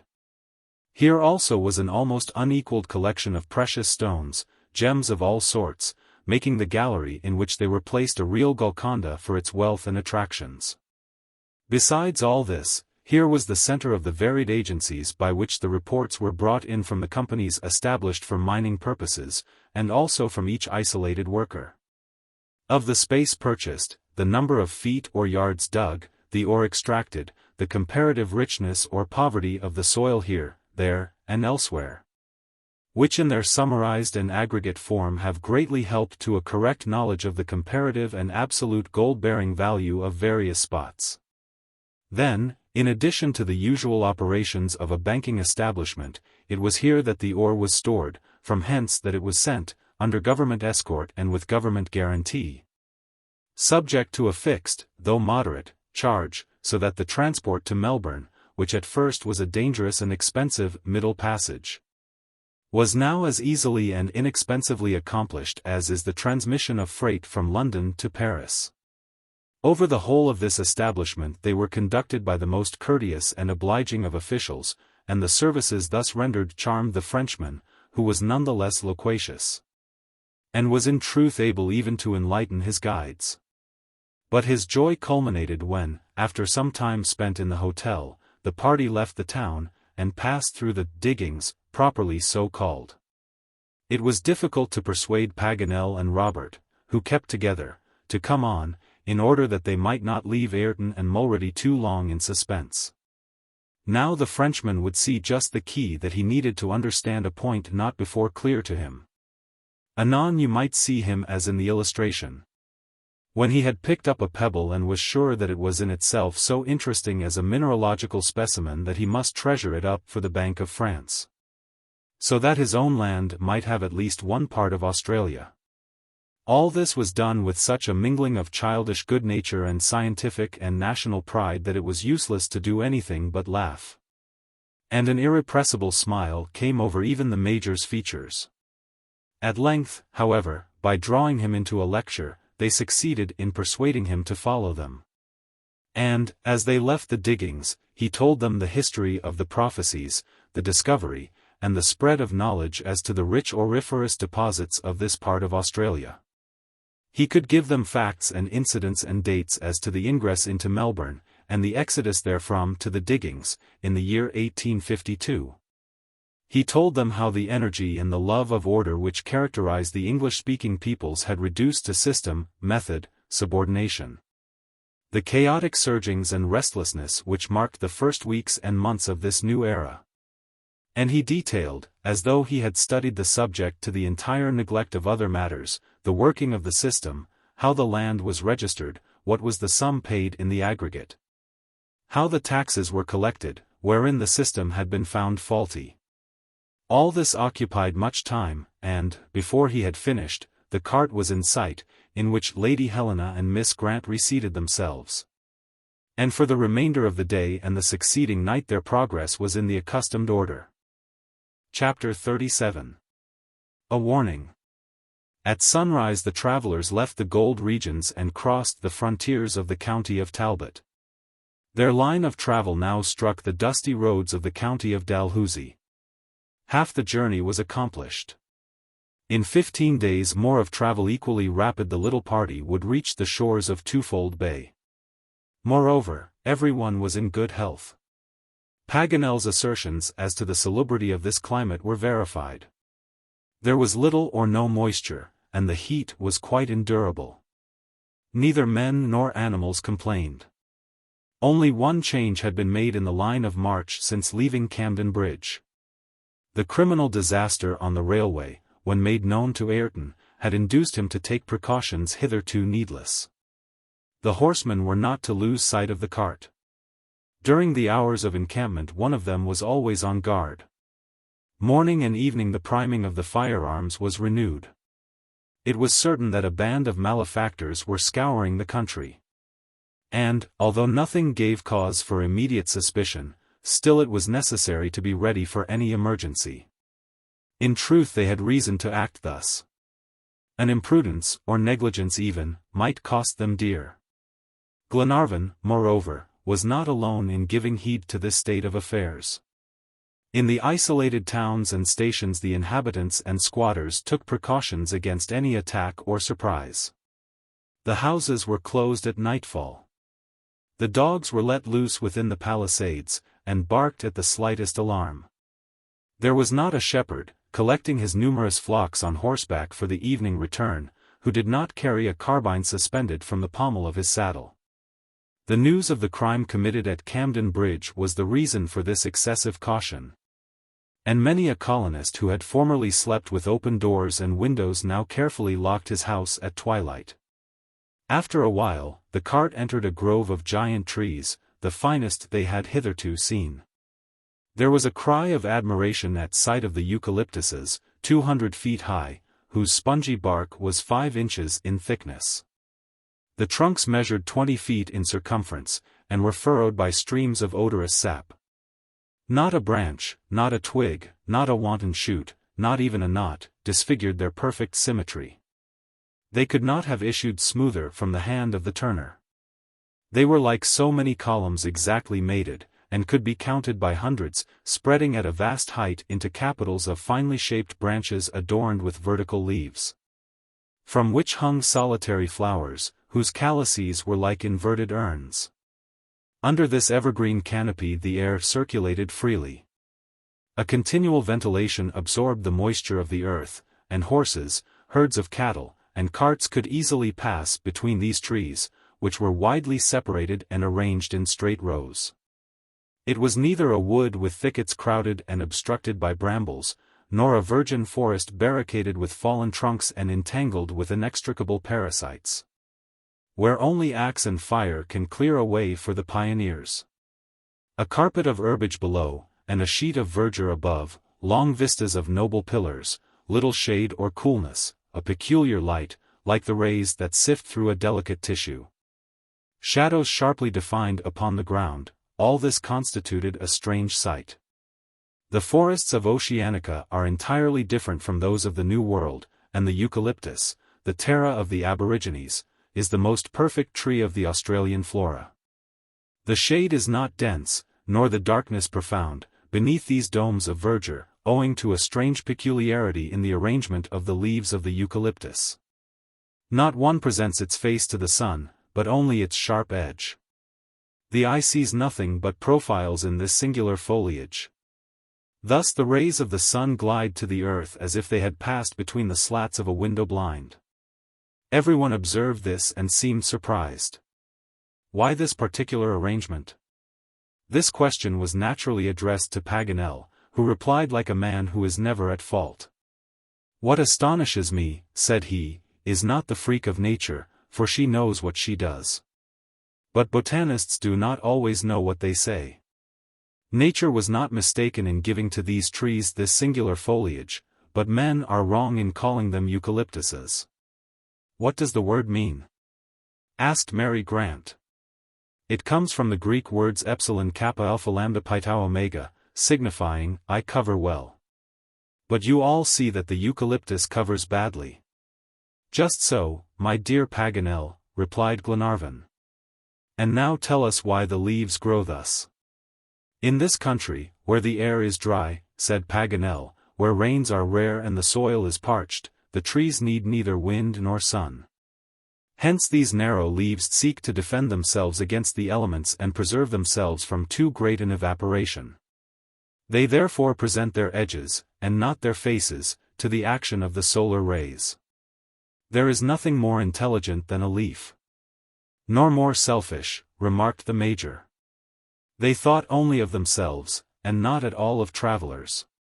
The entire party was inclined to be of MacNab's opinion, except Paganel, who, as he wiped his face, congratulated himself upon traveling beneath these shadowless trees. However, this arrangement of foliage was to be regretted, for the journey through these forests is frequently very long and painful, since nothing protects the traveler from the heat of the sun. All day long our travelers pursued their way under these interminable arches. They met neither quadruped nor human being. A few cockatoos inhabited the tops of the trees. But at that height they could scarcely be distinguished, and their chattering was an almost inaudible murmur. Sometimes a flock of parrots would shoot across a distant vista, illumining it with a rapid flash of variegated light. But generally a deep silence reigned in this vast temple of verdure, and the measured tread of the horses, a few words exchanged now and then in desultory conversation. The creaking of the cartwheels, and from time to time a cry from Ayrton as he urged on his sluggish team, were the only sounds that disturbed this vast solitude. At evening they encamped at the foot of some trees that bore the marks of a recent fire. They formed tall chimneys, as it were, for the flames had hollowed them out internally throughout their entire length. Having only this shell of bark remaining, they no longer suffered severely from this treatment. However, this lamentable habit of the squatters and natives will finally destroy these magnificent trees, and they will disappear like the cedars of Lebanon, so many centuries old. Consumed by the careless fires of wandering encampments. Olbinett, according to Paganel's advice, kindled a fire in one of these tubular trunks. He obtained a draught at once, and the smoke soon disappeared in the dark mass of foliage. The necessary precautions were taken for the night, and Ayrton, Mulready, Wilson, and Captain Mangles watched by turns till sunrise. During all the next day the interminable forest presented its long, monotonous avenues, till it seemed as if it would never end. Towards evening, however, the rows of trees became thinner. And a few miles farther on, upon a small plain, appeared a collection of regularly built houses. "Seymour," cried Paganel. "This is the last place we shall meet with before leaving the province of Victoria." "Is it an important town?" inquired Lady Helena. "Madam," replied he, it is a simple parish that would like to become a municipality. Shall we find a comfortable hotel? Asked Glenarvan. I hope so, answered the geographer. Well, then, let us go into the town, for the ladies will not be sorry, I imagine, to rest here one night. My dear Edward, replied Lady Helena, Mary and I accept. But on the condition that it shall cause no trouble or delay. None at all, said Lord Glenarvan. Moreover, our oxen are fatigued. Tomorrow we will start at break of day. It was now 9 o'clock. The moon was approaching the horizon, and her rays were dimmed by the gathering mist. The darkness was increasing. The whole party, accordingly, entered the broad street of Seymour under the guidance of Paganel, who always seemed to be perfectly acquainted with what he had never seen. But his instinct directed him, and he went straight to Campbell's North British Hotel. Horses and oxen were taken to the stable, the cart was put under the shed, and the travelers were conducted to quite comfortable apartments. At 10 o'clock the guests took their seats at a table, over which Olbinett had cast his experienced eye. Paganel had just explored the town, in company with Robert, and now related his nocturnal impressions in a very laconic style. He had seen absolutely nothing. However, a man less absent-minded would have observed a certain excitement in the streets of Seymour. Groups were formed here and there, which gradually increased. People talked at the doors of the houses, and questioned each other with an air of anxiety. Various daily papers were read aloud, commented upon, and discussed. These signs, one might suppose, could not have escaped the most careless observer. Paganel, however, had suspected nothing. The Major, on the contrary, without even leaving the hotel, had ascertained the fears that were agitating the little community. 10 minutes' conversation with the loquacious landlord had informed him, but he did not utter a word.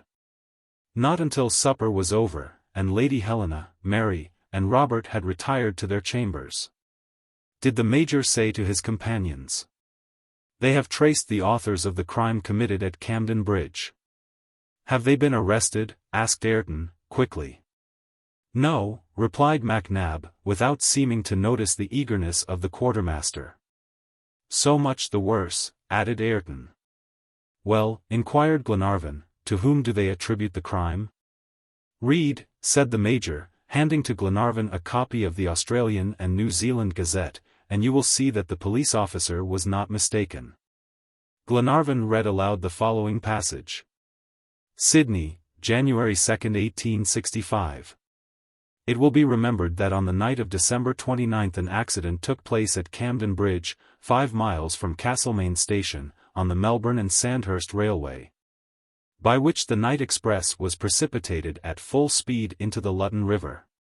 Numerous thefts committed after the accident, and the corpse of the guard found half a mile above, prove that it was the result of a crime.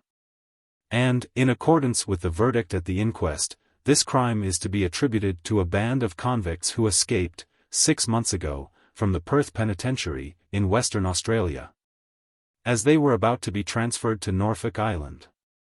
These convicts are 29 in number, and are commanded by a certain Ben Joyce, a dangerous criminal, who arrived in Australia several months ago in some way, and upon whom justice has not yet succeeded in laying hands.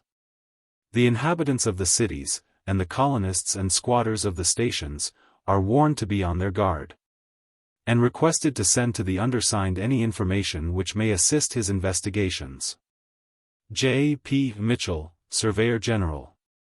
When Glenarvan had finished reading this article, MacNab turned to the geographer and said, "You see, Paganel, that there may yet be convicts in Australia." "Runaways there may be, of course," replied Paganel, "but not those who have been transported and regularly received. These people have no right to be here."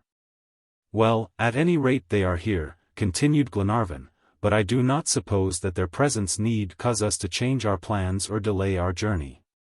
What do you think, Captain?"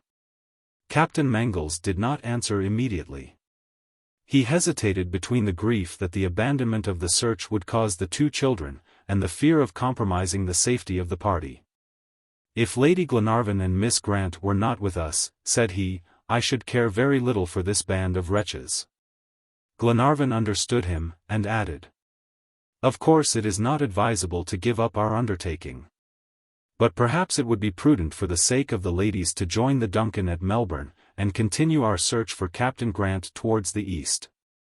What do you think, MacNab?" "Before replying," said the Major, "I should like to hear Ayrton's opinion." The quartermaster, thus addressed, looked at Glenarvan. "I think," said he, "that, as we are 200 miles from Melbourne, the danger, if there is any, is as great on the southern as on the eastern road. Both are little frequented, and one is as good as the other. Moreover, I do not think that 30 malefactors can intimidate 8 well-armed and resolute men. Therefore, in the absence of better advice, I should go on." "Well said," replied Paganel. "By continuing our course we shall cross Captain Grant's track, while by returning to the south we should go directly away from it. I agree with you, therefore, and shall give myself no uneasiness about the runaway convicts." Thus the determination to make no change in the program was unanimously approved of. "One more remark, my lord," said Ayrton, as they were about to separate. "Speak." "Would it not be advisable to send an order to the Duncan to sail to the coast?" "Why?" asked Captain Mangles. "It will be time enough to send the order when we arrive at Twofold Bay. If any unforeseen event should compel us to return to Melbourne, we might be sorry not to find the Duncan there. Moreover, her injuries cannot yet have been repaired. I think, therefore, that it would be better to wait." "Well," replied Ayrton, without further remark. The next day the little party, armed and ready for any emergency, left Seymour, and half an hour after re-entered the forest of eucalyptuses, which appeared again towards the east. Glenarvan would have preferred to travel in the open country, for a plain is less favorable to sudden attacks and ambuscades than a thick wood. But they had no alternative. And the cart kept on all day between the tall, monotonous trees, and at evening encamped on the borders of the district of Murray. They were now setting foot on one of the least frequented portions of the Australian continent, a vast uninhabited region stretching away to the Australian Alps. At some future day its forests will be leveled, and the home of the colonist will stand where now all is desolation, but at present it is a desert. In this region is situated the so-styled reserve for the blacks. On these remote plains various spots have been set apart, where the aboriginal race can enjoy to the full the privilege of gradually becoming extinct. Though the white man is at perfect liberty to invade this reserved territory, yet the black may call it his own. Paganel, who was in his element wherever statistics or history was concerned, went into full details respecting the native races. He gave a long account of the cruelties to which these unfortunate beings had been subjected at the hands of the early colonists, and showed how little had been done by the interference of the government. As a striking instance of the manner in which the aborigines melt away before the advance of civilization, he cited the case of Tasmania, which at the beginning of this century had 5,000 native inhabitants, but in 1863 had only 7. 50 years ago, said he, we should have met in our course many a tribe of natives, whereas thus far we have not seen even one. A century hence, the black race will have utterly disappeared from this continent. At that moment Robert, halting in front of a group of eucalyptuses, cried out, "A monkey! There is a monkey!" The cart was instantly stopped, and, looking in the direction indicated by the boy, our travelers saw a huge black form moving with astonishing agility from branch to branch, until it was lost from view in the depths of the grove. "What sort of a monkey is that?" asked MacNab. "That monkey," answered Paganel, "is a full-blooded Australian." Just then were heard sounds of voices at some little distance. The oxen were put in motion, and after proceeding a few hundred paces the party came suddenly upon an encampment of aborigines, consisting of some 10 or 12 tents, made of strips of bark arranged in the manner of tiles, and giving shelter to their wretched inhabitants on only one side. Of these miserable beings there were about 30, men, women, and children, dressed in ragged kangaroo skins. Their first movement was one of flight. But a few words from Ayrton restored confidence, and they slowly approached the party of Europeans. The major jocularly insisted that Robert was correct in saying that he had seen a monkey.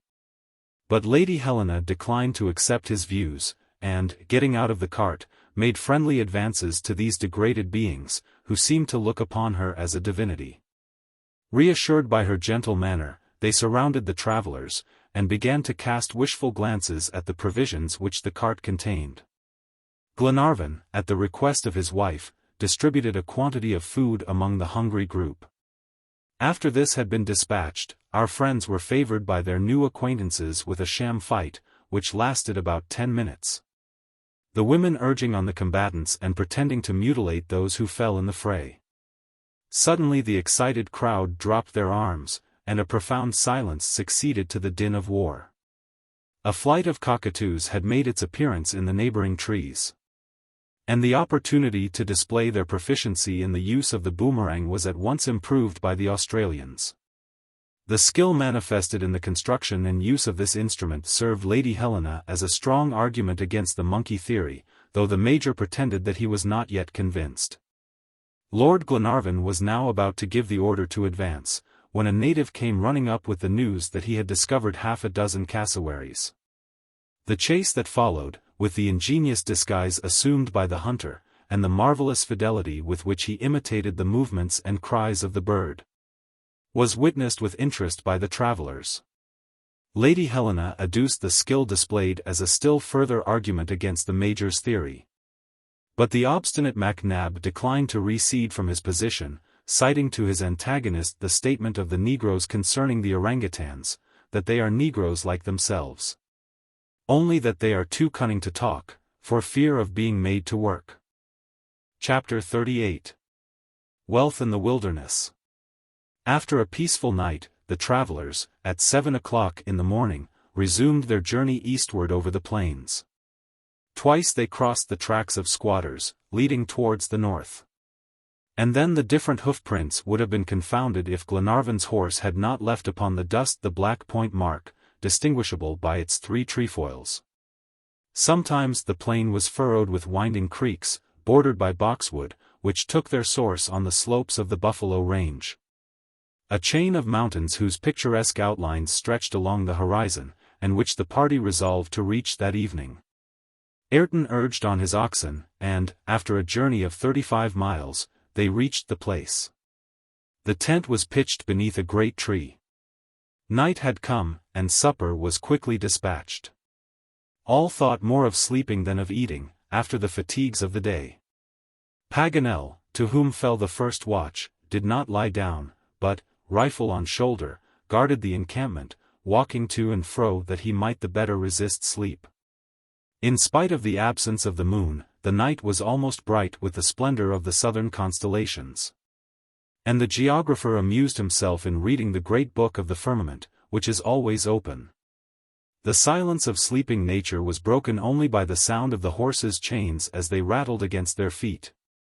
Paganel was becoming fully absorbed in his astronomical meditations, and occupying himself more with the things of heaven than those of earth, when a distant sound startled him from his reverie. He listened attentively, and, to his great astonishment, thought he distinguished the tones of a piano. A few boldly struck chords wafted to his ears their harmonious vibrations. He could not be mistaken. A piano in the desert, said he to himself. It cannot be.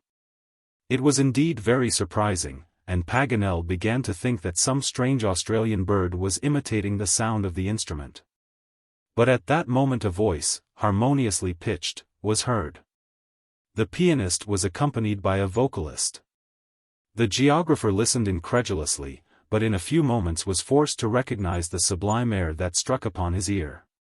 It was Il mio tesoro tanto, from Don Juan. Parbleu! Thought the geographer, however strange the Australian birds may be, or even though the parrots were the most musical in the world, they could not sing Mozart. He listened to the end of this grand inspiration of the master. The effect of this sweet melody, in the stillness of the starlit night, was indescribable. He remained a long time under the influences of its enchantment. At last the voice ceased, and all was silent. When Wilson came to relieve the geographer, he found him wrapped in a profound reverie. Paganel said nothing to the sailor, but, reserving his account of the incident for Glenarvan the next day, he crept into the tent. In the morning the whole party were awakened by unexpected bayings. Glenarvan at once arose. 2 magnificent pointers were gambolling along the edge of a small wood, but at the approach of the travelers they disappeared among the trees, barking loudly. "There must be a station in this desert," said Glenarvan, "and hunters, since those are hunting dogs." Paganel was just about to relate his experiences of the past night, when 2 men appeared, in hunting costume, mounted on fine horses. They naturally stopped at sight of the little party, encamped in gypsy-like fashion, and seemed to be wondering what the presence of armed men in this place meant, when they perceived the ladies, who were alighting from the cart. They immediately dismounted, and advanced towards them, hat in hand. Glenarvan went to meet them, and introduced himself and party, giving the name and rank of each member. The young men bowed, and one of them, the elder, said, "My lord, will your ladies, your companions, and yourself do us the honor to accompany us to our house?" "May I ask, gentlemen, whom I have the honor of addressing?" inquired Glenarvan. "Michael and Alexander Patterson, proprietors of Hotham Station. You are already on the grounds of the establishment, and have but a quarter of a mile to go." "Gentlemen," replied Glenarvan, "should be unwilling to slight a hospitality so graciously offered." "My lord," interrupted Michael Patterson, "by accepting you will confer a favor upon 2 poor colonists, who will be only too happy to extend to you the honors of the desert." Glenarvan bowed in token of assent. "Sir," said Paganel, addressing Michael Patterson, "should I be too inquisitive were I to ask if it was you who sang that divine air of Mozart last night?" "It was I, sir," replied the gentleman, "and my brother accompanied me." "Well, sir," continued Paganel, extending his hand, "accept the sincere compliments of a Frenchman, who is an ardent admirer of Mozart's music." The young man modestly returned the geographer's greeting, and then pointed towards the right to the road they were to take. The horses had been confided to the care of Ayrton and the sailors, and the travelers at once betook themselves on foot to Hotham Station, under the guidance of the 2 young men. It was a magnificent establishment, characterized by the perfect order of an English park. Immense meadows, enclosed by fences, extended as far as the eye could reach. Here grazed thousands of oxen and sheep. Numerous shepherds and still more numerous dogs tended this vast herd, while with the bellowing and bleating mingled the baying of mastiffs and the sharp crack of stockwhips. To the east the prospect was broken by a border of gum trees, beyond which rose the imposing peak of Mount Hotham, 7,500 feet high. Long avenues of tall trees stretched in all directions, while here and there stood dense clumps of grass trees, shrubby plants about 10 feet high, resembling the dwarf palm, with a thick foliage of long narrow leaves. The air was laden with the perfume of laurels, whose clusters of white flowers in full bloom exhaled the most delicate fragrance. With the charming groups of native trees were mingled those transplanted from European climes. The peach, the pear, the apple, the fig, the orange, and even the oak were hailed with delight by the travelers, who, if they were not astonished at walking in the shade of the trees of their country, wondered, at least, at the sight of the birds that fluttered among the branches. The satin birds with their silky plumage, and the canaries, clad in golden and black velvet. Here, for the first time, they saw the manure, or lyrebird, whose tail has the form of the graceful instrument of Orpheus. As the bird fled away among the arborescent ferns, its tail striking the branches, they almost expected to hear those harmonious chords that helped Amphion to rebuild the walls of Thebes. Lord Glenarvan was not satisfied with merely admiring the fairy wonders of this oasis of the Australian desert. He listened with profound interest to the young men's story. In England, in the heart of civilization, a newcomer would have first informed his host whence he came and whither he was going. But here, by a nice shade of distinction, Michael and Sandy Patterson thought they should make themselves known to the travelers to whom they offered their hospitalities. and briefly told their story. It was like that of all intelligent and active young Englishmen, who do not believe that the possession of riches absolves from the responsibility to labor for the welfare of others. Michael and Alexander Patterson were the sons of a London banker. When they were 20 years old, their father had said, "Here is money, my sons. Go to some distant land, found there a useful establishment, and acquire in labor the knowledge of life. If you succeed, so much the better, if you fail, it matters little. We shall not regret the money that will have enabled you to become men." They obeyed. They chose the province of Victoria as the place to sow the paternal banknotes, and had no reason to repent. At the end of 3 years their establishment had attained its present prosperity. They had just finished the brief account of their career, when the dwelling came in sight at the end of a fine avenue of trees. It was a charming house of wood and brick, surrounded by clusters of plants, and had the elegant form of a Swiss cottage, while a veranda, from which hung Chinese lanterns, encircled it like a Roman impluvium. The windows were shaded by brilliant-colored awnings, which at a distance looked almost like masses of flowers. Nothing could be prettier, cozier, or pleasanter to the sight. On the lawn and among the shrubbery round about stood bronze candelabra, supporting elegant lamps with glass globes, which at nightfall illumined the whole garden with a beauteous light. No farmhands, stables, or outhouses were to be seen, nothing that indicated scenes of toil. The dwellings of the workmen, a regular village, consisting of some 20 cottages, were a quarter of a mile distant, in the heart of a little valley. Telegraph wires secured immediate communication between the village and the house of the proprietors, which, far from all tumult, was in truth a thing of beauty. The avenue was soon passed. A little iron bridge, of great elegance, crossing a murmuring stream, gave access to the private grounds. A courteous attendant advanced to meet the travelers. The doors of the house were opened, and the guests of Hot Tam Station entered the sumptuous dwelling. All the luxuries of refined and civilized life seemed to be present. Into the vestibule, which was adorned with decorative subjects, illustrating the turf or the chase, opened a spacious parlor, lighted with 5 windows. A piano, covered with classic and modern music, easels, upon which were half-finished paintings, marble statues, mounted on tasteful pedestals, on the walls, a few pictures by Flemish masters. Rich carpets, soft to the feet as grassy meadows, panels of tapestry, descriptive of pleasing mythological episodes. An antique chandelier, costly chinaware, delicate vases, and a great variety of articles of virtu, indicated a high appreciation of beauty and comfort. Everything that could please, everything that could relieve the tedium of a voluntary exile, everything that could remind one of a luxurious European home, was to be found in this fairy abode. It would have been easy to imagine oneself in some princely castle of England, France, or Germany.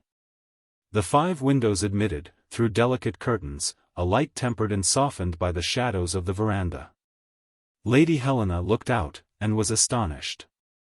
The house, upon this side, commanded the view of a broad valley, which extended to the eastern mountains. The alternation of meadow and woodland, broken here and there by vast clearings, the graceful sweep of the hillsides, and the outlines of the entire landscape, formed a picture beyond the power of description. This vast panorama, intersected by broad bands of light and shade, changed every hour with the progress of the sun. In the meantime, in accordance with the host's orders, breakfast had been prepared by the steward of the station. And in less than a quarter of an hour the travelers were seated at a bountiful table. The quality of the viands and the wines was unexceptionable. But what was especially gratifying, in the midst of these refinements of wealth, was the evident pleasure experienced by the young settlers in dispensing to strangers, beneath their own roof, this magnificent hospitality. The young gentlemen were soon made acquainted with the object of the expedition, and took a lively interest in Glenarvan's search, giving also great encouragement to the captain's children. "Harry Grant," said Michael, "has evidently fallen into the hands of the natives, since he has not appeared in the settlements on the coast.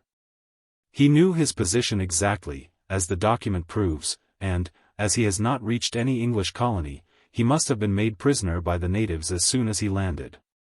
"That is precisely what happened to his quartermaster, Ayrton," replied Captain Mangles. "But, gentlemen," inquired Lady Helena, "have you never heard of the shipwreck of the Britannia?" "Never, madam," said Michael. "And what treatment do you think Captain Grant would experience as a prisoner among the Australians?" "The Australians are not cruel, madam," replied the young settler. "Miss Grant may reassure herself on this point. There are many instances of their kindness. And some Europeans have lived a long time among them, without having any reason to complain of brutality." These words corroborated the information previously given by Paganel and Ayrton. When the ladies had left the table, the conversation turned upon convicts. The settlers had heard of the accident at Camden Bridge, but the band of runaways gave no uneasiness. They would not dare to attack a station that was guarded by more than 100 men. They were confident, too, that they would not venture into the deserted regions of the Murray, nor into the colonies of New South Wales, where the roads are well protected. Glenarvan could not decline the invitation of his amiable hosts to spend the entire day at Hot Tam Station. The delay thus occasioned could be turned to good account. The horses and oxen would be greatly benefited by their rest in the comfortable stables of the establishment. It was, therefore, decided to remain, and the two young men submitted to their guests a program for the day's sports, which was adopted with alacrity. At noon, 7 fine hunters pawed the ground at the gate of the house. For the ladies was provided an elegant coach, and the long reins enabled their driver to show his skill in maneuvering the four in hand. The horsemen, accompanied by outriders, and well armed, galloped beside the carriage, while the pack of hounds bayed joyously in the coppices. For 4 hours the cavalcade traversed the paths and avenues of these spacious grounds. As for game, an army of bushmen could not have started up a greater number of animals. Young Robert, who kept close to the Major's side, accomplished wonders. The intrepid boy, in spite of his sister's injunctions, was always ahead, and the first to fire. But Captain Mangles had promised to watch over him, a fact which tended not a little to allay Miss Grant's apprehension for her brother's safety. Of all the sports of the day the most interesting was unquestionably a kangaroo hunt. About 4 o'clock the dogs started a troop of these curious animals. The little ones took refuge in their mothers' pouches, and the whole drove rushed away in single file. Nothing can be more astonishing than the enormous bounds of the kangaroo, whose hind legs are twice as long as its fore ones, and bend like a spring. At the head of the drove was a male 5 feet high, an old man, in the language of the bushmen. For 4 or 5 miles the chase was briskly continued. The kangaroos did not slacken their pace. And the dogs, who feared, with good reason, the powerful blows of their formidable paws, did not venture to approach them. But at last the drove stopped in exhaustion, and the old man braced himself against the trunk of a tree, ready to fight for his life. One of the pointers, carried on by the impetus of his course, rolled within reach of him. A moment after, the unfortunate dog was tossed into the air, and fell back lifeless. The entire pack, deterred by the fate of their comrade, kept at a respectful distance. It became necessary to dispatch the kangaroo with the rifle, and nothing but bullets could bring down the gigantic quadruped. At this juncture Robert narrowly escaped being the victim of his rashness. In order to make sure of his aim, he approached so near the kangaroo that the animal made a spring at him. Robert fell. A cry of alarm resounded. Mary Grant, speechless with apprehension, stretched her hands towards her brother. No one dared to fire, for fear of hitting the boy. Suddenly Captain Mangles, with his hunting knife open, rushed upon the kangaroo, at the risk of his life, and stabbed it to the heart. The beast fell dead, and Robert rose unharmed. An instant after, he was in the arms of his sister. "Thanks, Captain Mangles." "Thanks," said Mary, extending her hand to the young captain. "I promise to take care of him," replied the captain, as he took the trembling hand of the young girl. This adventure ended the hunt. The troop of kangaroos had scattered after the death of their leader, whose carcass was brought to the house. It was now 6 o'clock, and dinner was in readiness for the hunters. Comprising, among other dishes, a soup of kangaroo's tail, prepared in the native style. After a dessert of ices and sherbet, the party repaired to the parlor, where the evening was devoted to music. Lady Helena, who was a good pianist, presided at the instrument, while Michael and Alexander Patterson sang with great taste selections from the latest compositions of the modern musical masters. At 11 o'clock tea was served in true English style. Paganel, having desired to taste the Australian tea, a liquid, black as ink, was brought to him. It consisted of a quart of water, in which half a pound of tea had been boiled 4 hours. Paganel, with a wry face, pronounced it excellent. At midnight the guests were conducted to cool and comfortable chambers, where they renewed in dreams the pleasures of the day. The next morning, at sunrise, they took leave of the 2 young settlers, with many thanks, and with warmly expressed hopes to see them at Malcolm Castle at no very distant day. The cart then started, and in a few minutes, as the road wound around the foot of Mount Hot Tam, the hospitable habitation disappeared, like a passing vision, from the eyes of the travelers. For 5 miles farther they traversed the grounds of the station. And not till 9 o'clock did the little party pass the last palisade and enter upon the almost unknown districts of the country before them. Chapter 39. Suspicious Occurrences. A mighty barrier crossed the road on the southeast. It was the chain of the Australian Alps, which extend in capricious windings 1,500 miles, and are capped with clouds 4,000 feet aloft. The sky was dull and lowering, and the rays of the sun struggled through dense masses of mist. The temperature was, therefore, endurable. But the journey was difficult on account of the irregularity of the surface.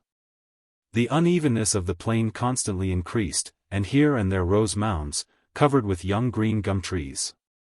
Farther on, these excrescences formed the first slopes of the Great Alps. The ascent was very laborious, as was shown by the efforts of the oxen, whose yokes cracked under the tension of the heavy vehicle. The animals panted heavily, and the muscles of their hams were strained almost to breaking. The axles threatened to give way under the sudden jolts that Ayrton, with all his skill, could not prevent. The ladies, however, lost none of their accustomed cheerfulness. Captain Mangles and the 2 sailors rode a few hundred paces in advance, to choose practicable passes. It was a difficult and often a perilous task. Several times Wilson was forced to make a way with his hatchet through the midst of dense thickets. Their course deviated in many windings, which impassable obstacles, lofty blocks of granite, deep ravines, and treacherous swamps compelled them to make. At evening they encamped at the foot of the Alps, on the banks of a small stream that flowed along the edge of a plain covered with tall shrubbery, whose bright red foliage enlivened the banks. "We shall have difficulty in passing here," said Glenarvan, as he gazed at the chain of mountains, whose outlines were already growing dim in the twilight. Alps. That is a name suggestive of arduous climbing. "You will change your opinion, my dear Glenarvan," replied Paganel. "You must not think you are in Switzerland." "Then these Australian Alps?" asked Lady Helena. "Are miniature mountains," continued Paganel. "You will cross them without noticing it." The next day, in spite of the assurances of the confident geographer, the little party found great difficulty in crossing the mountains. They were forced to advance at a venture, and descend into deep and narrow gorges that, for aught they knew, might end in a wall of rock. Ayrton would doubtless have been eventually nonplussed had they not, after an hour's climbing, caught sight of a tavern on one of the paths of the mountain. "Well," said Paganel, as they reached the hostelry, "the proprietor of this inn cannot make a great fortune in such a place." "Of what use can he be?" "To give us the information we need for our journey," replied Glenarvan. "Let us go in." Glenarvan, followed by Ayrton, entered the tavern. The landlord of Bush Inn was a coarse man, of forbidding appearance, who had to consider himself as the principal customer for the gin, brandy, and whiskey of his tavern. and scarcely ever saw anyone but squatters or herdsmen.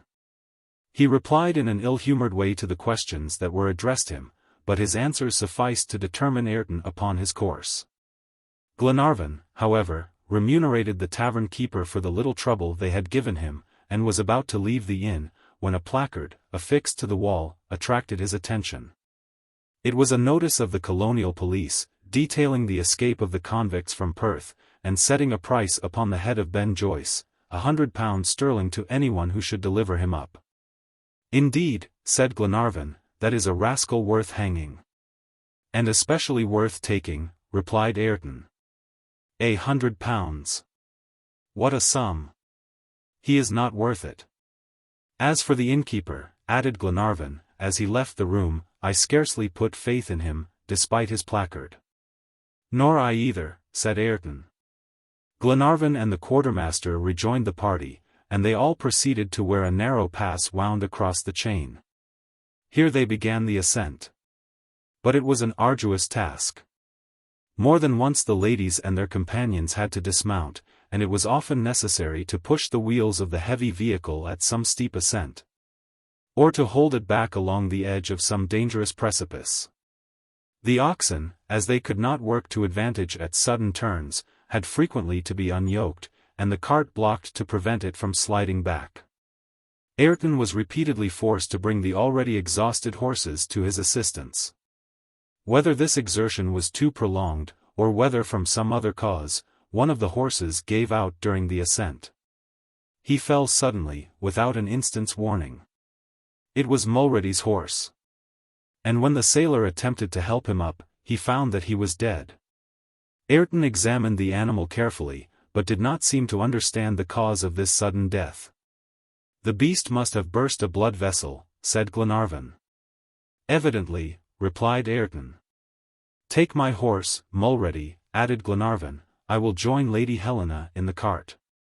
Mulready obeyed, and the little party continued their fatiguing ascent, abandoning the body to the crows. The next day they began the descent, which was much more rapid. During its course a violent hailstorm burst on them, and they were forced to seek a shelter beneath the rocks.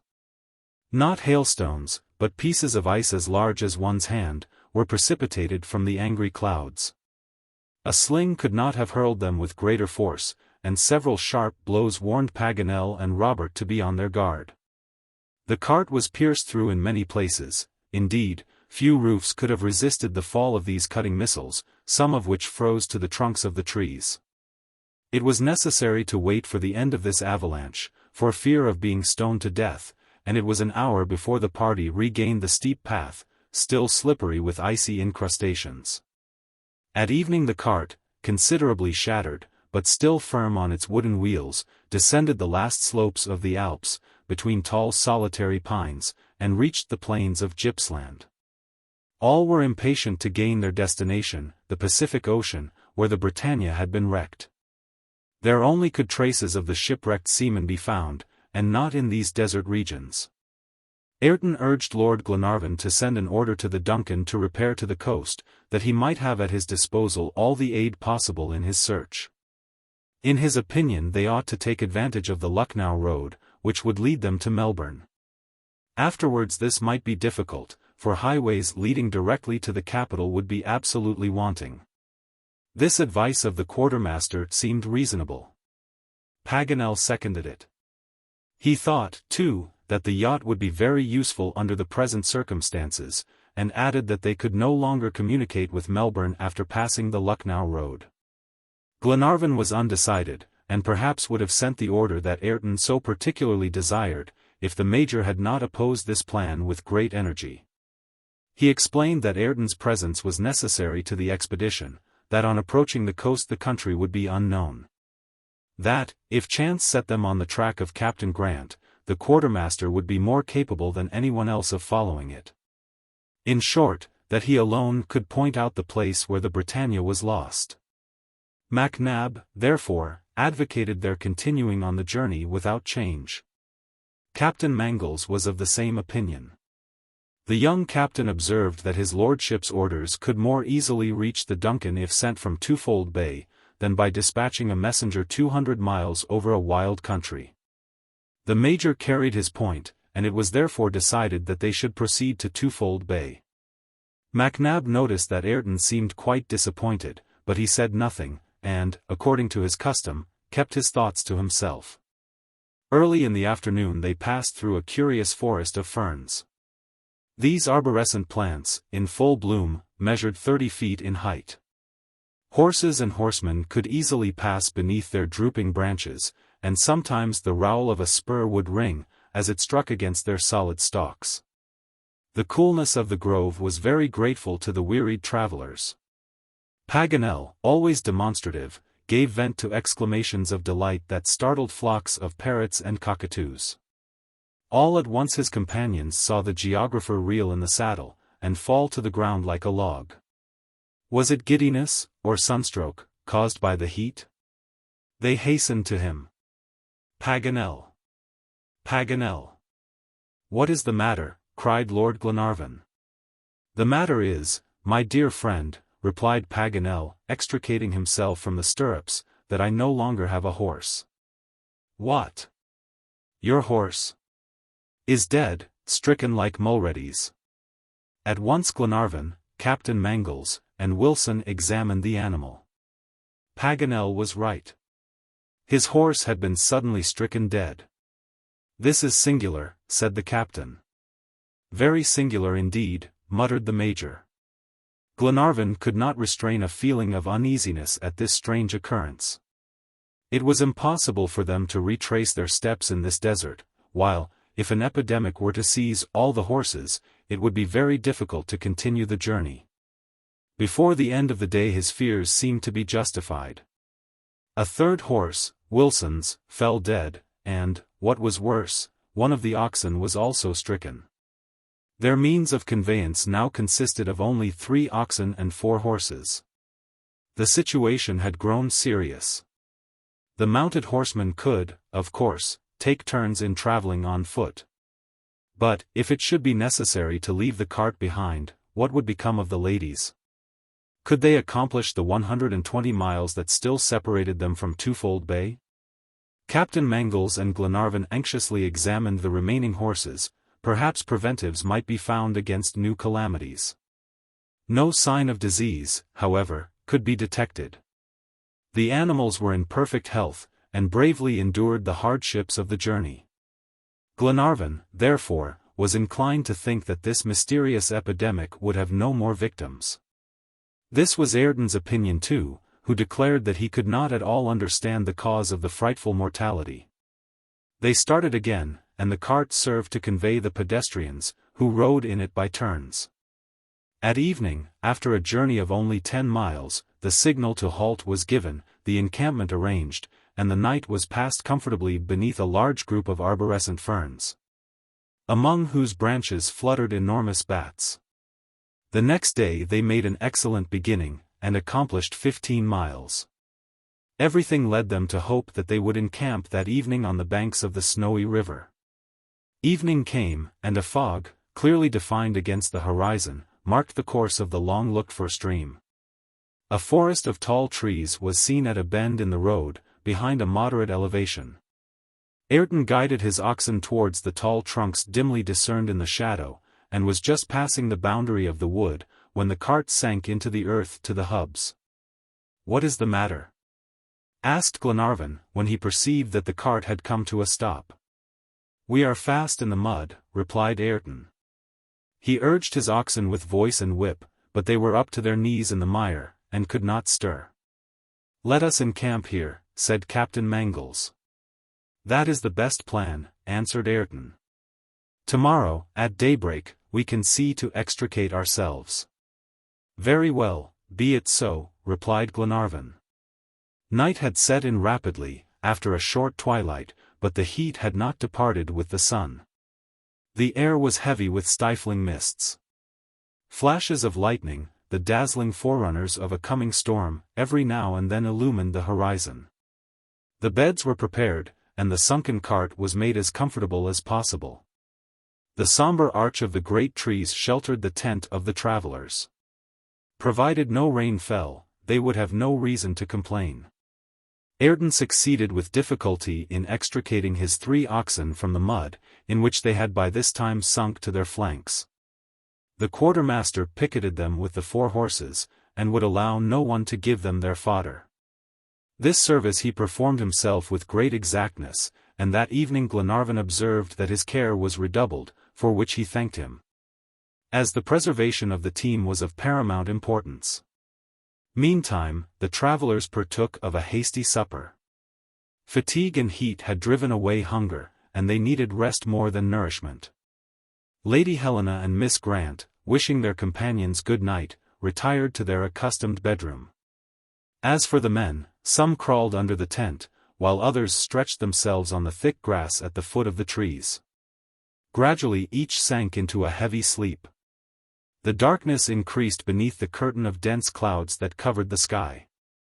Not a breath of air was felt.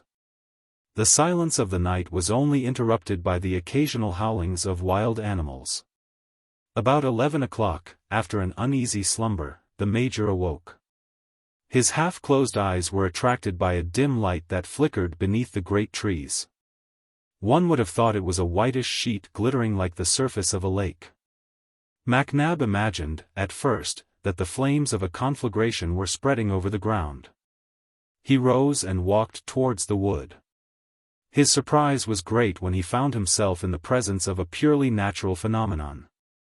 Before him extended an immense field of mushrooms, which emitted phosphorescent flashes. The Major, who was not selfish, was about to waken Paganel, that the geographer might witness the spectacle with his own eyes, when an unexpected sight stopped him. The phosphorescent light illumined the wood for the space of half a mile, and MacNab thought he saw shadows rapidly moving along the edge of the clearing. Did his eyes deceive him? Was he the sport of an illusion? He crouched down, and, after a long and attentive observation, distinctly perceived several men, who seemed by their movements to be searching the ground for something. What could these men want? He must know, and, without an instant's hesitation or awakening his companions, he crawled along on all fours, carefully concealing himself in the tall grass. Chapter 40. A Startling Discovery. It was a terrible night. At 2 o'clock in the morning the rain began to fall in torrents, which continued to pour from the stormy clouds till daylight. The tent was an insufficient shelter. Glenarvan and his companions took refuge in the cart, where they passed the time in conversing upon various subjects. The Major, however, whose short absence no one had noticed, contented himself with listening in silence. The fury of the tempest gave them considerable uneasiness, since it might cause an inundation, by which the cart, fast in the mire, would be overwhelmed. More than once Mulready, Ayrton, and Captain Mangles went to ascertain the height of the rushing waters, and returned drenched from head to foot. At length day appeared. The rain ceased, but the rays of the sun failed to penetrate the thick veil of clouds. Large pools of muddy, yellowish water covered the ground. A warm vapor issued from the water-soaked earth and saturated the atmosphere with a sickly moisture. Glenarvan, first of all, turned his attention to the cart. In his eyes, this was their main support. It was embedded fast in the midst of a deep hollow of sticky clay. The 4 wheels were almost entirely out of sight, and the hind ones were buried up to the hubs. It would be a very difficult matter to pull out the heavy vehicle, and would undoubtedly require the united strength of men, oxen, and horses. "We must make haste," said Captain Mangles. "If this clay dries, the work will be more difficult." Glenarvan, the 2 sailors, the captain, and Ayrton then entered the wood, where the animals had passed the night. It was a tall forest of gloomy gum trees. Nothing met the eye but dead trunks, widely separated, which had been destitute of their bark for centuries. Not a bird built its nest on these lofty skeletons, not a leaf trembled on the dry branches, that rattled together like a bundle of dry bones. Glenarvan, as he walked on, gazed at the leaden sky, against which the branches of the gum trees were sharply defined. To Ayrton's great astonishment, there was no trace of the horses and oxen in the place where he had left them. The fettered animals, however, could not have gone far. They searched for them in the wood, but failed to find them. Ayrton then returned to the banks of the river, which was bordered by magnificent mimosas. He uttered a cry well known to his oxen, but there was no answer. The quartermaster seemed very anxious, and his companions glanced at each other in dismay. An hour passed in a vain search, and Glenarvan was returning to the cart, which was at least a mile off, when a neigh fell upon his ear, followed almost immediately by a bellow. "Here they are!" cried Captain Mangles, forcing his way between the tall tufts of the gastrolobium, which were high enough to conceal a whole herd. Glenarvan, Mulrady, and Ayrton rushed after him, and soon shared his astonishment. 2 oxen and 3 horses lay upon the ground, stricken like the others. Their bodies were already cold, and a flock of hungry crows, croaking in the mimosas, waited for their unexpected prey. Glenarvan and his friends gazed at each other, and Wilson did not suppress an oath that rose to his lips. "What is the matter, Wilson?" said Lord Glenarvan, scarcely able to control himself. "We can do nothing. Ayrton, bring the ox and horse that are left. They must extricate us from the difficulty." "If the cart were once out of the mud," replied Captain Mangles, "these 2 animals, by short journeys, could draw it to the coast. We must, therefore, at all events, release the clumsy vehicle." "We will try, John," said Glenarvan. "Let us return to camp, for there must be anxiety at our long absence." Ayrton took charge of the ox, and Mulrady of the horse, and the party returned along the winding banks of the river. Half an hour after, Paganel, MacNab, Lady Helena, and Miss Grant were told the state of affairs. "By my faith," the Major could not help exclaiming, "it is a pity, Ayrton, that you did not shoe all our animals on crossing the Wimmera." "Why so, sir?" asked Ayrton. "Because of all our horses only the one you put into the hands of the farrier has escaped the common fate." "That is true," said Captain Mangles, "and it is a singular coincidence." "A coincidence, and nothing more," replied the quartermaster, gazing fixedly at the Major. MacNab compressed his lips, as if he would repress the words ready to burst from them. Glenarvan, the captain, and Lady Helena seemed to expect that he would finish his sentence, but he remained silent, and walked towards the cart, which Ayrton was now examining. "What did he mean?" inquired Glenarvan of Captain Mangles. "I do not know," replied the young captain. "However, the Major is not the man to speak without cause." "No," said Lady Helena. "Major MacNab must have suspicions of Ayrton." "What suspicions?" asked Glenarvan. "Does he suppose him capable of killing our horses and oxen?" "For what purpose, pray? Are not Ayrton's interests identical with ours?" "You are right, my dear Edward," said Lady Helena. "Besides, the quartermaster has given us, ever since the beginning of the journey, indubitable proofs of his devotion to our comfort." "True," replied Captain Mangles. "But, then, what does the Major's remark mean? I must have an understanding." "Perhaps he thinks he is in league with these convicts," remarked Paganel, imprudently. "What convicts?" inquired Miss Grant. "Monsieur Paganel is mistaken," said Captain Mangles quickly. "He knows that there are no convicts in the province of Victoria." Yes, that is so," eagerly replied Paganel, who would fain have retracted his words. "What could I have been thinking of? Convicts? Who ever heard of convicts in Australia? Moreover, as soon as they land, they make very honest people. The climate, you know, Miss Mary, the moral effect of the climate." In his desire to correct his blunder, the poor geographer became hopelessly involved. Lady Helena looked at him, wondering what had deprived him of his usual coolness. But, not wishing to embarrass him further, she retired with Mary to the tent, where Mr. Albinett was engaged in preparing breakfast. "I deserve to be transported myself," said Paganel piteously. "I think so," replied Glenarvan. Ayrton and the 2 sailors were still trying to extricate the cart. The ox and the horse, yoked side by side, were pulling with all their strength. The traces were stretched almost to breaking, and the bows threatened to give way to the strain. Wilson and Mulready pushed at the wheels, while the quartermaster, with voice and whip, urged on the ill-matched team. But the heavy vehicle did not stir. The clay, now dry, held it as if it had been cemented. Captain Mangles wetted the clay to make it yield, but to no purpose. The cart was immovable. Unless the vehicle was taken to pieces, they must give up the idea of getting it out of the quagmire. As tools were wanting, of course they could not undertake such a task. Ayrton, however, who seemed determined to overcome the difficulty at any cost, was about to renew his exertions, when Lord Glenarvan stopped him. "Enough, Ayrton. Enough," said he. "We must be careful of the ox and horse that remain. If we are to continue our journey on foot, one can carry the two ladies and the other the provisions. They may do us good service yet." "Very well, my lord," replied the quartermaster, unyoking his exhausted animals. "Now, my friends," added Glenarvan, "let us return to camp, deliberate, consider our situation, know what our chances are, and come to a resolution."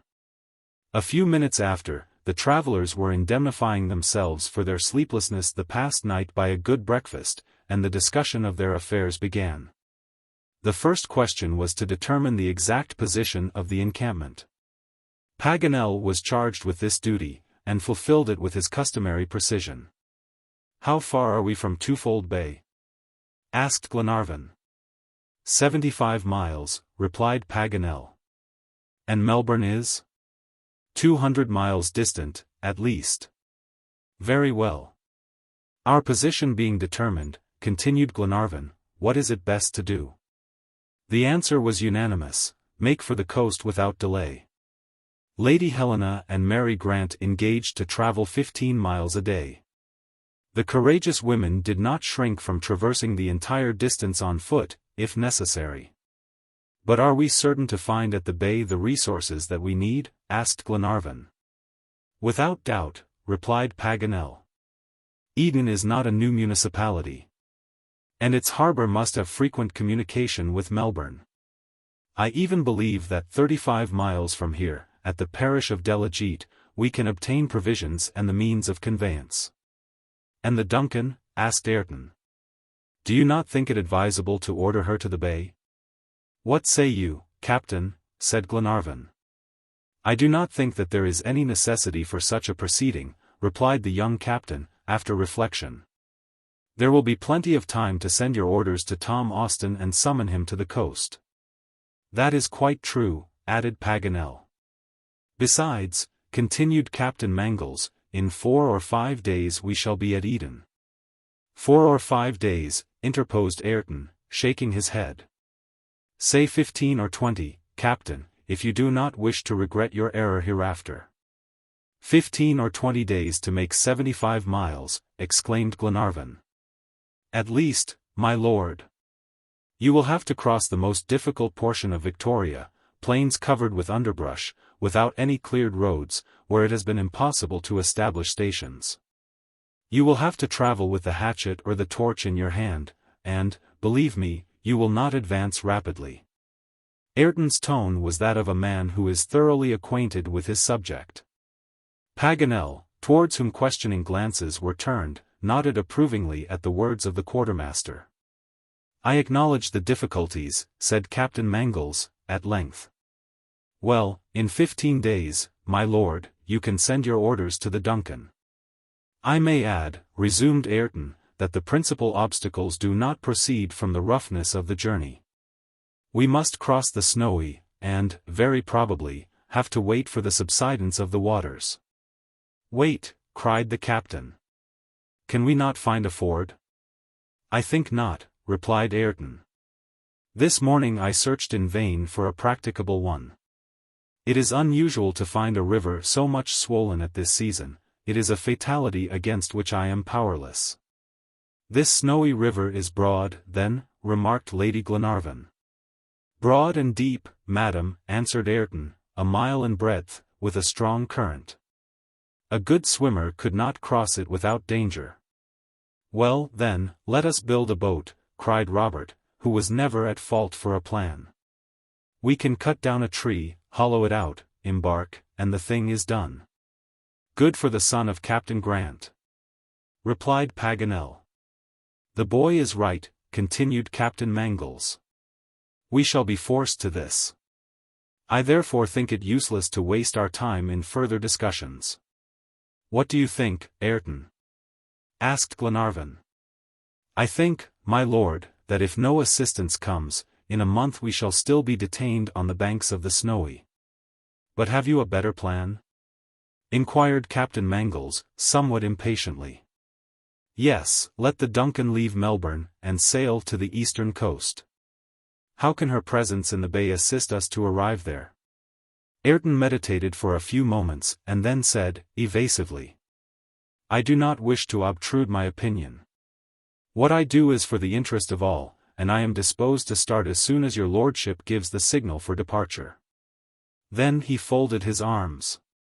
"That is no answer, Ayrton," continued Glenarvan. "Tell us your plan, and we will discuss it. What do you propose?" In a calm and confident tone the quartermaster thereupon expressed himself as follows. "I propose that we do not venture beyond the Snowy in our present destitute condition. We must wait for assistance in this very place, and this assistance can come only from the Duncan. Let us encamp here where provisions are not wanting, while one of us carries to Tom Austin the order to repair to Twofold Bay." This unexpected proposal was received with a murmur of astonishment, and Captain Mangles took no pains to conceal his aversion. "In the meantime," continued Ayrton, "either the waters of the Snowy will have subsided, which will enable us to find a practicable ford, or we shall have to resort to a boat. And shall have time to construct it. This, my lord, is the plan which I submit to your approval." "Very well, Ayrton," replied Glenarvan, "your idea deserves to be seriously considered. Its greatest objection is the delay it will cause, but it spares us severe hardships, and perhaps real dangers. What do you think, friends?" "Let us hear your advice, Major," said Lady Helena. "During the whole discussion you have contented yourself with listening simply." "Since you ask my opinion," answered the Major, "I will give it to you very frankly. Ayrton seems to me to have spoken like a wise and prudent man, and I advocate his proposition." This answer was rather unexpected. For hitherto MacNab had always opposed Ayrton's ideas on this subject. Ayrton, too, was surprised, and cast a quick glance at the Major. Paganel, Lady Helena, and the sailors had been favorably disposed to the quartermaster's project, and no longer hesitated after MacNab's declaration. Glenarvan, therefore, announced that Ayrton's plan was adopted. "And now, Captain," added he, "do you not think that prudence dictates this course, and that we should encamp on the banks of the river while waiting for the means of conveyance?" "Yes," replied Captain Mangles, "if the messenger succeeds in crossing the Snowy, which we cannot cross ourselves." All looked at the quartermaster, who smiled with the air of a man who knows perfectly well what he is about to do.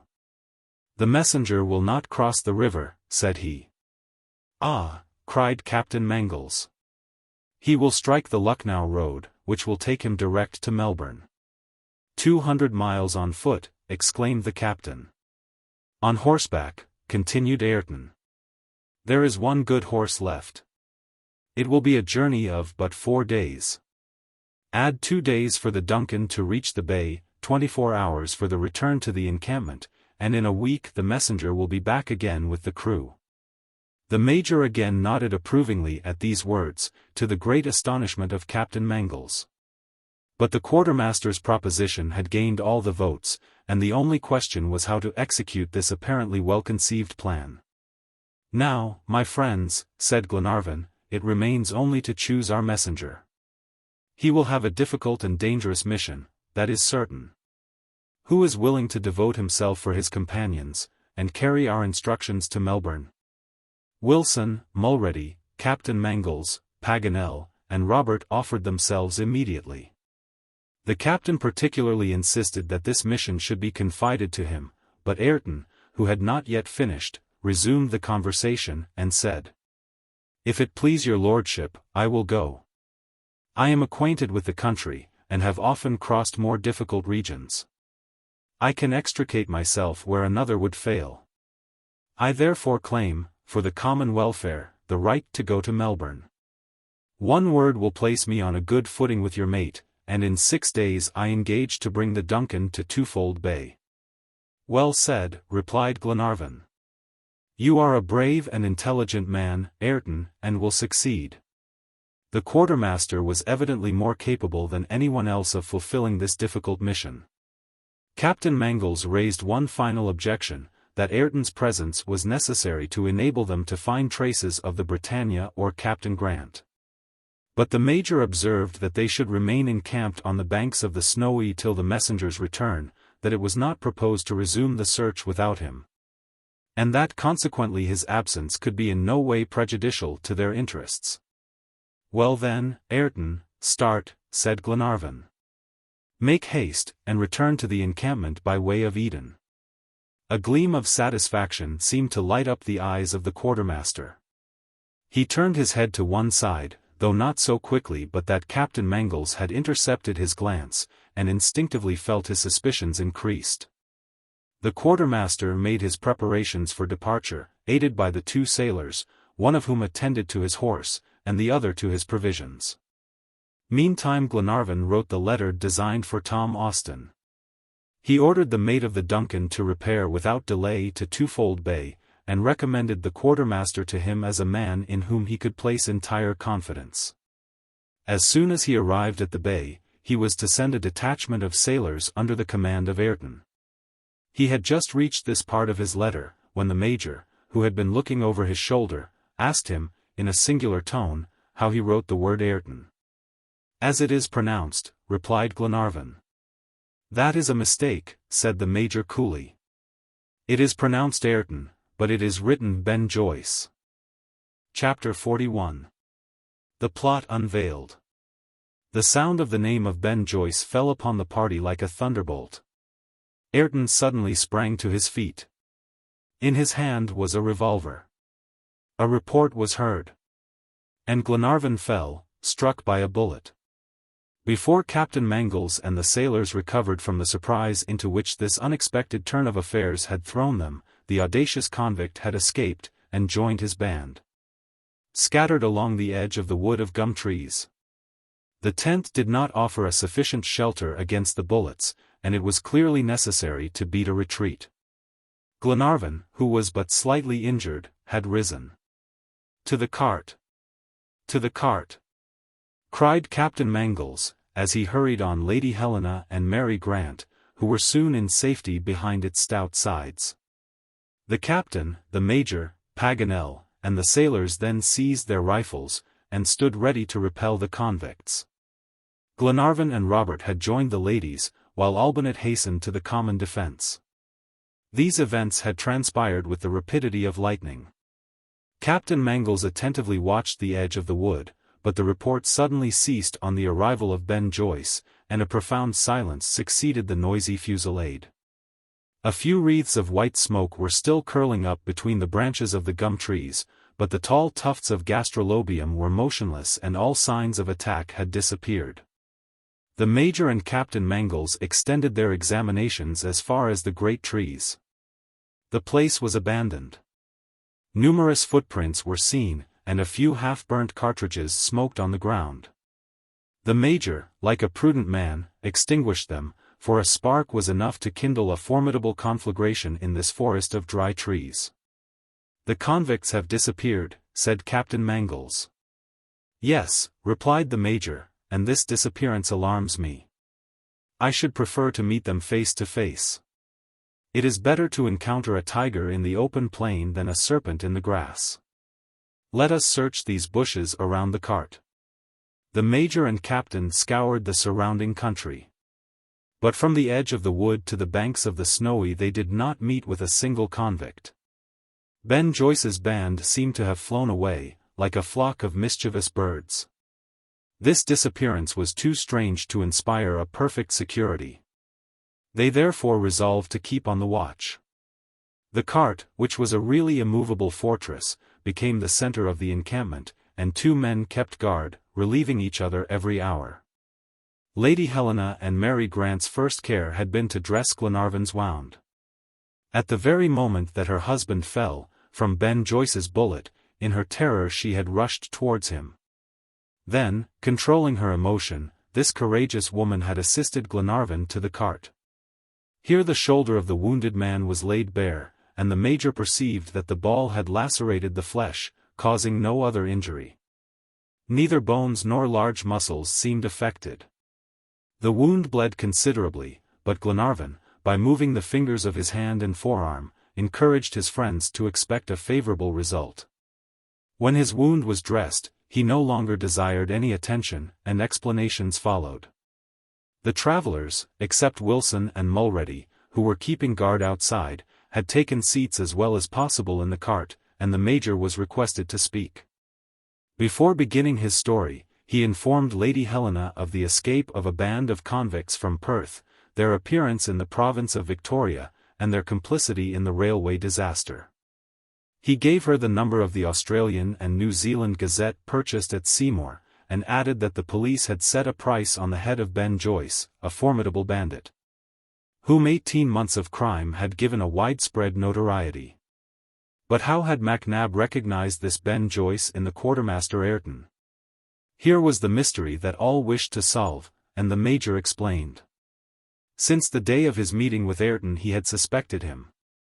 2 or 3 almost insignificant circumstances, a glance exchanged between the quartermaster and the farrier at Wimmera River, Ayrton's hesitation to pass through the towns and villages, his strong wish to order the Duncan to the coast, the strange death of the animals confided to his care, and, finally, a want of frankness in his actions, all these facts, gradually noticed, had roused the Major's suspicions.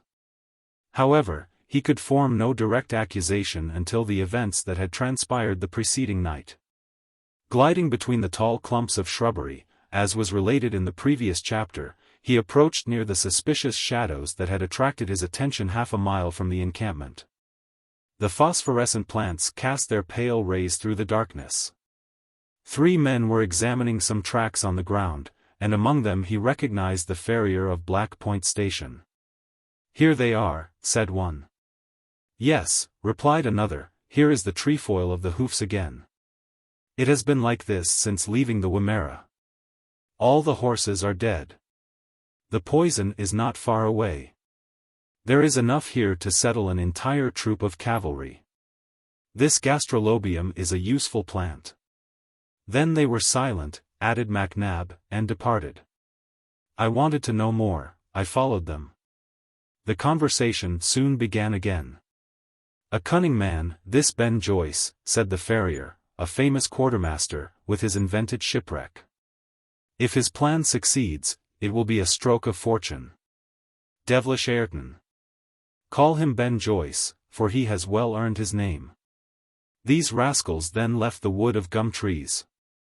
I knew what I wished, and returned to the encampment with the certainty that all the convicts in Australia are not reformed, in spite of Paganel's arguments. "Then," said Glenarvan, whose face was pale with anger, "Ayrton has brought us here to rob and assassinate us?" "Yes," replied the Major. "And, since leaving the Wimmera, his band has followed and watched us, waiting for a favorable opportunity?" "Yes." "But this wretch is not, then, a sailor of the Britannia? He has stolen his name and contract?" All eyes were turned towards MacNab, who must have considered this matter. "These," replied he, in his calm voice, "are the proofs that can be derived from this obscure state of affairs. In my opinion this man's real name is Ayrton. Ben Joyce is his fighting title. It is certain that he knows Harry Grant, and has been quartermaster on board the Britannia. These facts, proved already by the precise details given by Ayrton, are still further corroborated by the conversation of the convicts that I have related. Let us not, therefore, be led astray by vain conjectures, but only be certain that Ayrton is Ben Joyce, a sailor of the Britannia, now chief of a band of convicts." The Major's explanation was accepted as conclusive. "Now," replied Glenarvan, will you tell me how and why Harry Grant's quartermaster is in Australia? How, I do not know, said MacNab. And the police declare they know no more than I on the subject. Why, it is also impossible for me to say. Here is a mystery that the future will explain. The police do not even know the identity of Ayrton and Ben Joyce, said Captain Mangles. You are right, John, replied the Major. And such information would be likely to facilitate their search. This unfortunate, then, remarked Lady Helena, intruded into O'More's farm with a criminal intention? There is no doubt of it, continued MacNab. He was meditating some hostile attack upon the Irishman, when a better opportunity was offered. Chance threw us in his way. He heard Glenarvan's story of the shipwreck, and, like a bold man, he promptly decided to take part in the expedition. At the Wimmera he communicated with one of his friends, the farrier of Black Point, and thus left distinguishable traces of our course. His band followed us. A poisonous plant enabled him to gradually kill our oxen and horses. Then, at the proper moment, he entangled us in the marshes of the Snowy, and surrendered us to the convicts he commanded. Everything possible had been said concerning Ben Joyce. His past had just been reviewed by the Major, and the wretch appeared as he was, a bold and formidable criminal. His intentions had been clearly proved, and required, on the part of Glenarvan, extreme vigilance. Fortunately, there was less to fear from the detected bandit than the secret traitor. But one serious fact appeared from this explanation. No one had yet thought of it, only Mary Grant, disregarding the past, looked forward to the future. Captain Mangles first saw her pale and disconsolate. He understood what was passing in her mind. "Miss Mary," cried he, "you are weeping." "What is the matter, my child?" asked Lady Helena. "My father, madam, my father," replied the young girl. She could not continue. But a sudden revelation dawned on the mind of each. They comprehended Mary's grief, why the tears flowed from her eyes, why the name of her father rose to her lips. The discovery of Ayrton's treachery destroyed all hope. The convict, to entice Glenarvan on, had invented a shipwreck. In their conversation, overheard by MacNab, his accomplices had clearly confessed it. The Britannia had never been wrecked on the reefs of Twofold Bay. Harry Grant had never set foot on the Australian continent. For the second time an erroneous interpretation of the document had set the searchers of the Britannia on a false trail. All, in the face of this situation and the grief of the two children, preserved a mournful silence. Who then could have found words of hope? Robert wept in his sister's arms. Paganel murmured, in a voice of despair. "Ah, unlucky document! You can boast of having sorely puzzled the brains of a dozen brave people." And the worthy geographer was fairly furious against himself, and frantically beat his forehead. In the meantime Glenarvan had joined Mulrady and Wilson, who were on guard without. A deep silence reigned on the plain lying between the wood and the river. Heavy clouds covered the vault of the sky. In this deadened and torpid atmosphere the least sound would have been clearly transmitted, but nothing was heard. Ben Joyce and his band must have fled to a considerable distance. For flocks of birds that sported on the low branches of the trees, several kangaroos peacefully browsing on the young shoots, and a pair of cassowaries, whose unsuspecting heads were thrust between the tall bushes, proved that the presence of man did not disturb these peaceful solitudes. "You have not seen nor heard anything for an hour?" inquired Glenarvan of the two sailors. "Nothing, my lord," replied Wilson. "The convicts must be several miles away." "They cannot have been in sufficient force to attack us," added Mulrady. This Ben Joyce probably intended to recruit some bandits, like himself, among the bushrangers that wander at the foot of the Alps. "Very likely, Mulrady," replied Glenarvan. "These rascals are cowards.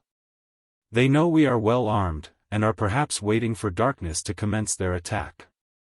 We must redouble our vigilance at nightfall. If we could only leave this marshy plain and pursue our journey towards the coast." But the swollen waters of the river bar our progress. I would pay its weight in gold for a raft that would transport us to the other side. Why, said Wilson, does not your lordship give us the order to construct this raft? There is plenty of wood. No, Wilson, answered Glenarvan, this Snowy is not a river, it is an impassable torrent. At this moment Captain Mangles, the Major, and Paganel joined Glenarvan. They had been to examine the Snowy. The waters, swollen by the recent rains, had risen a foot above low water mark, and formed an impetuous current.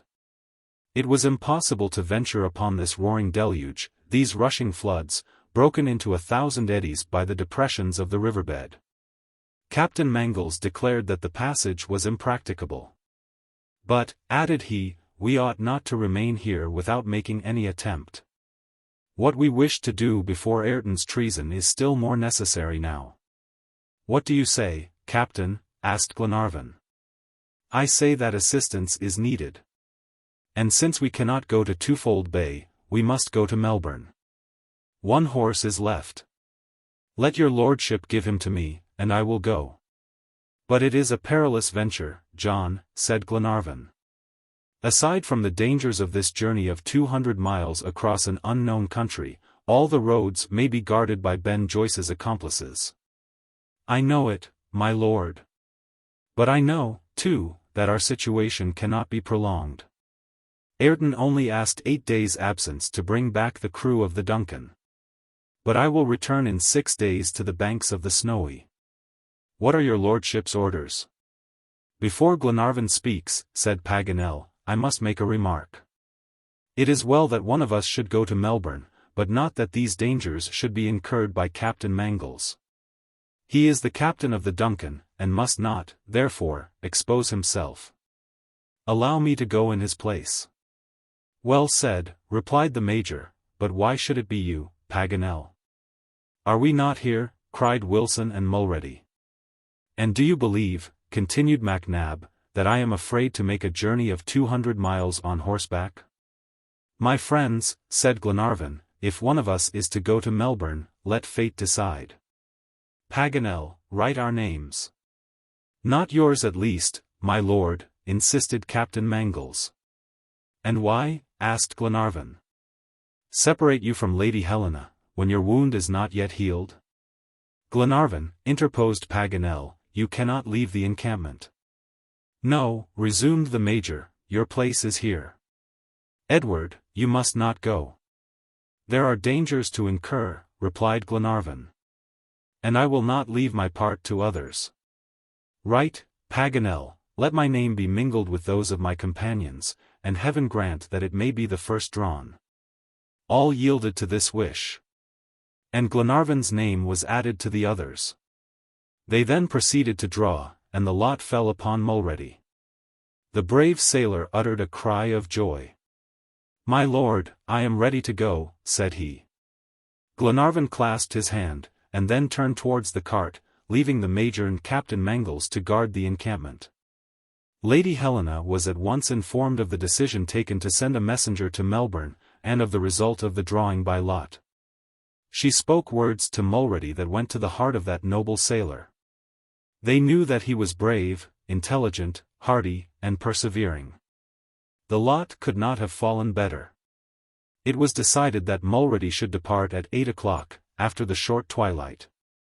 Wilson charged himself with getting the horse ready. He took the precaution to change the telltale shoe that he wore on his left foot, and to replace it by one belonging to the horses that had died in the night. The convicts could not now track Mulready, or follow him, unless mounted. While Wilson was occupied with these arrangements, Glenarvan was preparing the letter designed for Tom Austin. But his wounded arm disabled him, and he asked Paganel to write for him.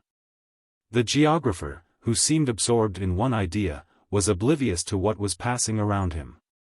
It must be confessed that Paganel, in all this succession of sad misfortunes, thought only of his false interpretation of the document.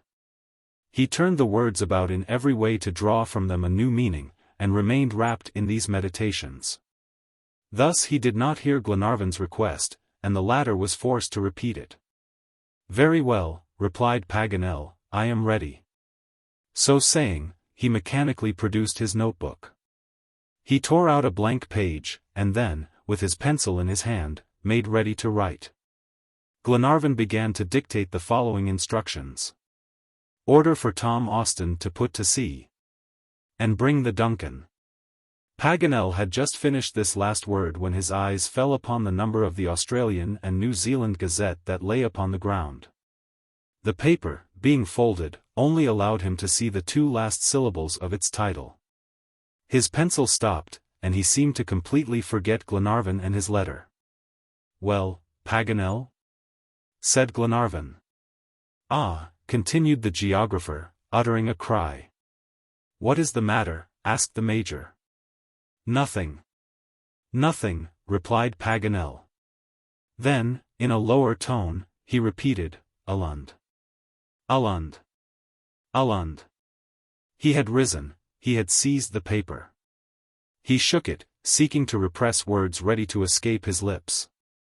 Lady Helena, Mary, Robert, and Glenarvan gazed at him without understanding this inexplicable agitation.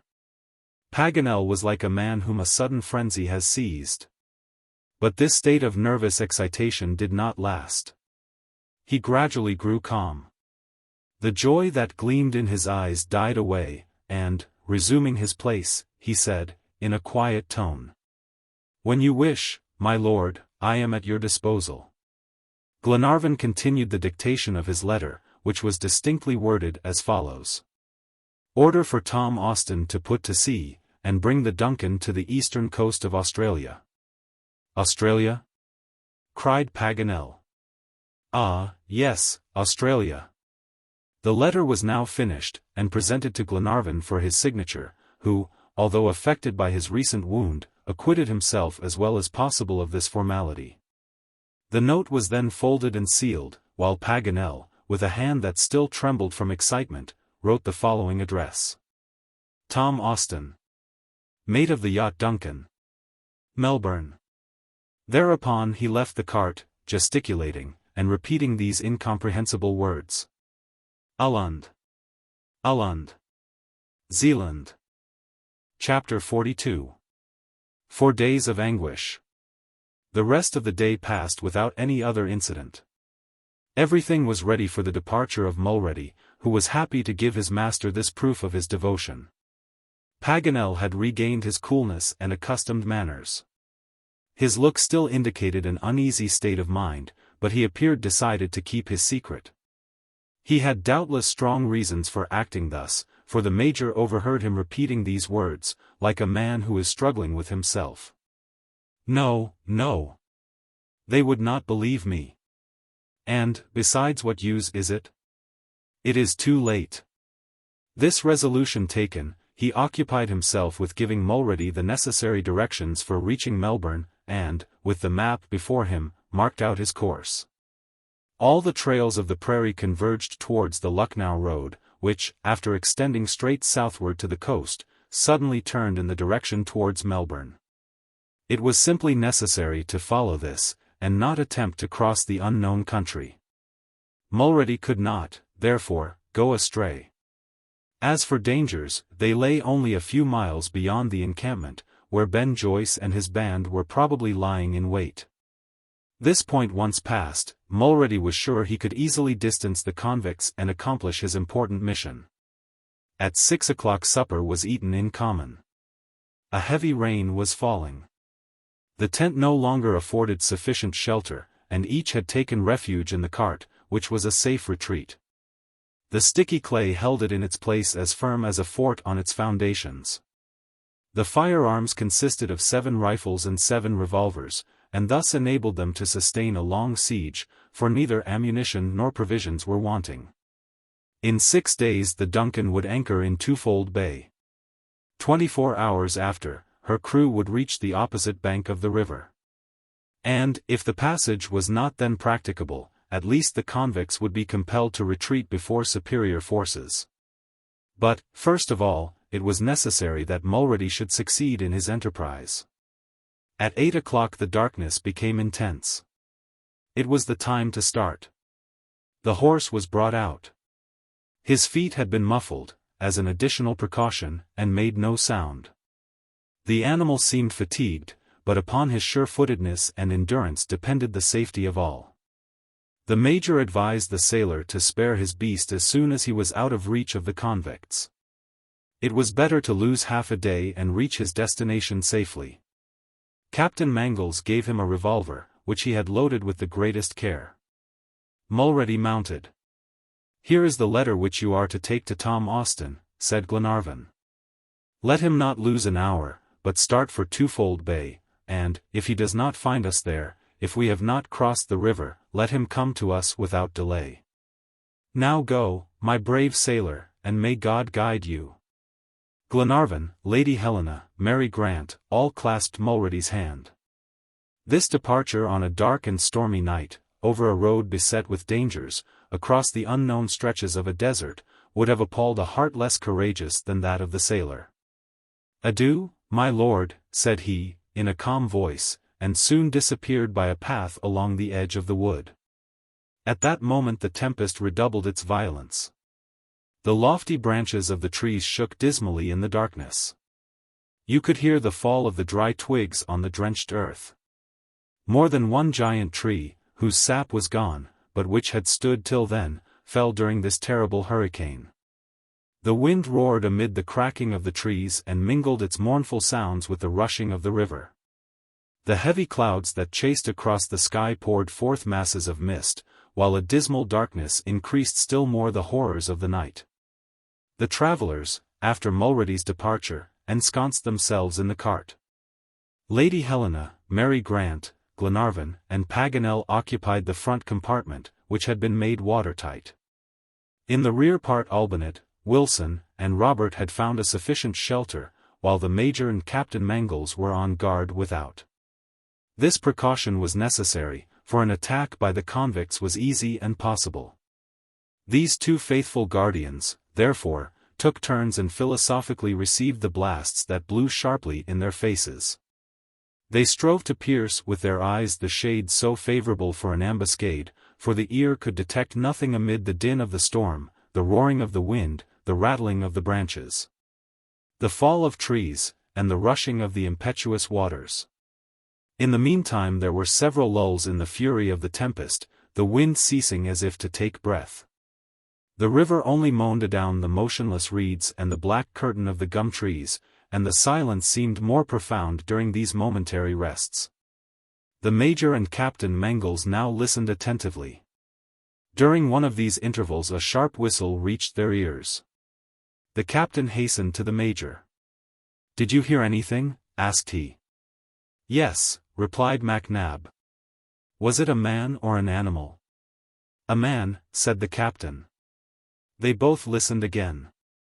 The mysterious whistle was suddenly repeated, and something like a report followed it, but almost inaudibly, for the storm just then broke forth with renewed violence. They could not hear themselves talk, and took their stations to leeward of the cart. At this moment the leathern curtains were raised, and Glenarvan joined his two companions. He likewise had heard the suspicious whistle, and the report. "From what direction?" he asked. "Yonder," said the captain, pointing to the dark line, towards which Mulrady had gone. "How far?" "The wind carried it," was the reply.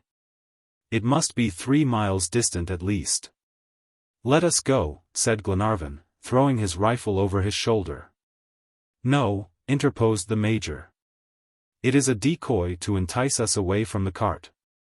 "But if Mulrady has fallen beneath the shots of these wretches," continued Glenarvan, seizing MacNab's hand.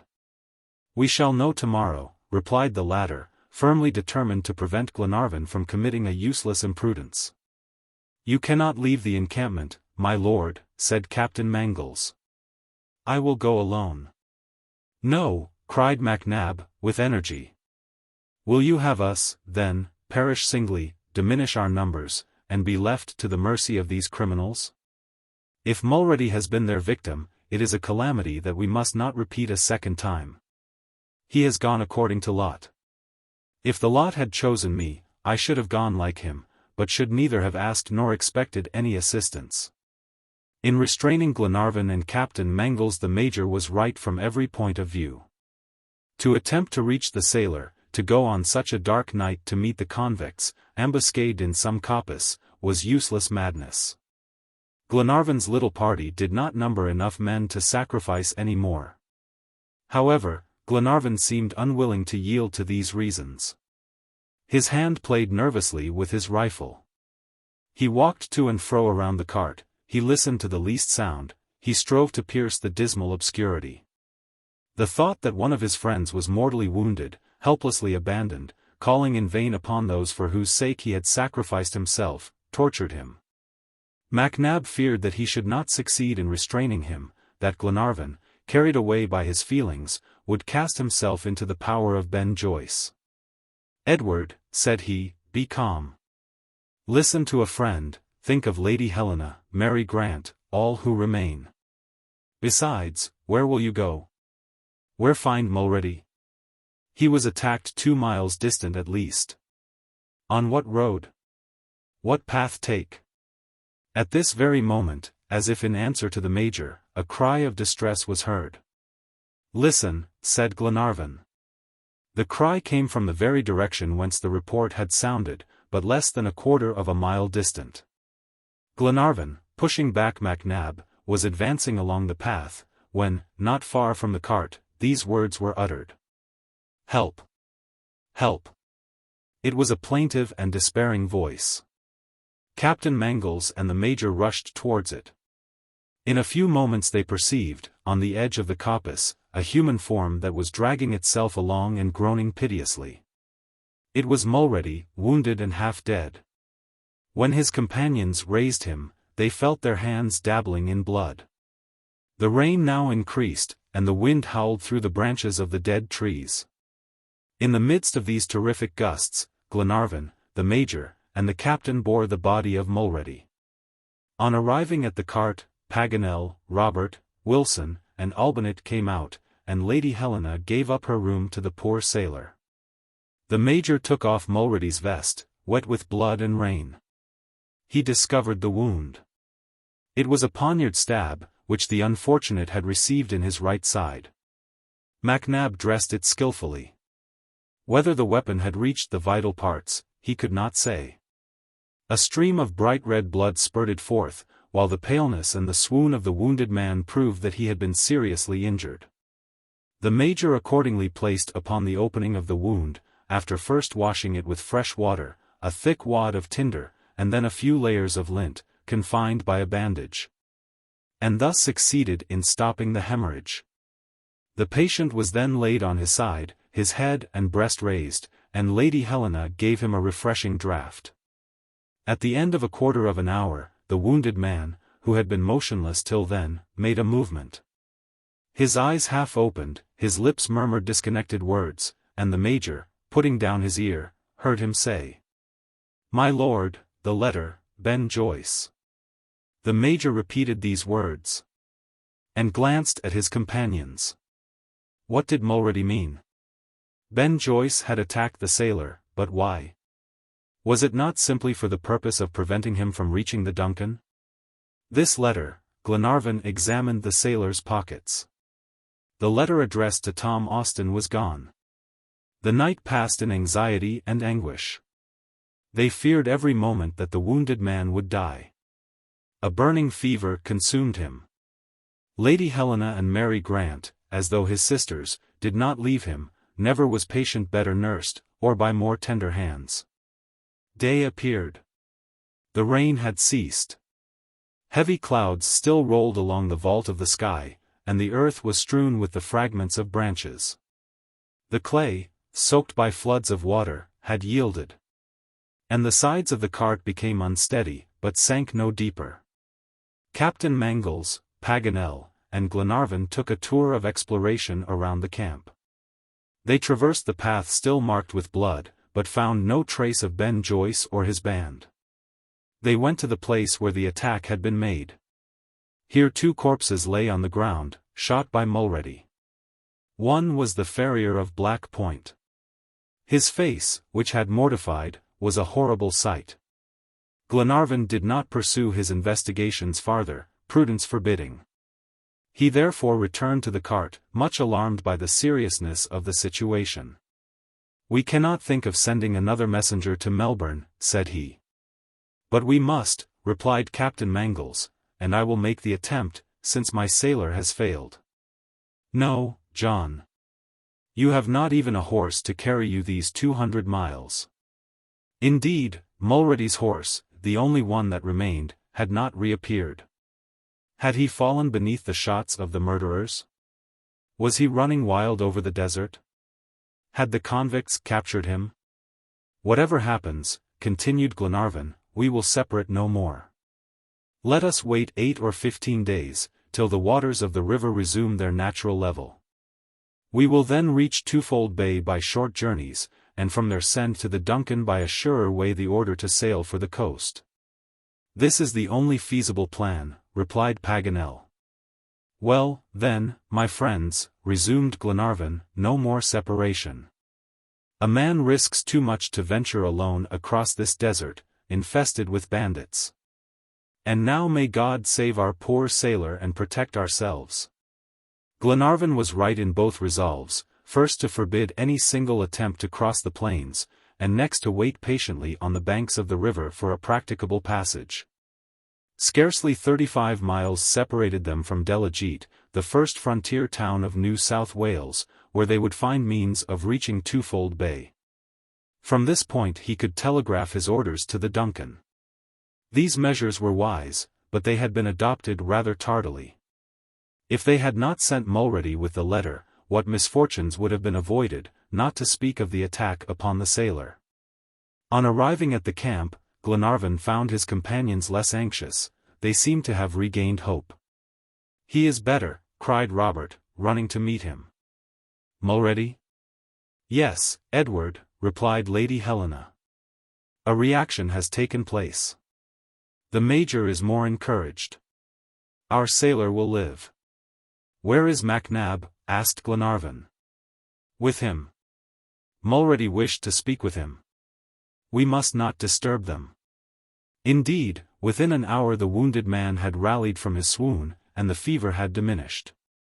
But the sailor's first care, on recovering memory and speech, was to ask for Lord Glenarvan, or, in his absence, the Major. MacNab, seeing him so feeble, would have forbidden all conversation.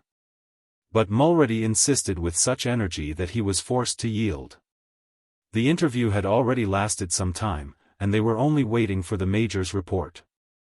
Soon the curtains of the cart moved, and he appeared. He joined his friends at the foot of a gum tree. His face, usually so calm, betokened a serious anxiety. When his eyes encountered Lady Helena and the young girl, they expressed a deep sadness. Glenarvan questioned him, and learned what the sailor had related. On leaving the encampment, Mulready had followed one of the paths indicated by Paganel. He hastened, as much at least as the darkness of the night permitted him. According to his estimate, he had traveled a distance of about 2 miles, when several men, 5, he thought, sprang to his horse's head. The animal reared. Mulready seized his revolver and fired. He thought that 2 of his assailants fell. By the flash of the report, he recognized Ben Joyce, but that was all. He had not time to fully discharge his weapon. A violent blow was struck upon his right side, which brought him to the ground. However, he had not yet lost consciousness. The assassins believed him dead. He felt them search him. Then a conversation ensued. "I have the letter," said one of them. "Give it to me," replied Ben Joyce, "and now the Duncan is ours." At this point in the story Glenarvan could not restrain a cry. MacNab continued. "Now, you others," said Ben Joyce, "catch the horse. In 2 days I shall be on board the Duncan, and in 6 at Twofold Bay. There is the place of meeting. The Lord's party will be still fast in the marshes of the Snowy. Cross the river at Kemple Pier Bridge, go to the coast, and wait for me. I will find means to bring you on board. With the crew once at sea, and a vessel like the Duncan, we shall be masters of the Indian Ocean." "Hurrah for Ben Joyce," cried the convicts. Mulready's horse was then led up, and Ben Joyce disappeared at a gallop on the Lucknow road, while the band proceeded southeastward to the Snowy River. Mulready, although severely wounded, had strength to drag himself within 200 paces of the encampment, where we picked him up almost dead. This, added MacNab, is Mulready's sad story. You understand now why the courageous sailor wished so much to speak. This revelation terrified all. Pirates!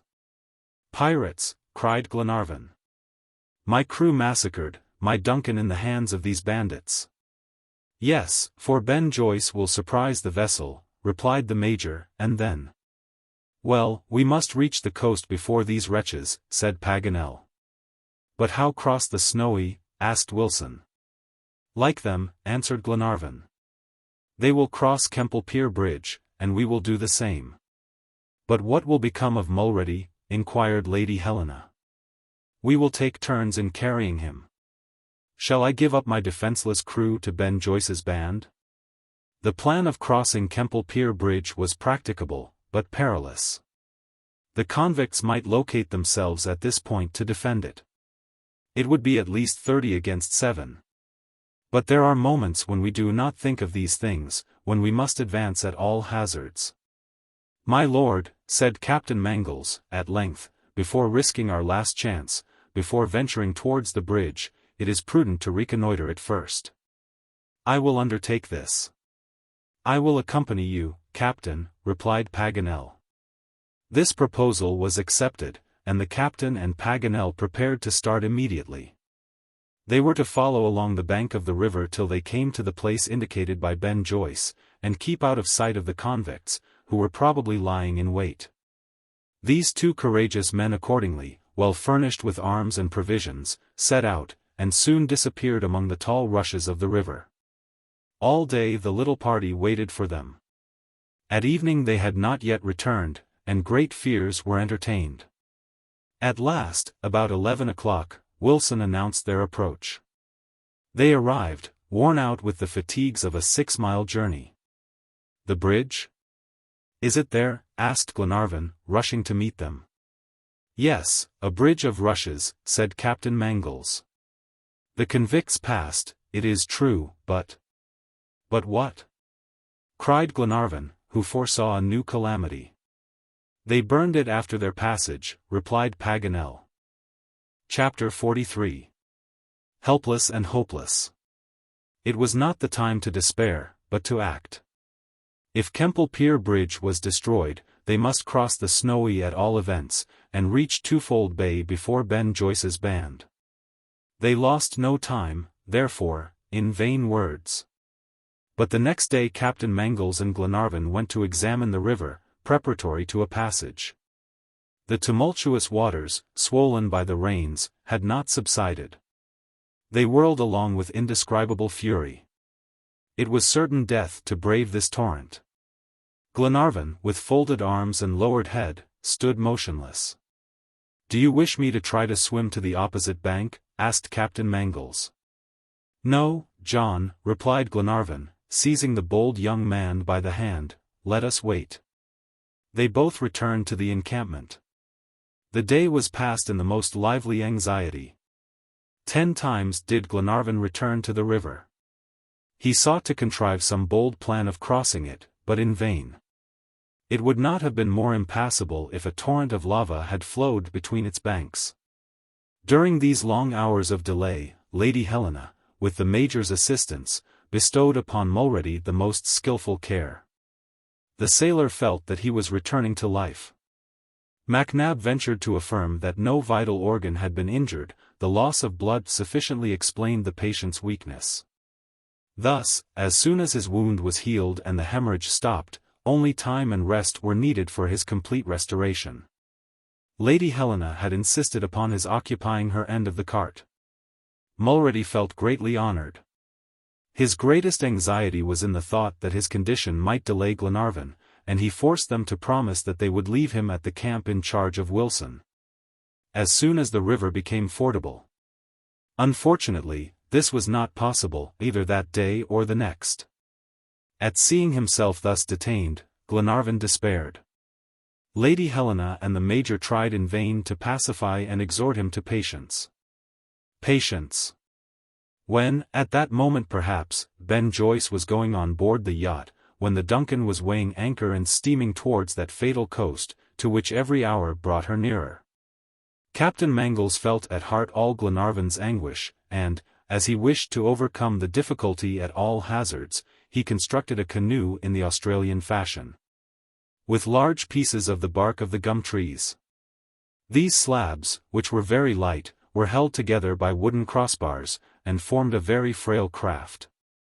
The captain and the sailor tried the canoe. All that skill, strength, or courage could do they did. But scarcely were they in the current, when they capsized and narrowly escaped with their lives. The boat was drawn into the eddies and disappeared. Captain Mangles and Wilson had not advanced 10 yards into the river, which was swollen by the rains and melting snows till it was now a mile in breadth. 2 days were wasted in this way.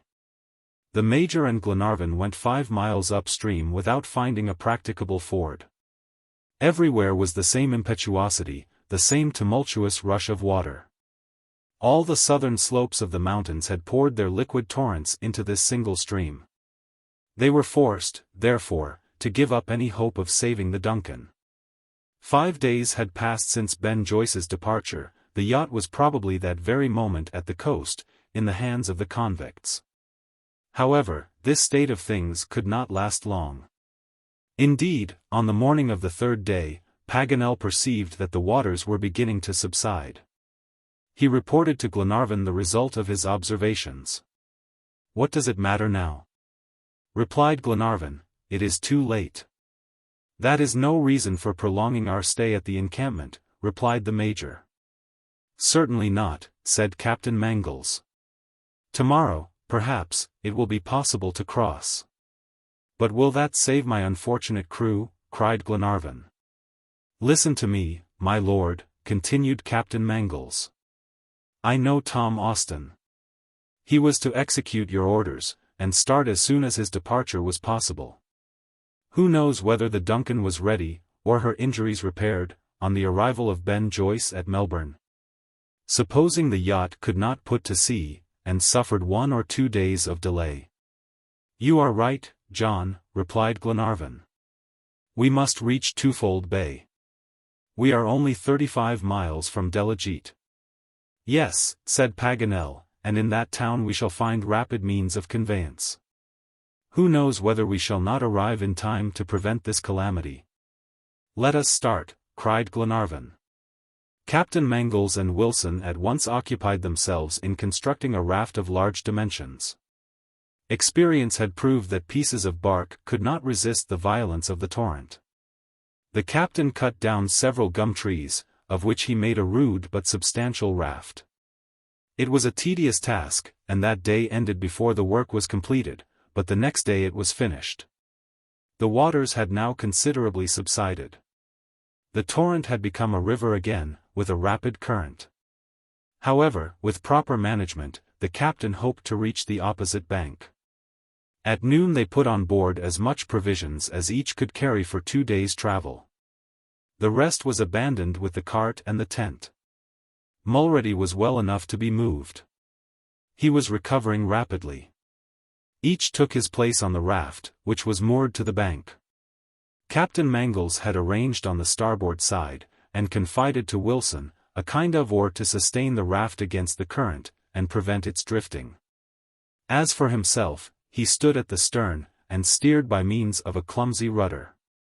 Lady Helena and Mary Grant occupied the center of the raft near Mulready. Glenarvan, the Major, Paganel, and Robert surrounded them, ready to lend assistance.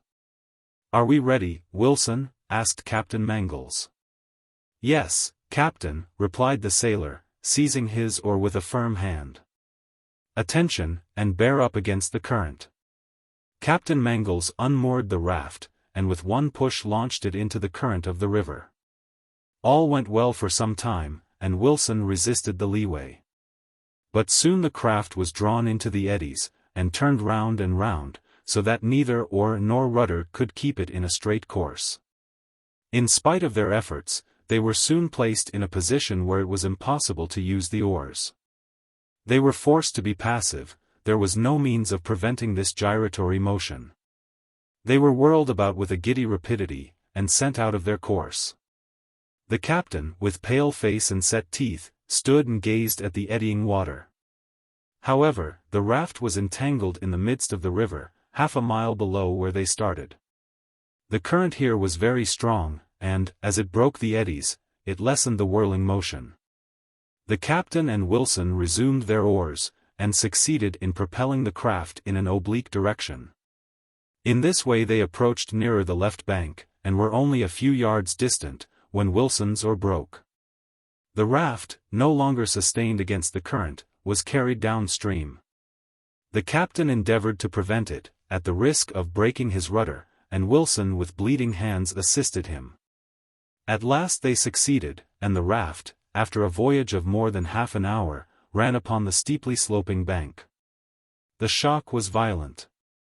The timbers were thrown apart, the ropes broken, and the foaming water came through. The travelers had only time to cling to the bushes that hung over the stream. They extricated Mulready and the two ladies, who were half drenched. In short, everybody was saved. But the greater part of the provisions and arms, except the major's rifle, were swept away with the fragments of the raft. The river was crossed, but the little party were without resources, 35 miles from Delegete, in the midst of these untrodden deserts. They resolved to start without delay. Mulready saw that he would cause trouble, and desired to remain behind, even alone, and wait for aid from Delegete. But Glenarvan refused. He could not reach the town before 3 days. If the Duncan had left Melbourne several days before, what mattered a delay of a few hours? "No, my friend," said he, "I will not abandon anyone. We will make a litter, and take turns in carrying you." The litter was made of branches covered with leaves, and upon this Mulready was placed. Glenarvan wished to be the first to bear the sailor, and, seizing one end of the litter and Wilson the other, they started. What a sad sight! And how disastrously this journey, so well begun, had ended. They were no longer going in search of Captain Grant.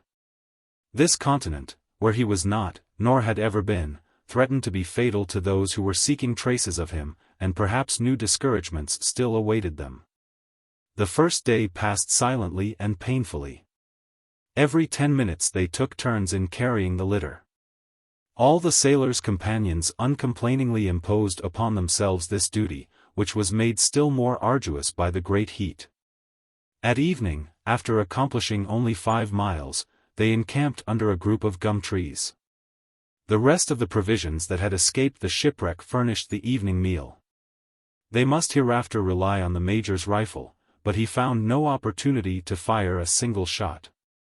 Fortunately, Robert found a nest of bustards, containing a dozen large eggs, which Olbinett cooked in the hot ashes. In addition to these embarrassments, their way became very difficult. The sandy plains were bristling with thorny plants that tore their garments and lacerated their limbs. The courageous ladies, however, did not complain, but valiantly advanced, setting the example, and encouraging each other by a word or a look. On the third day Mulready traveled part of the way on foot. His wound had entirely healed. The town of Delegete was only 10 miles distant, and at evening they encamped on the very frontiers of New South Wales. A fine and penetrating rain had been falling for several hours, and all shelter would have failed, if Captain Mangles had not fortunately discovered a ruined and abandoned sawyer's hut. They were obliged to content themselves with this miserable hovel of branches and thatch. Wilson attempted to kindle a fire to prepare the food, and accordingly collected some dead wood that strewed the ground. But when he attempted to light the fuel he did not succeed. The great quantity of aluminous material that it contained prevented combustion. It was, therefore, necessary to dispense with fire and food, and sleep in wet garments, while the birds, hidden in the lofty branches, seemed to mock these unfortunate travelers. However, Glenarvan and his friends were approaching the end of their sufferings, and it was time. The two ladies exerted themselves heroically, but their strength was failing every hour. They dragged themselves along, they no longer walked. The next day they started at daybreak, and at 11 o'clock Delegete came in sight, 50 miles from Twofold Bay. Here means of conveyance were quickly obtained. Feeling himself so near the coast, hope returned to Glenarvan's heart. Perhaps there had been some slight delay, and he would arrive before the Duncan. In 24 hours he would reach the bay. At noon, after a comforting repast, all the travelers took their seats in a mail coach, and left Delegete at the full speed of 5 strong horses. The postilions, stimulated by the promise of a large reward, drove them along at a rapid rate, over a well-kept road. No time was lost in hanging horses, and it seemed as if Glenarvan had inspired all with his own intense eagerness. All day and all night they traveled with the same swiftness, and at sunrise the next morning a low murmur announced the proximity of the Indian Ocean. It was necessary, however, to pass around the bay to gain that part of the coast where Tom Austin was to meet the travelers. When the sea appeared, all eyes quickly surveyed the wide expanse. Was the Duncan there, by a miracle of Providence, as she had been discerned before by some of them on the Argentine coast? Nothing was seen, sky and water mingled in an unbroken horizon. Not a sail brightened the vast extent of ocean. One hope still remained. Perhaps Tom Austin had thought it best to cast anchor in Twofold Bay, as the sea was rough and a vessel could not be moored in safety near such shores. To Eden, said Glenarvan.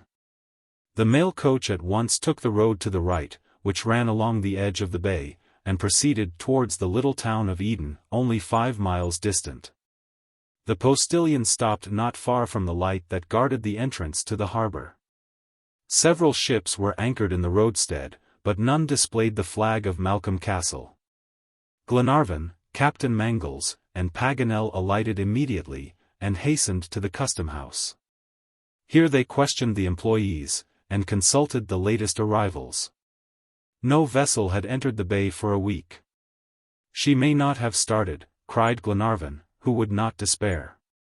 "Perhaps we have arrived before her." Captain Mangles shook his head. He knew Tom Austin, his mate would never have delayed so long to execute an order. "I will know what this means," said Glenarvan. "Certainty is better than doubt."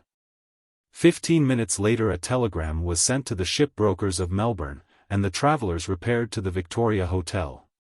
Not long after an answer was delivered to Lord Glenarvan. It read as follows. Lord Glenarvan, Eden, Twofold Bay. Duncan started on the 18th instant for some unknown destination. The dispatch fell from Glenarvan's hands. There was no more doubt.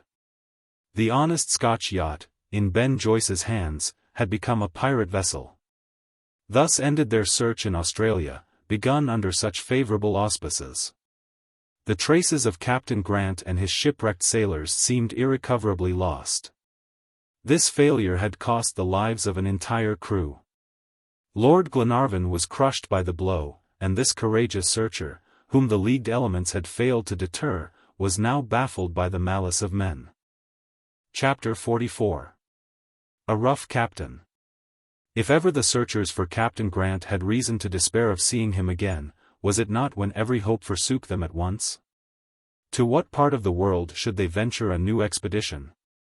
How explore unknown countries? The Duncan was no longer in their possession, and they could not be immediately reconciled to their misfortune. The undertaking of these generous Scots had, therefore, failed. Failure. Sad word, that finds no echo in a valiant soul, and yet, amid all the changes of destiny, Glenarvan was forced to acknowledge his powerlessness to pursue this work of mercy. Mary Grant, in this situation, no longer had the courage to utter the name of her father. She suppressed her own anguish by thinking of the unfortunate crew. Controlling herself in the presence of her friend, it was she who consoled Lady Helena, from whom she had received so many consolations. The young girl was the first to speak of their return to Scotland. At seeing her so courageous and resigned, Captain Mangles admired her, and would have spoken a final word in favor of Captain Grant, if Mary had not stopped him with a look and then said, "No. Mr. John. Let us think of those who have sacrificed themselves. Lord Glenarvan must return to England. You are right, Miss Mary, replied he must. The English authorities must also be informed of the fate of the Duncan. But do not give up all hope. The search that we have begun I would continue alone, rather than abandon. I will find Captain Grant, or succumb to the task. This was a solemn compact which John Mangles thus made. Mary accepted it, and gave her hand to the young captain, as if to ratify this treaty. On the part of the latter it was a devotion of his entire life, on the part of the former, an unchanging gratitude. The time of their departure was now definitely decided. They resolved to proceed to Melbourne without delay. The next day Captain Mangles went to inquire about vessels that were upon the point of sailing. He expected to find frequent communication between Eden and Melbourne, but he was disappointed. The vessels were few, 2 or 3 anchored in Twofold Bay composed the entire fleet of the place. There were none from Melbourne, Sydney, or Point de Galle. In this state of affairs, what was to be done? Wait for a ship? They might be delayed a long time, for Twofold Bay is little frequented. After some deliberation, Glenarvan was about to decide upon reaching Sydney by the coast, when Paganel made a proposal that was unexpected to everyone. The Geographer had just returned from Twofold Bay. He knew that there were no means of transportation to Sydney or Melbourne. But, of the 3 vessels anchored in the roadstead, one was preparing to start for Auckland, the capital of XVIII, the northern island of New Zealand. Thither Paganel proposed to go by the bark in question, and from Auckland it would be easy to return to England by the steamers of the English Company. This proposition was taken into serious consideration, although Paganel did not enter into those extended arguments of which he was usually so lavish. He confined himself to stating the fact, and added that the voyage would not last more than 5 or 6 days. Captain Mangles advocated Paganel's plan. He thought it should be adopted, since they could not wait for the uncertain arrival of other vessels. But, before deciding, he judged it advisable to visit the ship in question. Accordingly, he, with Glenarvan, the Major, Paganel, and Robert, took a boat, and pulled out to where it was anchored. It was a brig of 250 tons, called the Macquarie, which traded between the different ports of Australia and New Zealand. The captain, or rather the master, received his visitors very gruffly. They saw that they had to deal with an uneducated man, whose manners were not different from those of the 5 sailors of his crew. A coarse red face, big hands, a flat nose, a blinded eye, lips blackened by his pipe, and especially brutish appearance, made Will Halley a very forbidding character. But they had no choice, and for a voyage of a few days there was no need to be very particular. "What do you want?" asked Will Halley, as the strangers reached the deck of his vessel. "The captain," replied Mangles. "I am he," said Halley. "What then?" "The Macquarie is loading for Auckland?" "Yes." "What of it?" "What does she carry?" "Anything that is bought or sold." "When does she sail?"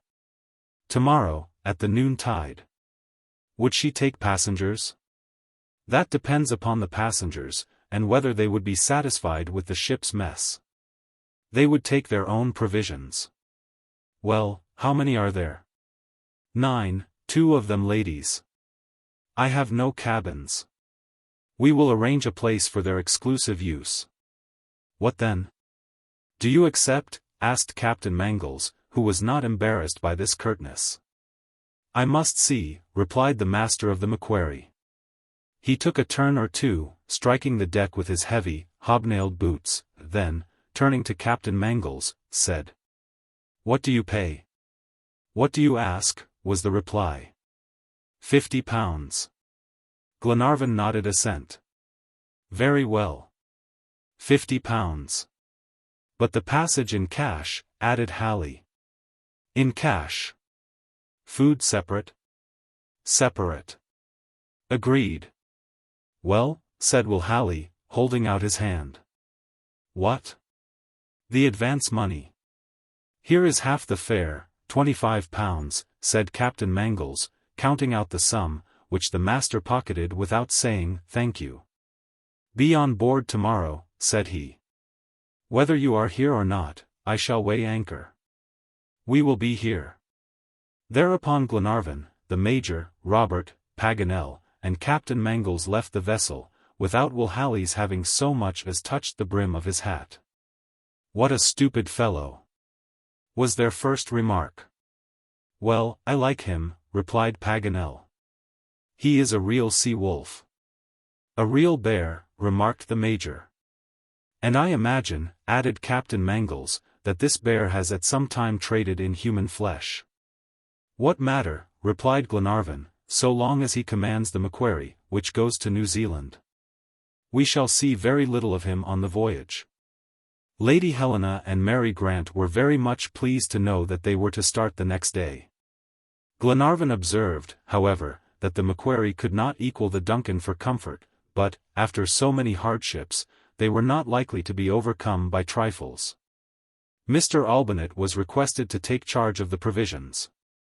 The poor man, since the loss of the Duncan, had often lamented the unhappy fate of his wife, who had remained on board, and would be, consequently, the victim of the convicts' brutality. However, he fulfilled his duties as steward with his accustomed zeal, and their food might yet consist of dishes that were never seen on the ship's table. In the meantime the Major discounted at a money changer's some drafts that Glenarvan had on the Union Bank of Melbourne. As for Paganel, he procured an excellent map of New Zealand. Mulrady was now quite well. He scarcely felt his wound, which had so nearly proved fatal. A few hours at sea would complete his recovery. Wilson went on board first, charged with arranging the passengers' quarters. Under his vigorous use of the brush and broom the aspect of things was greatly changed. Will Halley shrugged his shoulders, but allowed the sailor to do as he pleased. As for Glenarvan and his friends, he scarcely noticed them, he did not even know their names, nor did he care to. This increase of cargo was worth £50 to him, but he valued it less than the 200 tons of tanned leather with which his hold was crowded, the skins first, and the passengers next. He was a real trader, and by his nautical ability he passed for a good navigator of these seas, rendered so very dangerous by the coral reefs. During the afternoon, Glenarvan wished to visit once more the supposed place of the shipwreck. Ayrton had certainly been the quartermaster of the Britannia, and the vessel might really have been lost on that part of the coast. And there, at all events, the Duncan had fallen into the hands of the convicts. Had there been a fight? Perhaps they would find on the beach traces of a struggle. If the crew had perished in the waves, would not the bodies have been cast ashore? Glenarvan, accompanied by his faithful captain, undertook this examination. The landlord of Victoria Hotel furnished them with 2 horses, and they set out. But it was a sad journey. They rode in silence. The same thoughts, the same anxieties, tortured the mind of each. They gazed at the rocks worn by the sea. They had no need to question or answer, no sign of the Duncan could be found, the whole coast was bare. Captain Mangles, however, found on the margin of the shore evident signs of an encampment, the remains of fires recently kindled beneath the few trees. Had a wandering tribe of natives passed there within a few days? No, for an object struck Glenarvan's eye, which proved incontestably that the convicts had visited that part of the coast. It was a grey and yellow jacket, worn and patched, left at the foot of a tree. It bore a number and badge of the Perth Penitentiary. The convict was no longer there, but his cast-off garment betrayed him. "You see, John," said Glenarvan, "the convicts have been here. And our poor comrades of the Duncan." "Yes," replied the captain, in a low voice, "they have certainly been landed, and have perished." "The wretches," cried Glenarvan. "If they ever fall into my hands, I will avenge my crew." Grief and exposure had hardened Glenarvan's features. For several moments he gazed at the vast expanse of water, seeking perhaps to discern some ship in the dim distance. Then his eyes relaxed their fierceness, he regained his composure, and, without adding a word or making a sign, took the road to Eden. Only one duty remained to be fulfilled, to inform the constable of the events that had just transpired, which was done the same evening. The magistrate, Thomas Banks, could scarcely conceal his satisfaction at making out the official record. He was simply delighted at the departure of Ben Joyce and his band. The whole village shared his joy. The convicts had left Australia because of a new crime, but, at all events, they had gone. This important news was immediately telegraphed to the authorities of Melbourne and Sydney. Having accomplished his object, Glenarvan returned to the Victoria Hotel. The travellers passed this last evening in Australia in sadness. Their thoughts wandered over this country, so fertile in misfortunes. They recalled the hopes they had reasonably conceived at Cape Bernouilli, now so cruelly disappointed at Twofold Bay. Paganel was a prey to a feverish agitation. Captain Mangles, who had watched him since the incident at Snowy River, many times pressed him with questions which Paganel did not answer. But that evening, as he went with him to his chamber, the captain asked him why he was so nervous. "My friend," replied Paganel evasively, "I am no more nervous than usual." "Mr. Paganel, you have a secret that troubles you." "Well, as you will," cried the geographer, "it is stronger than I." "What is stronger than you?"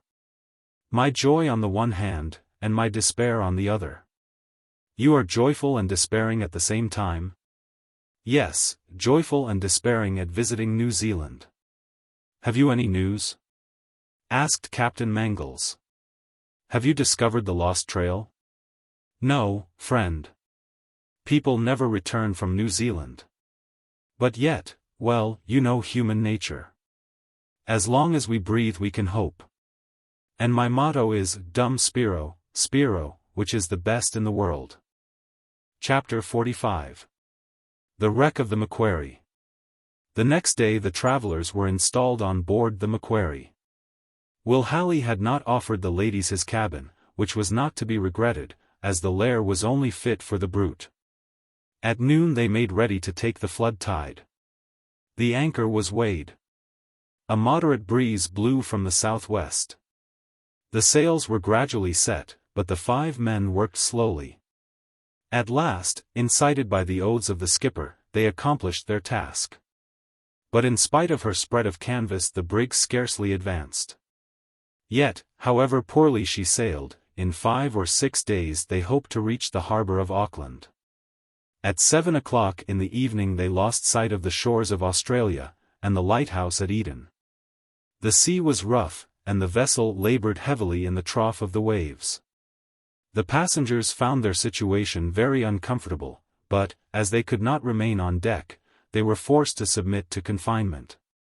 That evening conversation very naturally turned upon the land to which they were now sailing, its discovery and colonization. And just as naturally all turned to Paganel as to a bookcase, for some information thereon. It was very readily accessible, although evidently to the geographer's mind there was something of a painful character connected with the name, the impression, and the very thoughts of New Zealand and its Maori inhabitants. "Monsieur Paganel," said Lady Helena, "have your friends, the English, been the only ones to search out this island?" "By no means, madam," was the prompt reply. "On the contrary, they have come second, nay, third, in the race, only," and he looked half roguishly and half maliciously, "they stayed when they came." And then he told them of its first discovery by Abel Tasman, the Dutch navigator, in 1642. That, when first he landed, there seemed to be amicable feelings expressed by the islanders toward himself, a number of them coming back to his ship, and being apparently well pleased to cultivate intercourse. But on the next day, as he sent his boat to find good anchorage nearer to the shore, 7 canoes of the islanders attacked it most violently and suddenly, causing it to capsize, and so vigorously assailing its occupants with their pikes that it was with difficulty any of them were able to swim back to their ship, leaving those of their companions who were not drowned to be butchered by the natives. Paganel also told, at great length, the tales of many of the sad incidents which from time to time have marked even the commercial intercourse between the European and the Maori. as, for instance, the sad tale of conflict and bloodshed connected with the death of Captain Marion, a French navigator, in 1772. He had landed near the spot where Surville had ill-treated some of the natives and traitorously seized a son of the chief, Takuri, who yet appeared to welcome this next French visitant. Though remembering none the less the terrible duty of vengeance which is felt by the Maori to be so binding. For a long time the cloak of friendship was worn by the natives, the more thoroughly to lull the suspicions of the whites, and to entice a larger number on shore. In which endeavor they succeeded only too well. The French ships being greatly out of repair, Marion was induced to fell timber at some distance in the interior, and to establish in this occupation a great number of his men. Going frequently to them, and remaining with them and the apparently friendly chiefs. On one of these occasions the Maoris fulfilled their revengeful project with a terrible satisfaction to themselves. Only one man, of all those in the interior, managed to escape, the commander himself falling a prey to their vengeance. They then endeavored to kill the second in command, who, with several others, was nearer to the shore. These, of course, at once started for their boats. Breathless, they reached them, hotly pursued to the water's edge by the insatiate savages. Then, safe themselves, the French marksmen picked off the chief, and the previous exultation of the aborigines was, even in the hour of their triumph, turned to lamentation. Coupled with wonder at the terrible power of the white man's fire barrel. All this and much more did the geographer narrate, but it must be confessed that he neither spoke, nor did they listen, with the complacency evinced in his previous tales.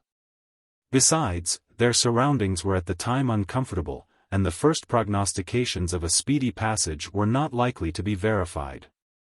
Unfortunately, this painful voyage was prolonged. 6 days after her departure, the Macquarie had not descried the shores of Auckland. The wind was fair, however, and still blew from the southwest. But nevertheless the brig did not make much headway. The sea was rough, the rigging creaked, the ribs cracked, and the vessel rode the waves with difficulty. Fortunately, Will Halley, like a man who was in no hurry, did not crowd on sail, or his masts would inevitably have snapped. Captain Mangles hoped, therefore, that this clumsy craft would reach its destination in safety. Still, he was pained to see his companions on board in such miserable quarters. But neither Lady Helena nor Mary Grant complained, although the continual rain kept them confined, and the want of air and rolling of the ship seriously incommoded them. Their friends sought to divert them, and Paganel strove to while the time with his stories, but did not succeed so well as previously. Of all the passengers, the one most to be pitied was Lord Glenarvan. They rarely saw him below, he could not keep still. His nervous and excitable nature would not submit to an imprisonment between 4 wooden walls. Day and night, heedless of the torrents of rain and the dashing spray of the sea, he remained on deck, sometimes bending over the rail, sometimes pacing up and down with feverish agitation. His eyes gazed continually into space, and, during the brief lulls, his glass persistently surveyed the horizon. He seemed to question the mute waves. The mist that veiled the sky, the masses of vapor, he would have penetrated with a glance, he could not be resigned, and his countenance betokened an acute grief. The power and hopefulness of this man, hitherto so energetic and courageous, had suddenly failed. Captain Mangles seldom left him, but at his side endured the severity of the storm. That day, Glenarvan, wherever there was an opening in the mist, scanned the horizon with the utmost persistency. The young captain approached him.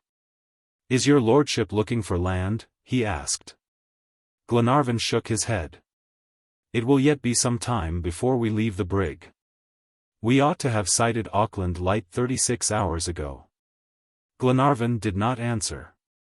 He still gazed, and for a moment his glass was pointed towards the horizon to windward of the vessel. "The land is not on that side," said Captain Mangles. "Your lordship should look towards the starboard." "Why, John," replied Glenarvan. "It is not the land that I am seeking." "What is it, my lord?" "My yacht, my Duncan. She must be here, in these regions, ploughing these seas, in that dreadful employment of a pirate. She is here, I tell you, John, on this course between Australia and New Zealand. I have a presentiment that we shall meet her. God preserve us from such a meeting, my lord. Why, John? Your lordship forgets our situation. What could we do on this brig, if the Duncan should give us chase? We could not escape. Escape, John? Yes, my lord. We should try in vain. We should be captured, at the mercy of the wretches. Ben Joyce has shown that he does not hesitate at a crime. I should sell my life dearly. We would defend ourselves to the last extremity. Well. But, then, think of Lady Helena and Mary Grant. Poor women, murmured Glenarvan. John, my heart is broken, and sometimes I feel as if despair had invaded it. It seems to me as if new calamities awaited us, as if heaven had decreed against us. I am afraid. You, my lord? Not for myself, John, but for those whom I love, and whom you love also. Take courage, my lord, replied the young captain. We need no longer fear. The Macquarie is a poor sailor, but still she sails. Will Halley is a brutish creature, but I am here, and if the approach to the land seems to me dangerous I shall take the ship to sea again. Therefore from this quarter there is little or no danger. But as for meeting the Duncan, God preserve us, and enable us to escape. Captain Mangles was right. To encounter the Duncan would be fatal to the Macquarie, and this misfortune was to be feared in these retired seas, where pirates could roam without danger. However, that day, at least, the Duncan did not appear, and the sixth night since their departure from Twofold Bay arrived without Captain Mangles' fears being realized. But that night was destined to be one of terror. Darkness set in almost instantaneously towards evening, the sky was very threatening. Even Will Halley, whose sense of danger was superior to the brutishness of intoxication, was startled by these warning signs. He left his cabin, rubbing his eyes and shaking his great red head. Then he drew a long breath, and examined the masts. The wind was fresh, and was blowing strong towards the New Zealand coast. Captain Halley summoned his men, with many oaths, and ordered them to reef the topsails. Captain Mangles approved in silence. He had given up remonstrating with this coarse seaman. But neither he nor Glenarvan left the deck. 2 hours passed. The sea grew more tempestuous, and the vessel received such severe shocks that it seemed as if her keel were grating on the sand. There was no unusual roughness, but yet this clumsy craft labored heavily, and the deck was deluged by the huge waves. The boat that hung in the larboard davits was swept overboard by a rising billow. Captain Mangles could not help being anxious. Any other vessel would have mocked these surges. But with this heavy hulk they might well fear foundering, for the deck was flooded with every plunge, and the masses of water, not finding sufficient outlet by the scuppers, might submerge the ship. It would have been wise, as a preparation for any emergency, to cut away the waistcloth to facilitate the egress of the water, but Will Halley refused to take this precaution. However, a greater danger threatened the Macquarie, and probably there was no longer time to prevent it. About 11:30 Captain Mangles and Wilson, who were standing on the leeward side, were startled by an unusual sound. Their nautical instincts were roused, and the captain seized the sailor's hand. "The surf," said he. "Yes," replied Wilson. "The sea is breaking on the reefs. Not more than 2 cable lengths distant. Not more. The shore is here." Captain Mangles leaned over the railing, gazed at the dark waves, and cried, "The sounding lead, Wilson." The skipper, who was in the forecastle, did not seem to suspect his situation. Wilson grasped the sounding line, which lay coiled in its pail, and rushed into the port shrouds. He cast the lead. The rope slipped between his fingers, at the 3rd knot it stopped. 3 fathoms, cried Wilson. "We are on the breakers," shouted the sober captain to the stupefied one. Whether the former saw Halley shrug his shoulders or not is of little consequence. At all events, he rushed towards the wheel and crowded the helm hard alee, while Wilson, letting go the line, hauled upon the topsail yardarms to luff the ship. The sailor who was steering, and had been forcibly pushed aside, did not at all understand this sudden attack. "To the port yards! Let loose the sails!" cried the young captain, managing so as to escape the reefs. For half a minute, the starboard side of the brig grazed the rocks, and, in spite of the darkness, John perceived a roaring line of breakers that foamed a few yards from the ship. At this moment Will Halley, becoming conscious of the imminent danger, lost his presence of mind. His sailors, who were scarcely sober, could not comprehend his orders. Moreover, his incoherent words and contradictory commands showed that this stupid drunkard's coolness had failed. He was surprised by the nearness of the land, which was only 8 miles off, when he thought it 30 or 40. The currents had taken him unawares, and thrown him out of his ordinary course. However, Captain Mangle's prompt management had rescued the brig from her peril, but he did not know his position. Perhaps he was enclosed by a chain of reefs. The wind blew fresh from the east, and at every pitch they might strike bottom. The roar of the surf was soon redoubled, and it was necessary to luff still more. John crowded the helm down and braced farther to leeward. The breakers multiplied beneath the prow of the ship, and they were obliged to tack so as to put to sea. Would this maneuver succeed with such an unsteady vessel, and under such reduced sail? It was uncertain, but as their only chance they must venture it. "Hard alee," cried Captain Mangles to Wilson. The Macquarie began to approach the new line of reefs. Soon the water foamed above the submerged rocks. It was a moment of torturing suspense. The spray glittered on the crests of the waves. You would have thought a phosphorescent glow had suddenly illumined the water. Wilson and Mulready forced down the wheel with their whole weight. Suddenly a shock was felt. The vessel had struck upon a rock. The bobstays broke, and nearly overthrew the mainmast. Could they come about without any other injury? No. For all at once there was a calm, and the ship veered to windward again, and her movements suddenly ceased.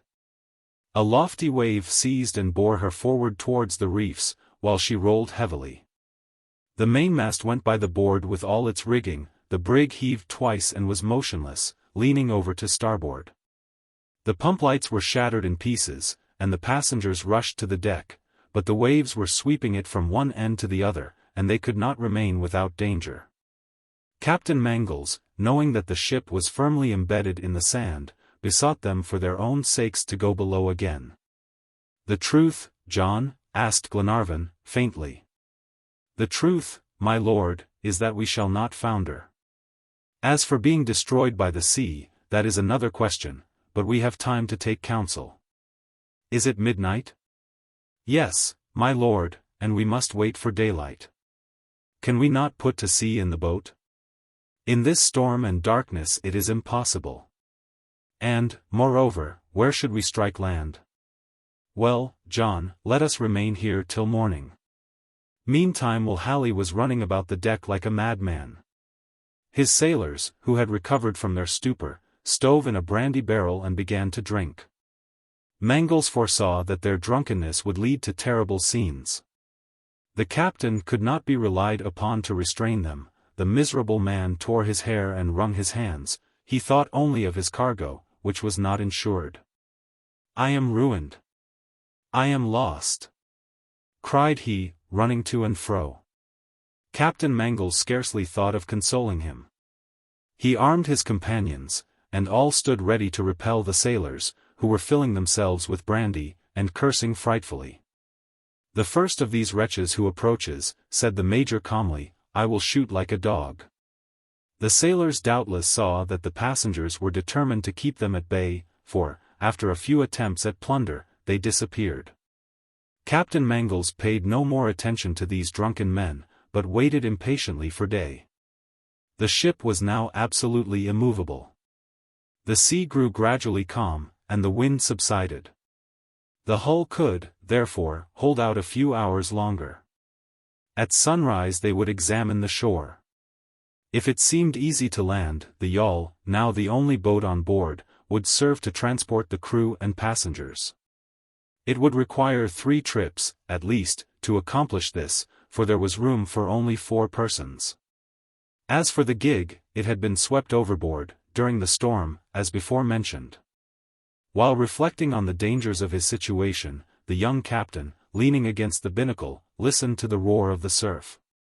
He strove to pierce the dense darkness, and estimate how far he was from that desired yet dreaded coast. Breakers are frequently heard several leagues at sea. Could the frail cutter weather so long a voyage in her present shattered state? While he was thinking thus, and longing for a little light in the gloomy sky, the ladies, relying upon his words, were reposing in their berths. The steadiness of the brig secured them several hours of rest. Glenarvan and the others, no longer hearing the cries of the drunken crew, refreshed themselves also by a hasty sleep, and, early in the morning, deep silence reigned on board this vessel, which had sunk to rest, as it were, upon her bed of sand. About 4 o'clock the first light appeared in the east. The clouds were delicately tinged by the pale rays of the dawn. Captain Mangles came on deck.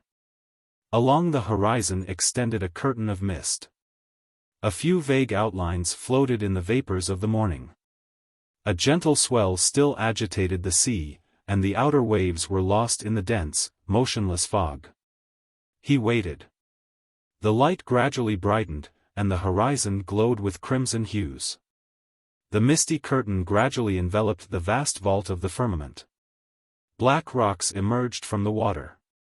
Then, a line was defined along a border of foam, and a luminous point kindled like a lighthouse at the summit of a peak against the still invisible disk of the rising sun.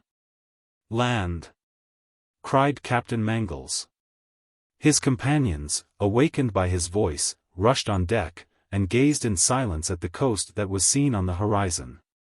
Whether hospitable or fatal, it was to be their place of refuge. "Where is that Halley?" asked Glenarvan. "I do not know, my lord," replied Captain Mangles. "And his sailors?" "Disappeared, like himself." "And like himself, doubtless, drunk," added MacNab. "Let us search for them," said Glenarvan. "We cannot abandon them on this vessel." Mulrady and Wilson went down to the bunks in the forecastle. The place was empty. They then visited between decks, and the hold, but found neither Halley nor his sailors. "What? Nobody?" said Glenarvan. "Have they fallen into the sea?" asked Paganel. "Anything is possible," replied Captain Mangles, who cared little for their disappearance. Then, turning towards the stern, he said, "To the boat." Wilson and Mulrady followed, to assist in lowering it. The yawl was gone. Chapter 46. Vain efforts. Will Halley and his crew, taking advantage of the night and the passengers' sleep, had fled with the only boat left. They could not doubt it. This captain, who was in duty bound to be the last on board, had been the first to leave. "The rascals have fled," said Captain Mangles. "Well, so much the better, my lord. We are spared so many disagreeable scenes." "I agree with you," replied Glenarvan. "Besides, there is a better captain on board, yourself, and courageous seamen, your companions. Command us. We are ready to obey you." All endorsed Glenarvan's words, and, ranged along the deck, they stood ready for the young captain's orders. "What is to be done?" asked Glenarvan. John cast a glance over the ocean, looked at the shattered masts of the brig, and, after a few moments' reflection, said, "We have 2 ways, my lord, of extricating ourselves from this situation, either to raise the vessel and put her to sea, or reach the coast on a raft, which can be easily constructed." "If the vessel can be raised, let us raise it," replied Glenarvan. "That is the best plan, is it not?" "Yes, my lord, for, once ashore, what would become of us without means of transport?" "Let us avoid the coast," added Paganel. "We must beware of New Zealand. All the more so, as we have gone considerably astray," continued Captain Mangles. "Halley's carelessness has carried us to the south, that is evident. At noon I will take an observation. And if, as I presume, we are below Auckland, I will try to sail the Macquarie up along the coast." "But the injuries of the brig?" inquired Lady Helena. "I do not think they are serious, madam," replied Captain Mangles. "I shall rig a jury-mast at the bows, and we shall sail slowly, it is true, but still we shall go where we wish. If, unfortunately, the hull is stove in, or if the ship cannot be extricated, we must gain the coast, and travel by land to Auckland." "Let us examine the state of the vessel, then," said the Major. "This is of the first importance." Glenarvan, the captain, and Mulrady opened the main scuttle, and went down into the hold. About 200 tons of tanned hides were there, very badly stowed away. But they could draw them aside without much difficulty, by means of the mainstay tackling, and they at once threw overboard part of this ballast so as to lighten the ship. After 3 hours of hard labor, they could see the bottom timbers. 2 seams in the larboard planking had sprung open as far up as the Channel whales. As the Macquarie lay over on her starboard beams, her opposite side was raised, and the defective seams were out of water. Wilson hastened, therefore, to tighten the joints with oakum, over which he carefully nailed a copper plate. On sounding they found less than 2 feet of water in the hold, which the pumps could easily exhaust, and thus relieve the ship. After his examination of the hull, the captain perceived that it had been little injured in stranding. It was probable that a part of the false keel would remain in the sand, but they could pass over it. Wilson, after inspecting the interior of the brig, dived, in order to determine her position on the reef. The Macquarie was turned towards the northwest, and lay on a very shelving, slimy sandbar. The lower end of her prow and 2/3 of her keel were deeply embedded in the sand. The rest, as far as the stern, floated where the water was 5 fathoms deep. The rudder was not, therefore, confined, but worked freely. The captain considered it useless to lighten her, as he hoped they would be ready to make use of her at the earliest opportunity. The tides of the Pacific are not very strong, but he relied upon their influence to float the brig, which had stranded an hour before high water. The only point was to extricate her, which would be a long and painful task. "To work," cried the captain. His improvised sailors were ready. He ordered them to reef the sails. The Major, Robert, and Paganel, under Wilson's direction, climbed the maintop. The topsail, swelled by the wind, would have prevented the extrication of the ship, and it was necessary to reef it, which was done as well as possible. At last, after much labor, severe to unaccustomed hands, the maintop gallant was taken down. Young Robert, nimble as a cat, and bold as a cabin boy, had rendered important services in this difficult operation. It was now advisable to cast 1 anchor, perhaps 2, at the stern of the vessel in the line of the keel. The effect of this would be to haul the Macquarie around into deep water. There is no difficulty in doing this when you have a boat, but here all the boats were gone, and something else must be supplied. Glenarvan was familiar enough with the sea to understand the necessity of these arrangements. 1 anchor was to be cast to prevent the ship from stranding at low water. "But what shall we do without a boat?" asked he of the captain. "We will use the remains of the mizzenmast and the empty casks," was the reply. "It will be a difficult, but not impossible task, for the Macquarie's anchors are small. Once cast, however, if they do not drag, I shall be encouraged." "Very well, let us lose no time." To accomplish their object, all were summoned on deck, each took part in the work.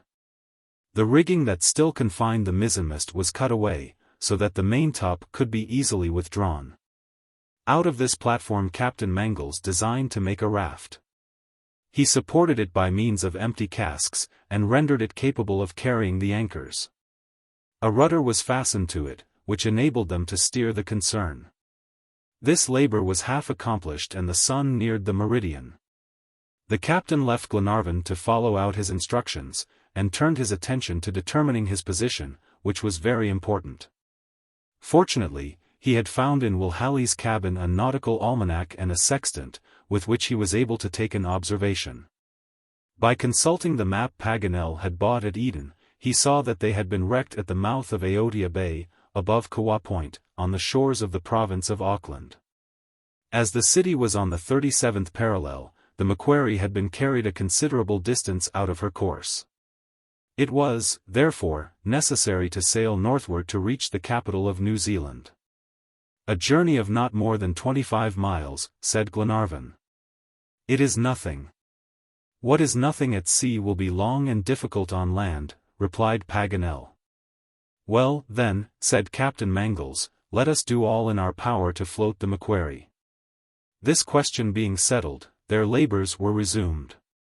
It was high water, but they could not take advantage of it, since the anchors were not yet moored. Yet the captain watched the ship with some anxiety. Would she float with the tide? This point would soon be decided. They waited. Several cracks were heard, caused either by a rising or starting of the keel. Great reliance had been placed upon the tide, but the brig did not stir. The work was continued, and the raft was soon ready. The small anchor was put on board, and the captain and Wilson embarked, after mooring a small cable at the stern. The ebb tide made them drift, and they therefore anchored, half a cable's length distant, in 10 fathoms of water. The bottom afforded a firm hold. The great anchor now remained. They lowered it with difficulty, transported it on the raft, and soon it was moored behind the other. The captain and his men returning to the vessel, and waiting for high water, which would be early in the morning. It was now 6 o'clock in the evening. The young captain complimented his sailors, and told Paganel that, with the aid of courage and good discipline, he might one day become quartermaster. Meantime, Mr. Olbinett, after assisting in different operations, had returned to the kitchen, and prepared a very comforting and seasonable repast. The crew were tempted by a keen appetite, which was abundantly satisfied, and each felt himself invigorated for fresh exertions. After dinner, Captain Mangles took a final precaution to ensure the success of his experiment. He threw overboard a great part of the merchandise to lighten the brig. But the remainder of the ballast, the heavy spars, the spare yards, and a few tons of pig iron, were carried to the stern, to aid by their weight in liberating the keel. Wilson and Mulready likewise rolled to the same place a number of casks filled with water. Midnight arrived before these labors were completed. But at this hour the breeze subsided, and only a few capricious ripples stirred the surface of the water. Looking towards the horizon, the captain observed that the wind was changing from southwest to northwest. A sailor could not be mistaken in the peculiar arrangement and color of the clouds. He accordingly informed Glenarvan of these indications, and proposed to defer their work till the next day. "And these are my reasons," said he. "First, we are very much fatigued, and all our strength is necessary to free the vessel. Then, when this is accomplished, how can we sail among the dangerous breakers, and in such profound darkness? Moreover, another reason induces me to wait. The wind promises to aid us, and I desire to profit by it, and am in hopes that it will drift the old hull out when the tide raises her. Tomorrow, if I am not mistaken, the breeze will blow from the northwest. We will set the mainsails, and they will help to raise the brig." These reasons were decisive. Glenarvan and Paganel, the most impatient on board, yielded, and the work was suspended. The night passed favorably, and day appeared. Their captain's predictions were realized. The wind blew from the northwest, and continued to freshen. The crew were summoned. It was 9 o'clock. 4 hours were still to elapse before it would be high water, and that time was not lost. The laborers renewed their efforts with very good success. Meantime the tide rose. The surface of the sea was agitated into ripples, and the points of the rocks gradually disappeared, like marine animals returning to their native element. The time for the final attempt approached. A feverish impatience thrilled all minds. No one spoke. Each gazed at the captain, and awaited his orders. He was leaning over the stern railing, watching the water, and casting an uneasy glance towards the cables. At last the tide reached its height. The experiment must now be made without delay. The mainsails were set, and the mast was bent with the force of the wind. "To the windlass," cried the captain. Glenarvan, Mulready, and Robert on one side, and Paganel, the major, and Olbinett on the other, bore down upon the handles that moved the machine. At the same time the captain and Wilson added their efforts to those of their companions. "Down! Down!" cried the young captain, all together. The cables were stretched taut under the powerful action of the windlass. The anchors held fast, and did not drag. But they must be quick, for high tide lasts only a few moments, and the water would not be long in lowering. They redoubled their efforts. The wind blew violently, and forced the sails against the mast. A few tremors were felt in the hull, and the brig seemed on the point of rising. Perhaps a little more power would suffice to draw her from the sand. "Helena! Mary!" cried Glenarvan. The two ladies came and joined their efforts to those of their companions. A final crack was heard, but that was all. The experiment had failed. The tide was already beginning to ebb, and it was evident that, even with the aid of wind and tide, this insufficient crew could not float their ship. As their first plan had failed, it was necessary to have recourse to the second without delay. It was plain that they could not raise the Macquarie, and that the only way was to abandon her. To wait on board for the uncertain arrival of assistance would have been folly and madness.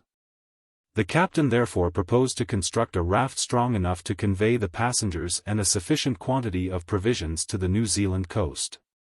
It was not a time for discussion, but for action. The work was accordingly begun, and considerably advanced when night interrupted them.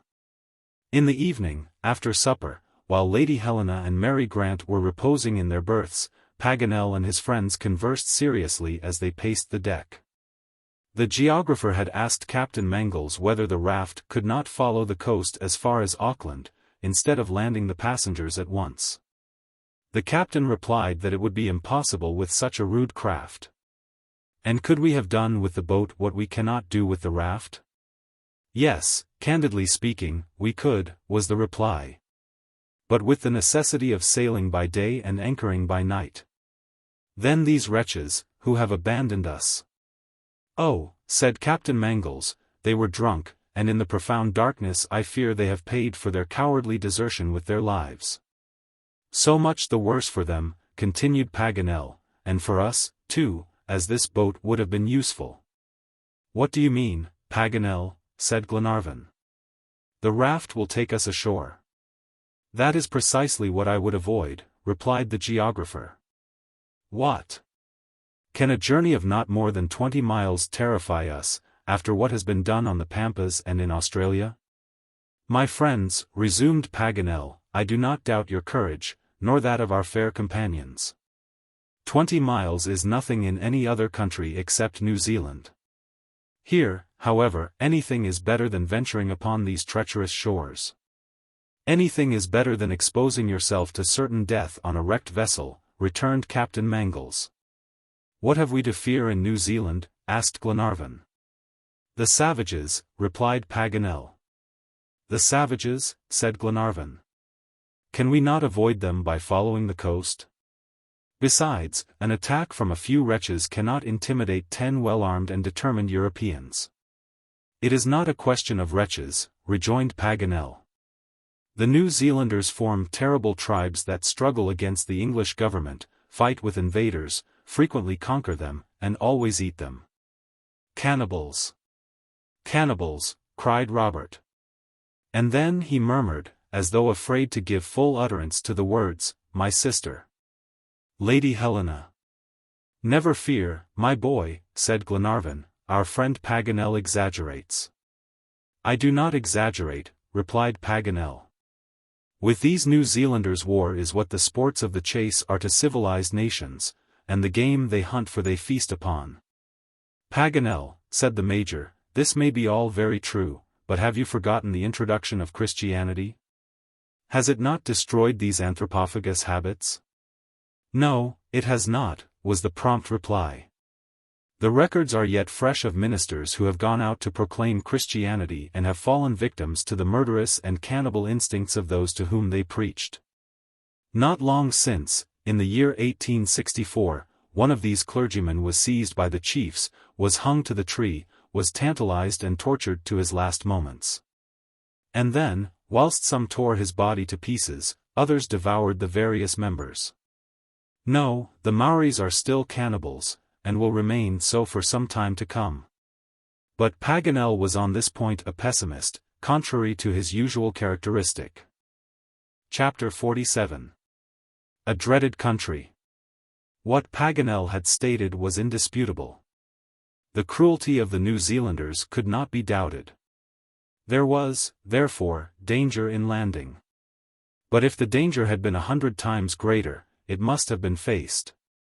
Captain Mangles felt the necessity of leaving this vessel, which would soon break up. Between two perils, one certain, the other only probable, there was no possible hesitation. As for the chance of being picked up by some passing ship, they could not reasonably rely upon it, for the Macquarie was out of the course usually taken in going to New Zealand. The shipwreck had happened on the desert shores of XVIII. "When shall we start?" asked Glenarvan. "Tomorrow morning at 10 o'clock, replied Captain Mangles. "The tide will begin to rise then, and will carry us ashore."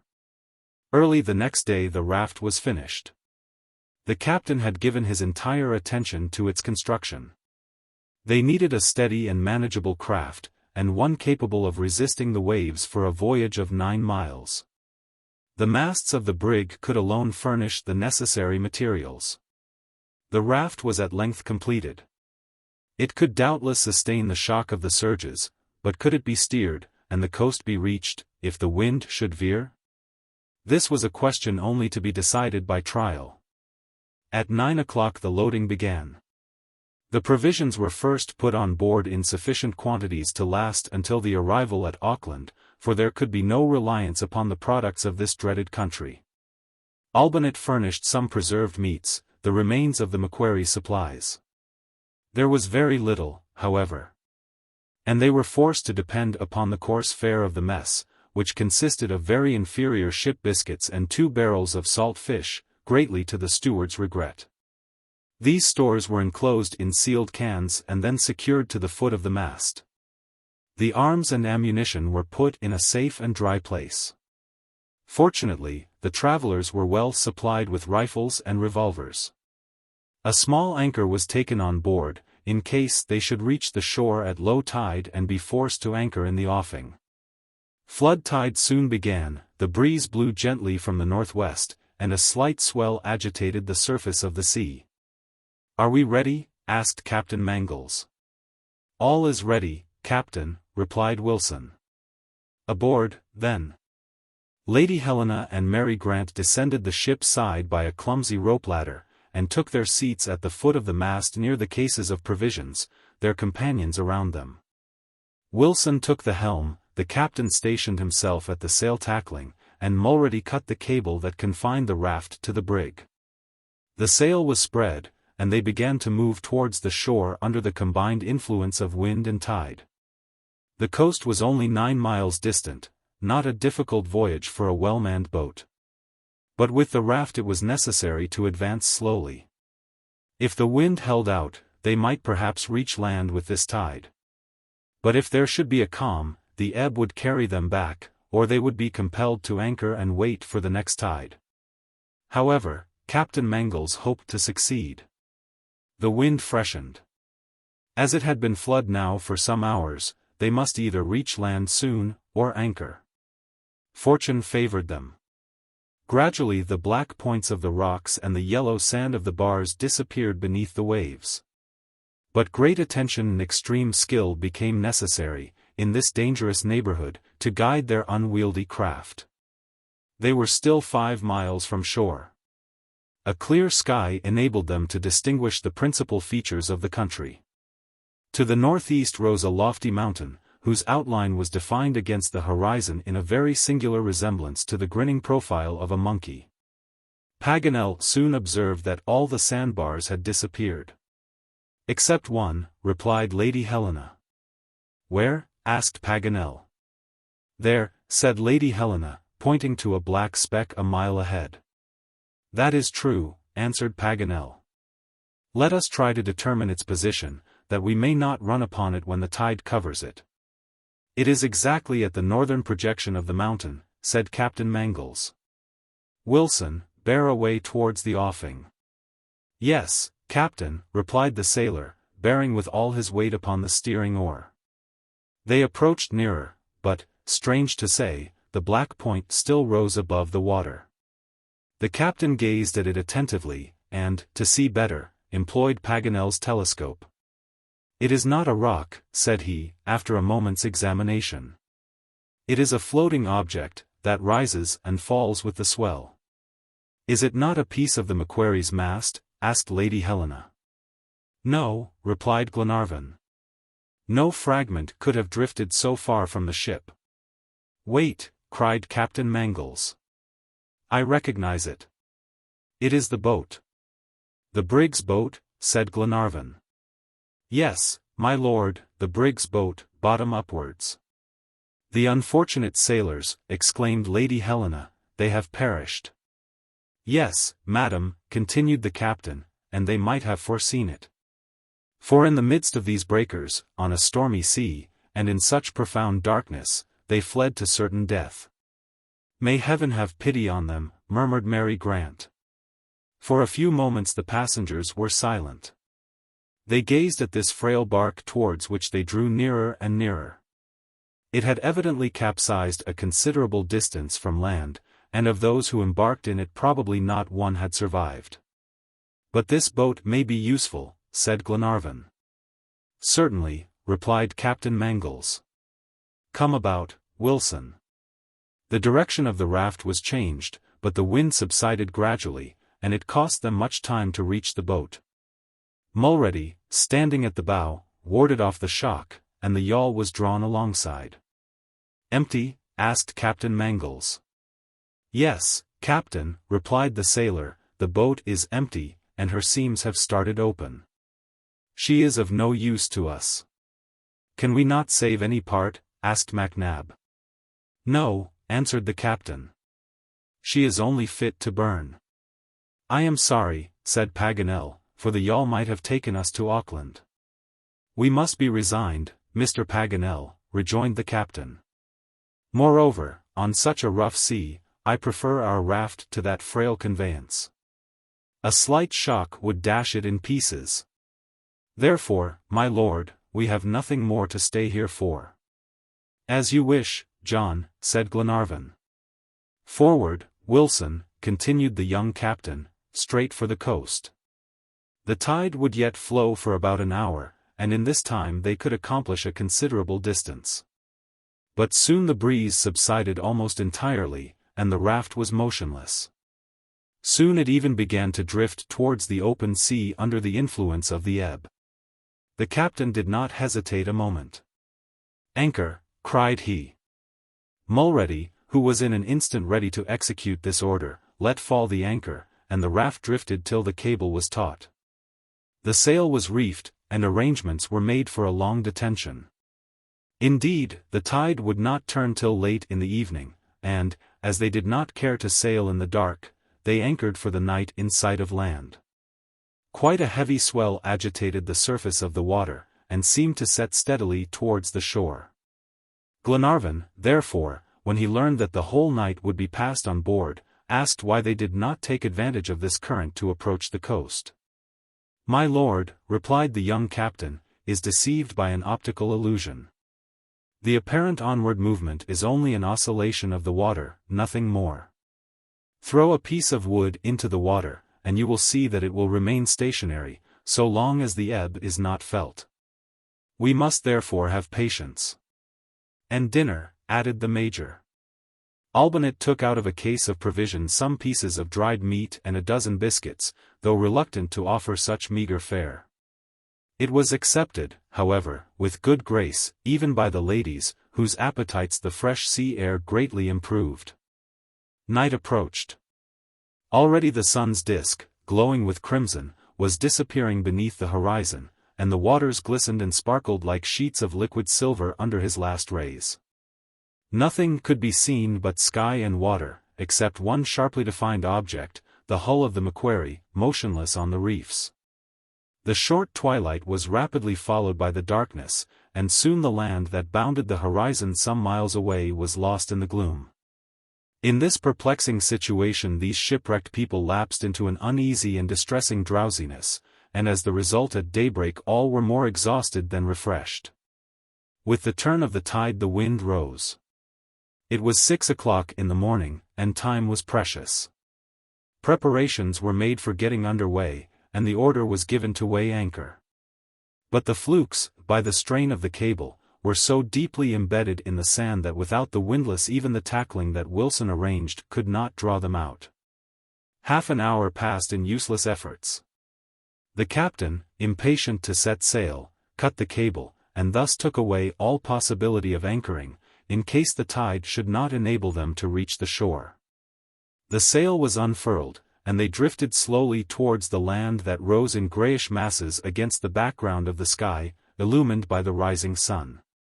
The reefs were skillfully avoided, but, with the unsteady breeze, they did not seem to draw nearer the shore. At last, however, land was less than a mile distant, craggy with rocks and very precipitous. It was necessary to find a practicable landing. The wind now moderated and soon subsided entirely, the sail flapping idly against the mast. The tide alone moved the raft. But they had to give up steering, and masses of seaweed retarded their progress. After a while they gradually became stationary 3 cable lengths from shore. But they had no anchor, and would they not be carried out to sea again by the ebb?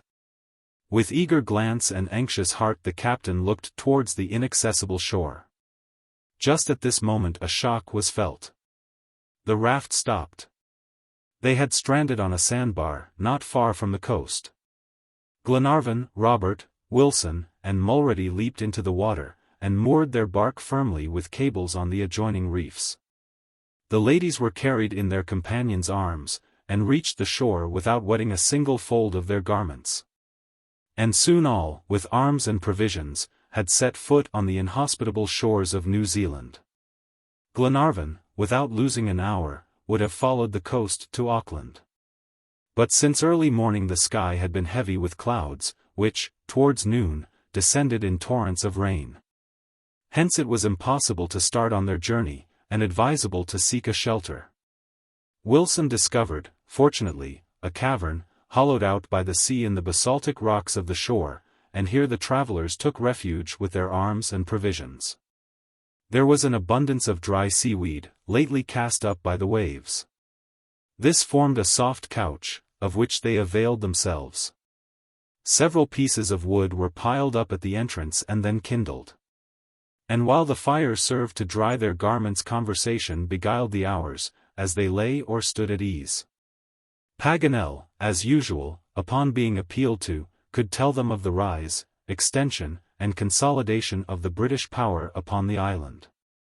He informed them of the beginnings, and, to his belief, of the causes, of the strife which for years decimated the aborigines, and was very injurious to the colonists who had emigrated. Then, in reply to Robert's questions, he went on to speak of those who on a narrower theatre had emulated by their heroism and patience the deeds of the world's great travelers and scientific explorers. He told them of Whitcomb and Charlton Howard, men known in their own circles and in connection with their own branch of the New Zealand government. At still greater length he detailed the adventures of Jacob Looper, who was the companion of Whitcomb, and had gone as his assistant to discover a practicable route over the mountains in the north of the province of Canterbury. In those mountain wilds, which even the islanders rarely traverse, these 2 Europeans suffered greatly. But still worse was their fate when they descended to the water level and essayed to cross the Taramaco near its mouth. Jacob Looper at length found 2 old and almost useless canoes, and by attaching the one to the other they hoped to accomplish the passage safely. Before they had reached the middle of the rapid current, however, both the tubs capsized. Looper, with difficulty, managed to support himself on one of them, and by clinging to it was at length carried to the river's bank, which his companion also reached.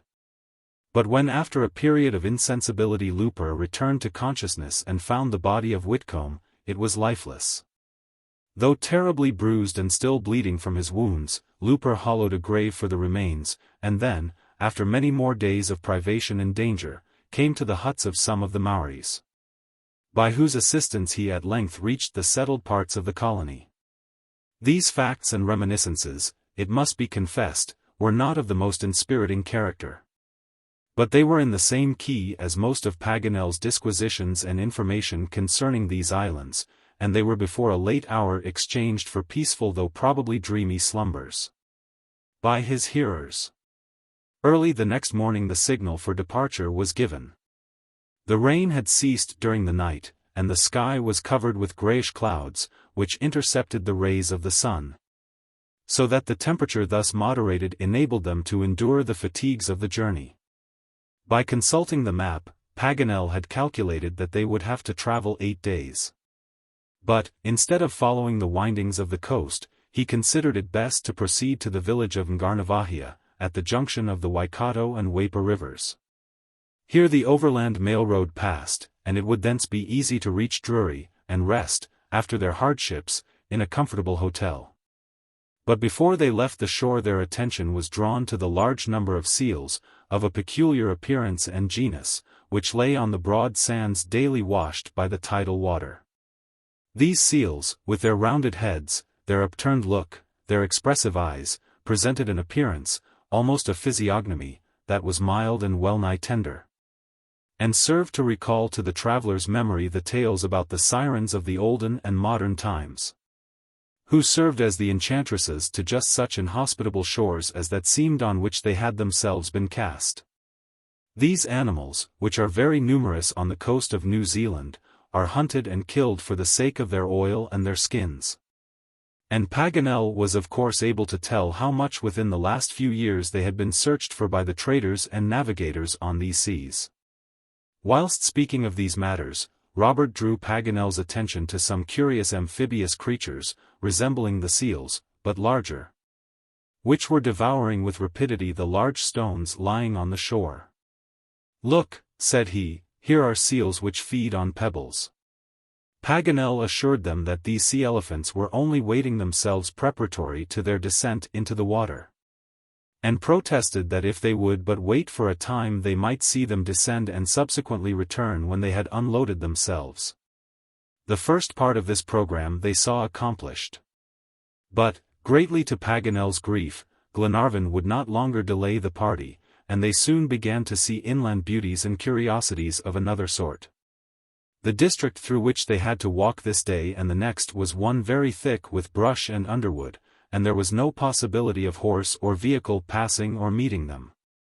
They now regretted the absence of their Australian cart, for the height and frequency of the large ferns in the neighborhood prevented their making any rapid progress on foot. Here and there, however, Robert and Paganel would rejoice together over some choice bush or bird that they had met with. Notable among the latter was the New Zealand kiwi, known to naturalists as the apteryx, and which is becoming very scarce, from the pursuit of its many enemies. Robert discovered in a nest on the ground a couple of these birds without tails or wings, but with 4 toes on the foot, and a long beak or bill like that of a woodcock, and small white feathers all over its body. Of this bird there was then an entire absence in the zoological collections of Europe, and Paganel indulged the hope that he might be able to be the proud contributor of such a valuable specimen to the jardin of his own city. For the present, at least, the realization of his hopes had to be deferred, and at length, after some days of weariness and continued travel, the party reached the banks of the Waipa. The country was deserted. There was no sign of natives, no path that would indicate the presence of man in these regions. The waters of the river flowed between tall bushes, or glided over sandy shallows, while the range of vision extended to the hills that enclosed the valley on the east. At 4 o'clock in the afternoon 9 miles had been valiantly accomplished. According to the map, which Paganel continually consulted, the junction of the Waikato and Weipa could not be more than 5 miles distant. The road to Auckland passed this point, and there they would encamp for the night. As for the 50 miles that would still separate them from the capital, 2 or 3 days would be sufficient for this, and even 8 hours, if they should meet the mail coach. Then, said Glenarvan, we shall be compelled to encamp again tonight. Yes, replied Paganel, but, as I hope, for the last time. So much the better. For these are severe hardships for Lady Helena and Mary Grant. And they endure them heroically, added Captain Mangles. But, if I am not mistaken, Mr. Paganel, you have spoken of a village situated at the junction of the 2 rivers. Yes, answered the geographer, here it is on the map. It is Ngarnavahia, about 2 miles below the junction. Well, could we not lodge there for the night? Lady Helena and Miss Grant would not hesitate to go 2 miles farther, if they could find a tolerable hotel. A hotel, cried Paganel. A hotel in a Maori village. There is not even a tavern. This village is only a collection of native huts, and, far from seeking shelter there, my advice is to avoid it most carefully. Always your fears, Paganel, said Glenarvan. My dear lord, distrust is better than confidence among the Maoris. I do not know upon what terms they are with the English.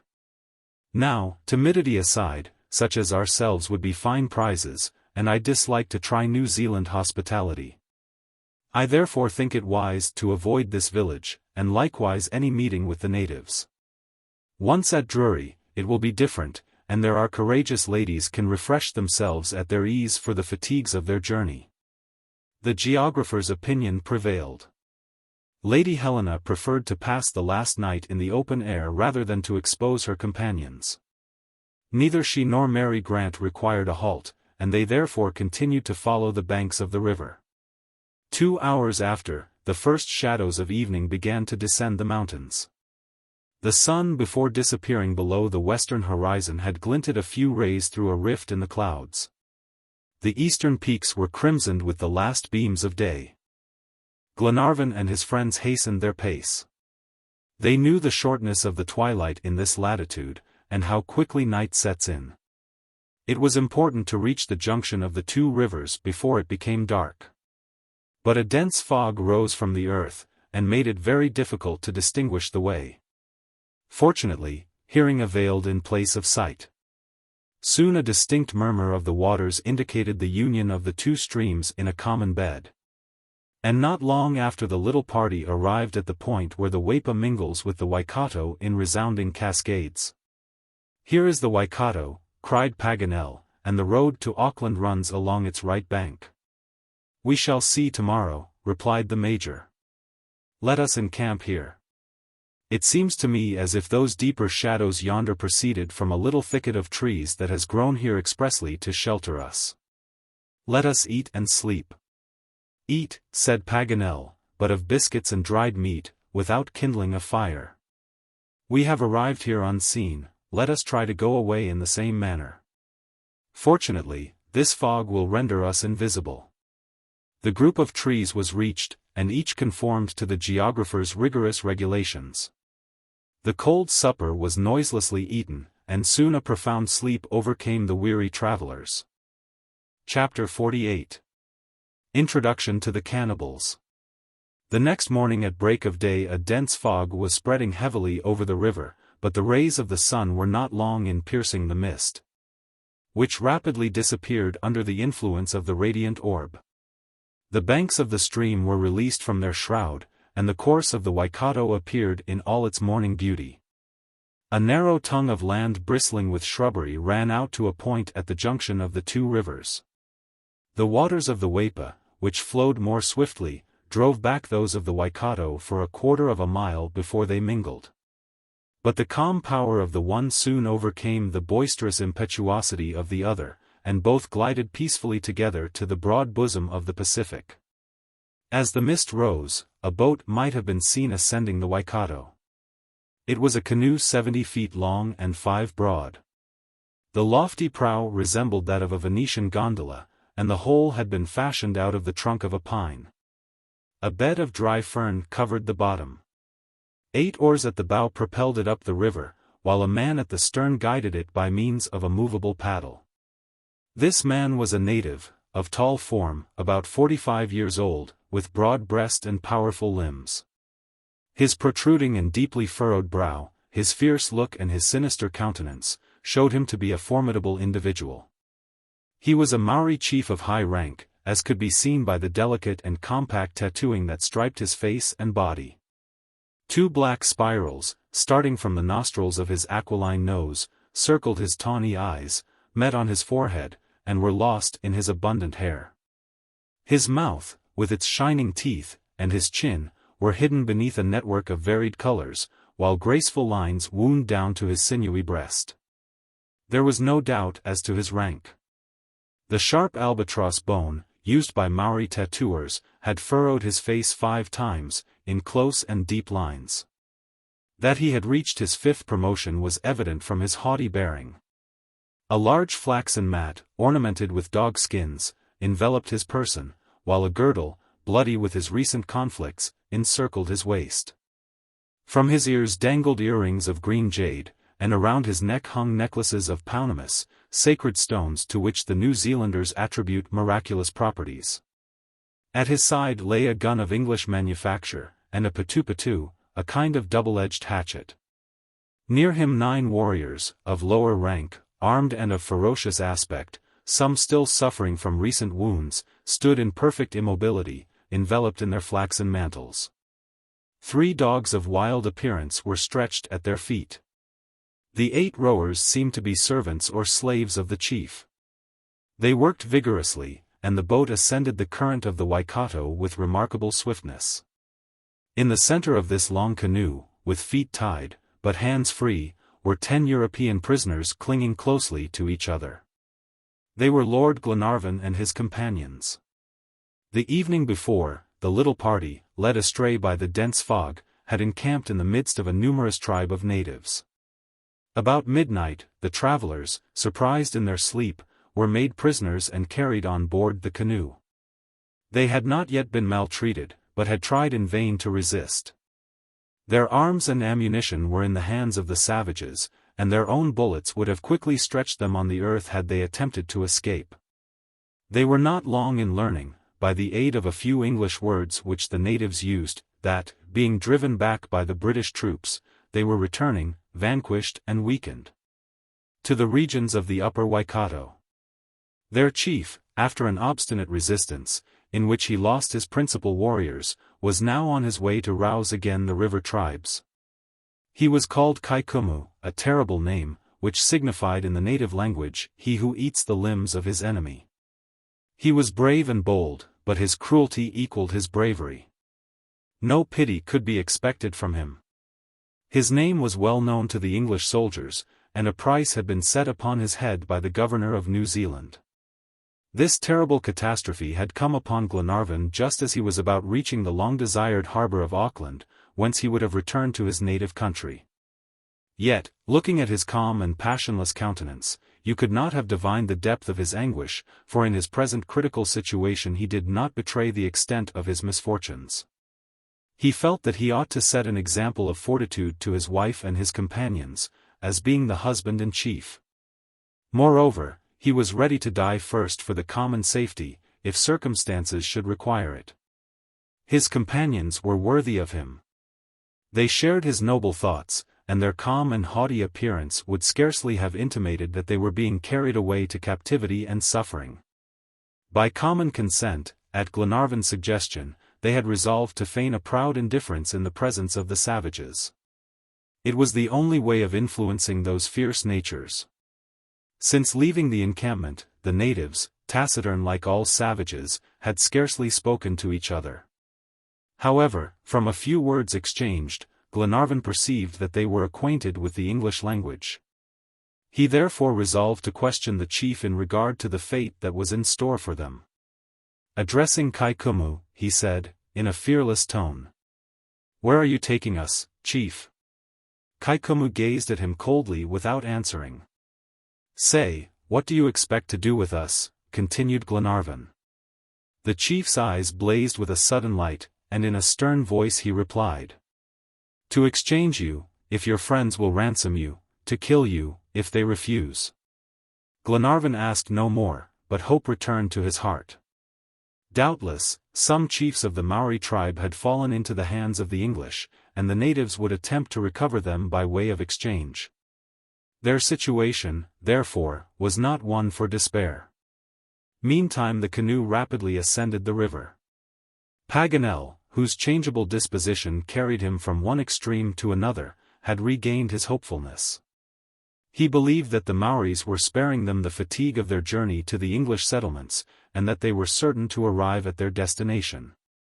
He was, therefore, quite resigned to his lot, and traced on his map the course of the Waikato across the plains and valleys of the province. Lady Helena and Mary Grant, suppressing their terror, conversed in low tones with Glenarvan, and the most skillful physiognomist could not have detected on their faces the anxiety of their hearts.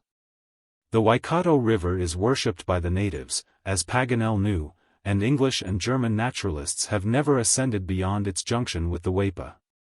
Whither did Kaikumu intend to take his captives?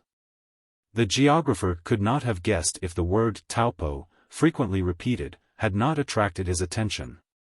By consulting his map, he saw that this name was applied to a celebrated lake in the most mountainous part of the island, and that from it the Waikato flows.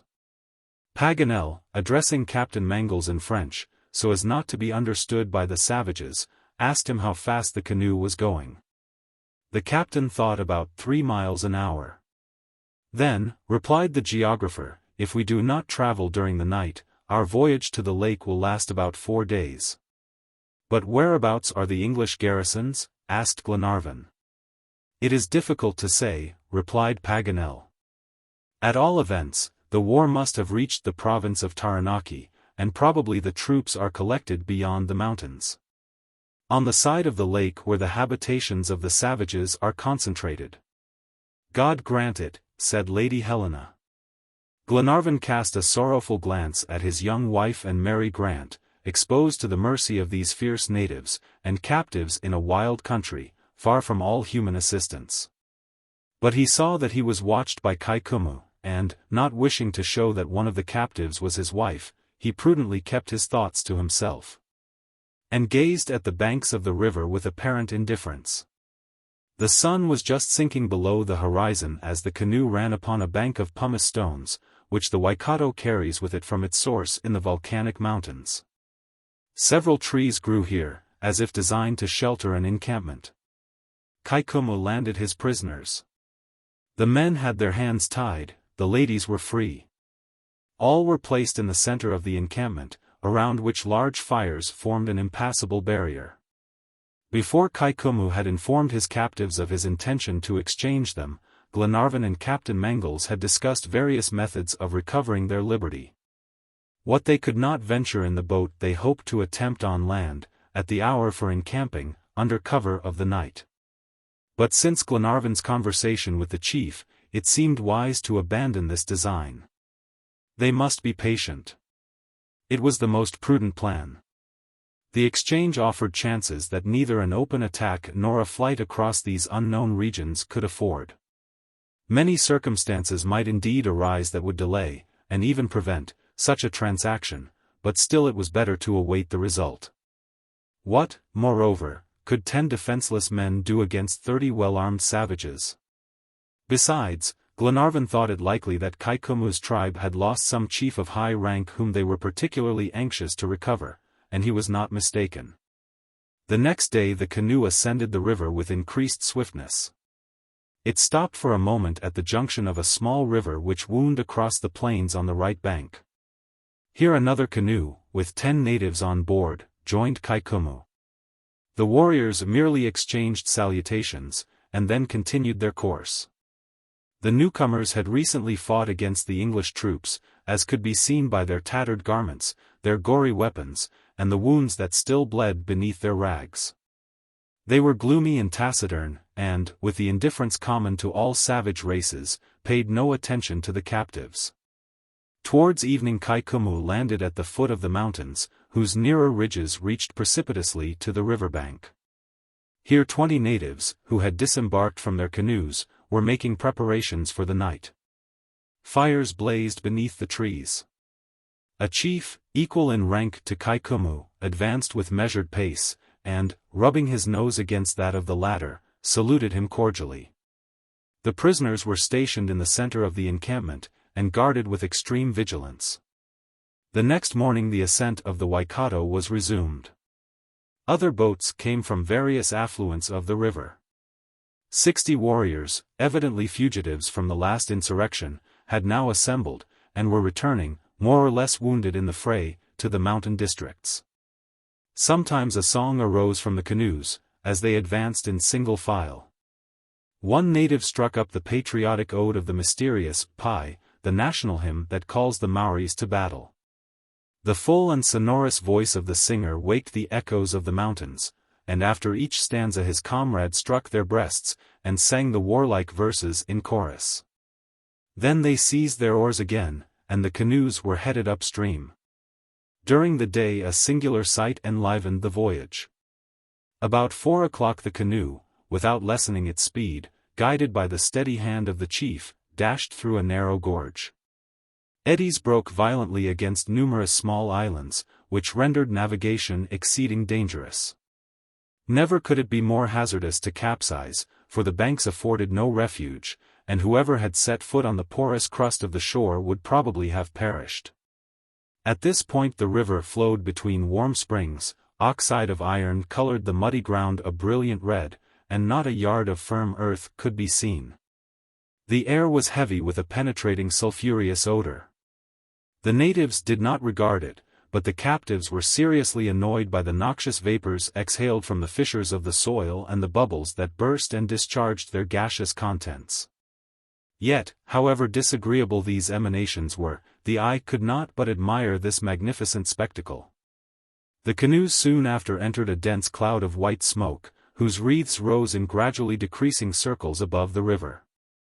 On the shores 100 geysers, some shooting forth masses of vapor, and others overflowing in liquid columns, varied their effects, like the jets and cascades of a fountain. It seemed as though some engineer was directing at his pleasure the outflowings of these springs, as the waters and vapor, mingling in the air, formed rainbows in the sunbeams. For 2 miles the canoes glided within this vapory atmosphere, enveloped in its warm waves that rolled along the surface of the water. Then the sulphurous smoke disappeared, and a pure swift current of fresh air refreshed the panting voyagers. The region of the springs was passed. Before the close of the day 2 more rapids were ascended, and at evening Kaikumu encamped 100 miles above the junction of the 2 streams. The river now turned towards the east, and then again flowed southward into Lake Taupo. The next morning Jacques Paganel consulted his map and discovered on the right bank Mount Tabara, which rises to the height of 3,000 feet. At noon the whole fleet of boats entered Lake Taupo, and the natives hailed with frantic gestures a shred of cloth that waved in the wind from the roof of a hut. It was the national flag.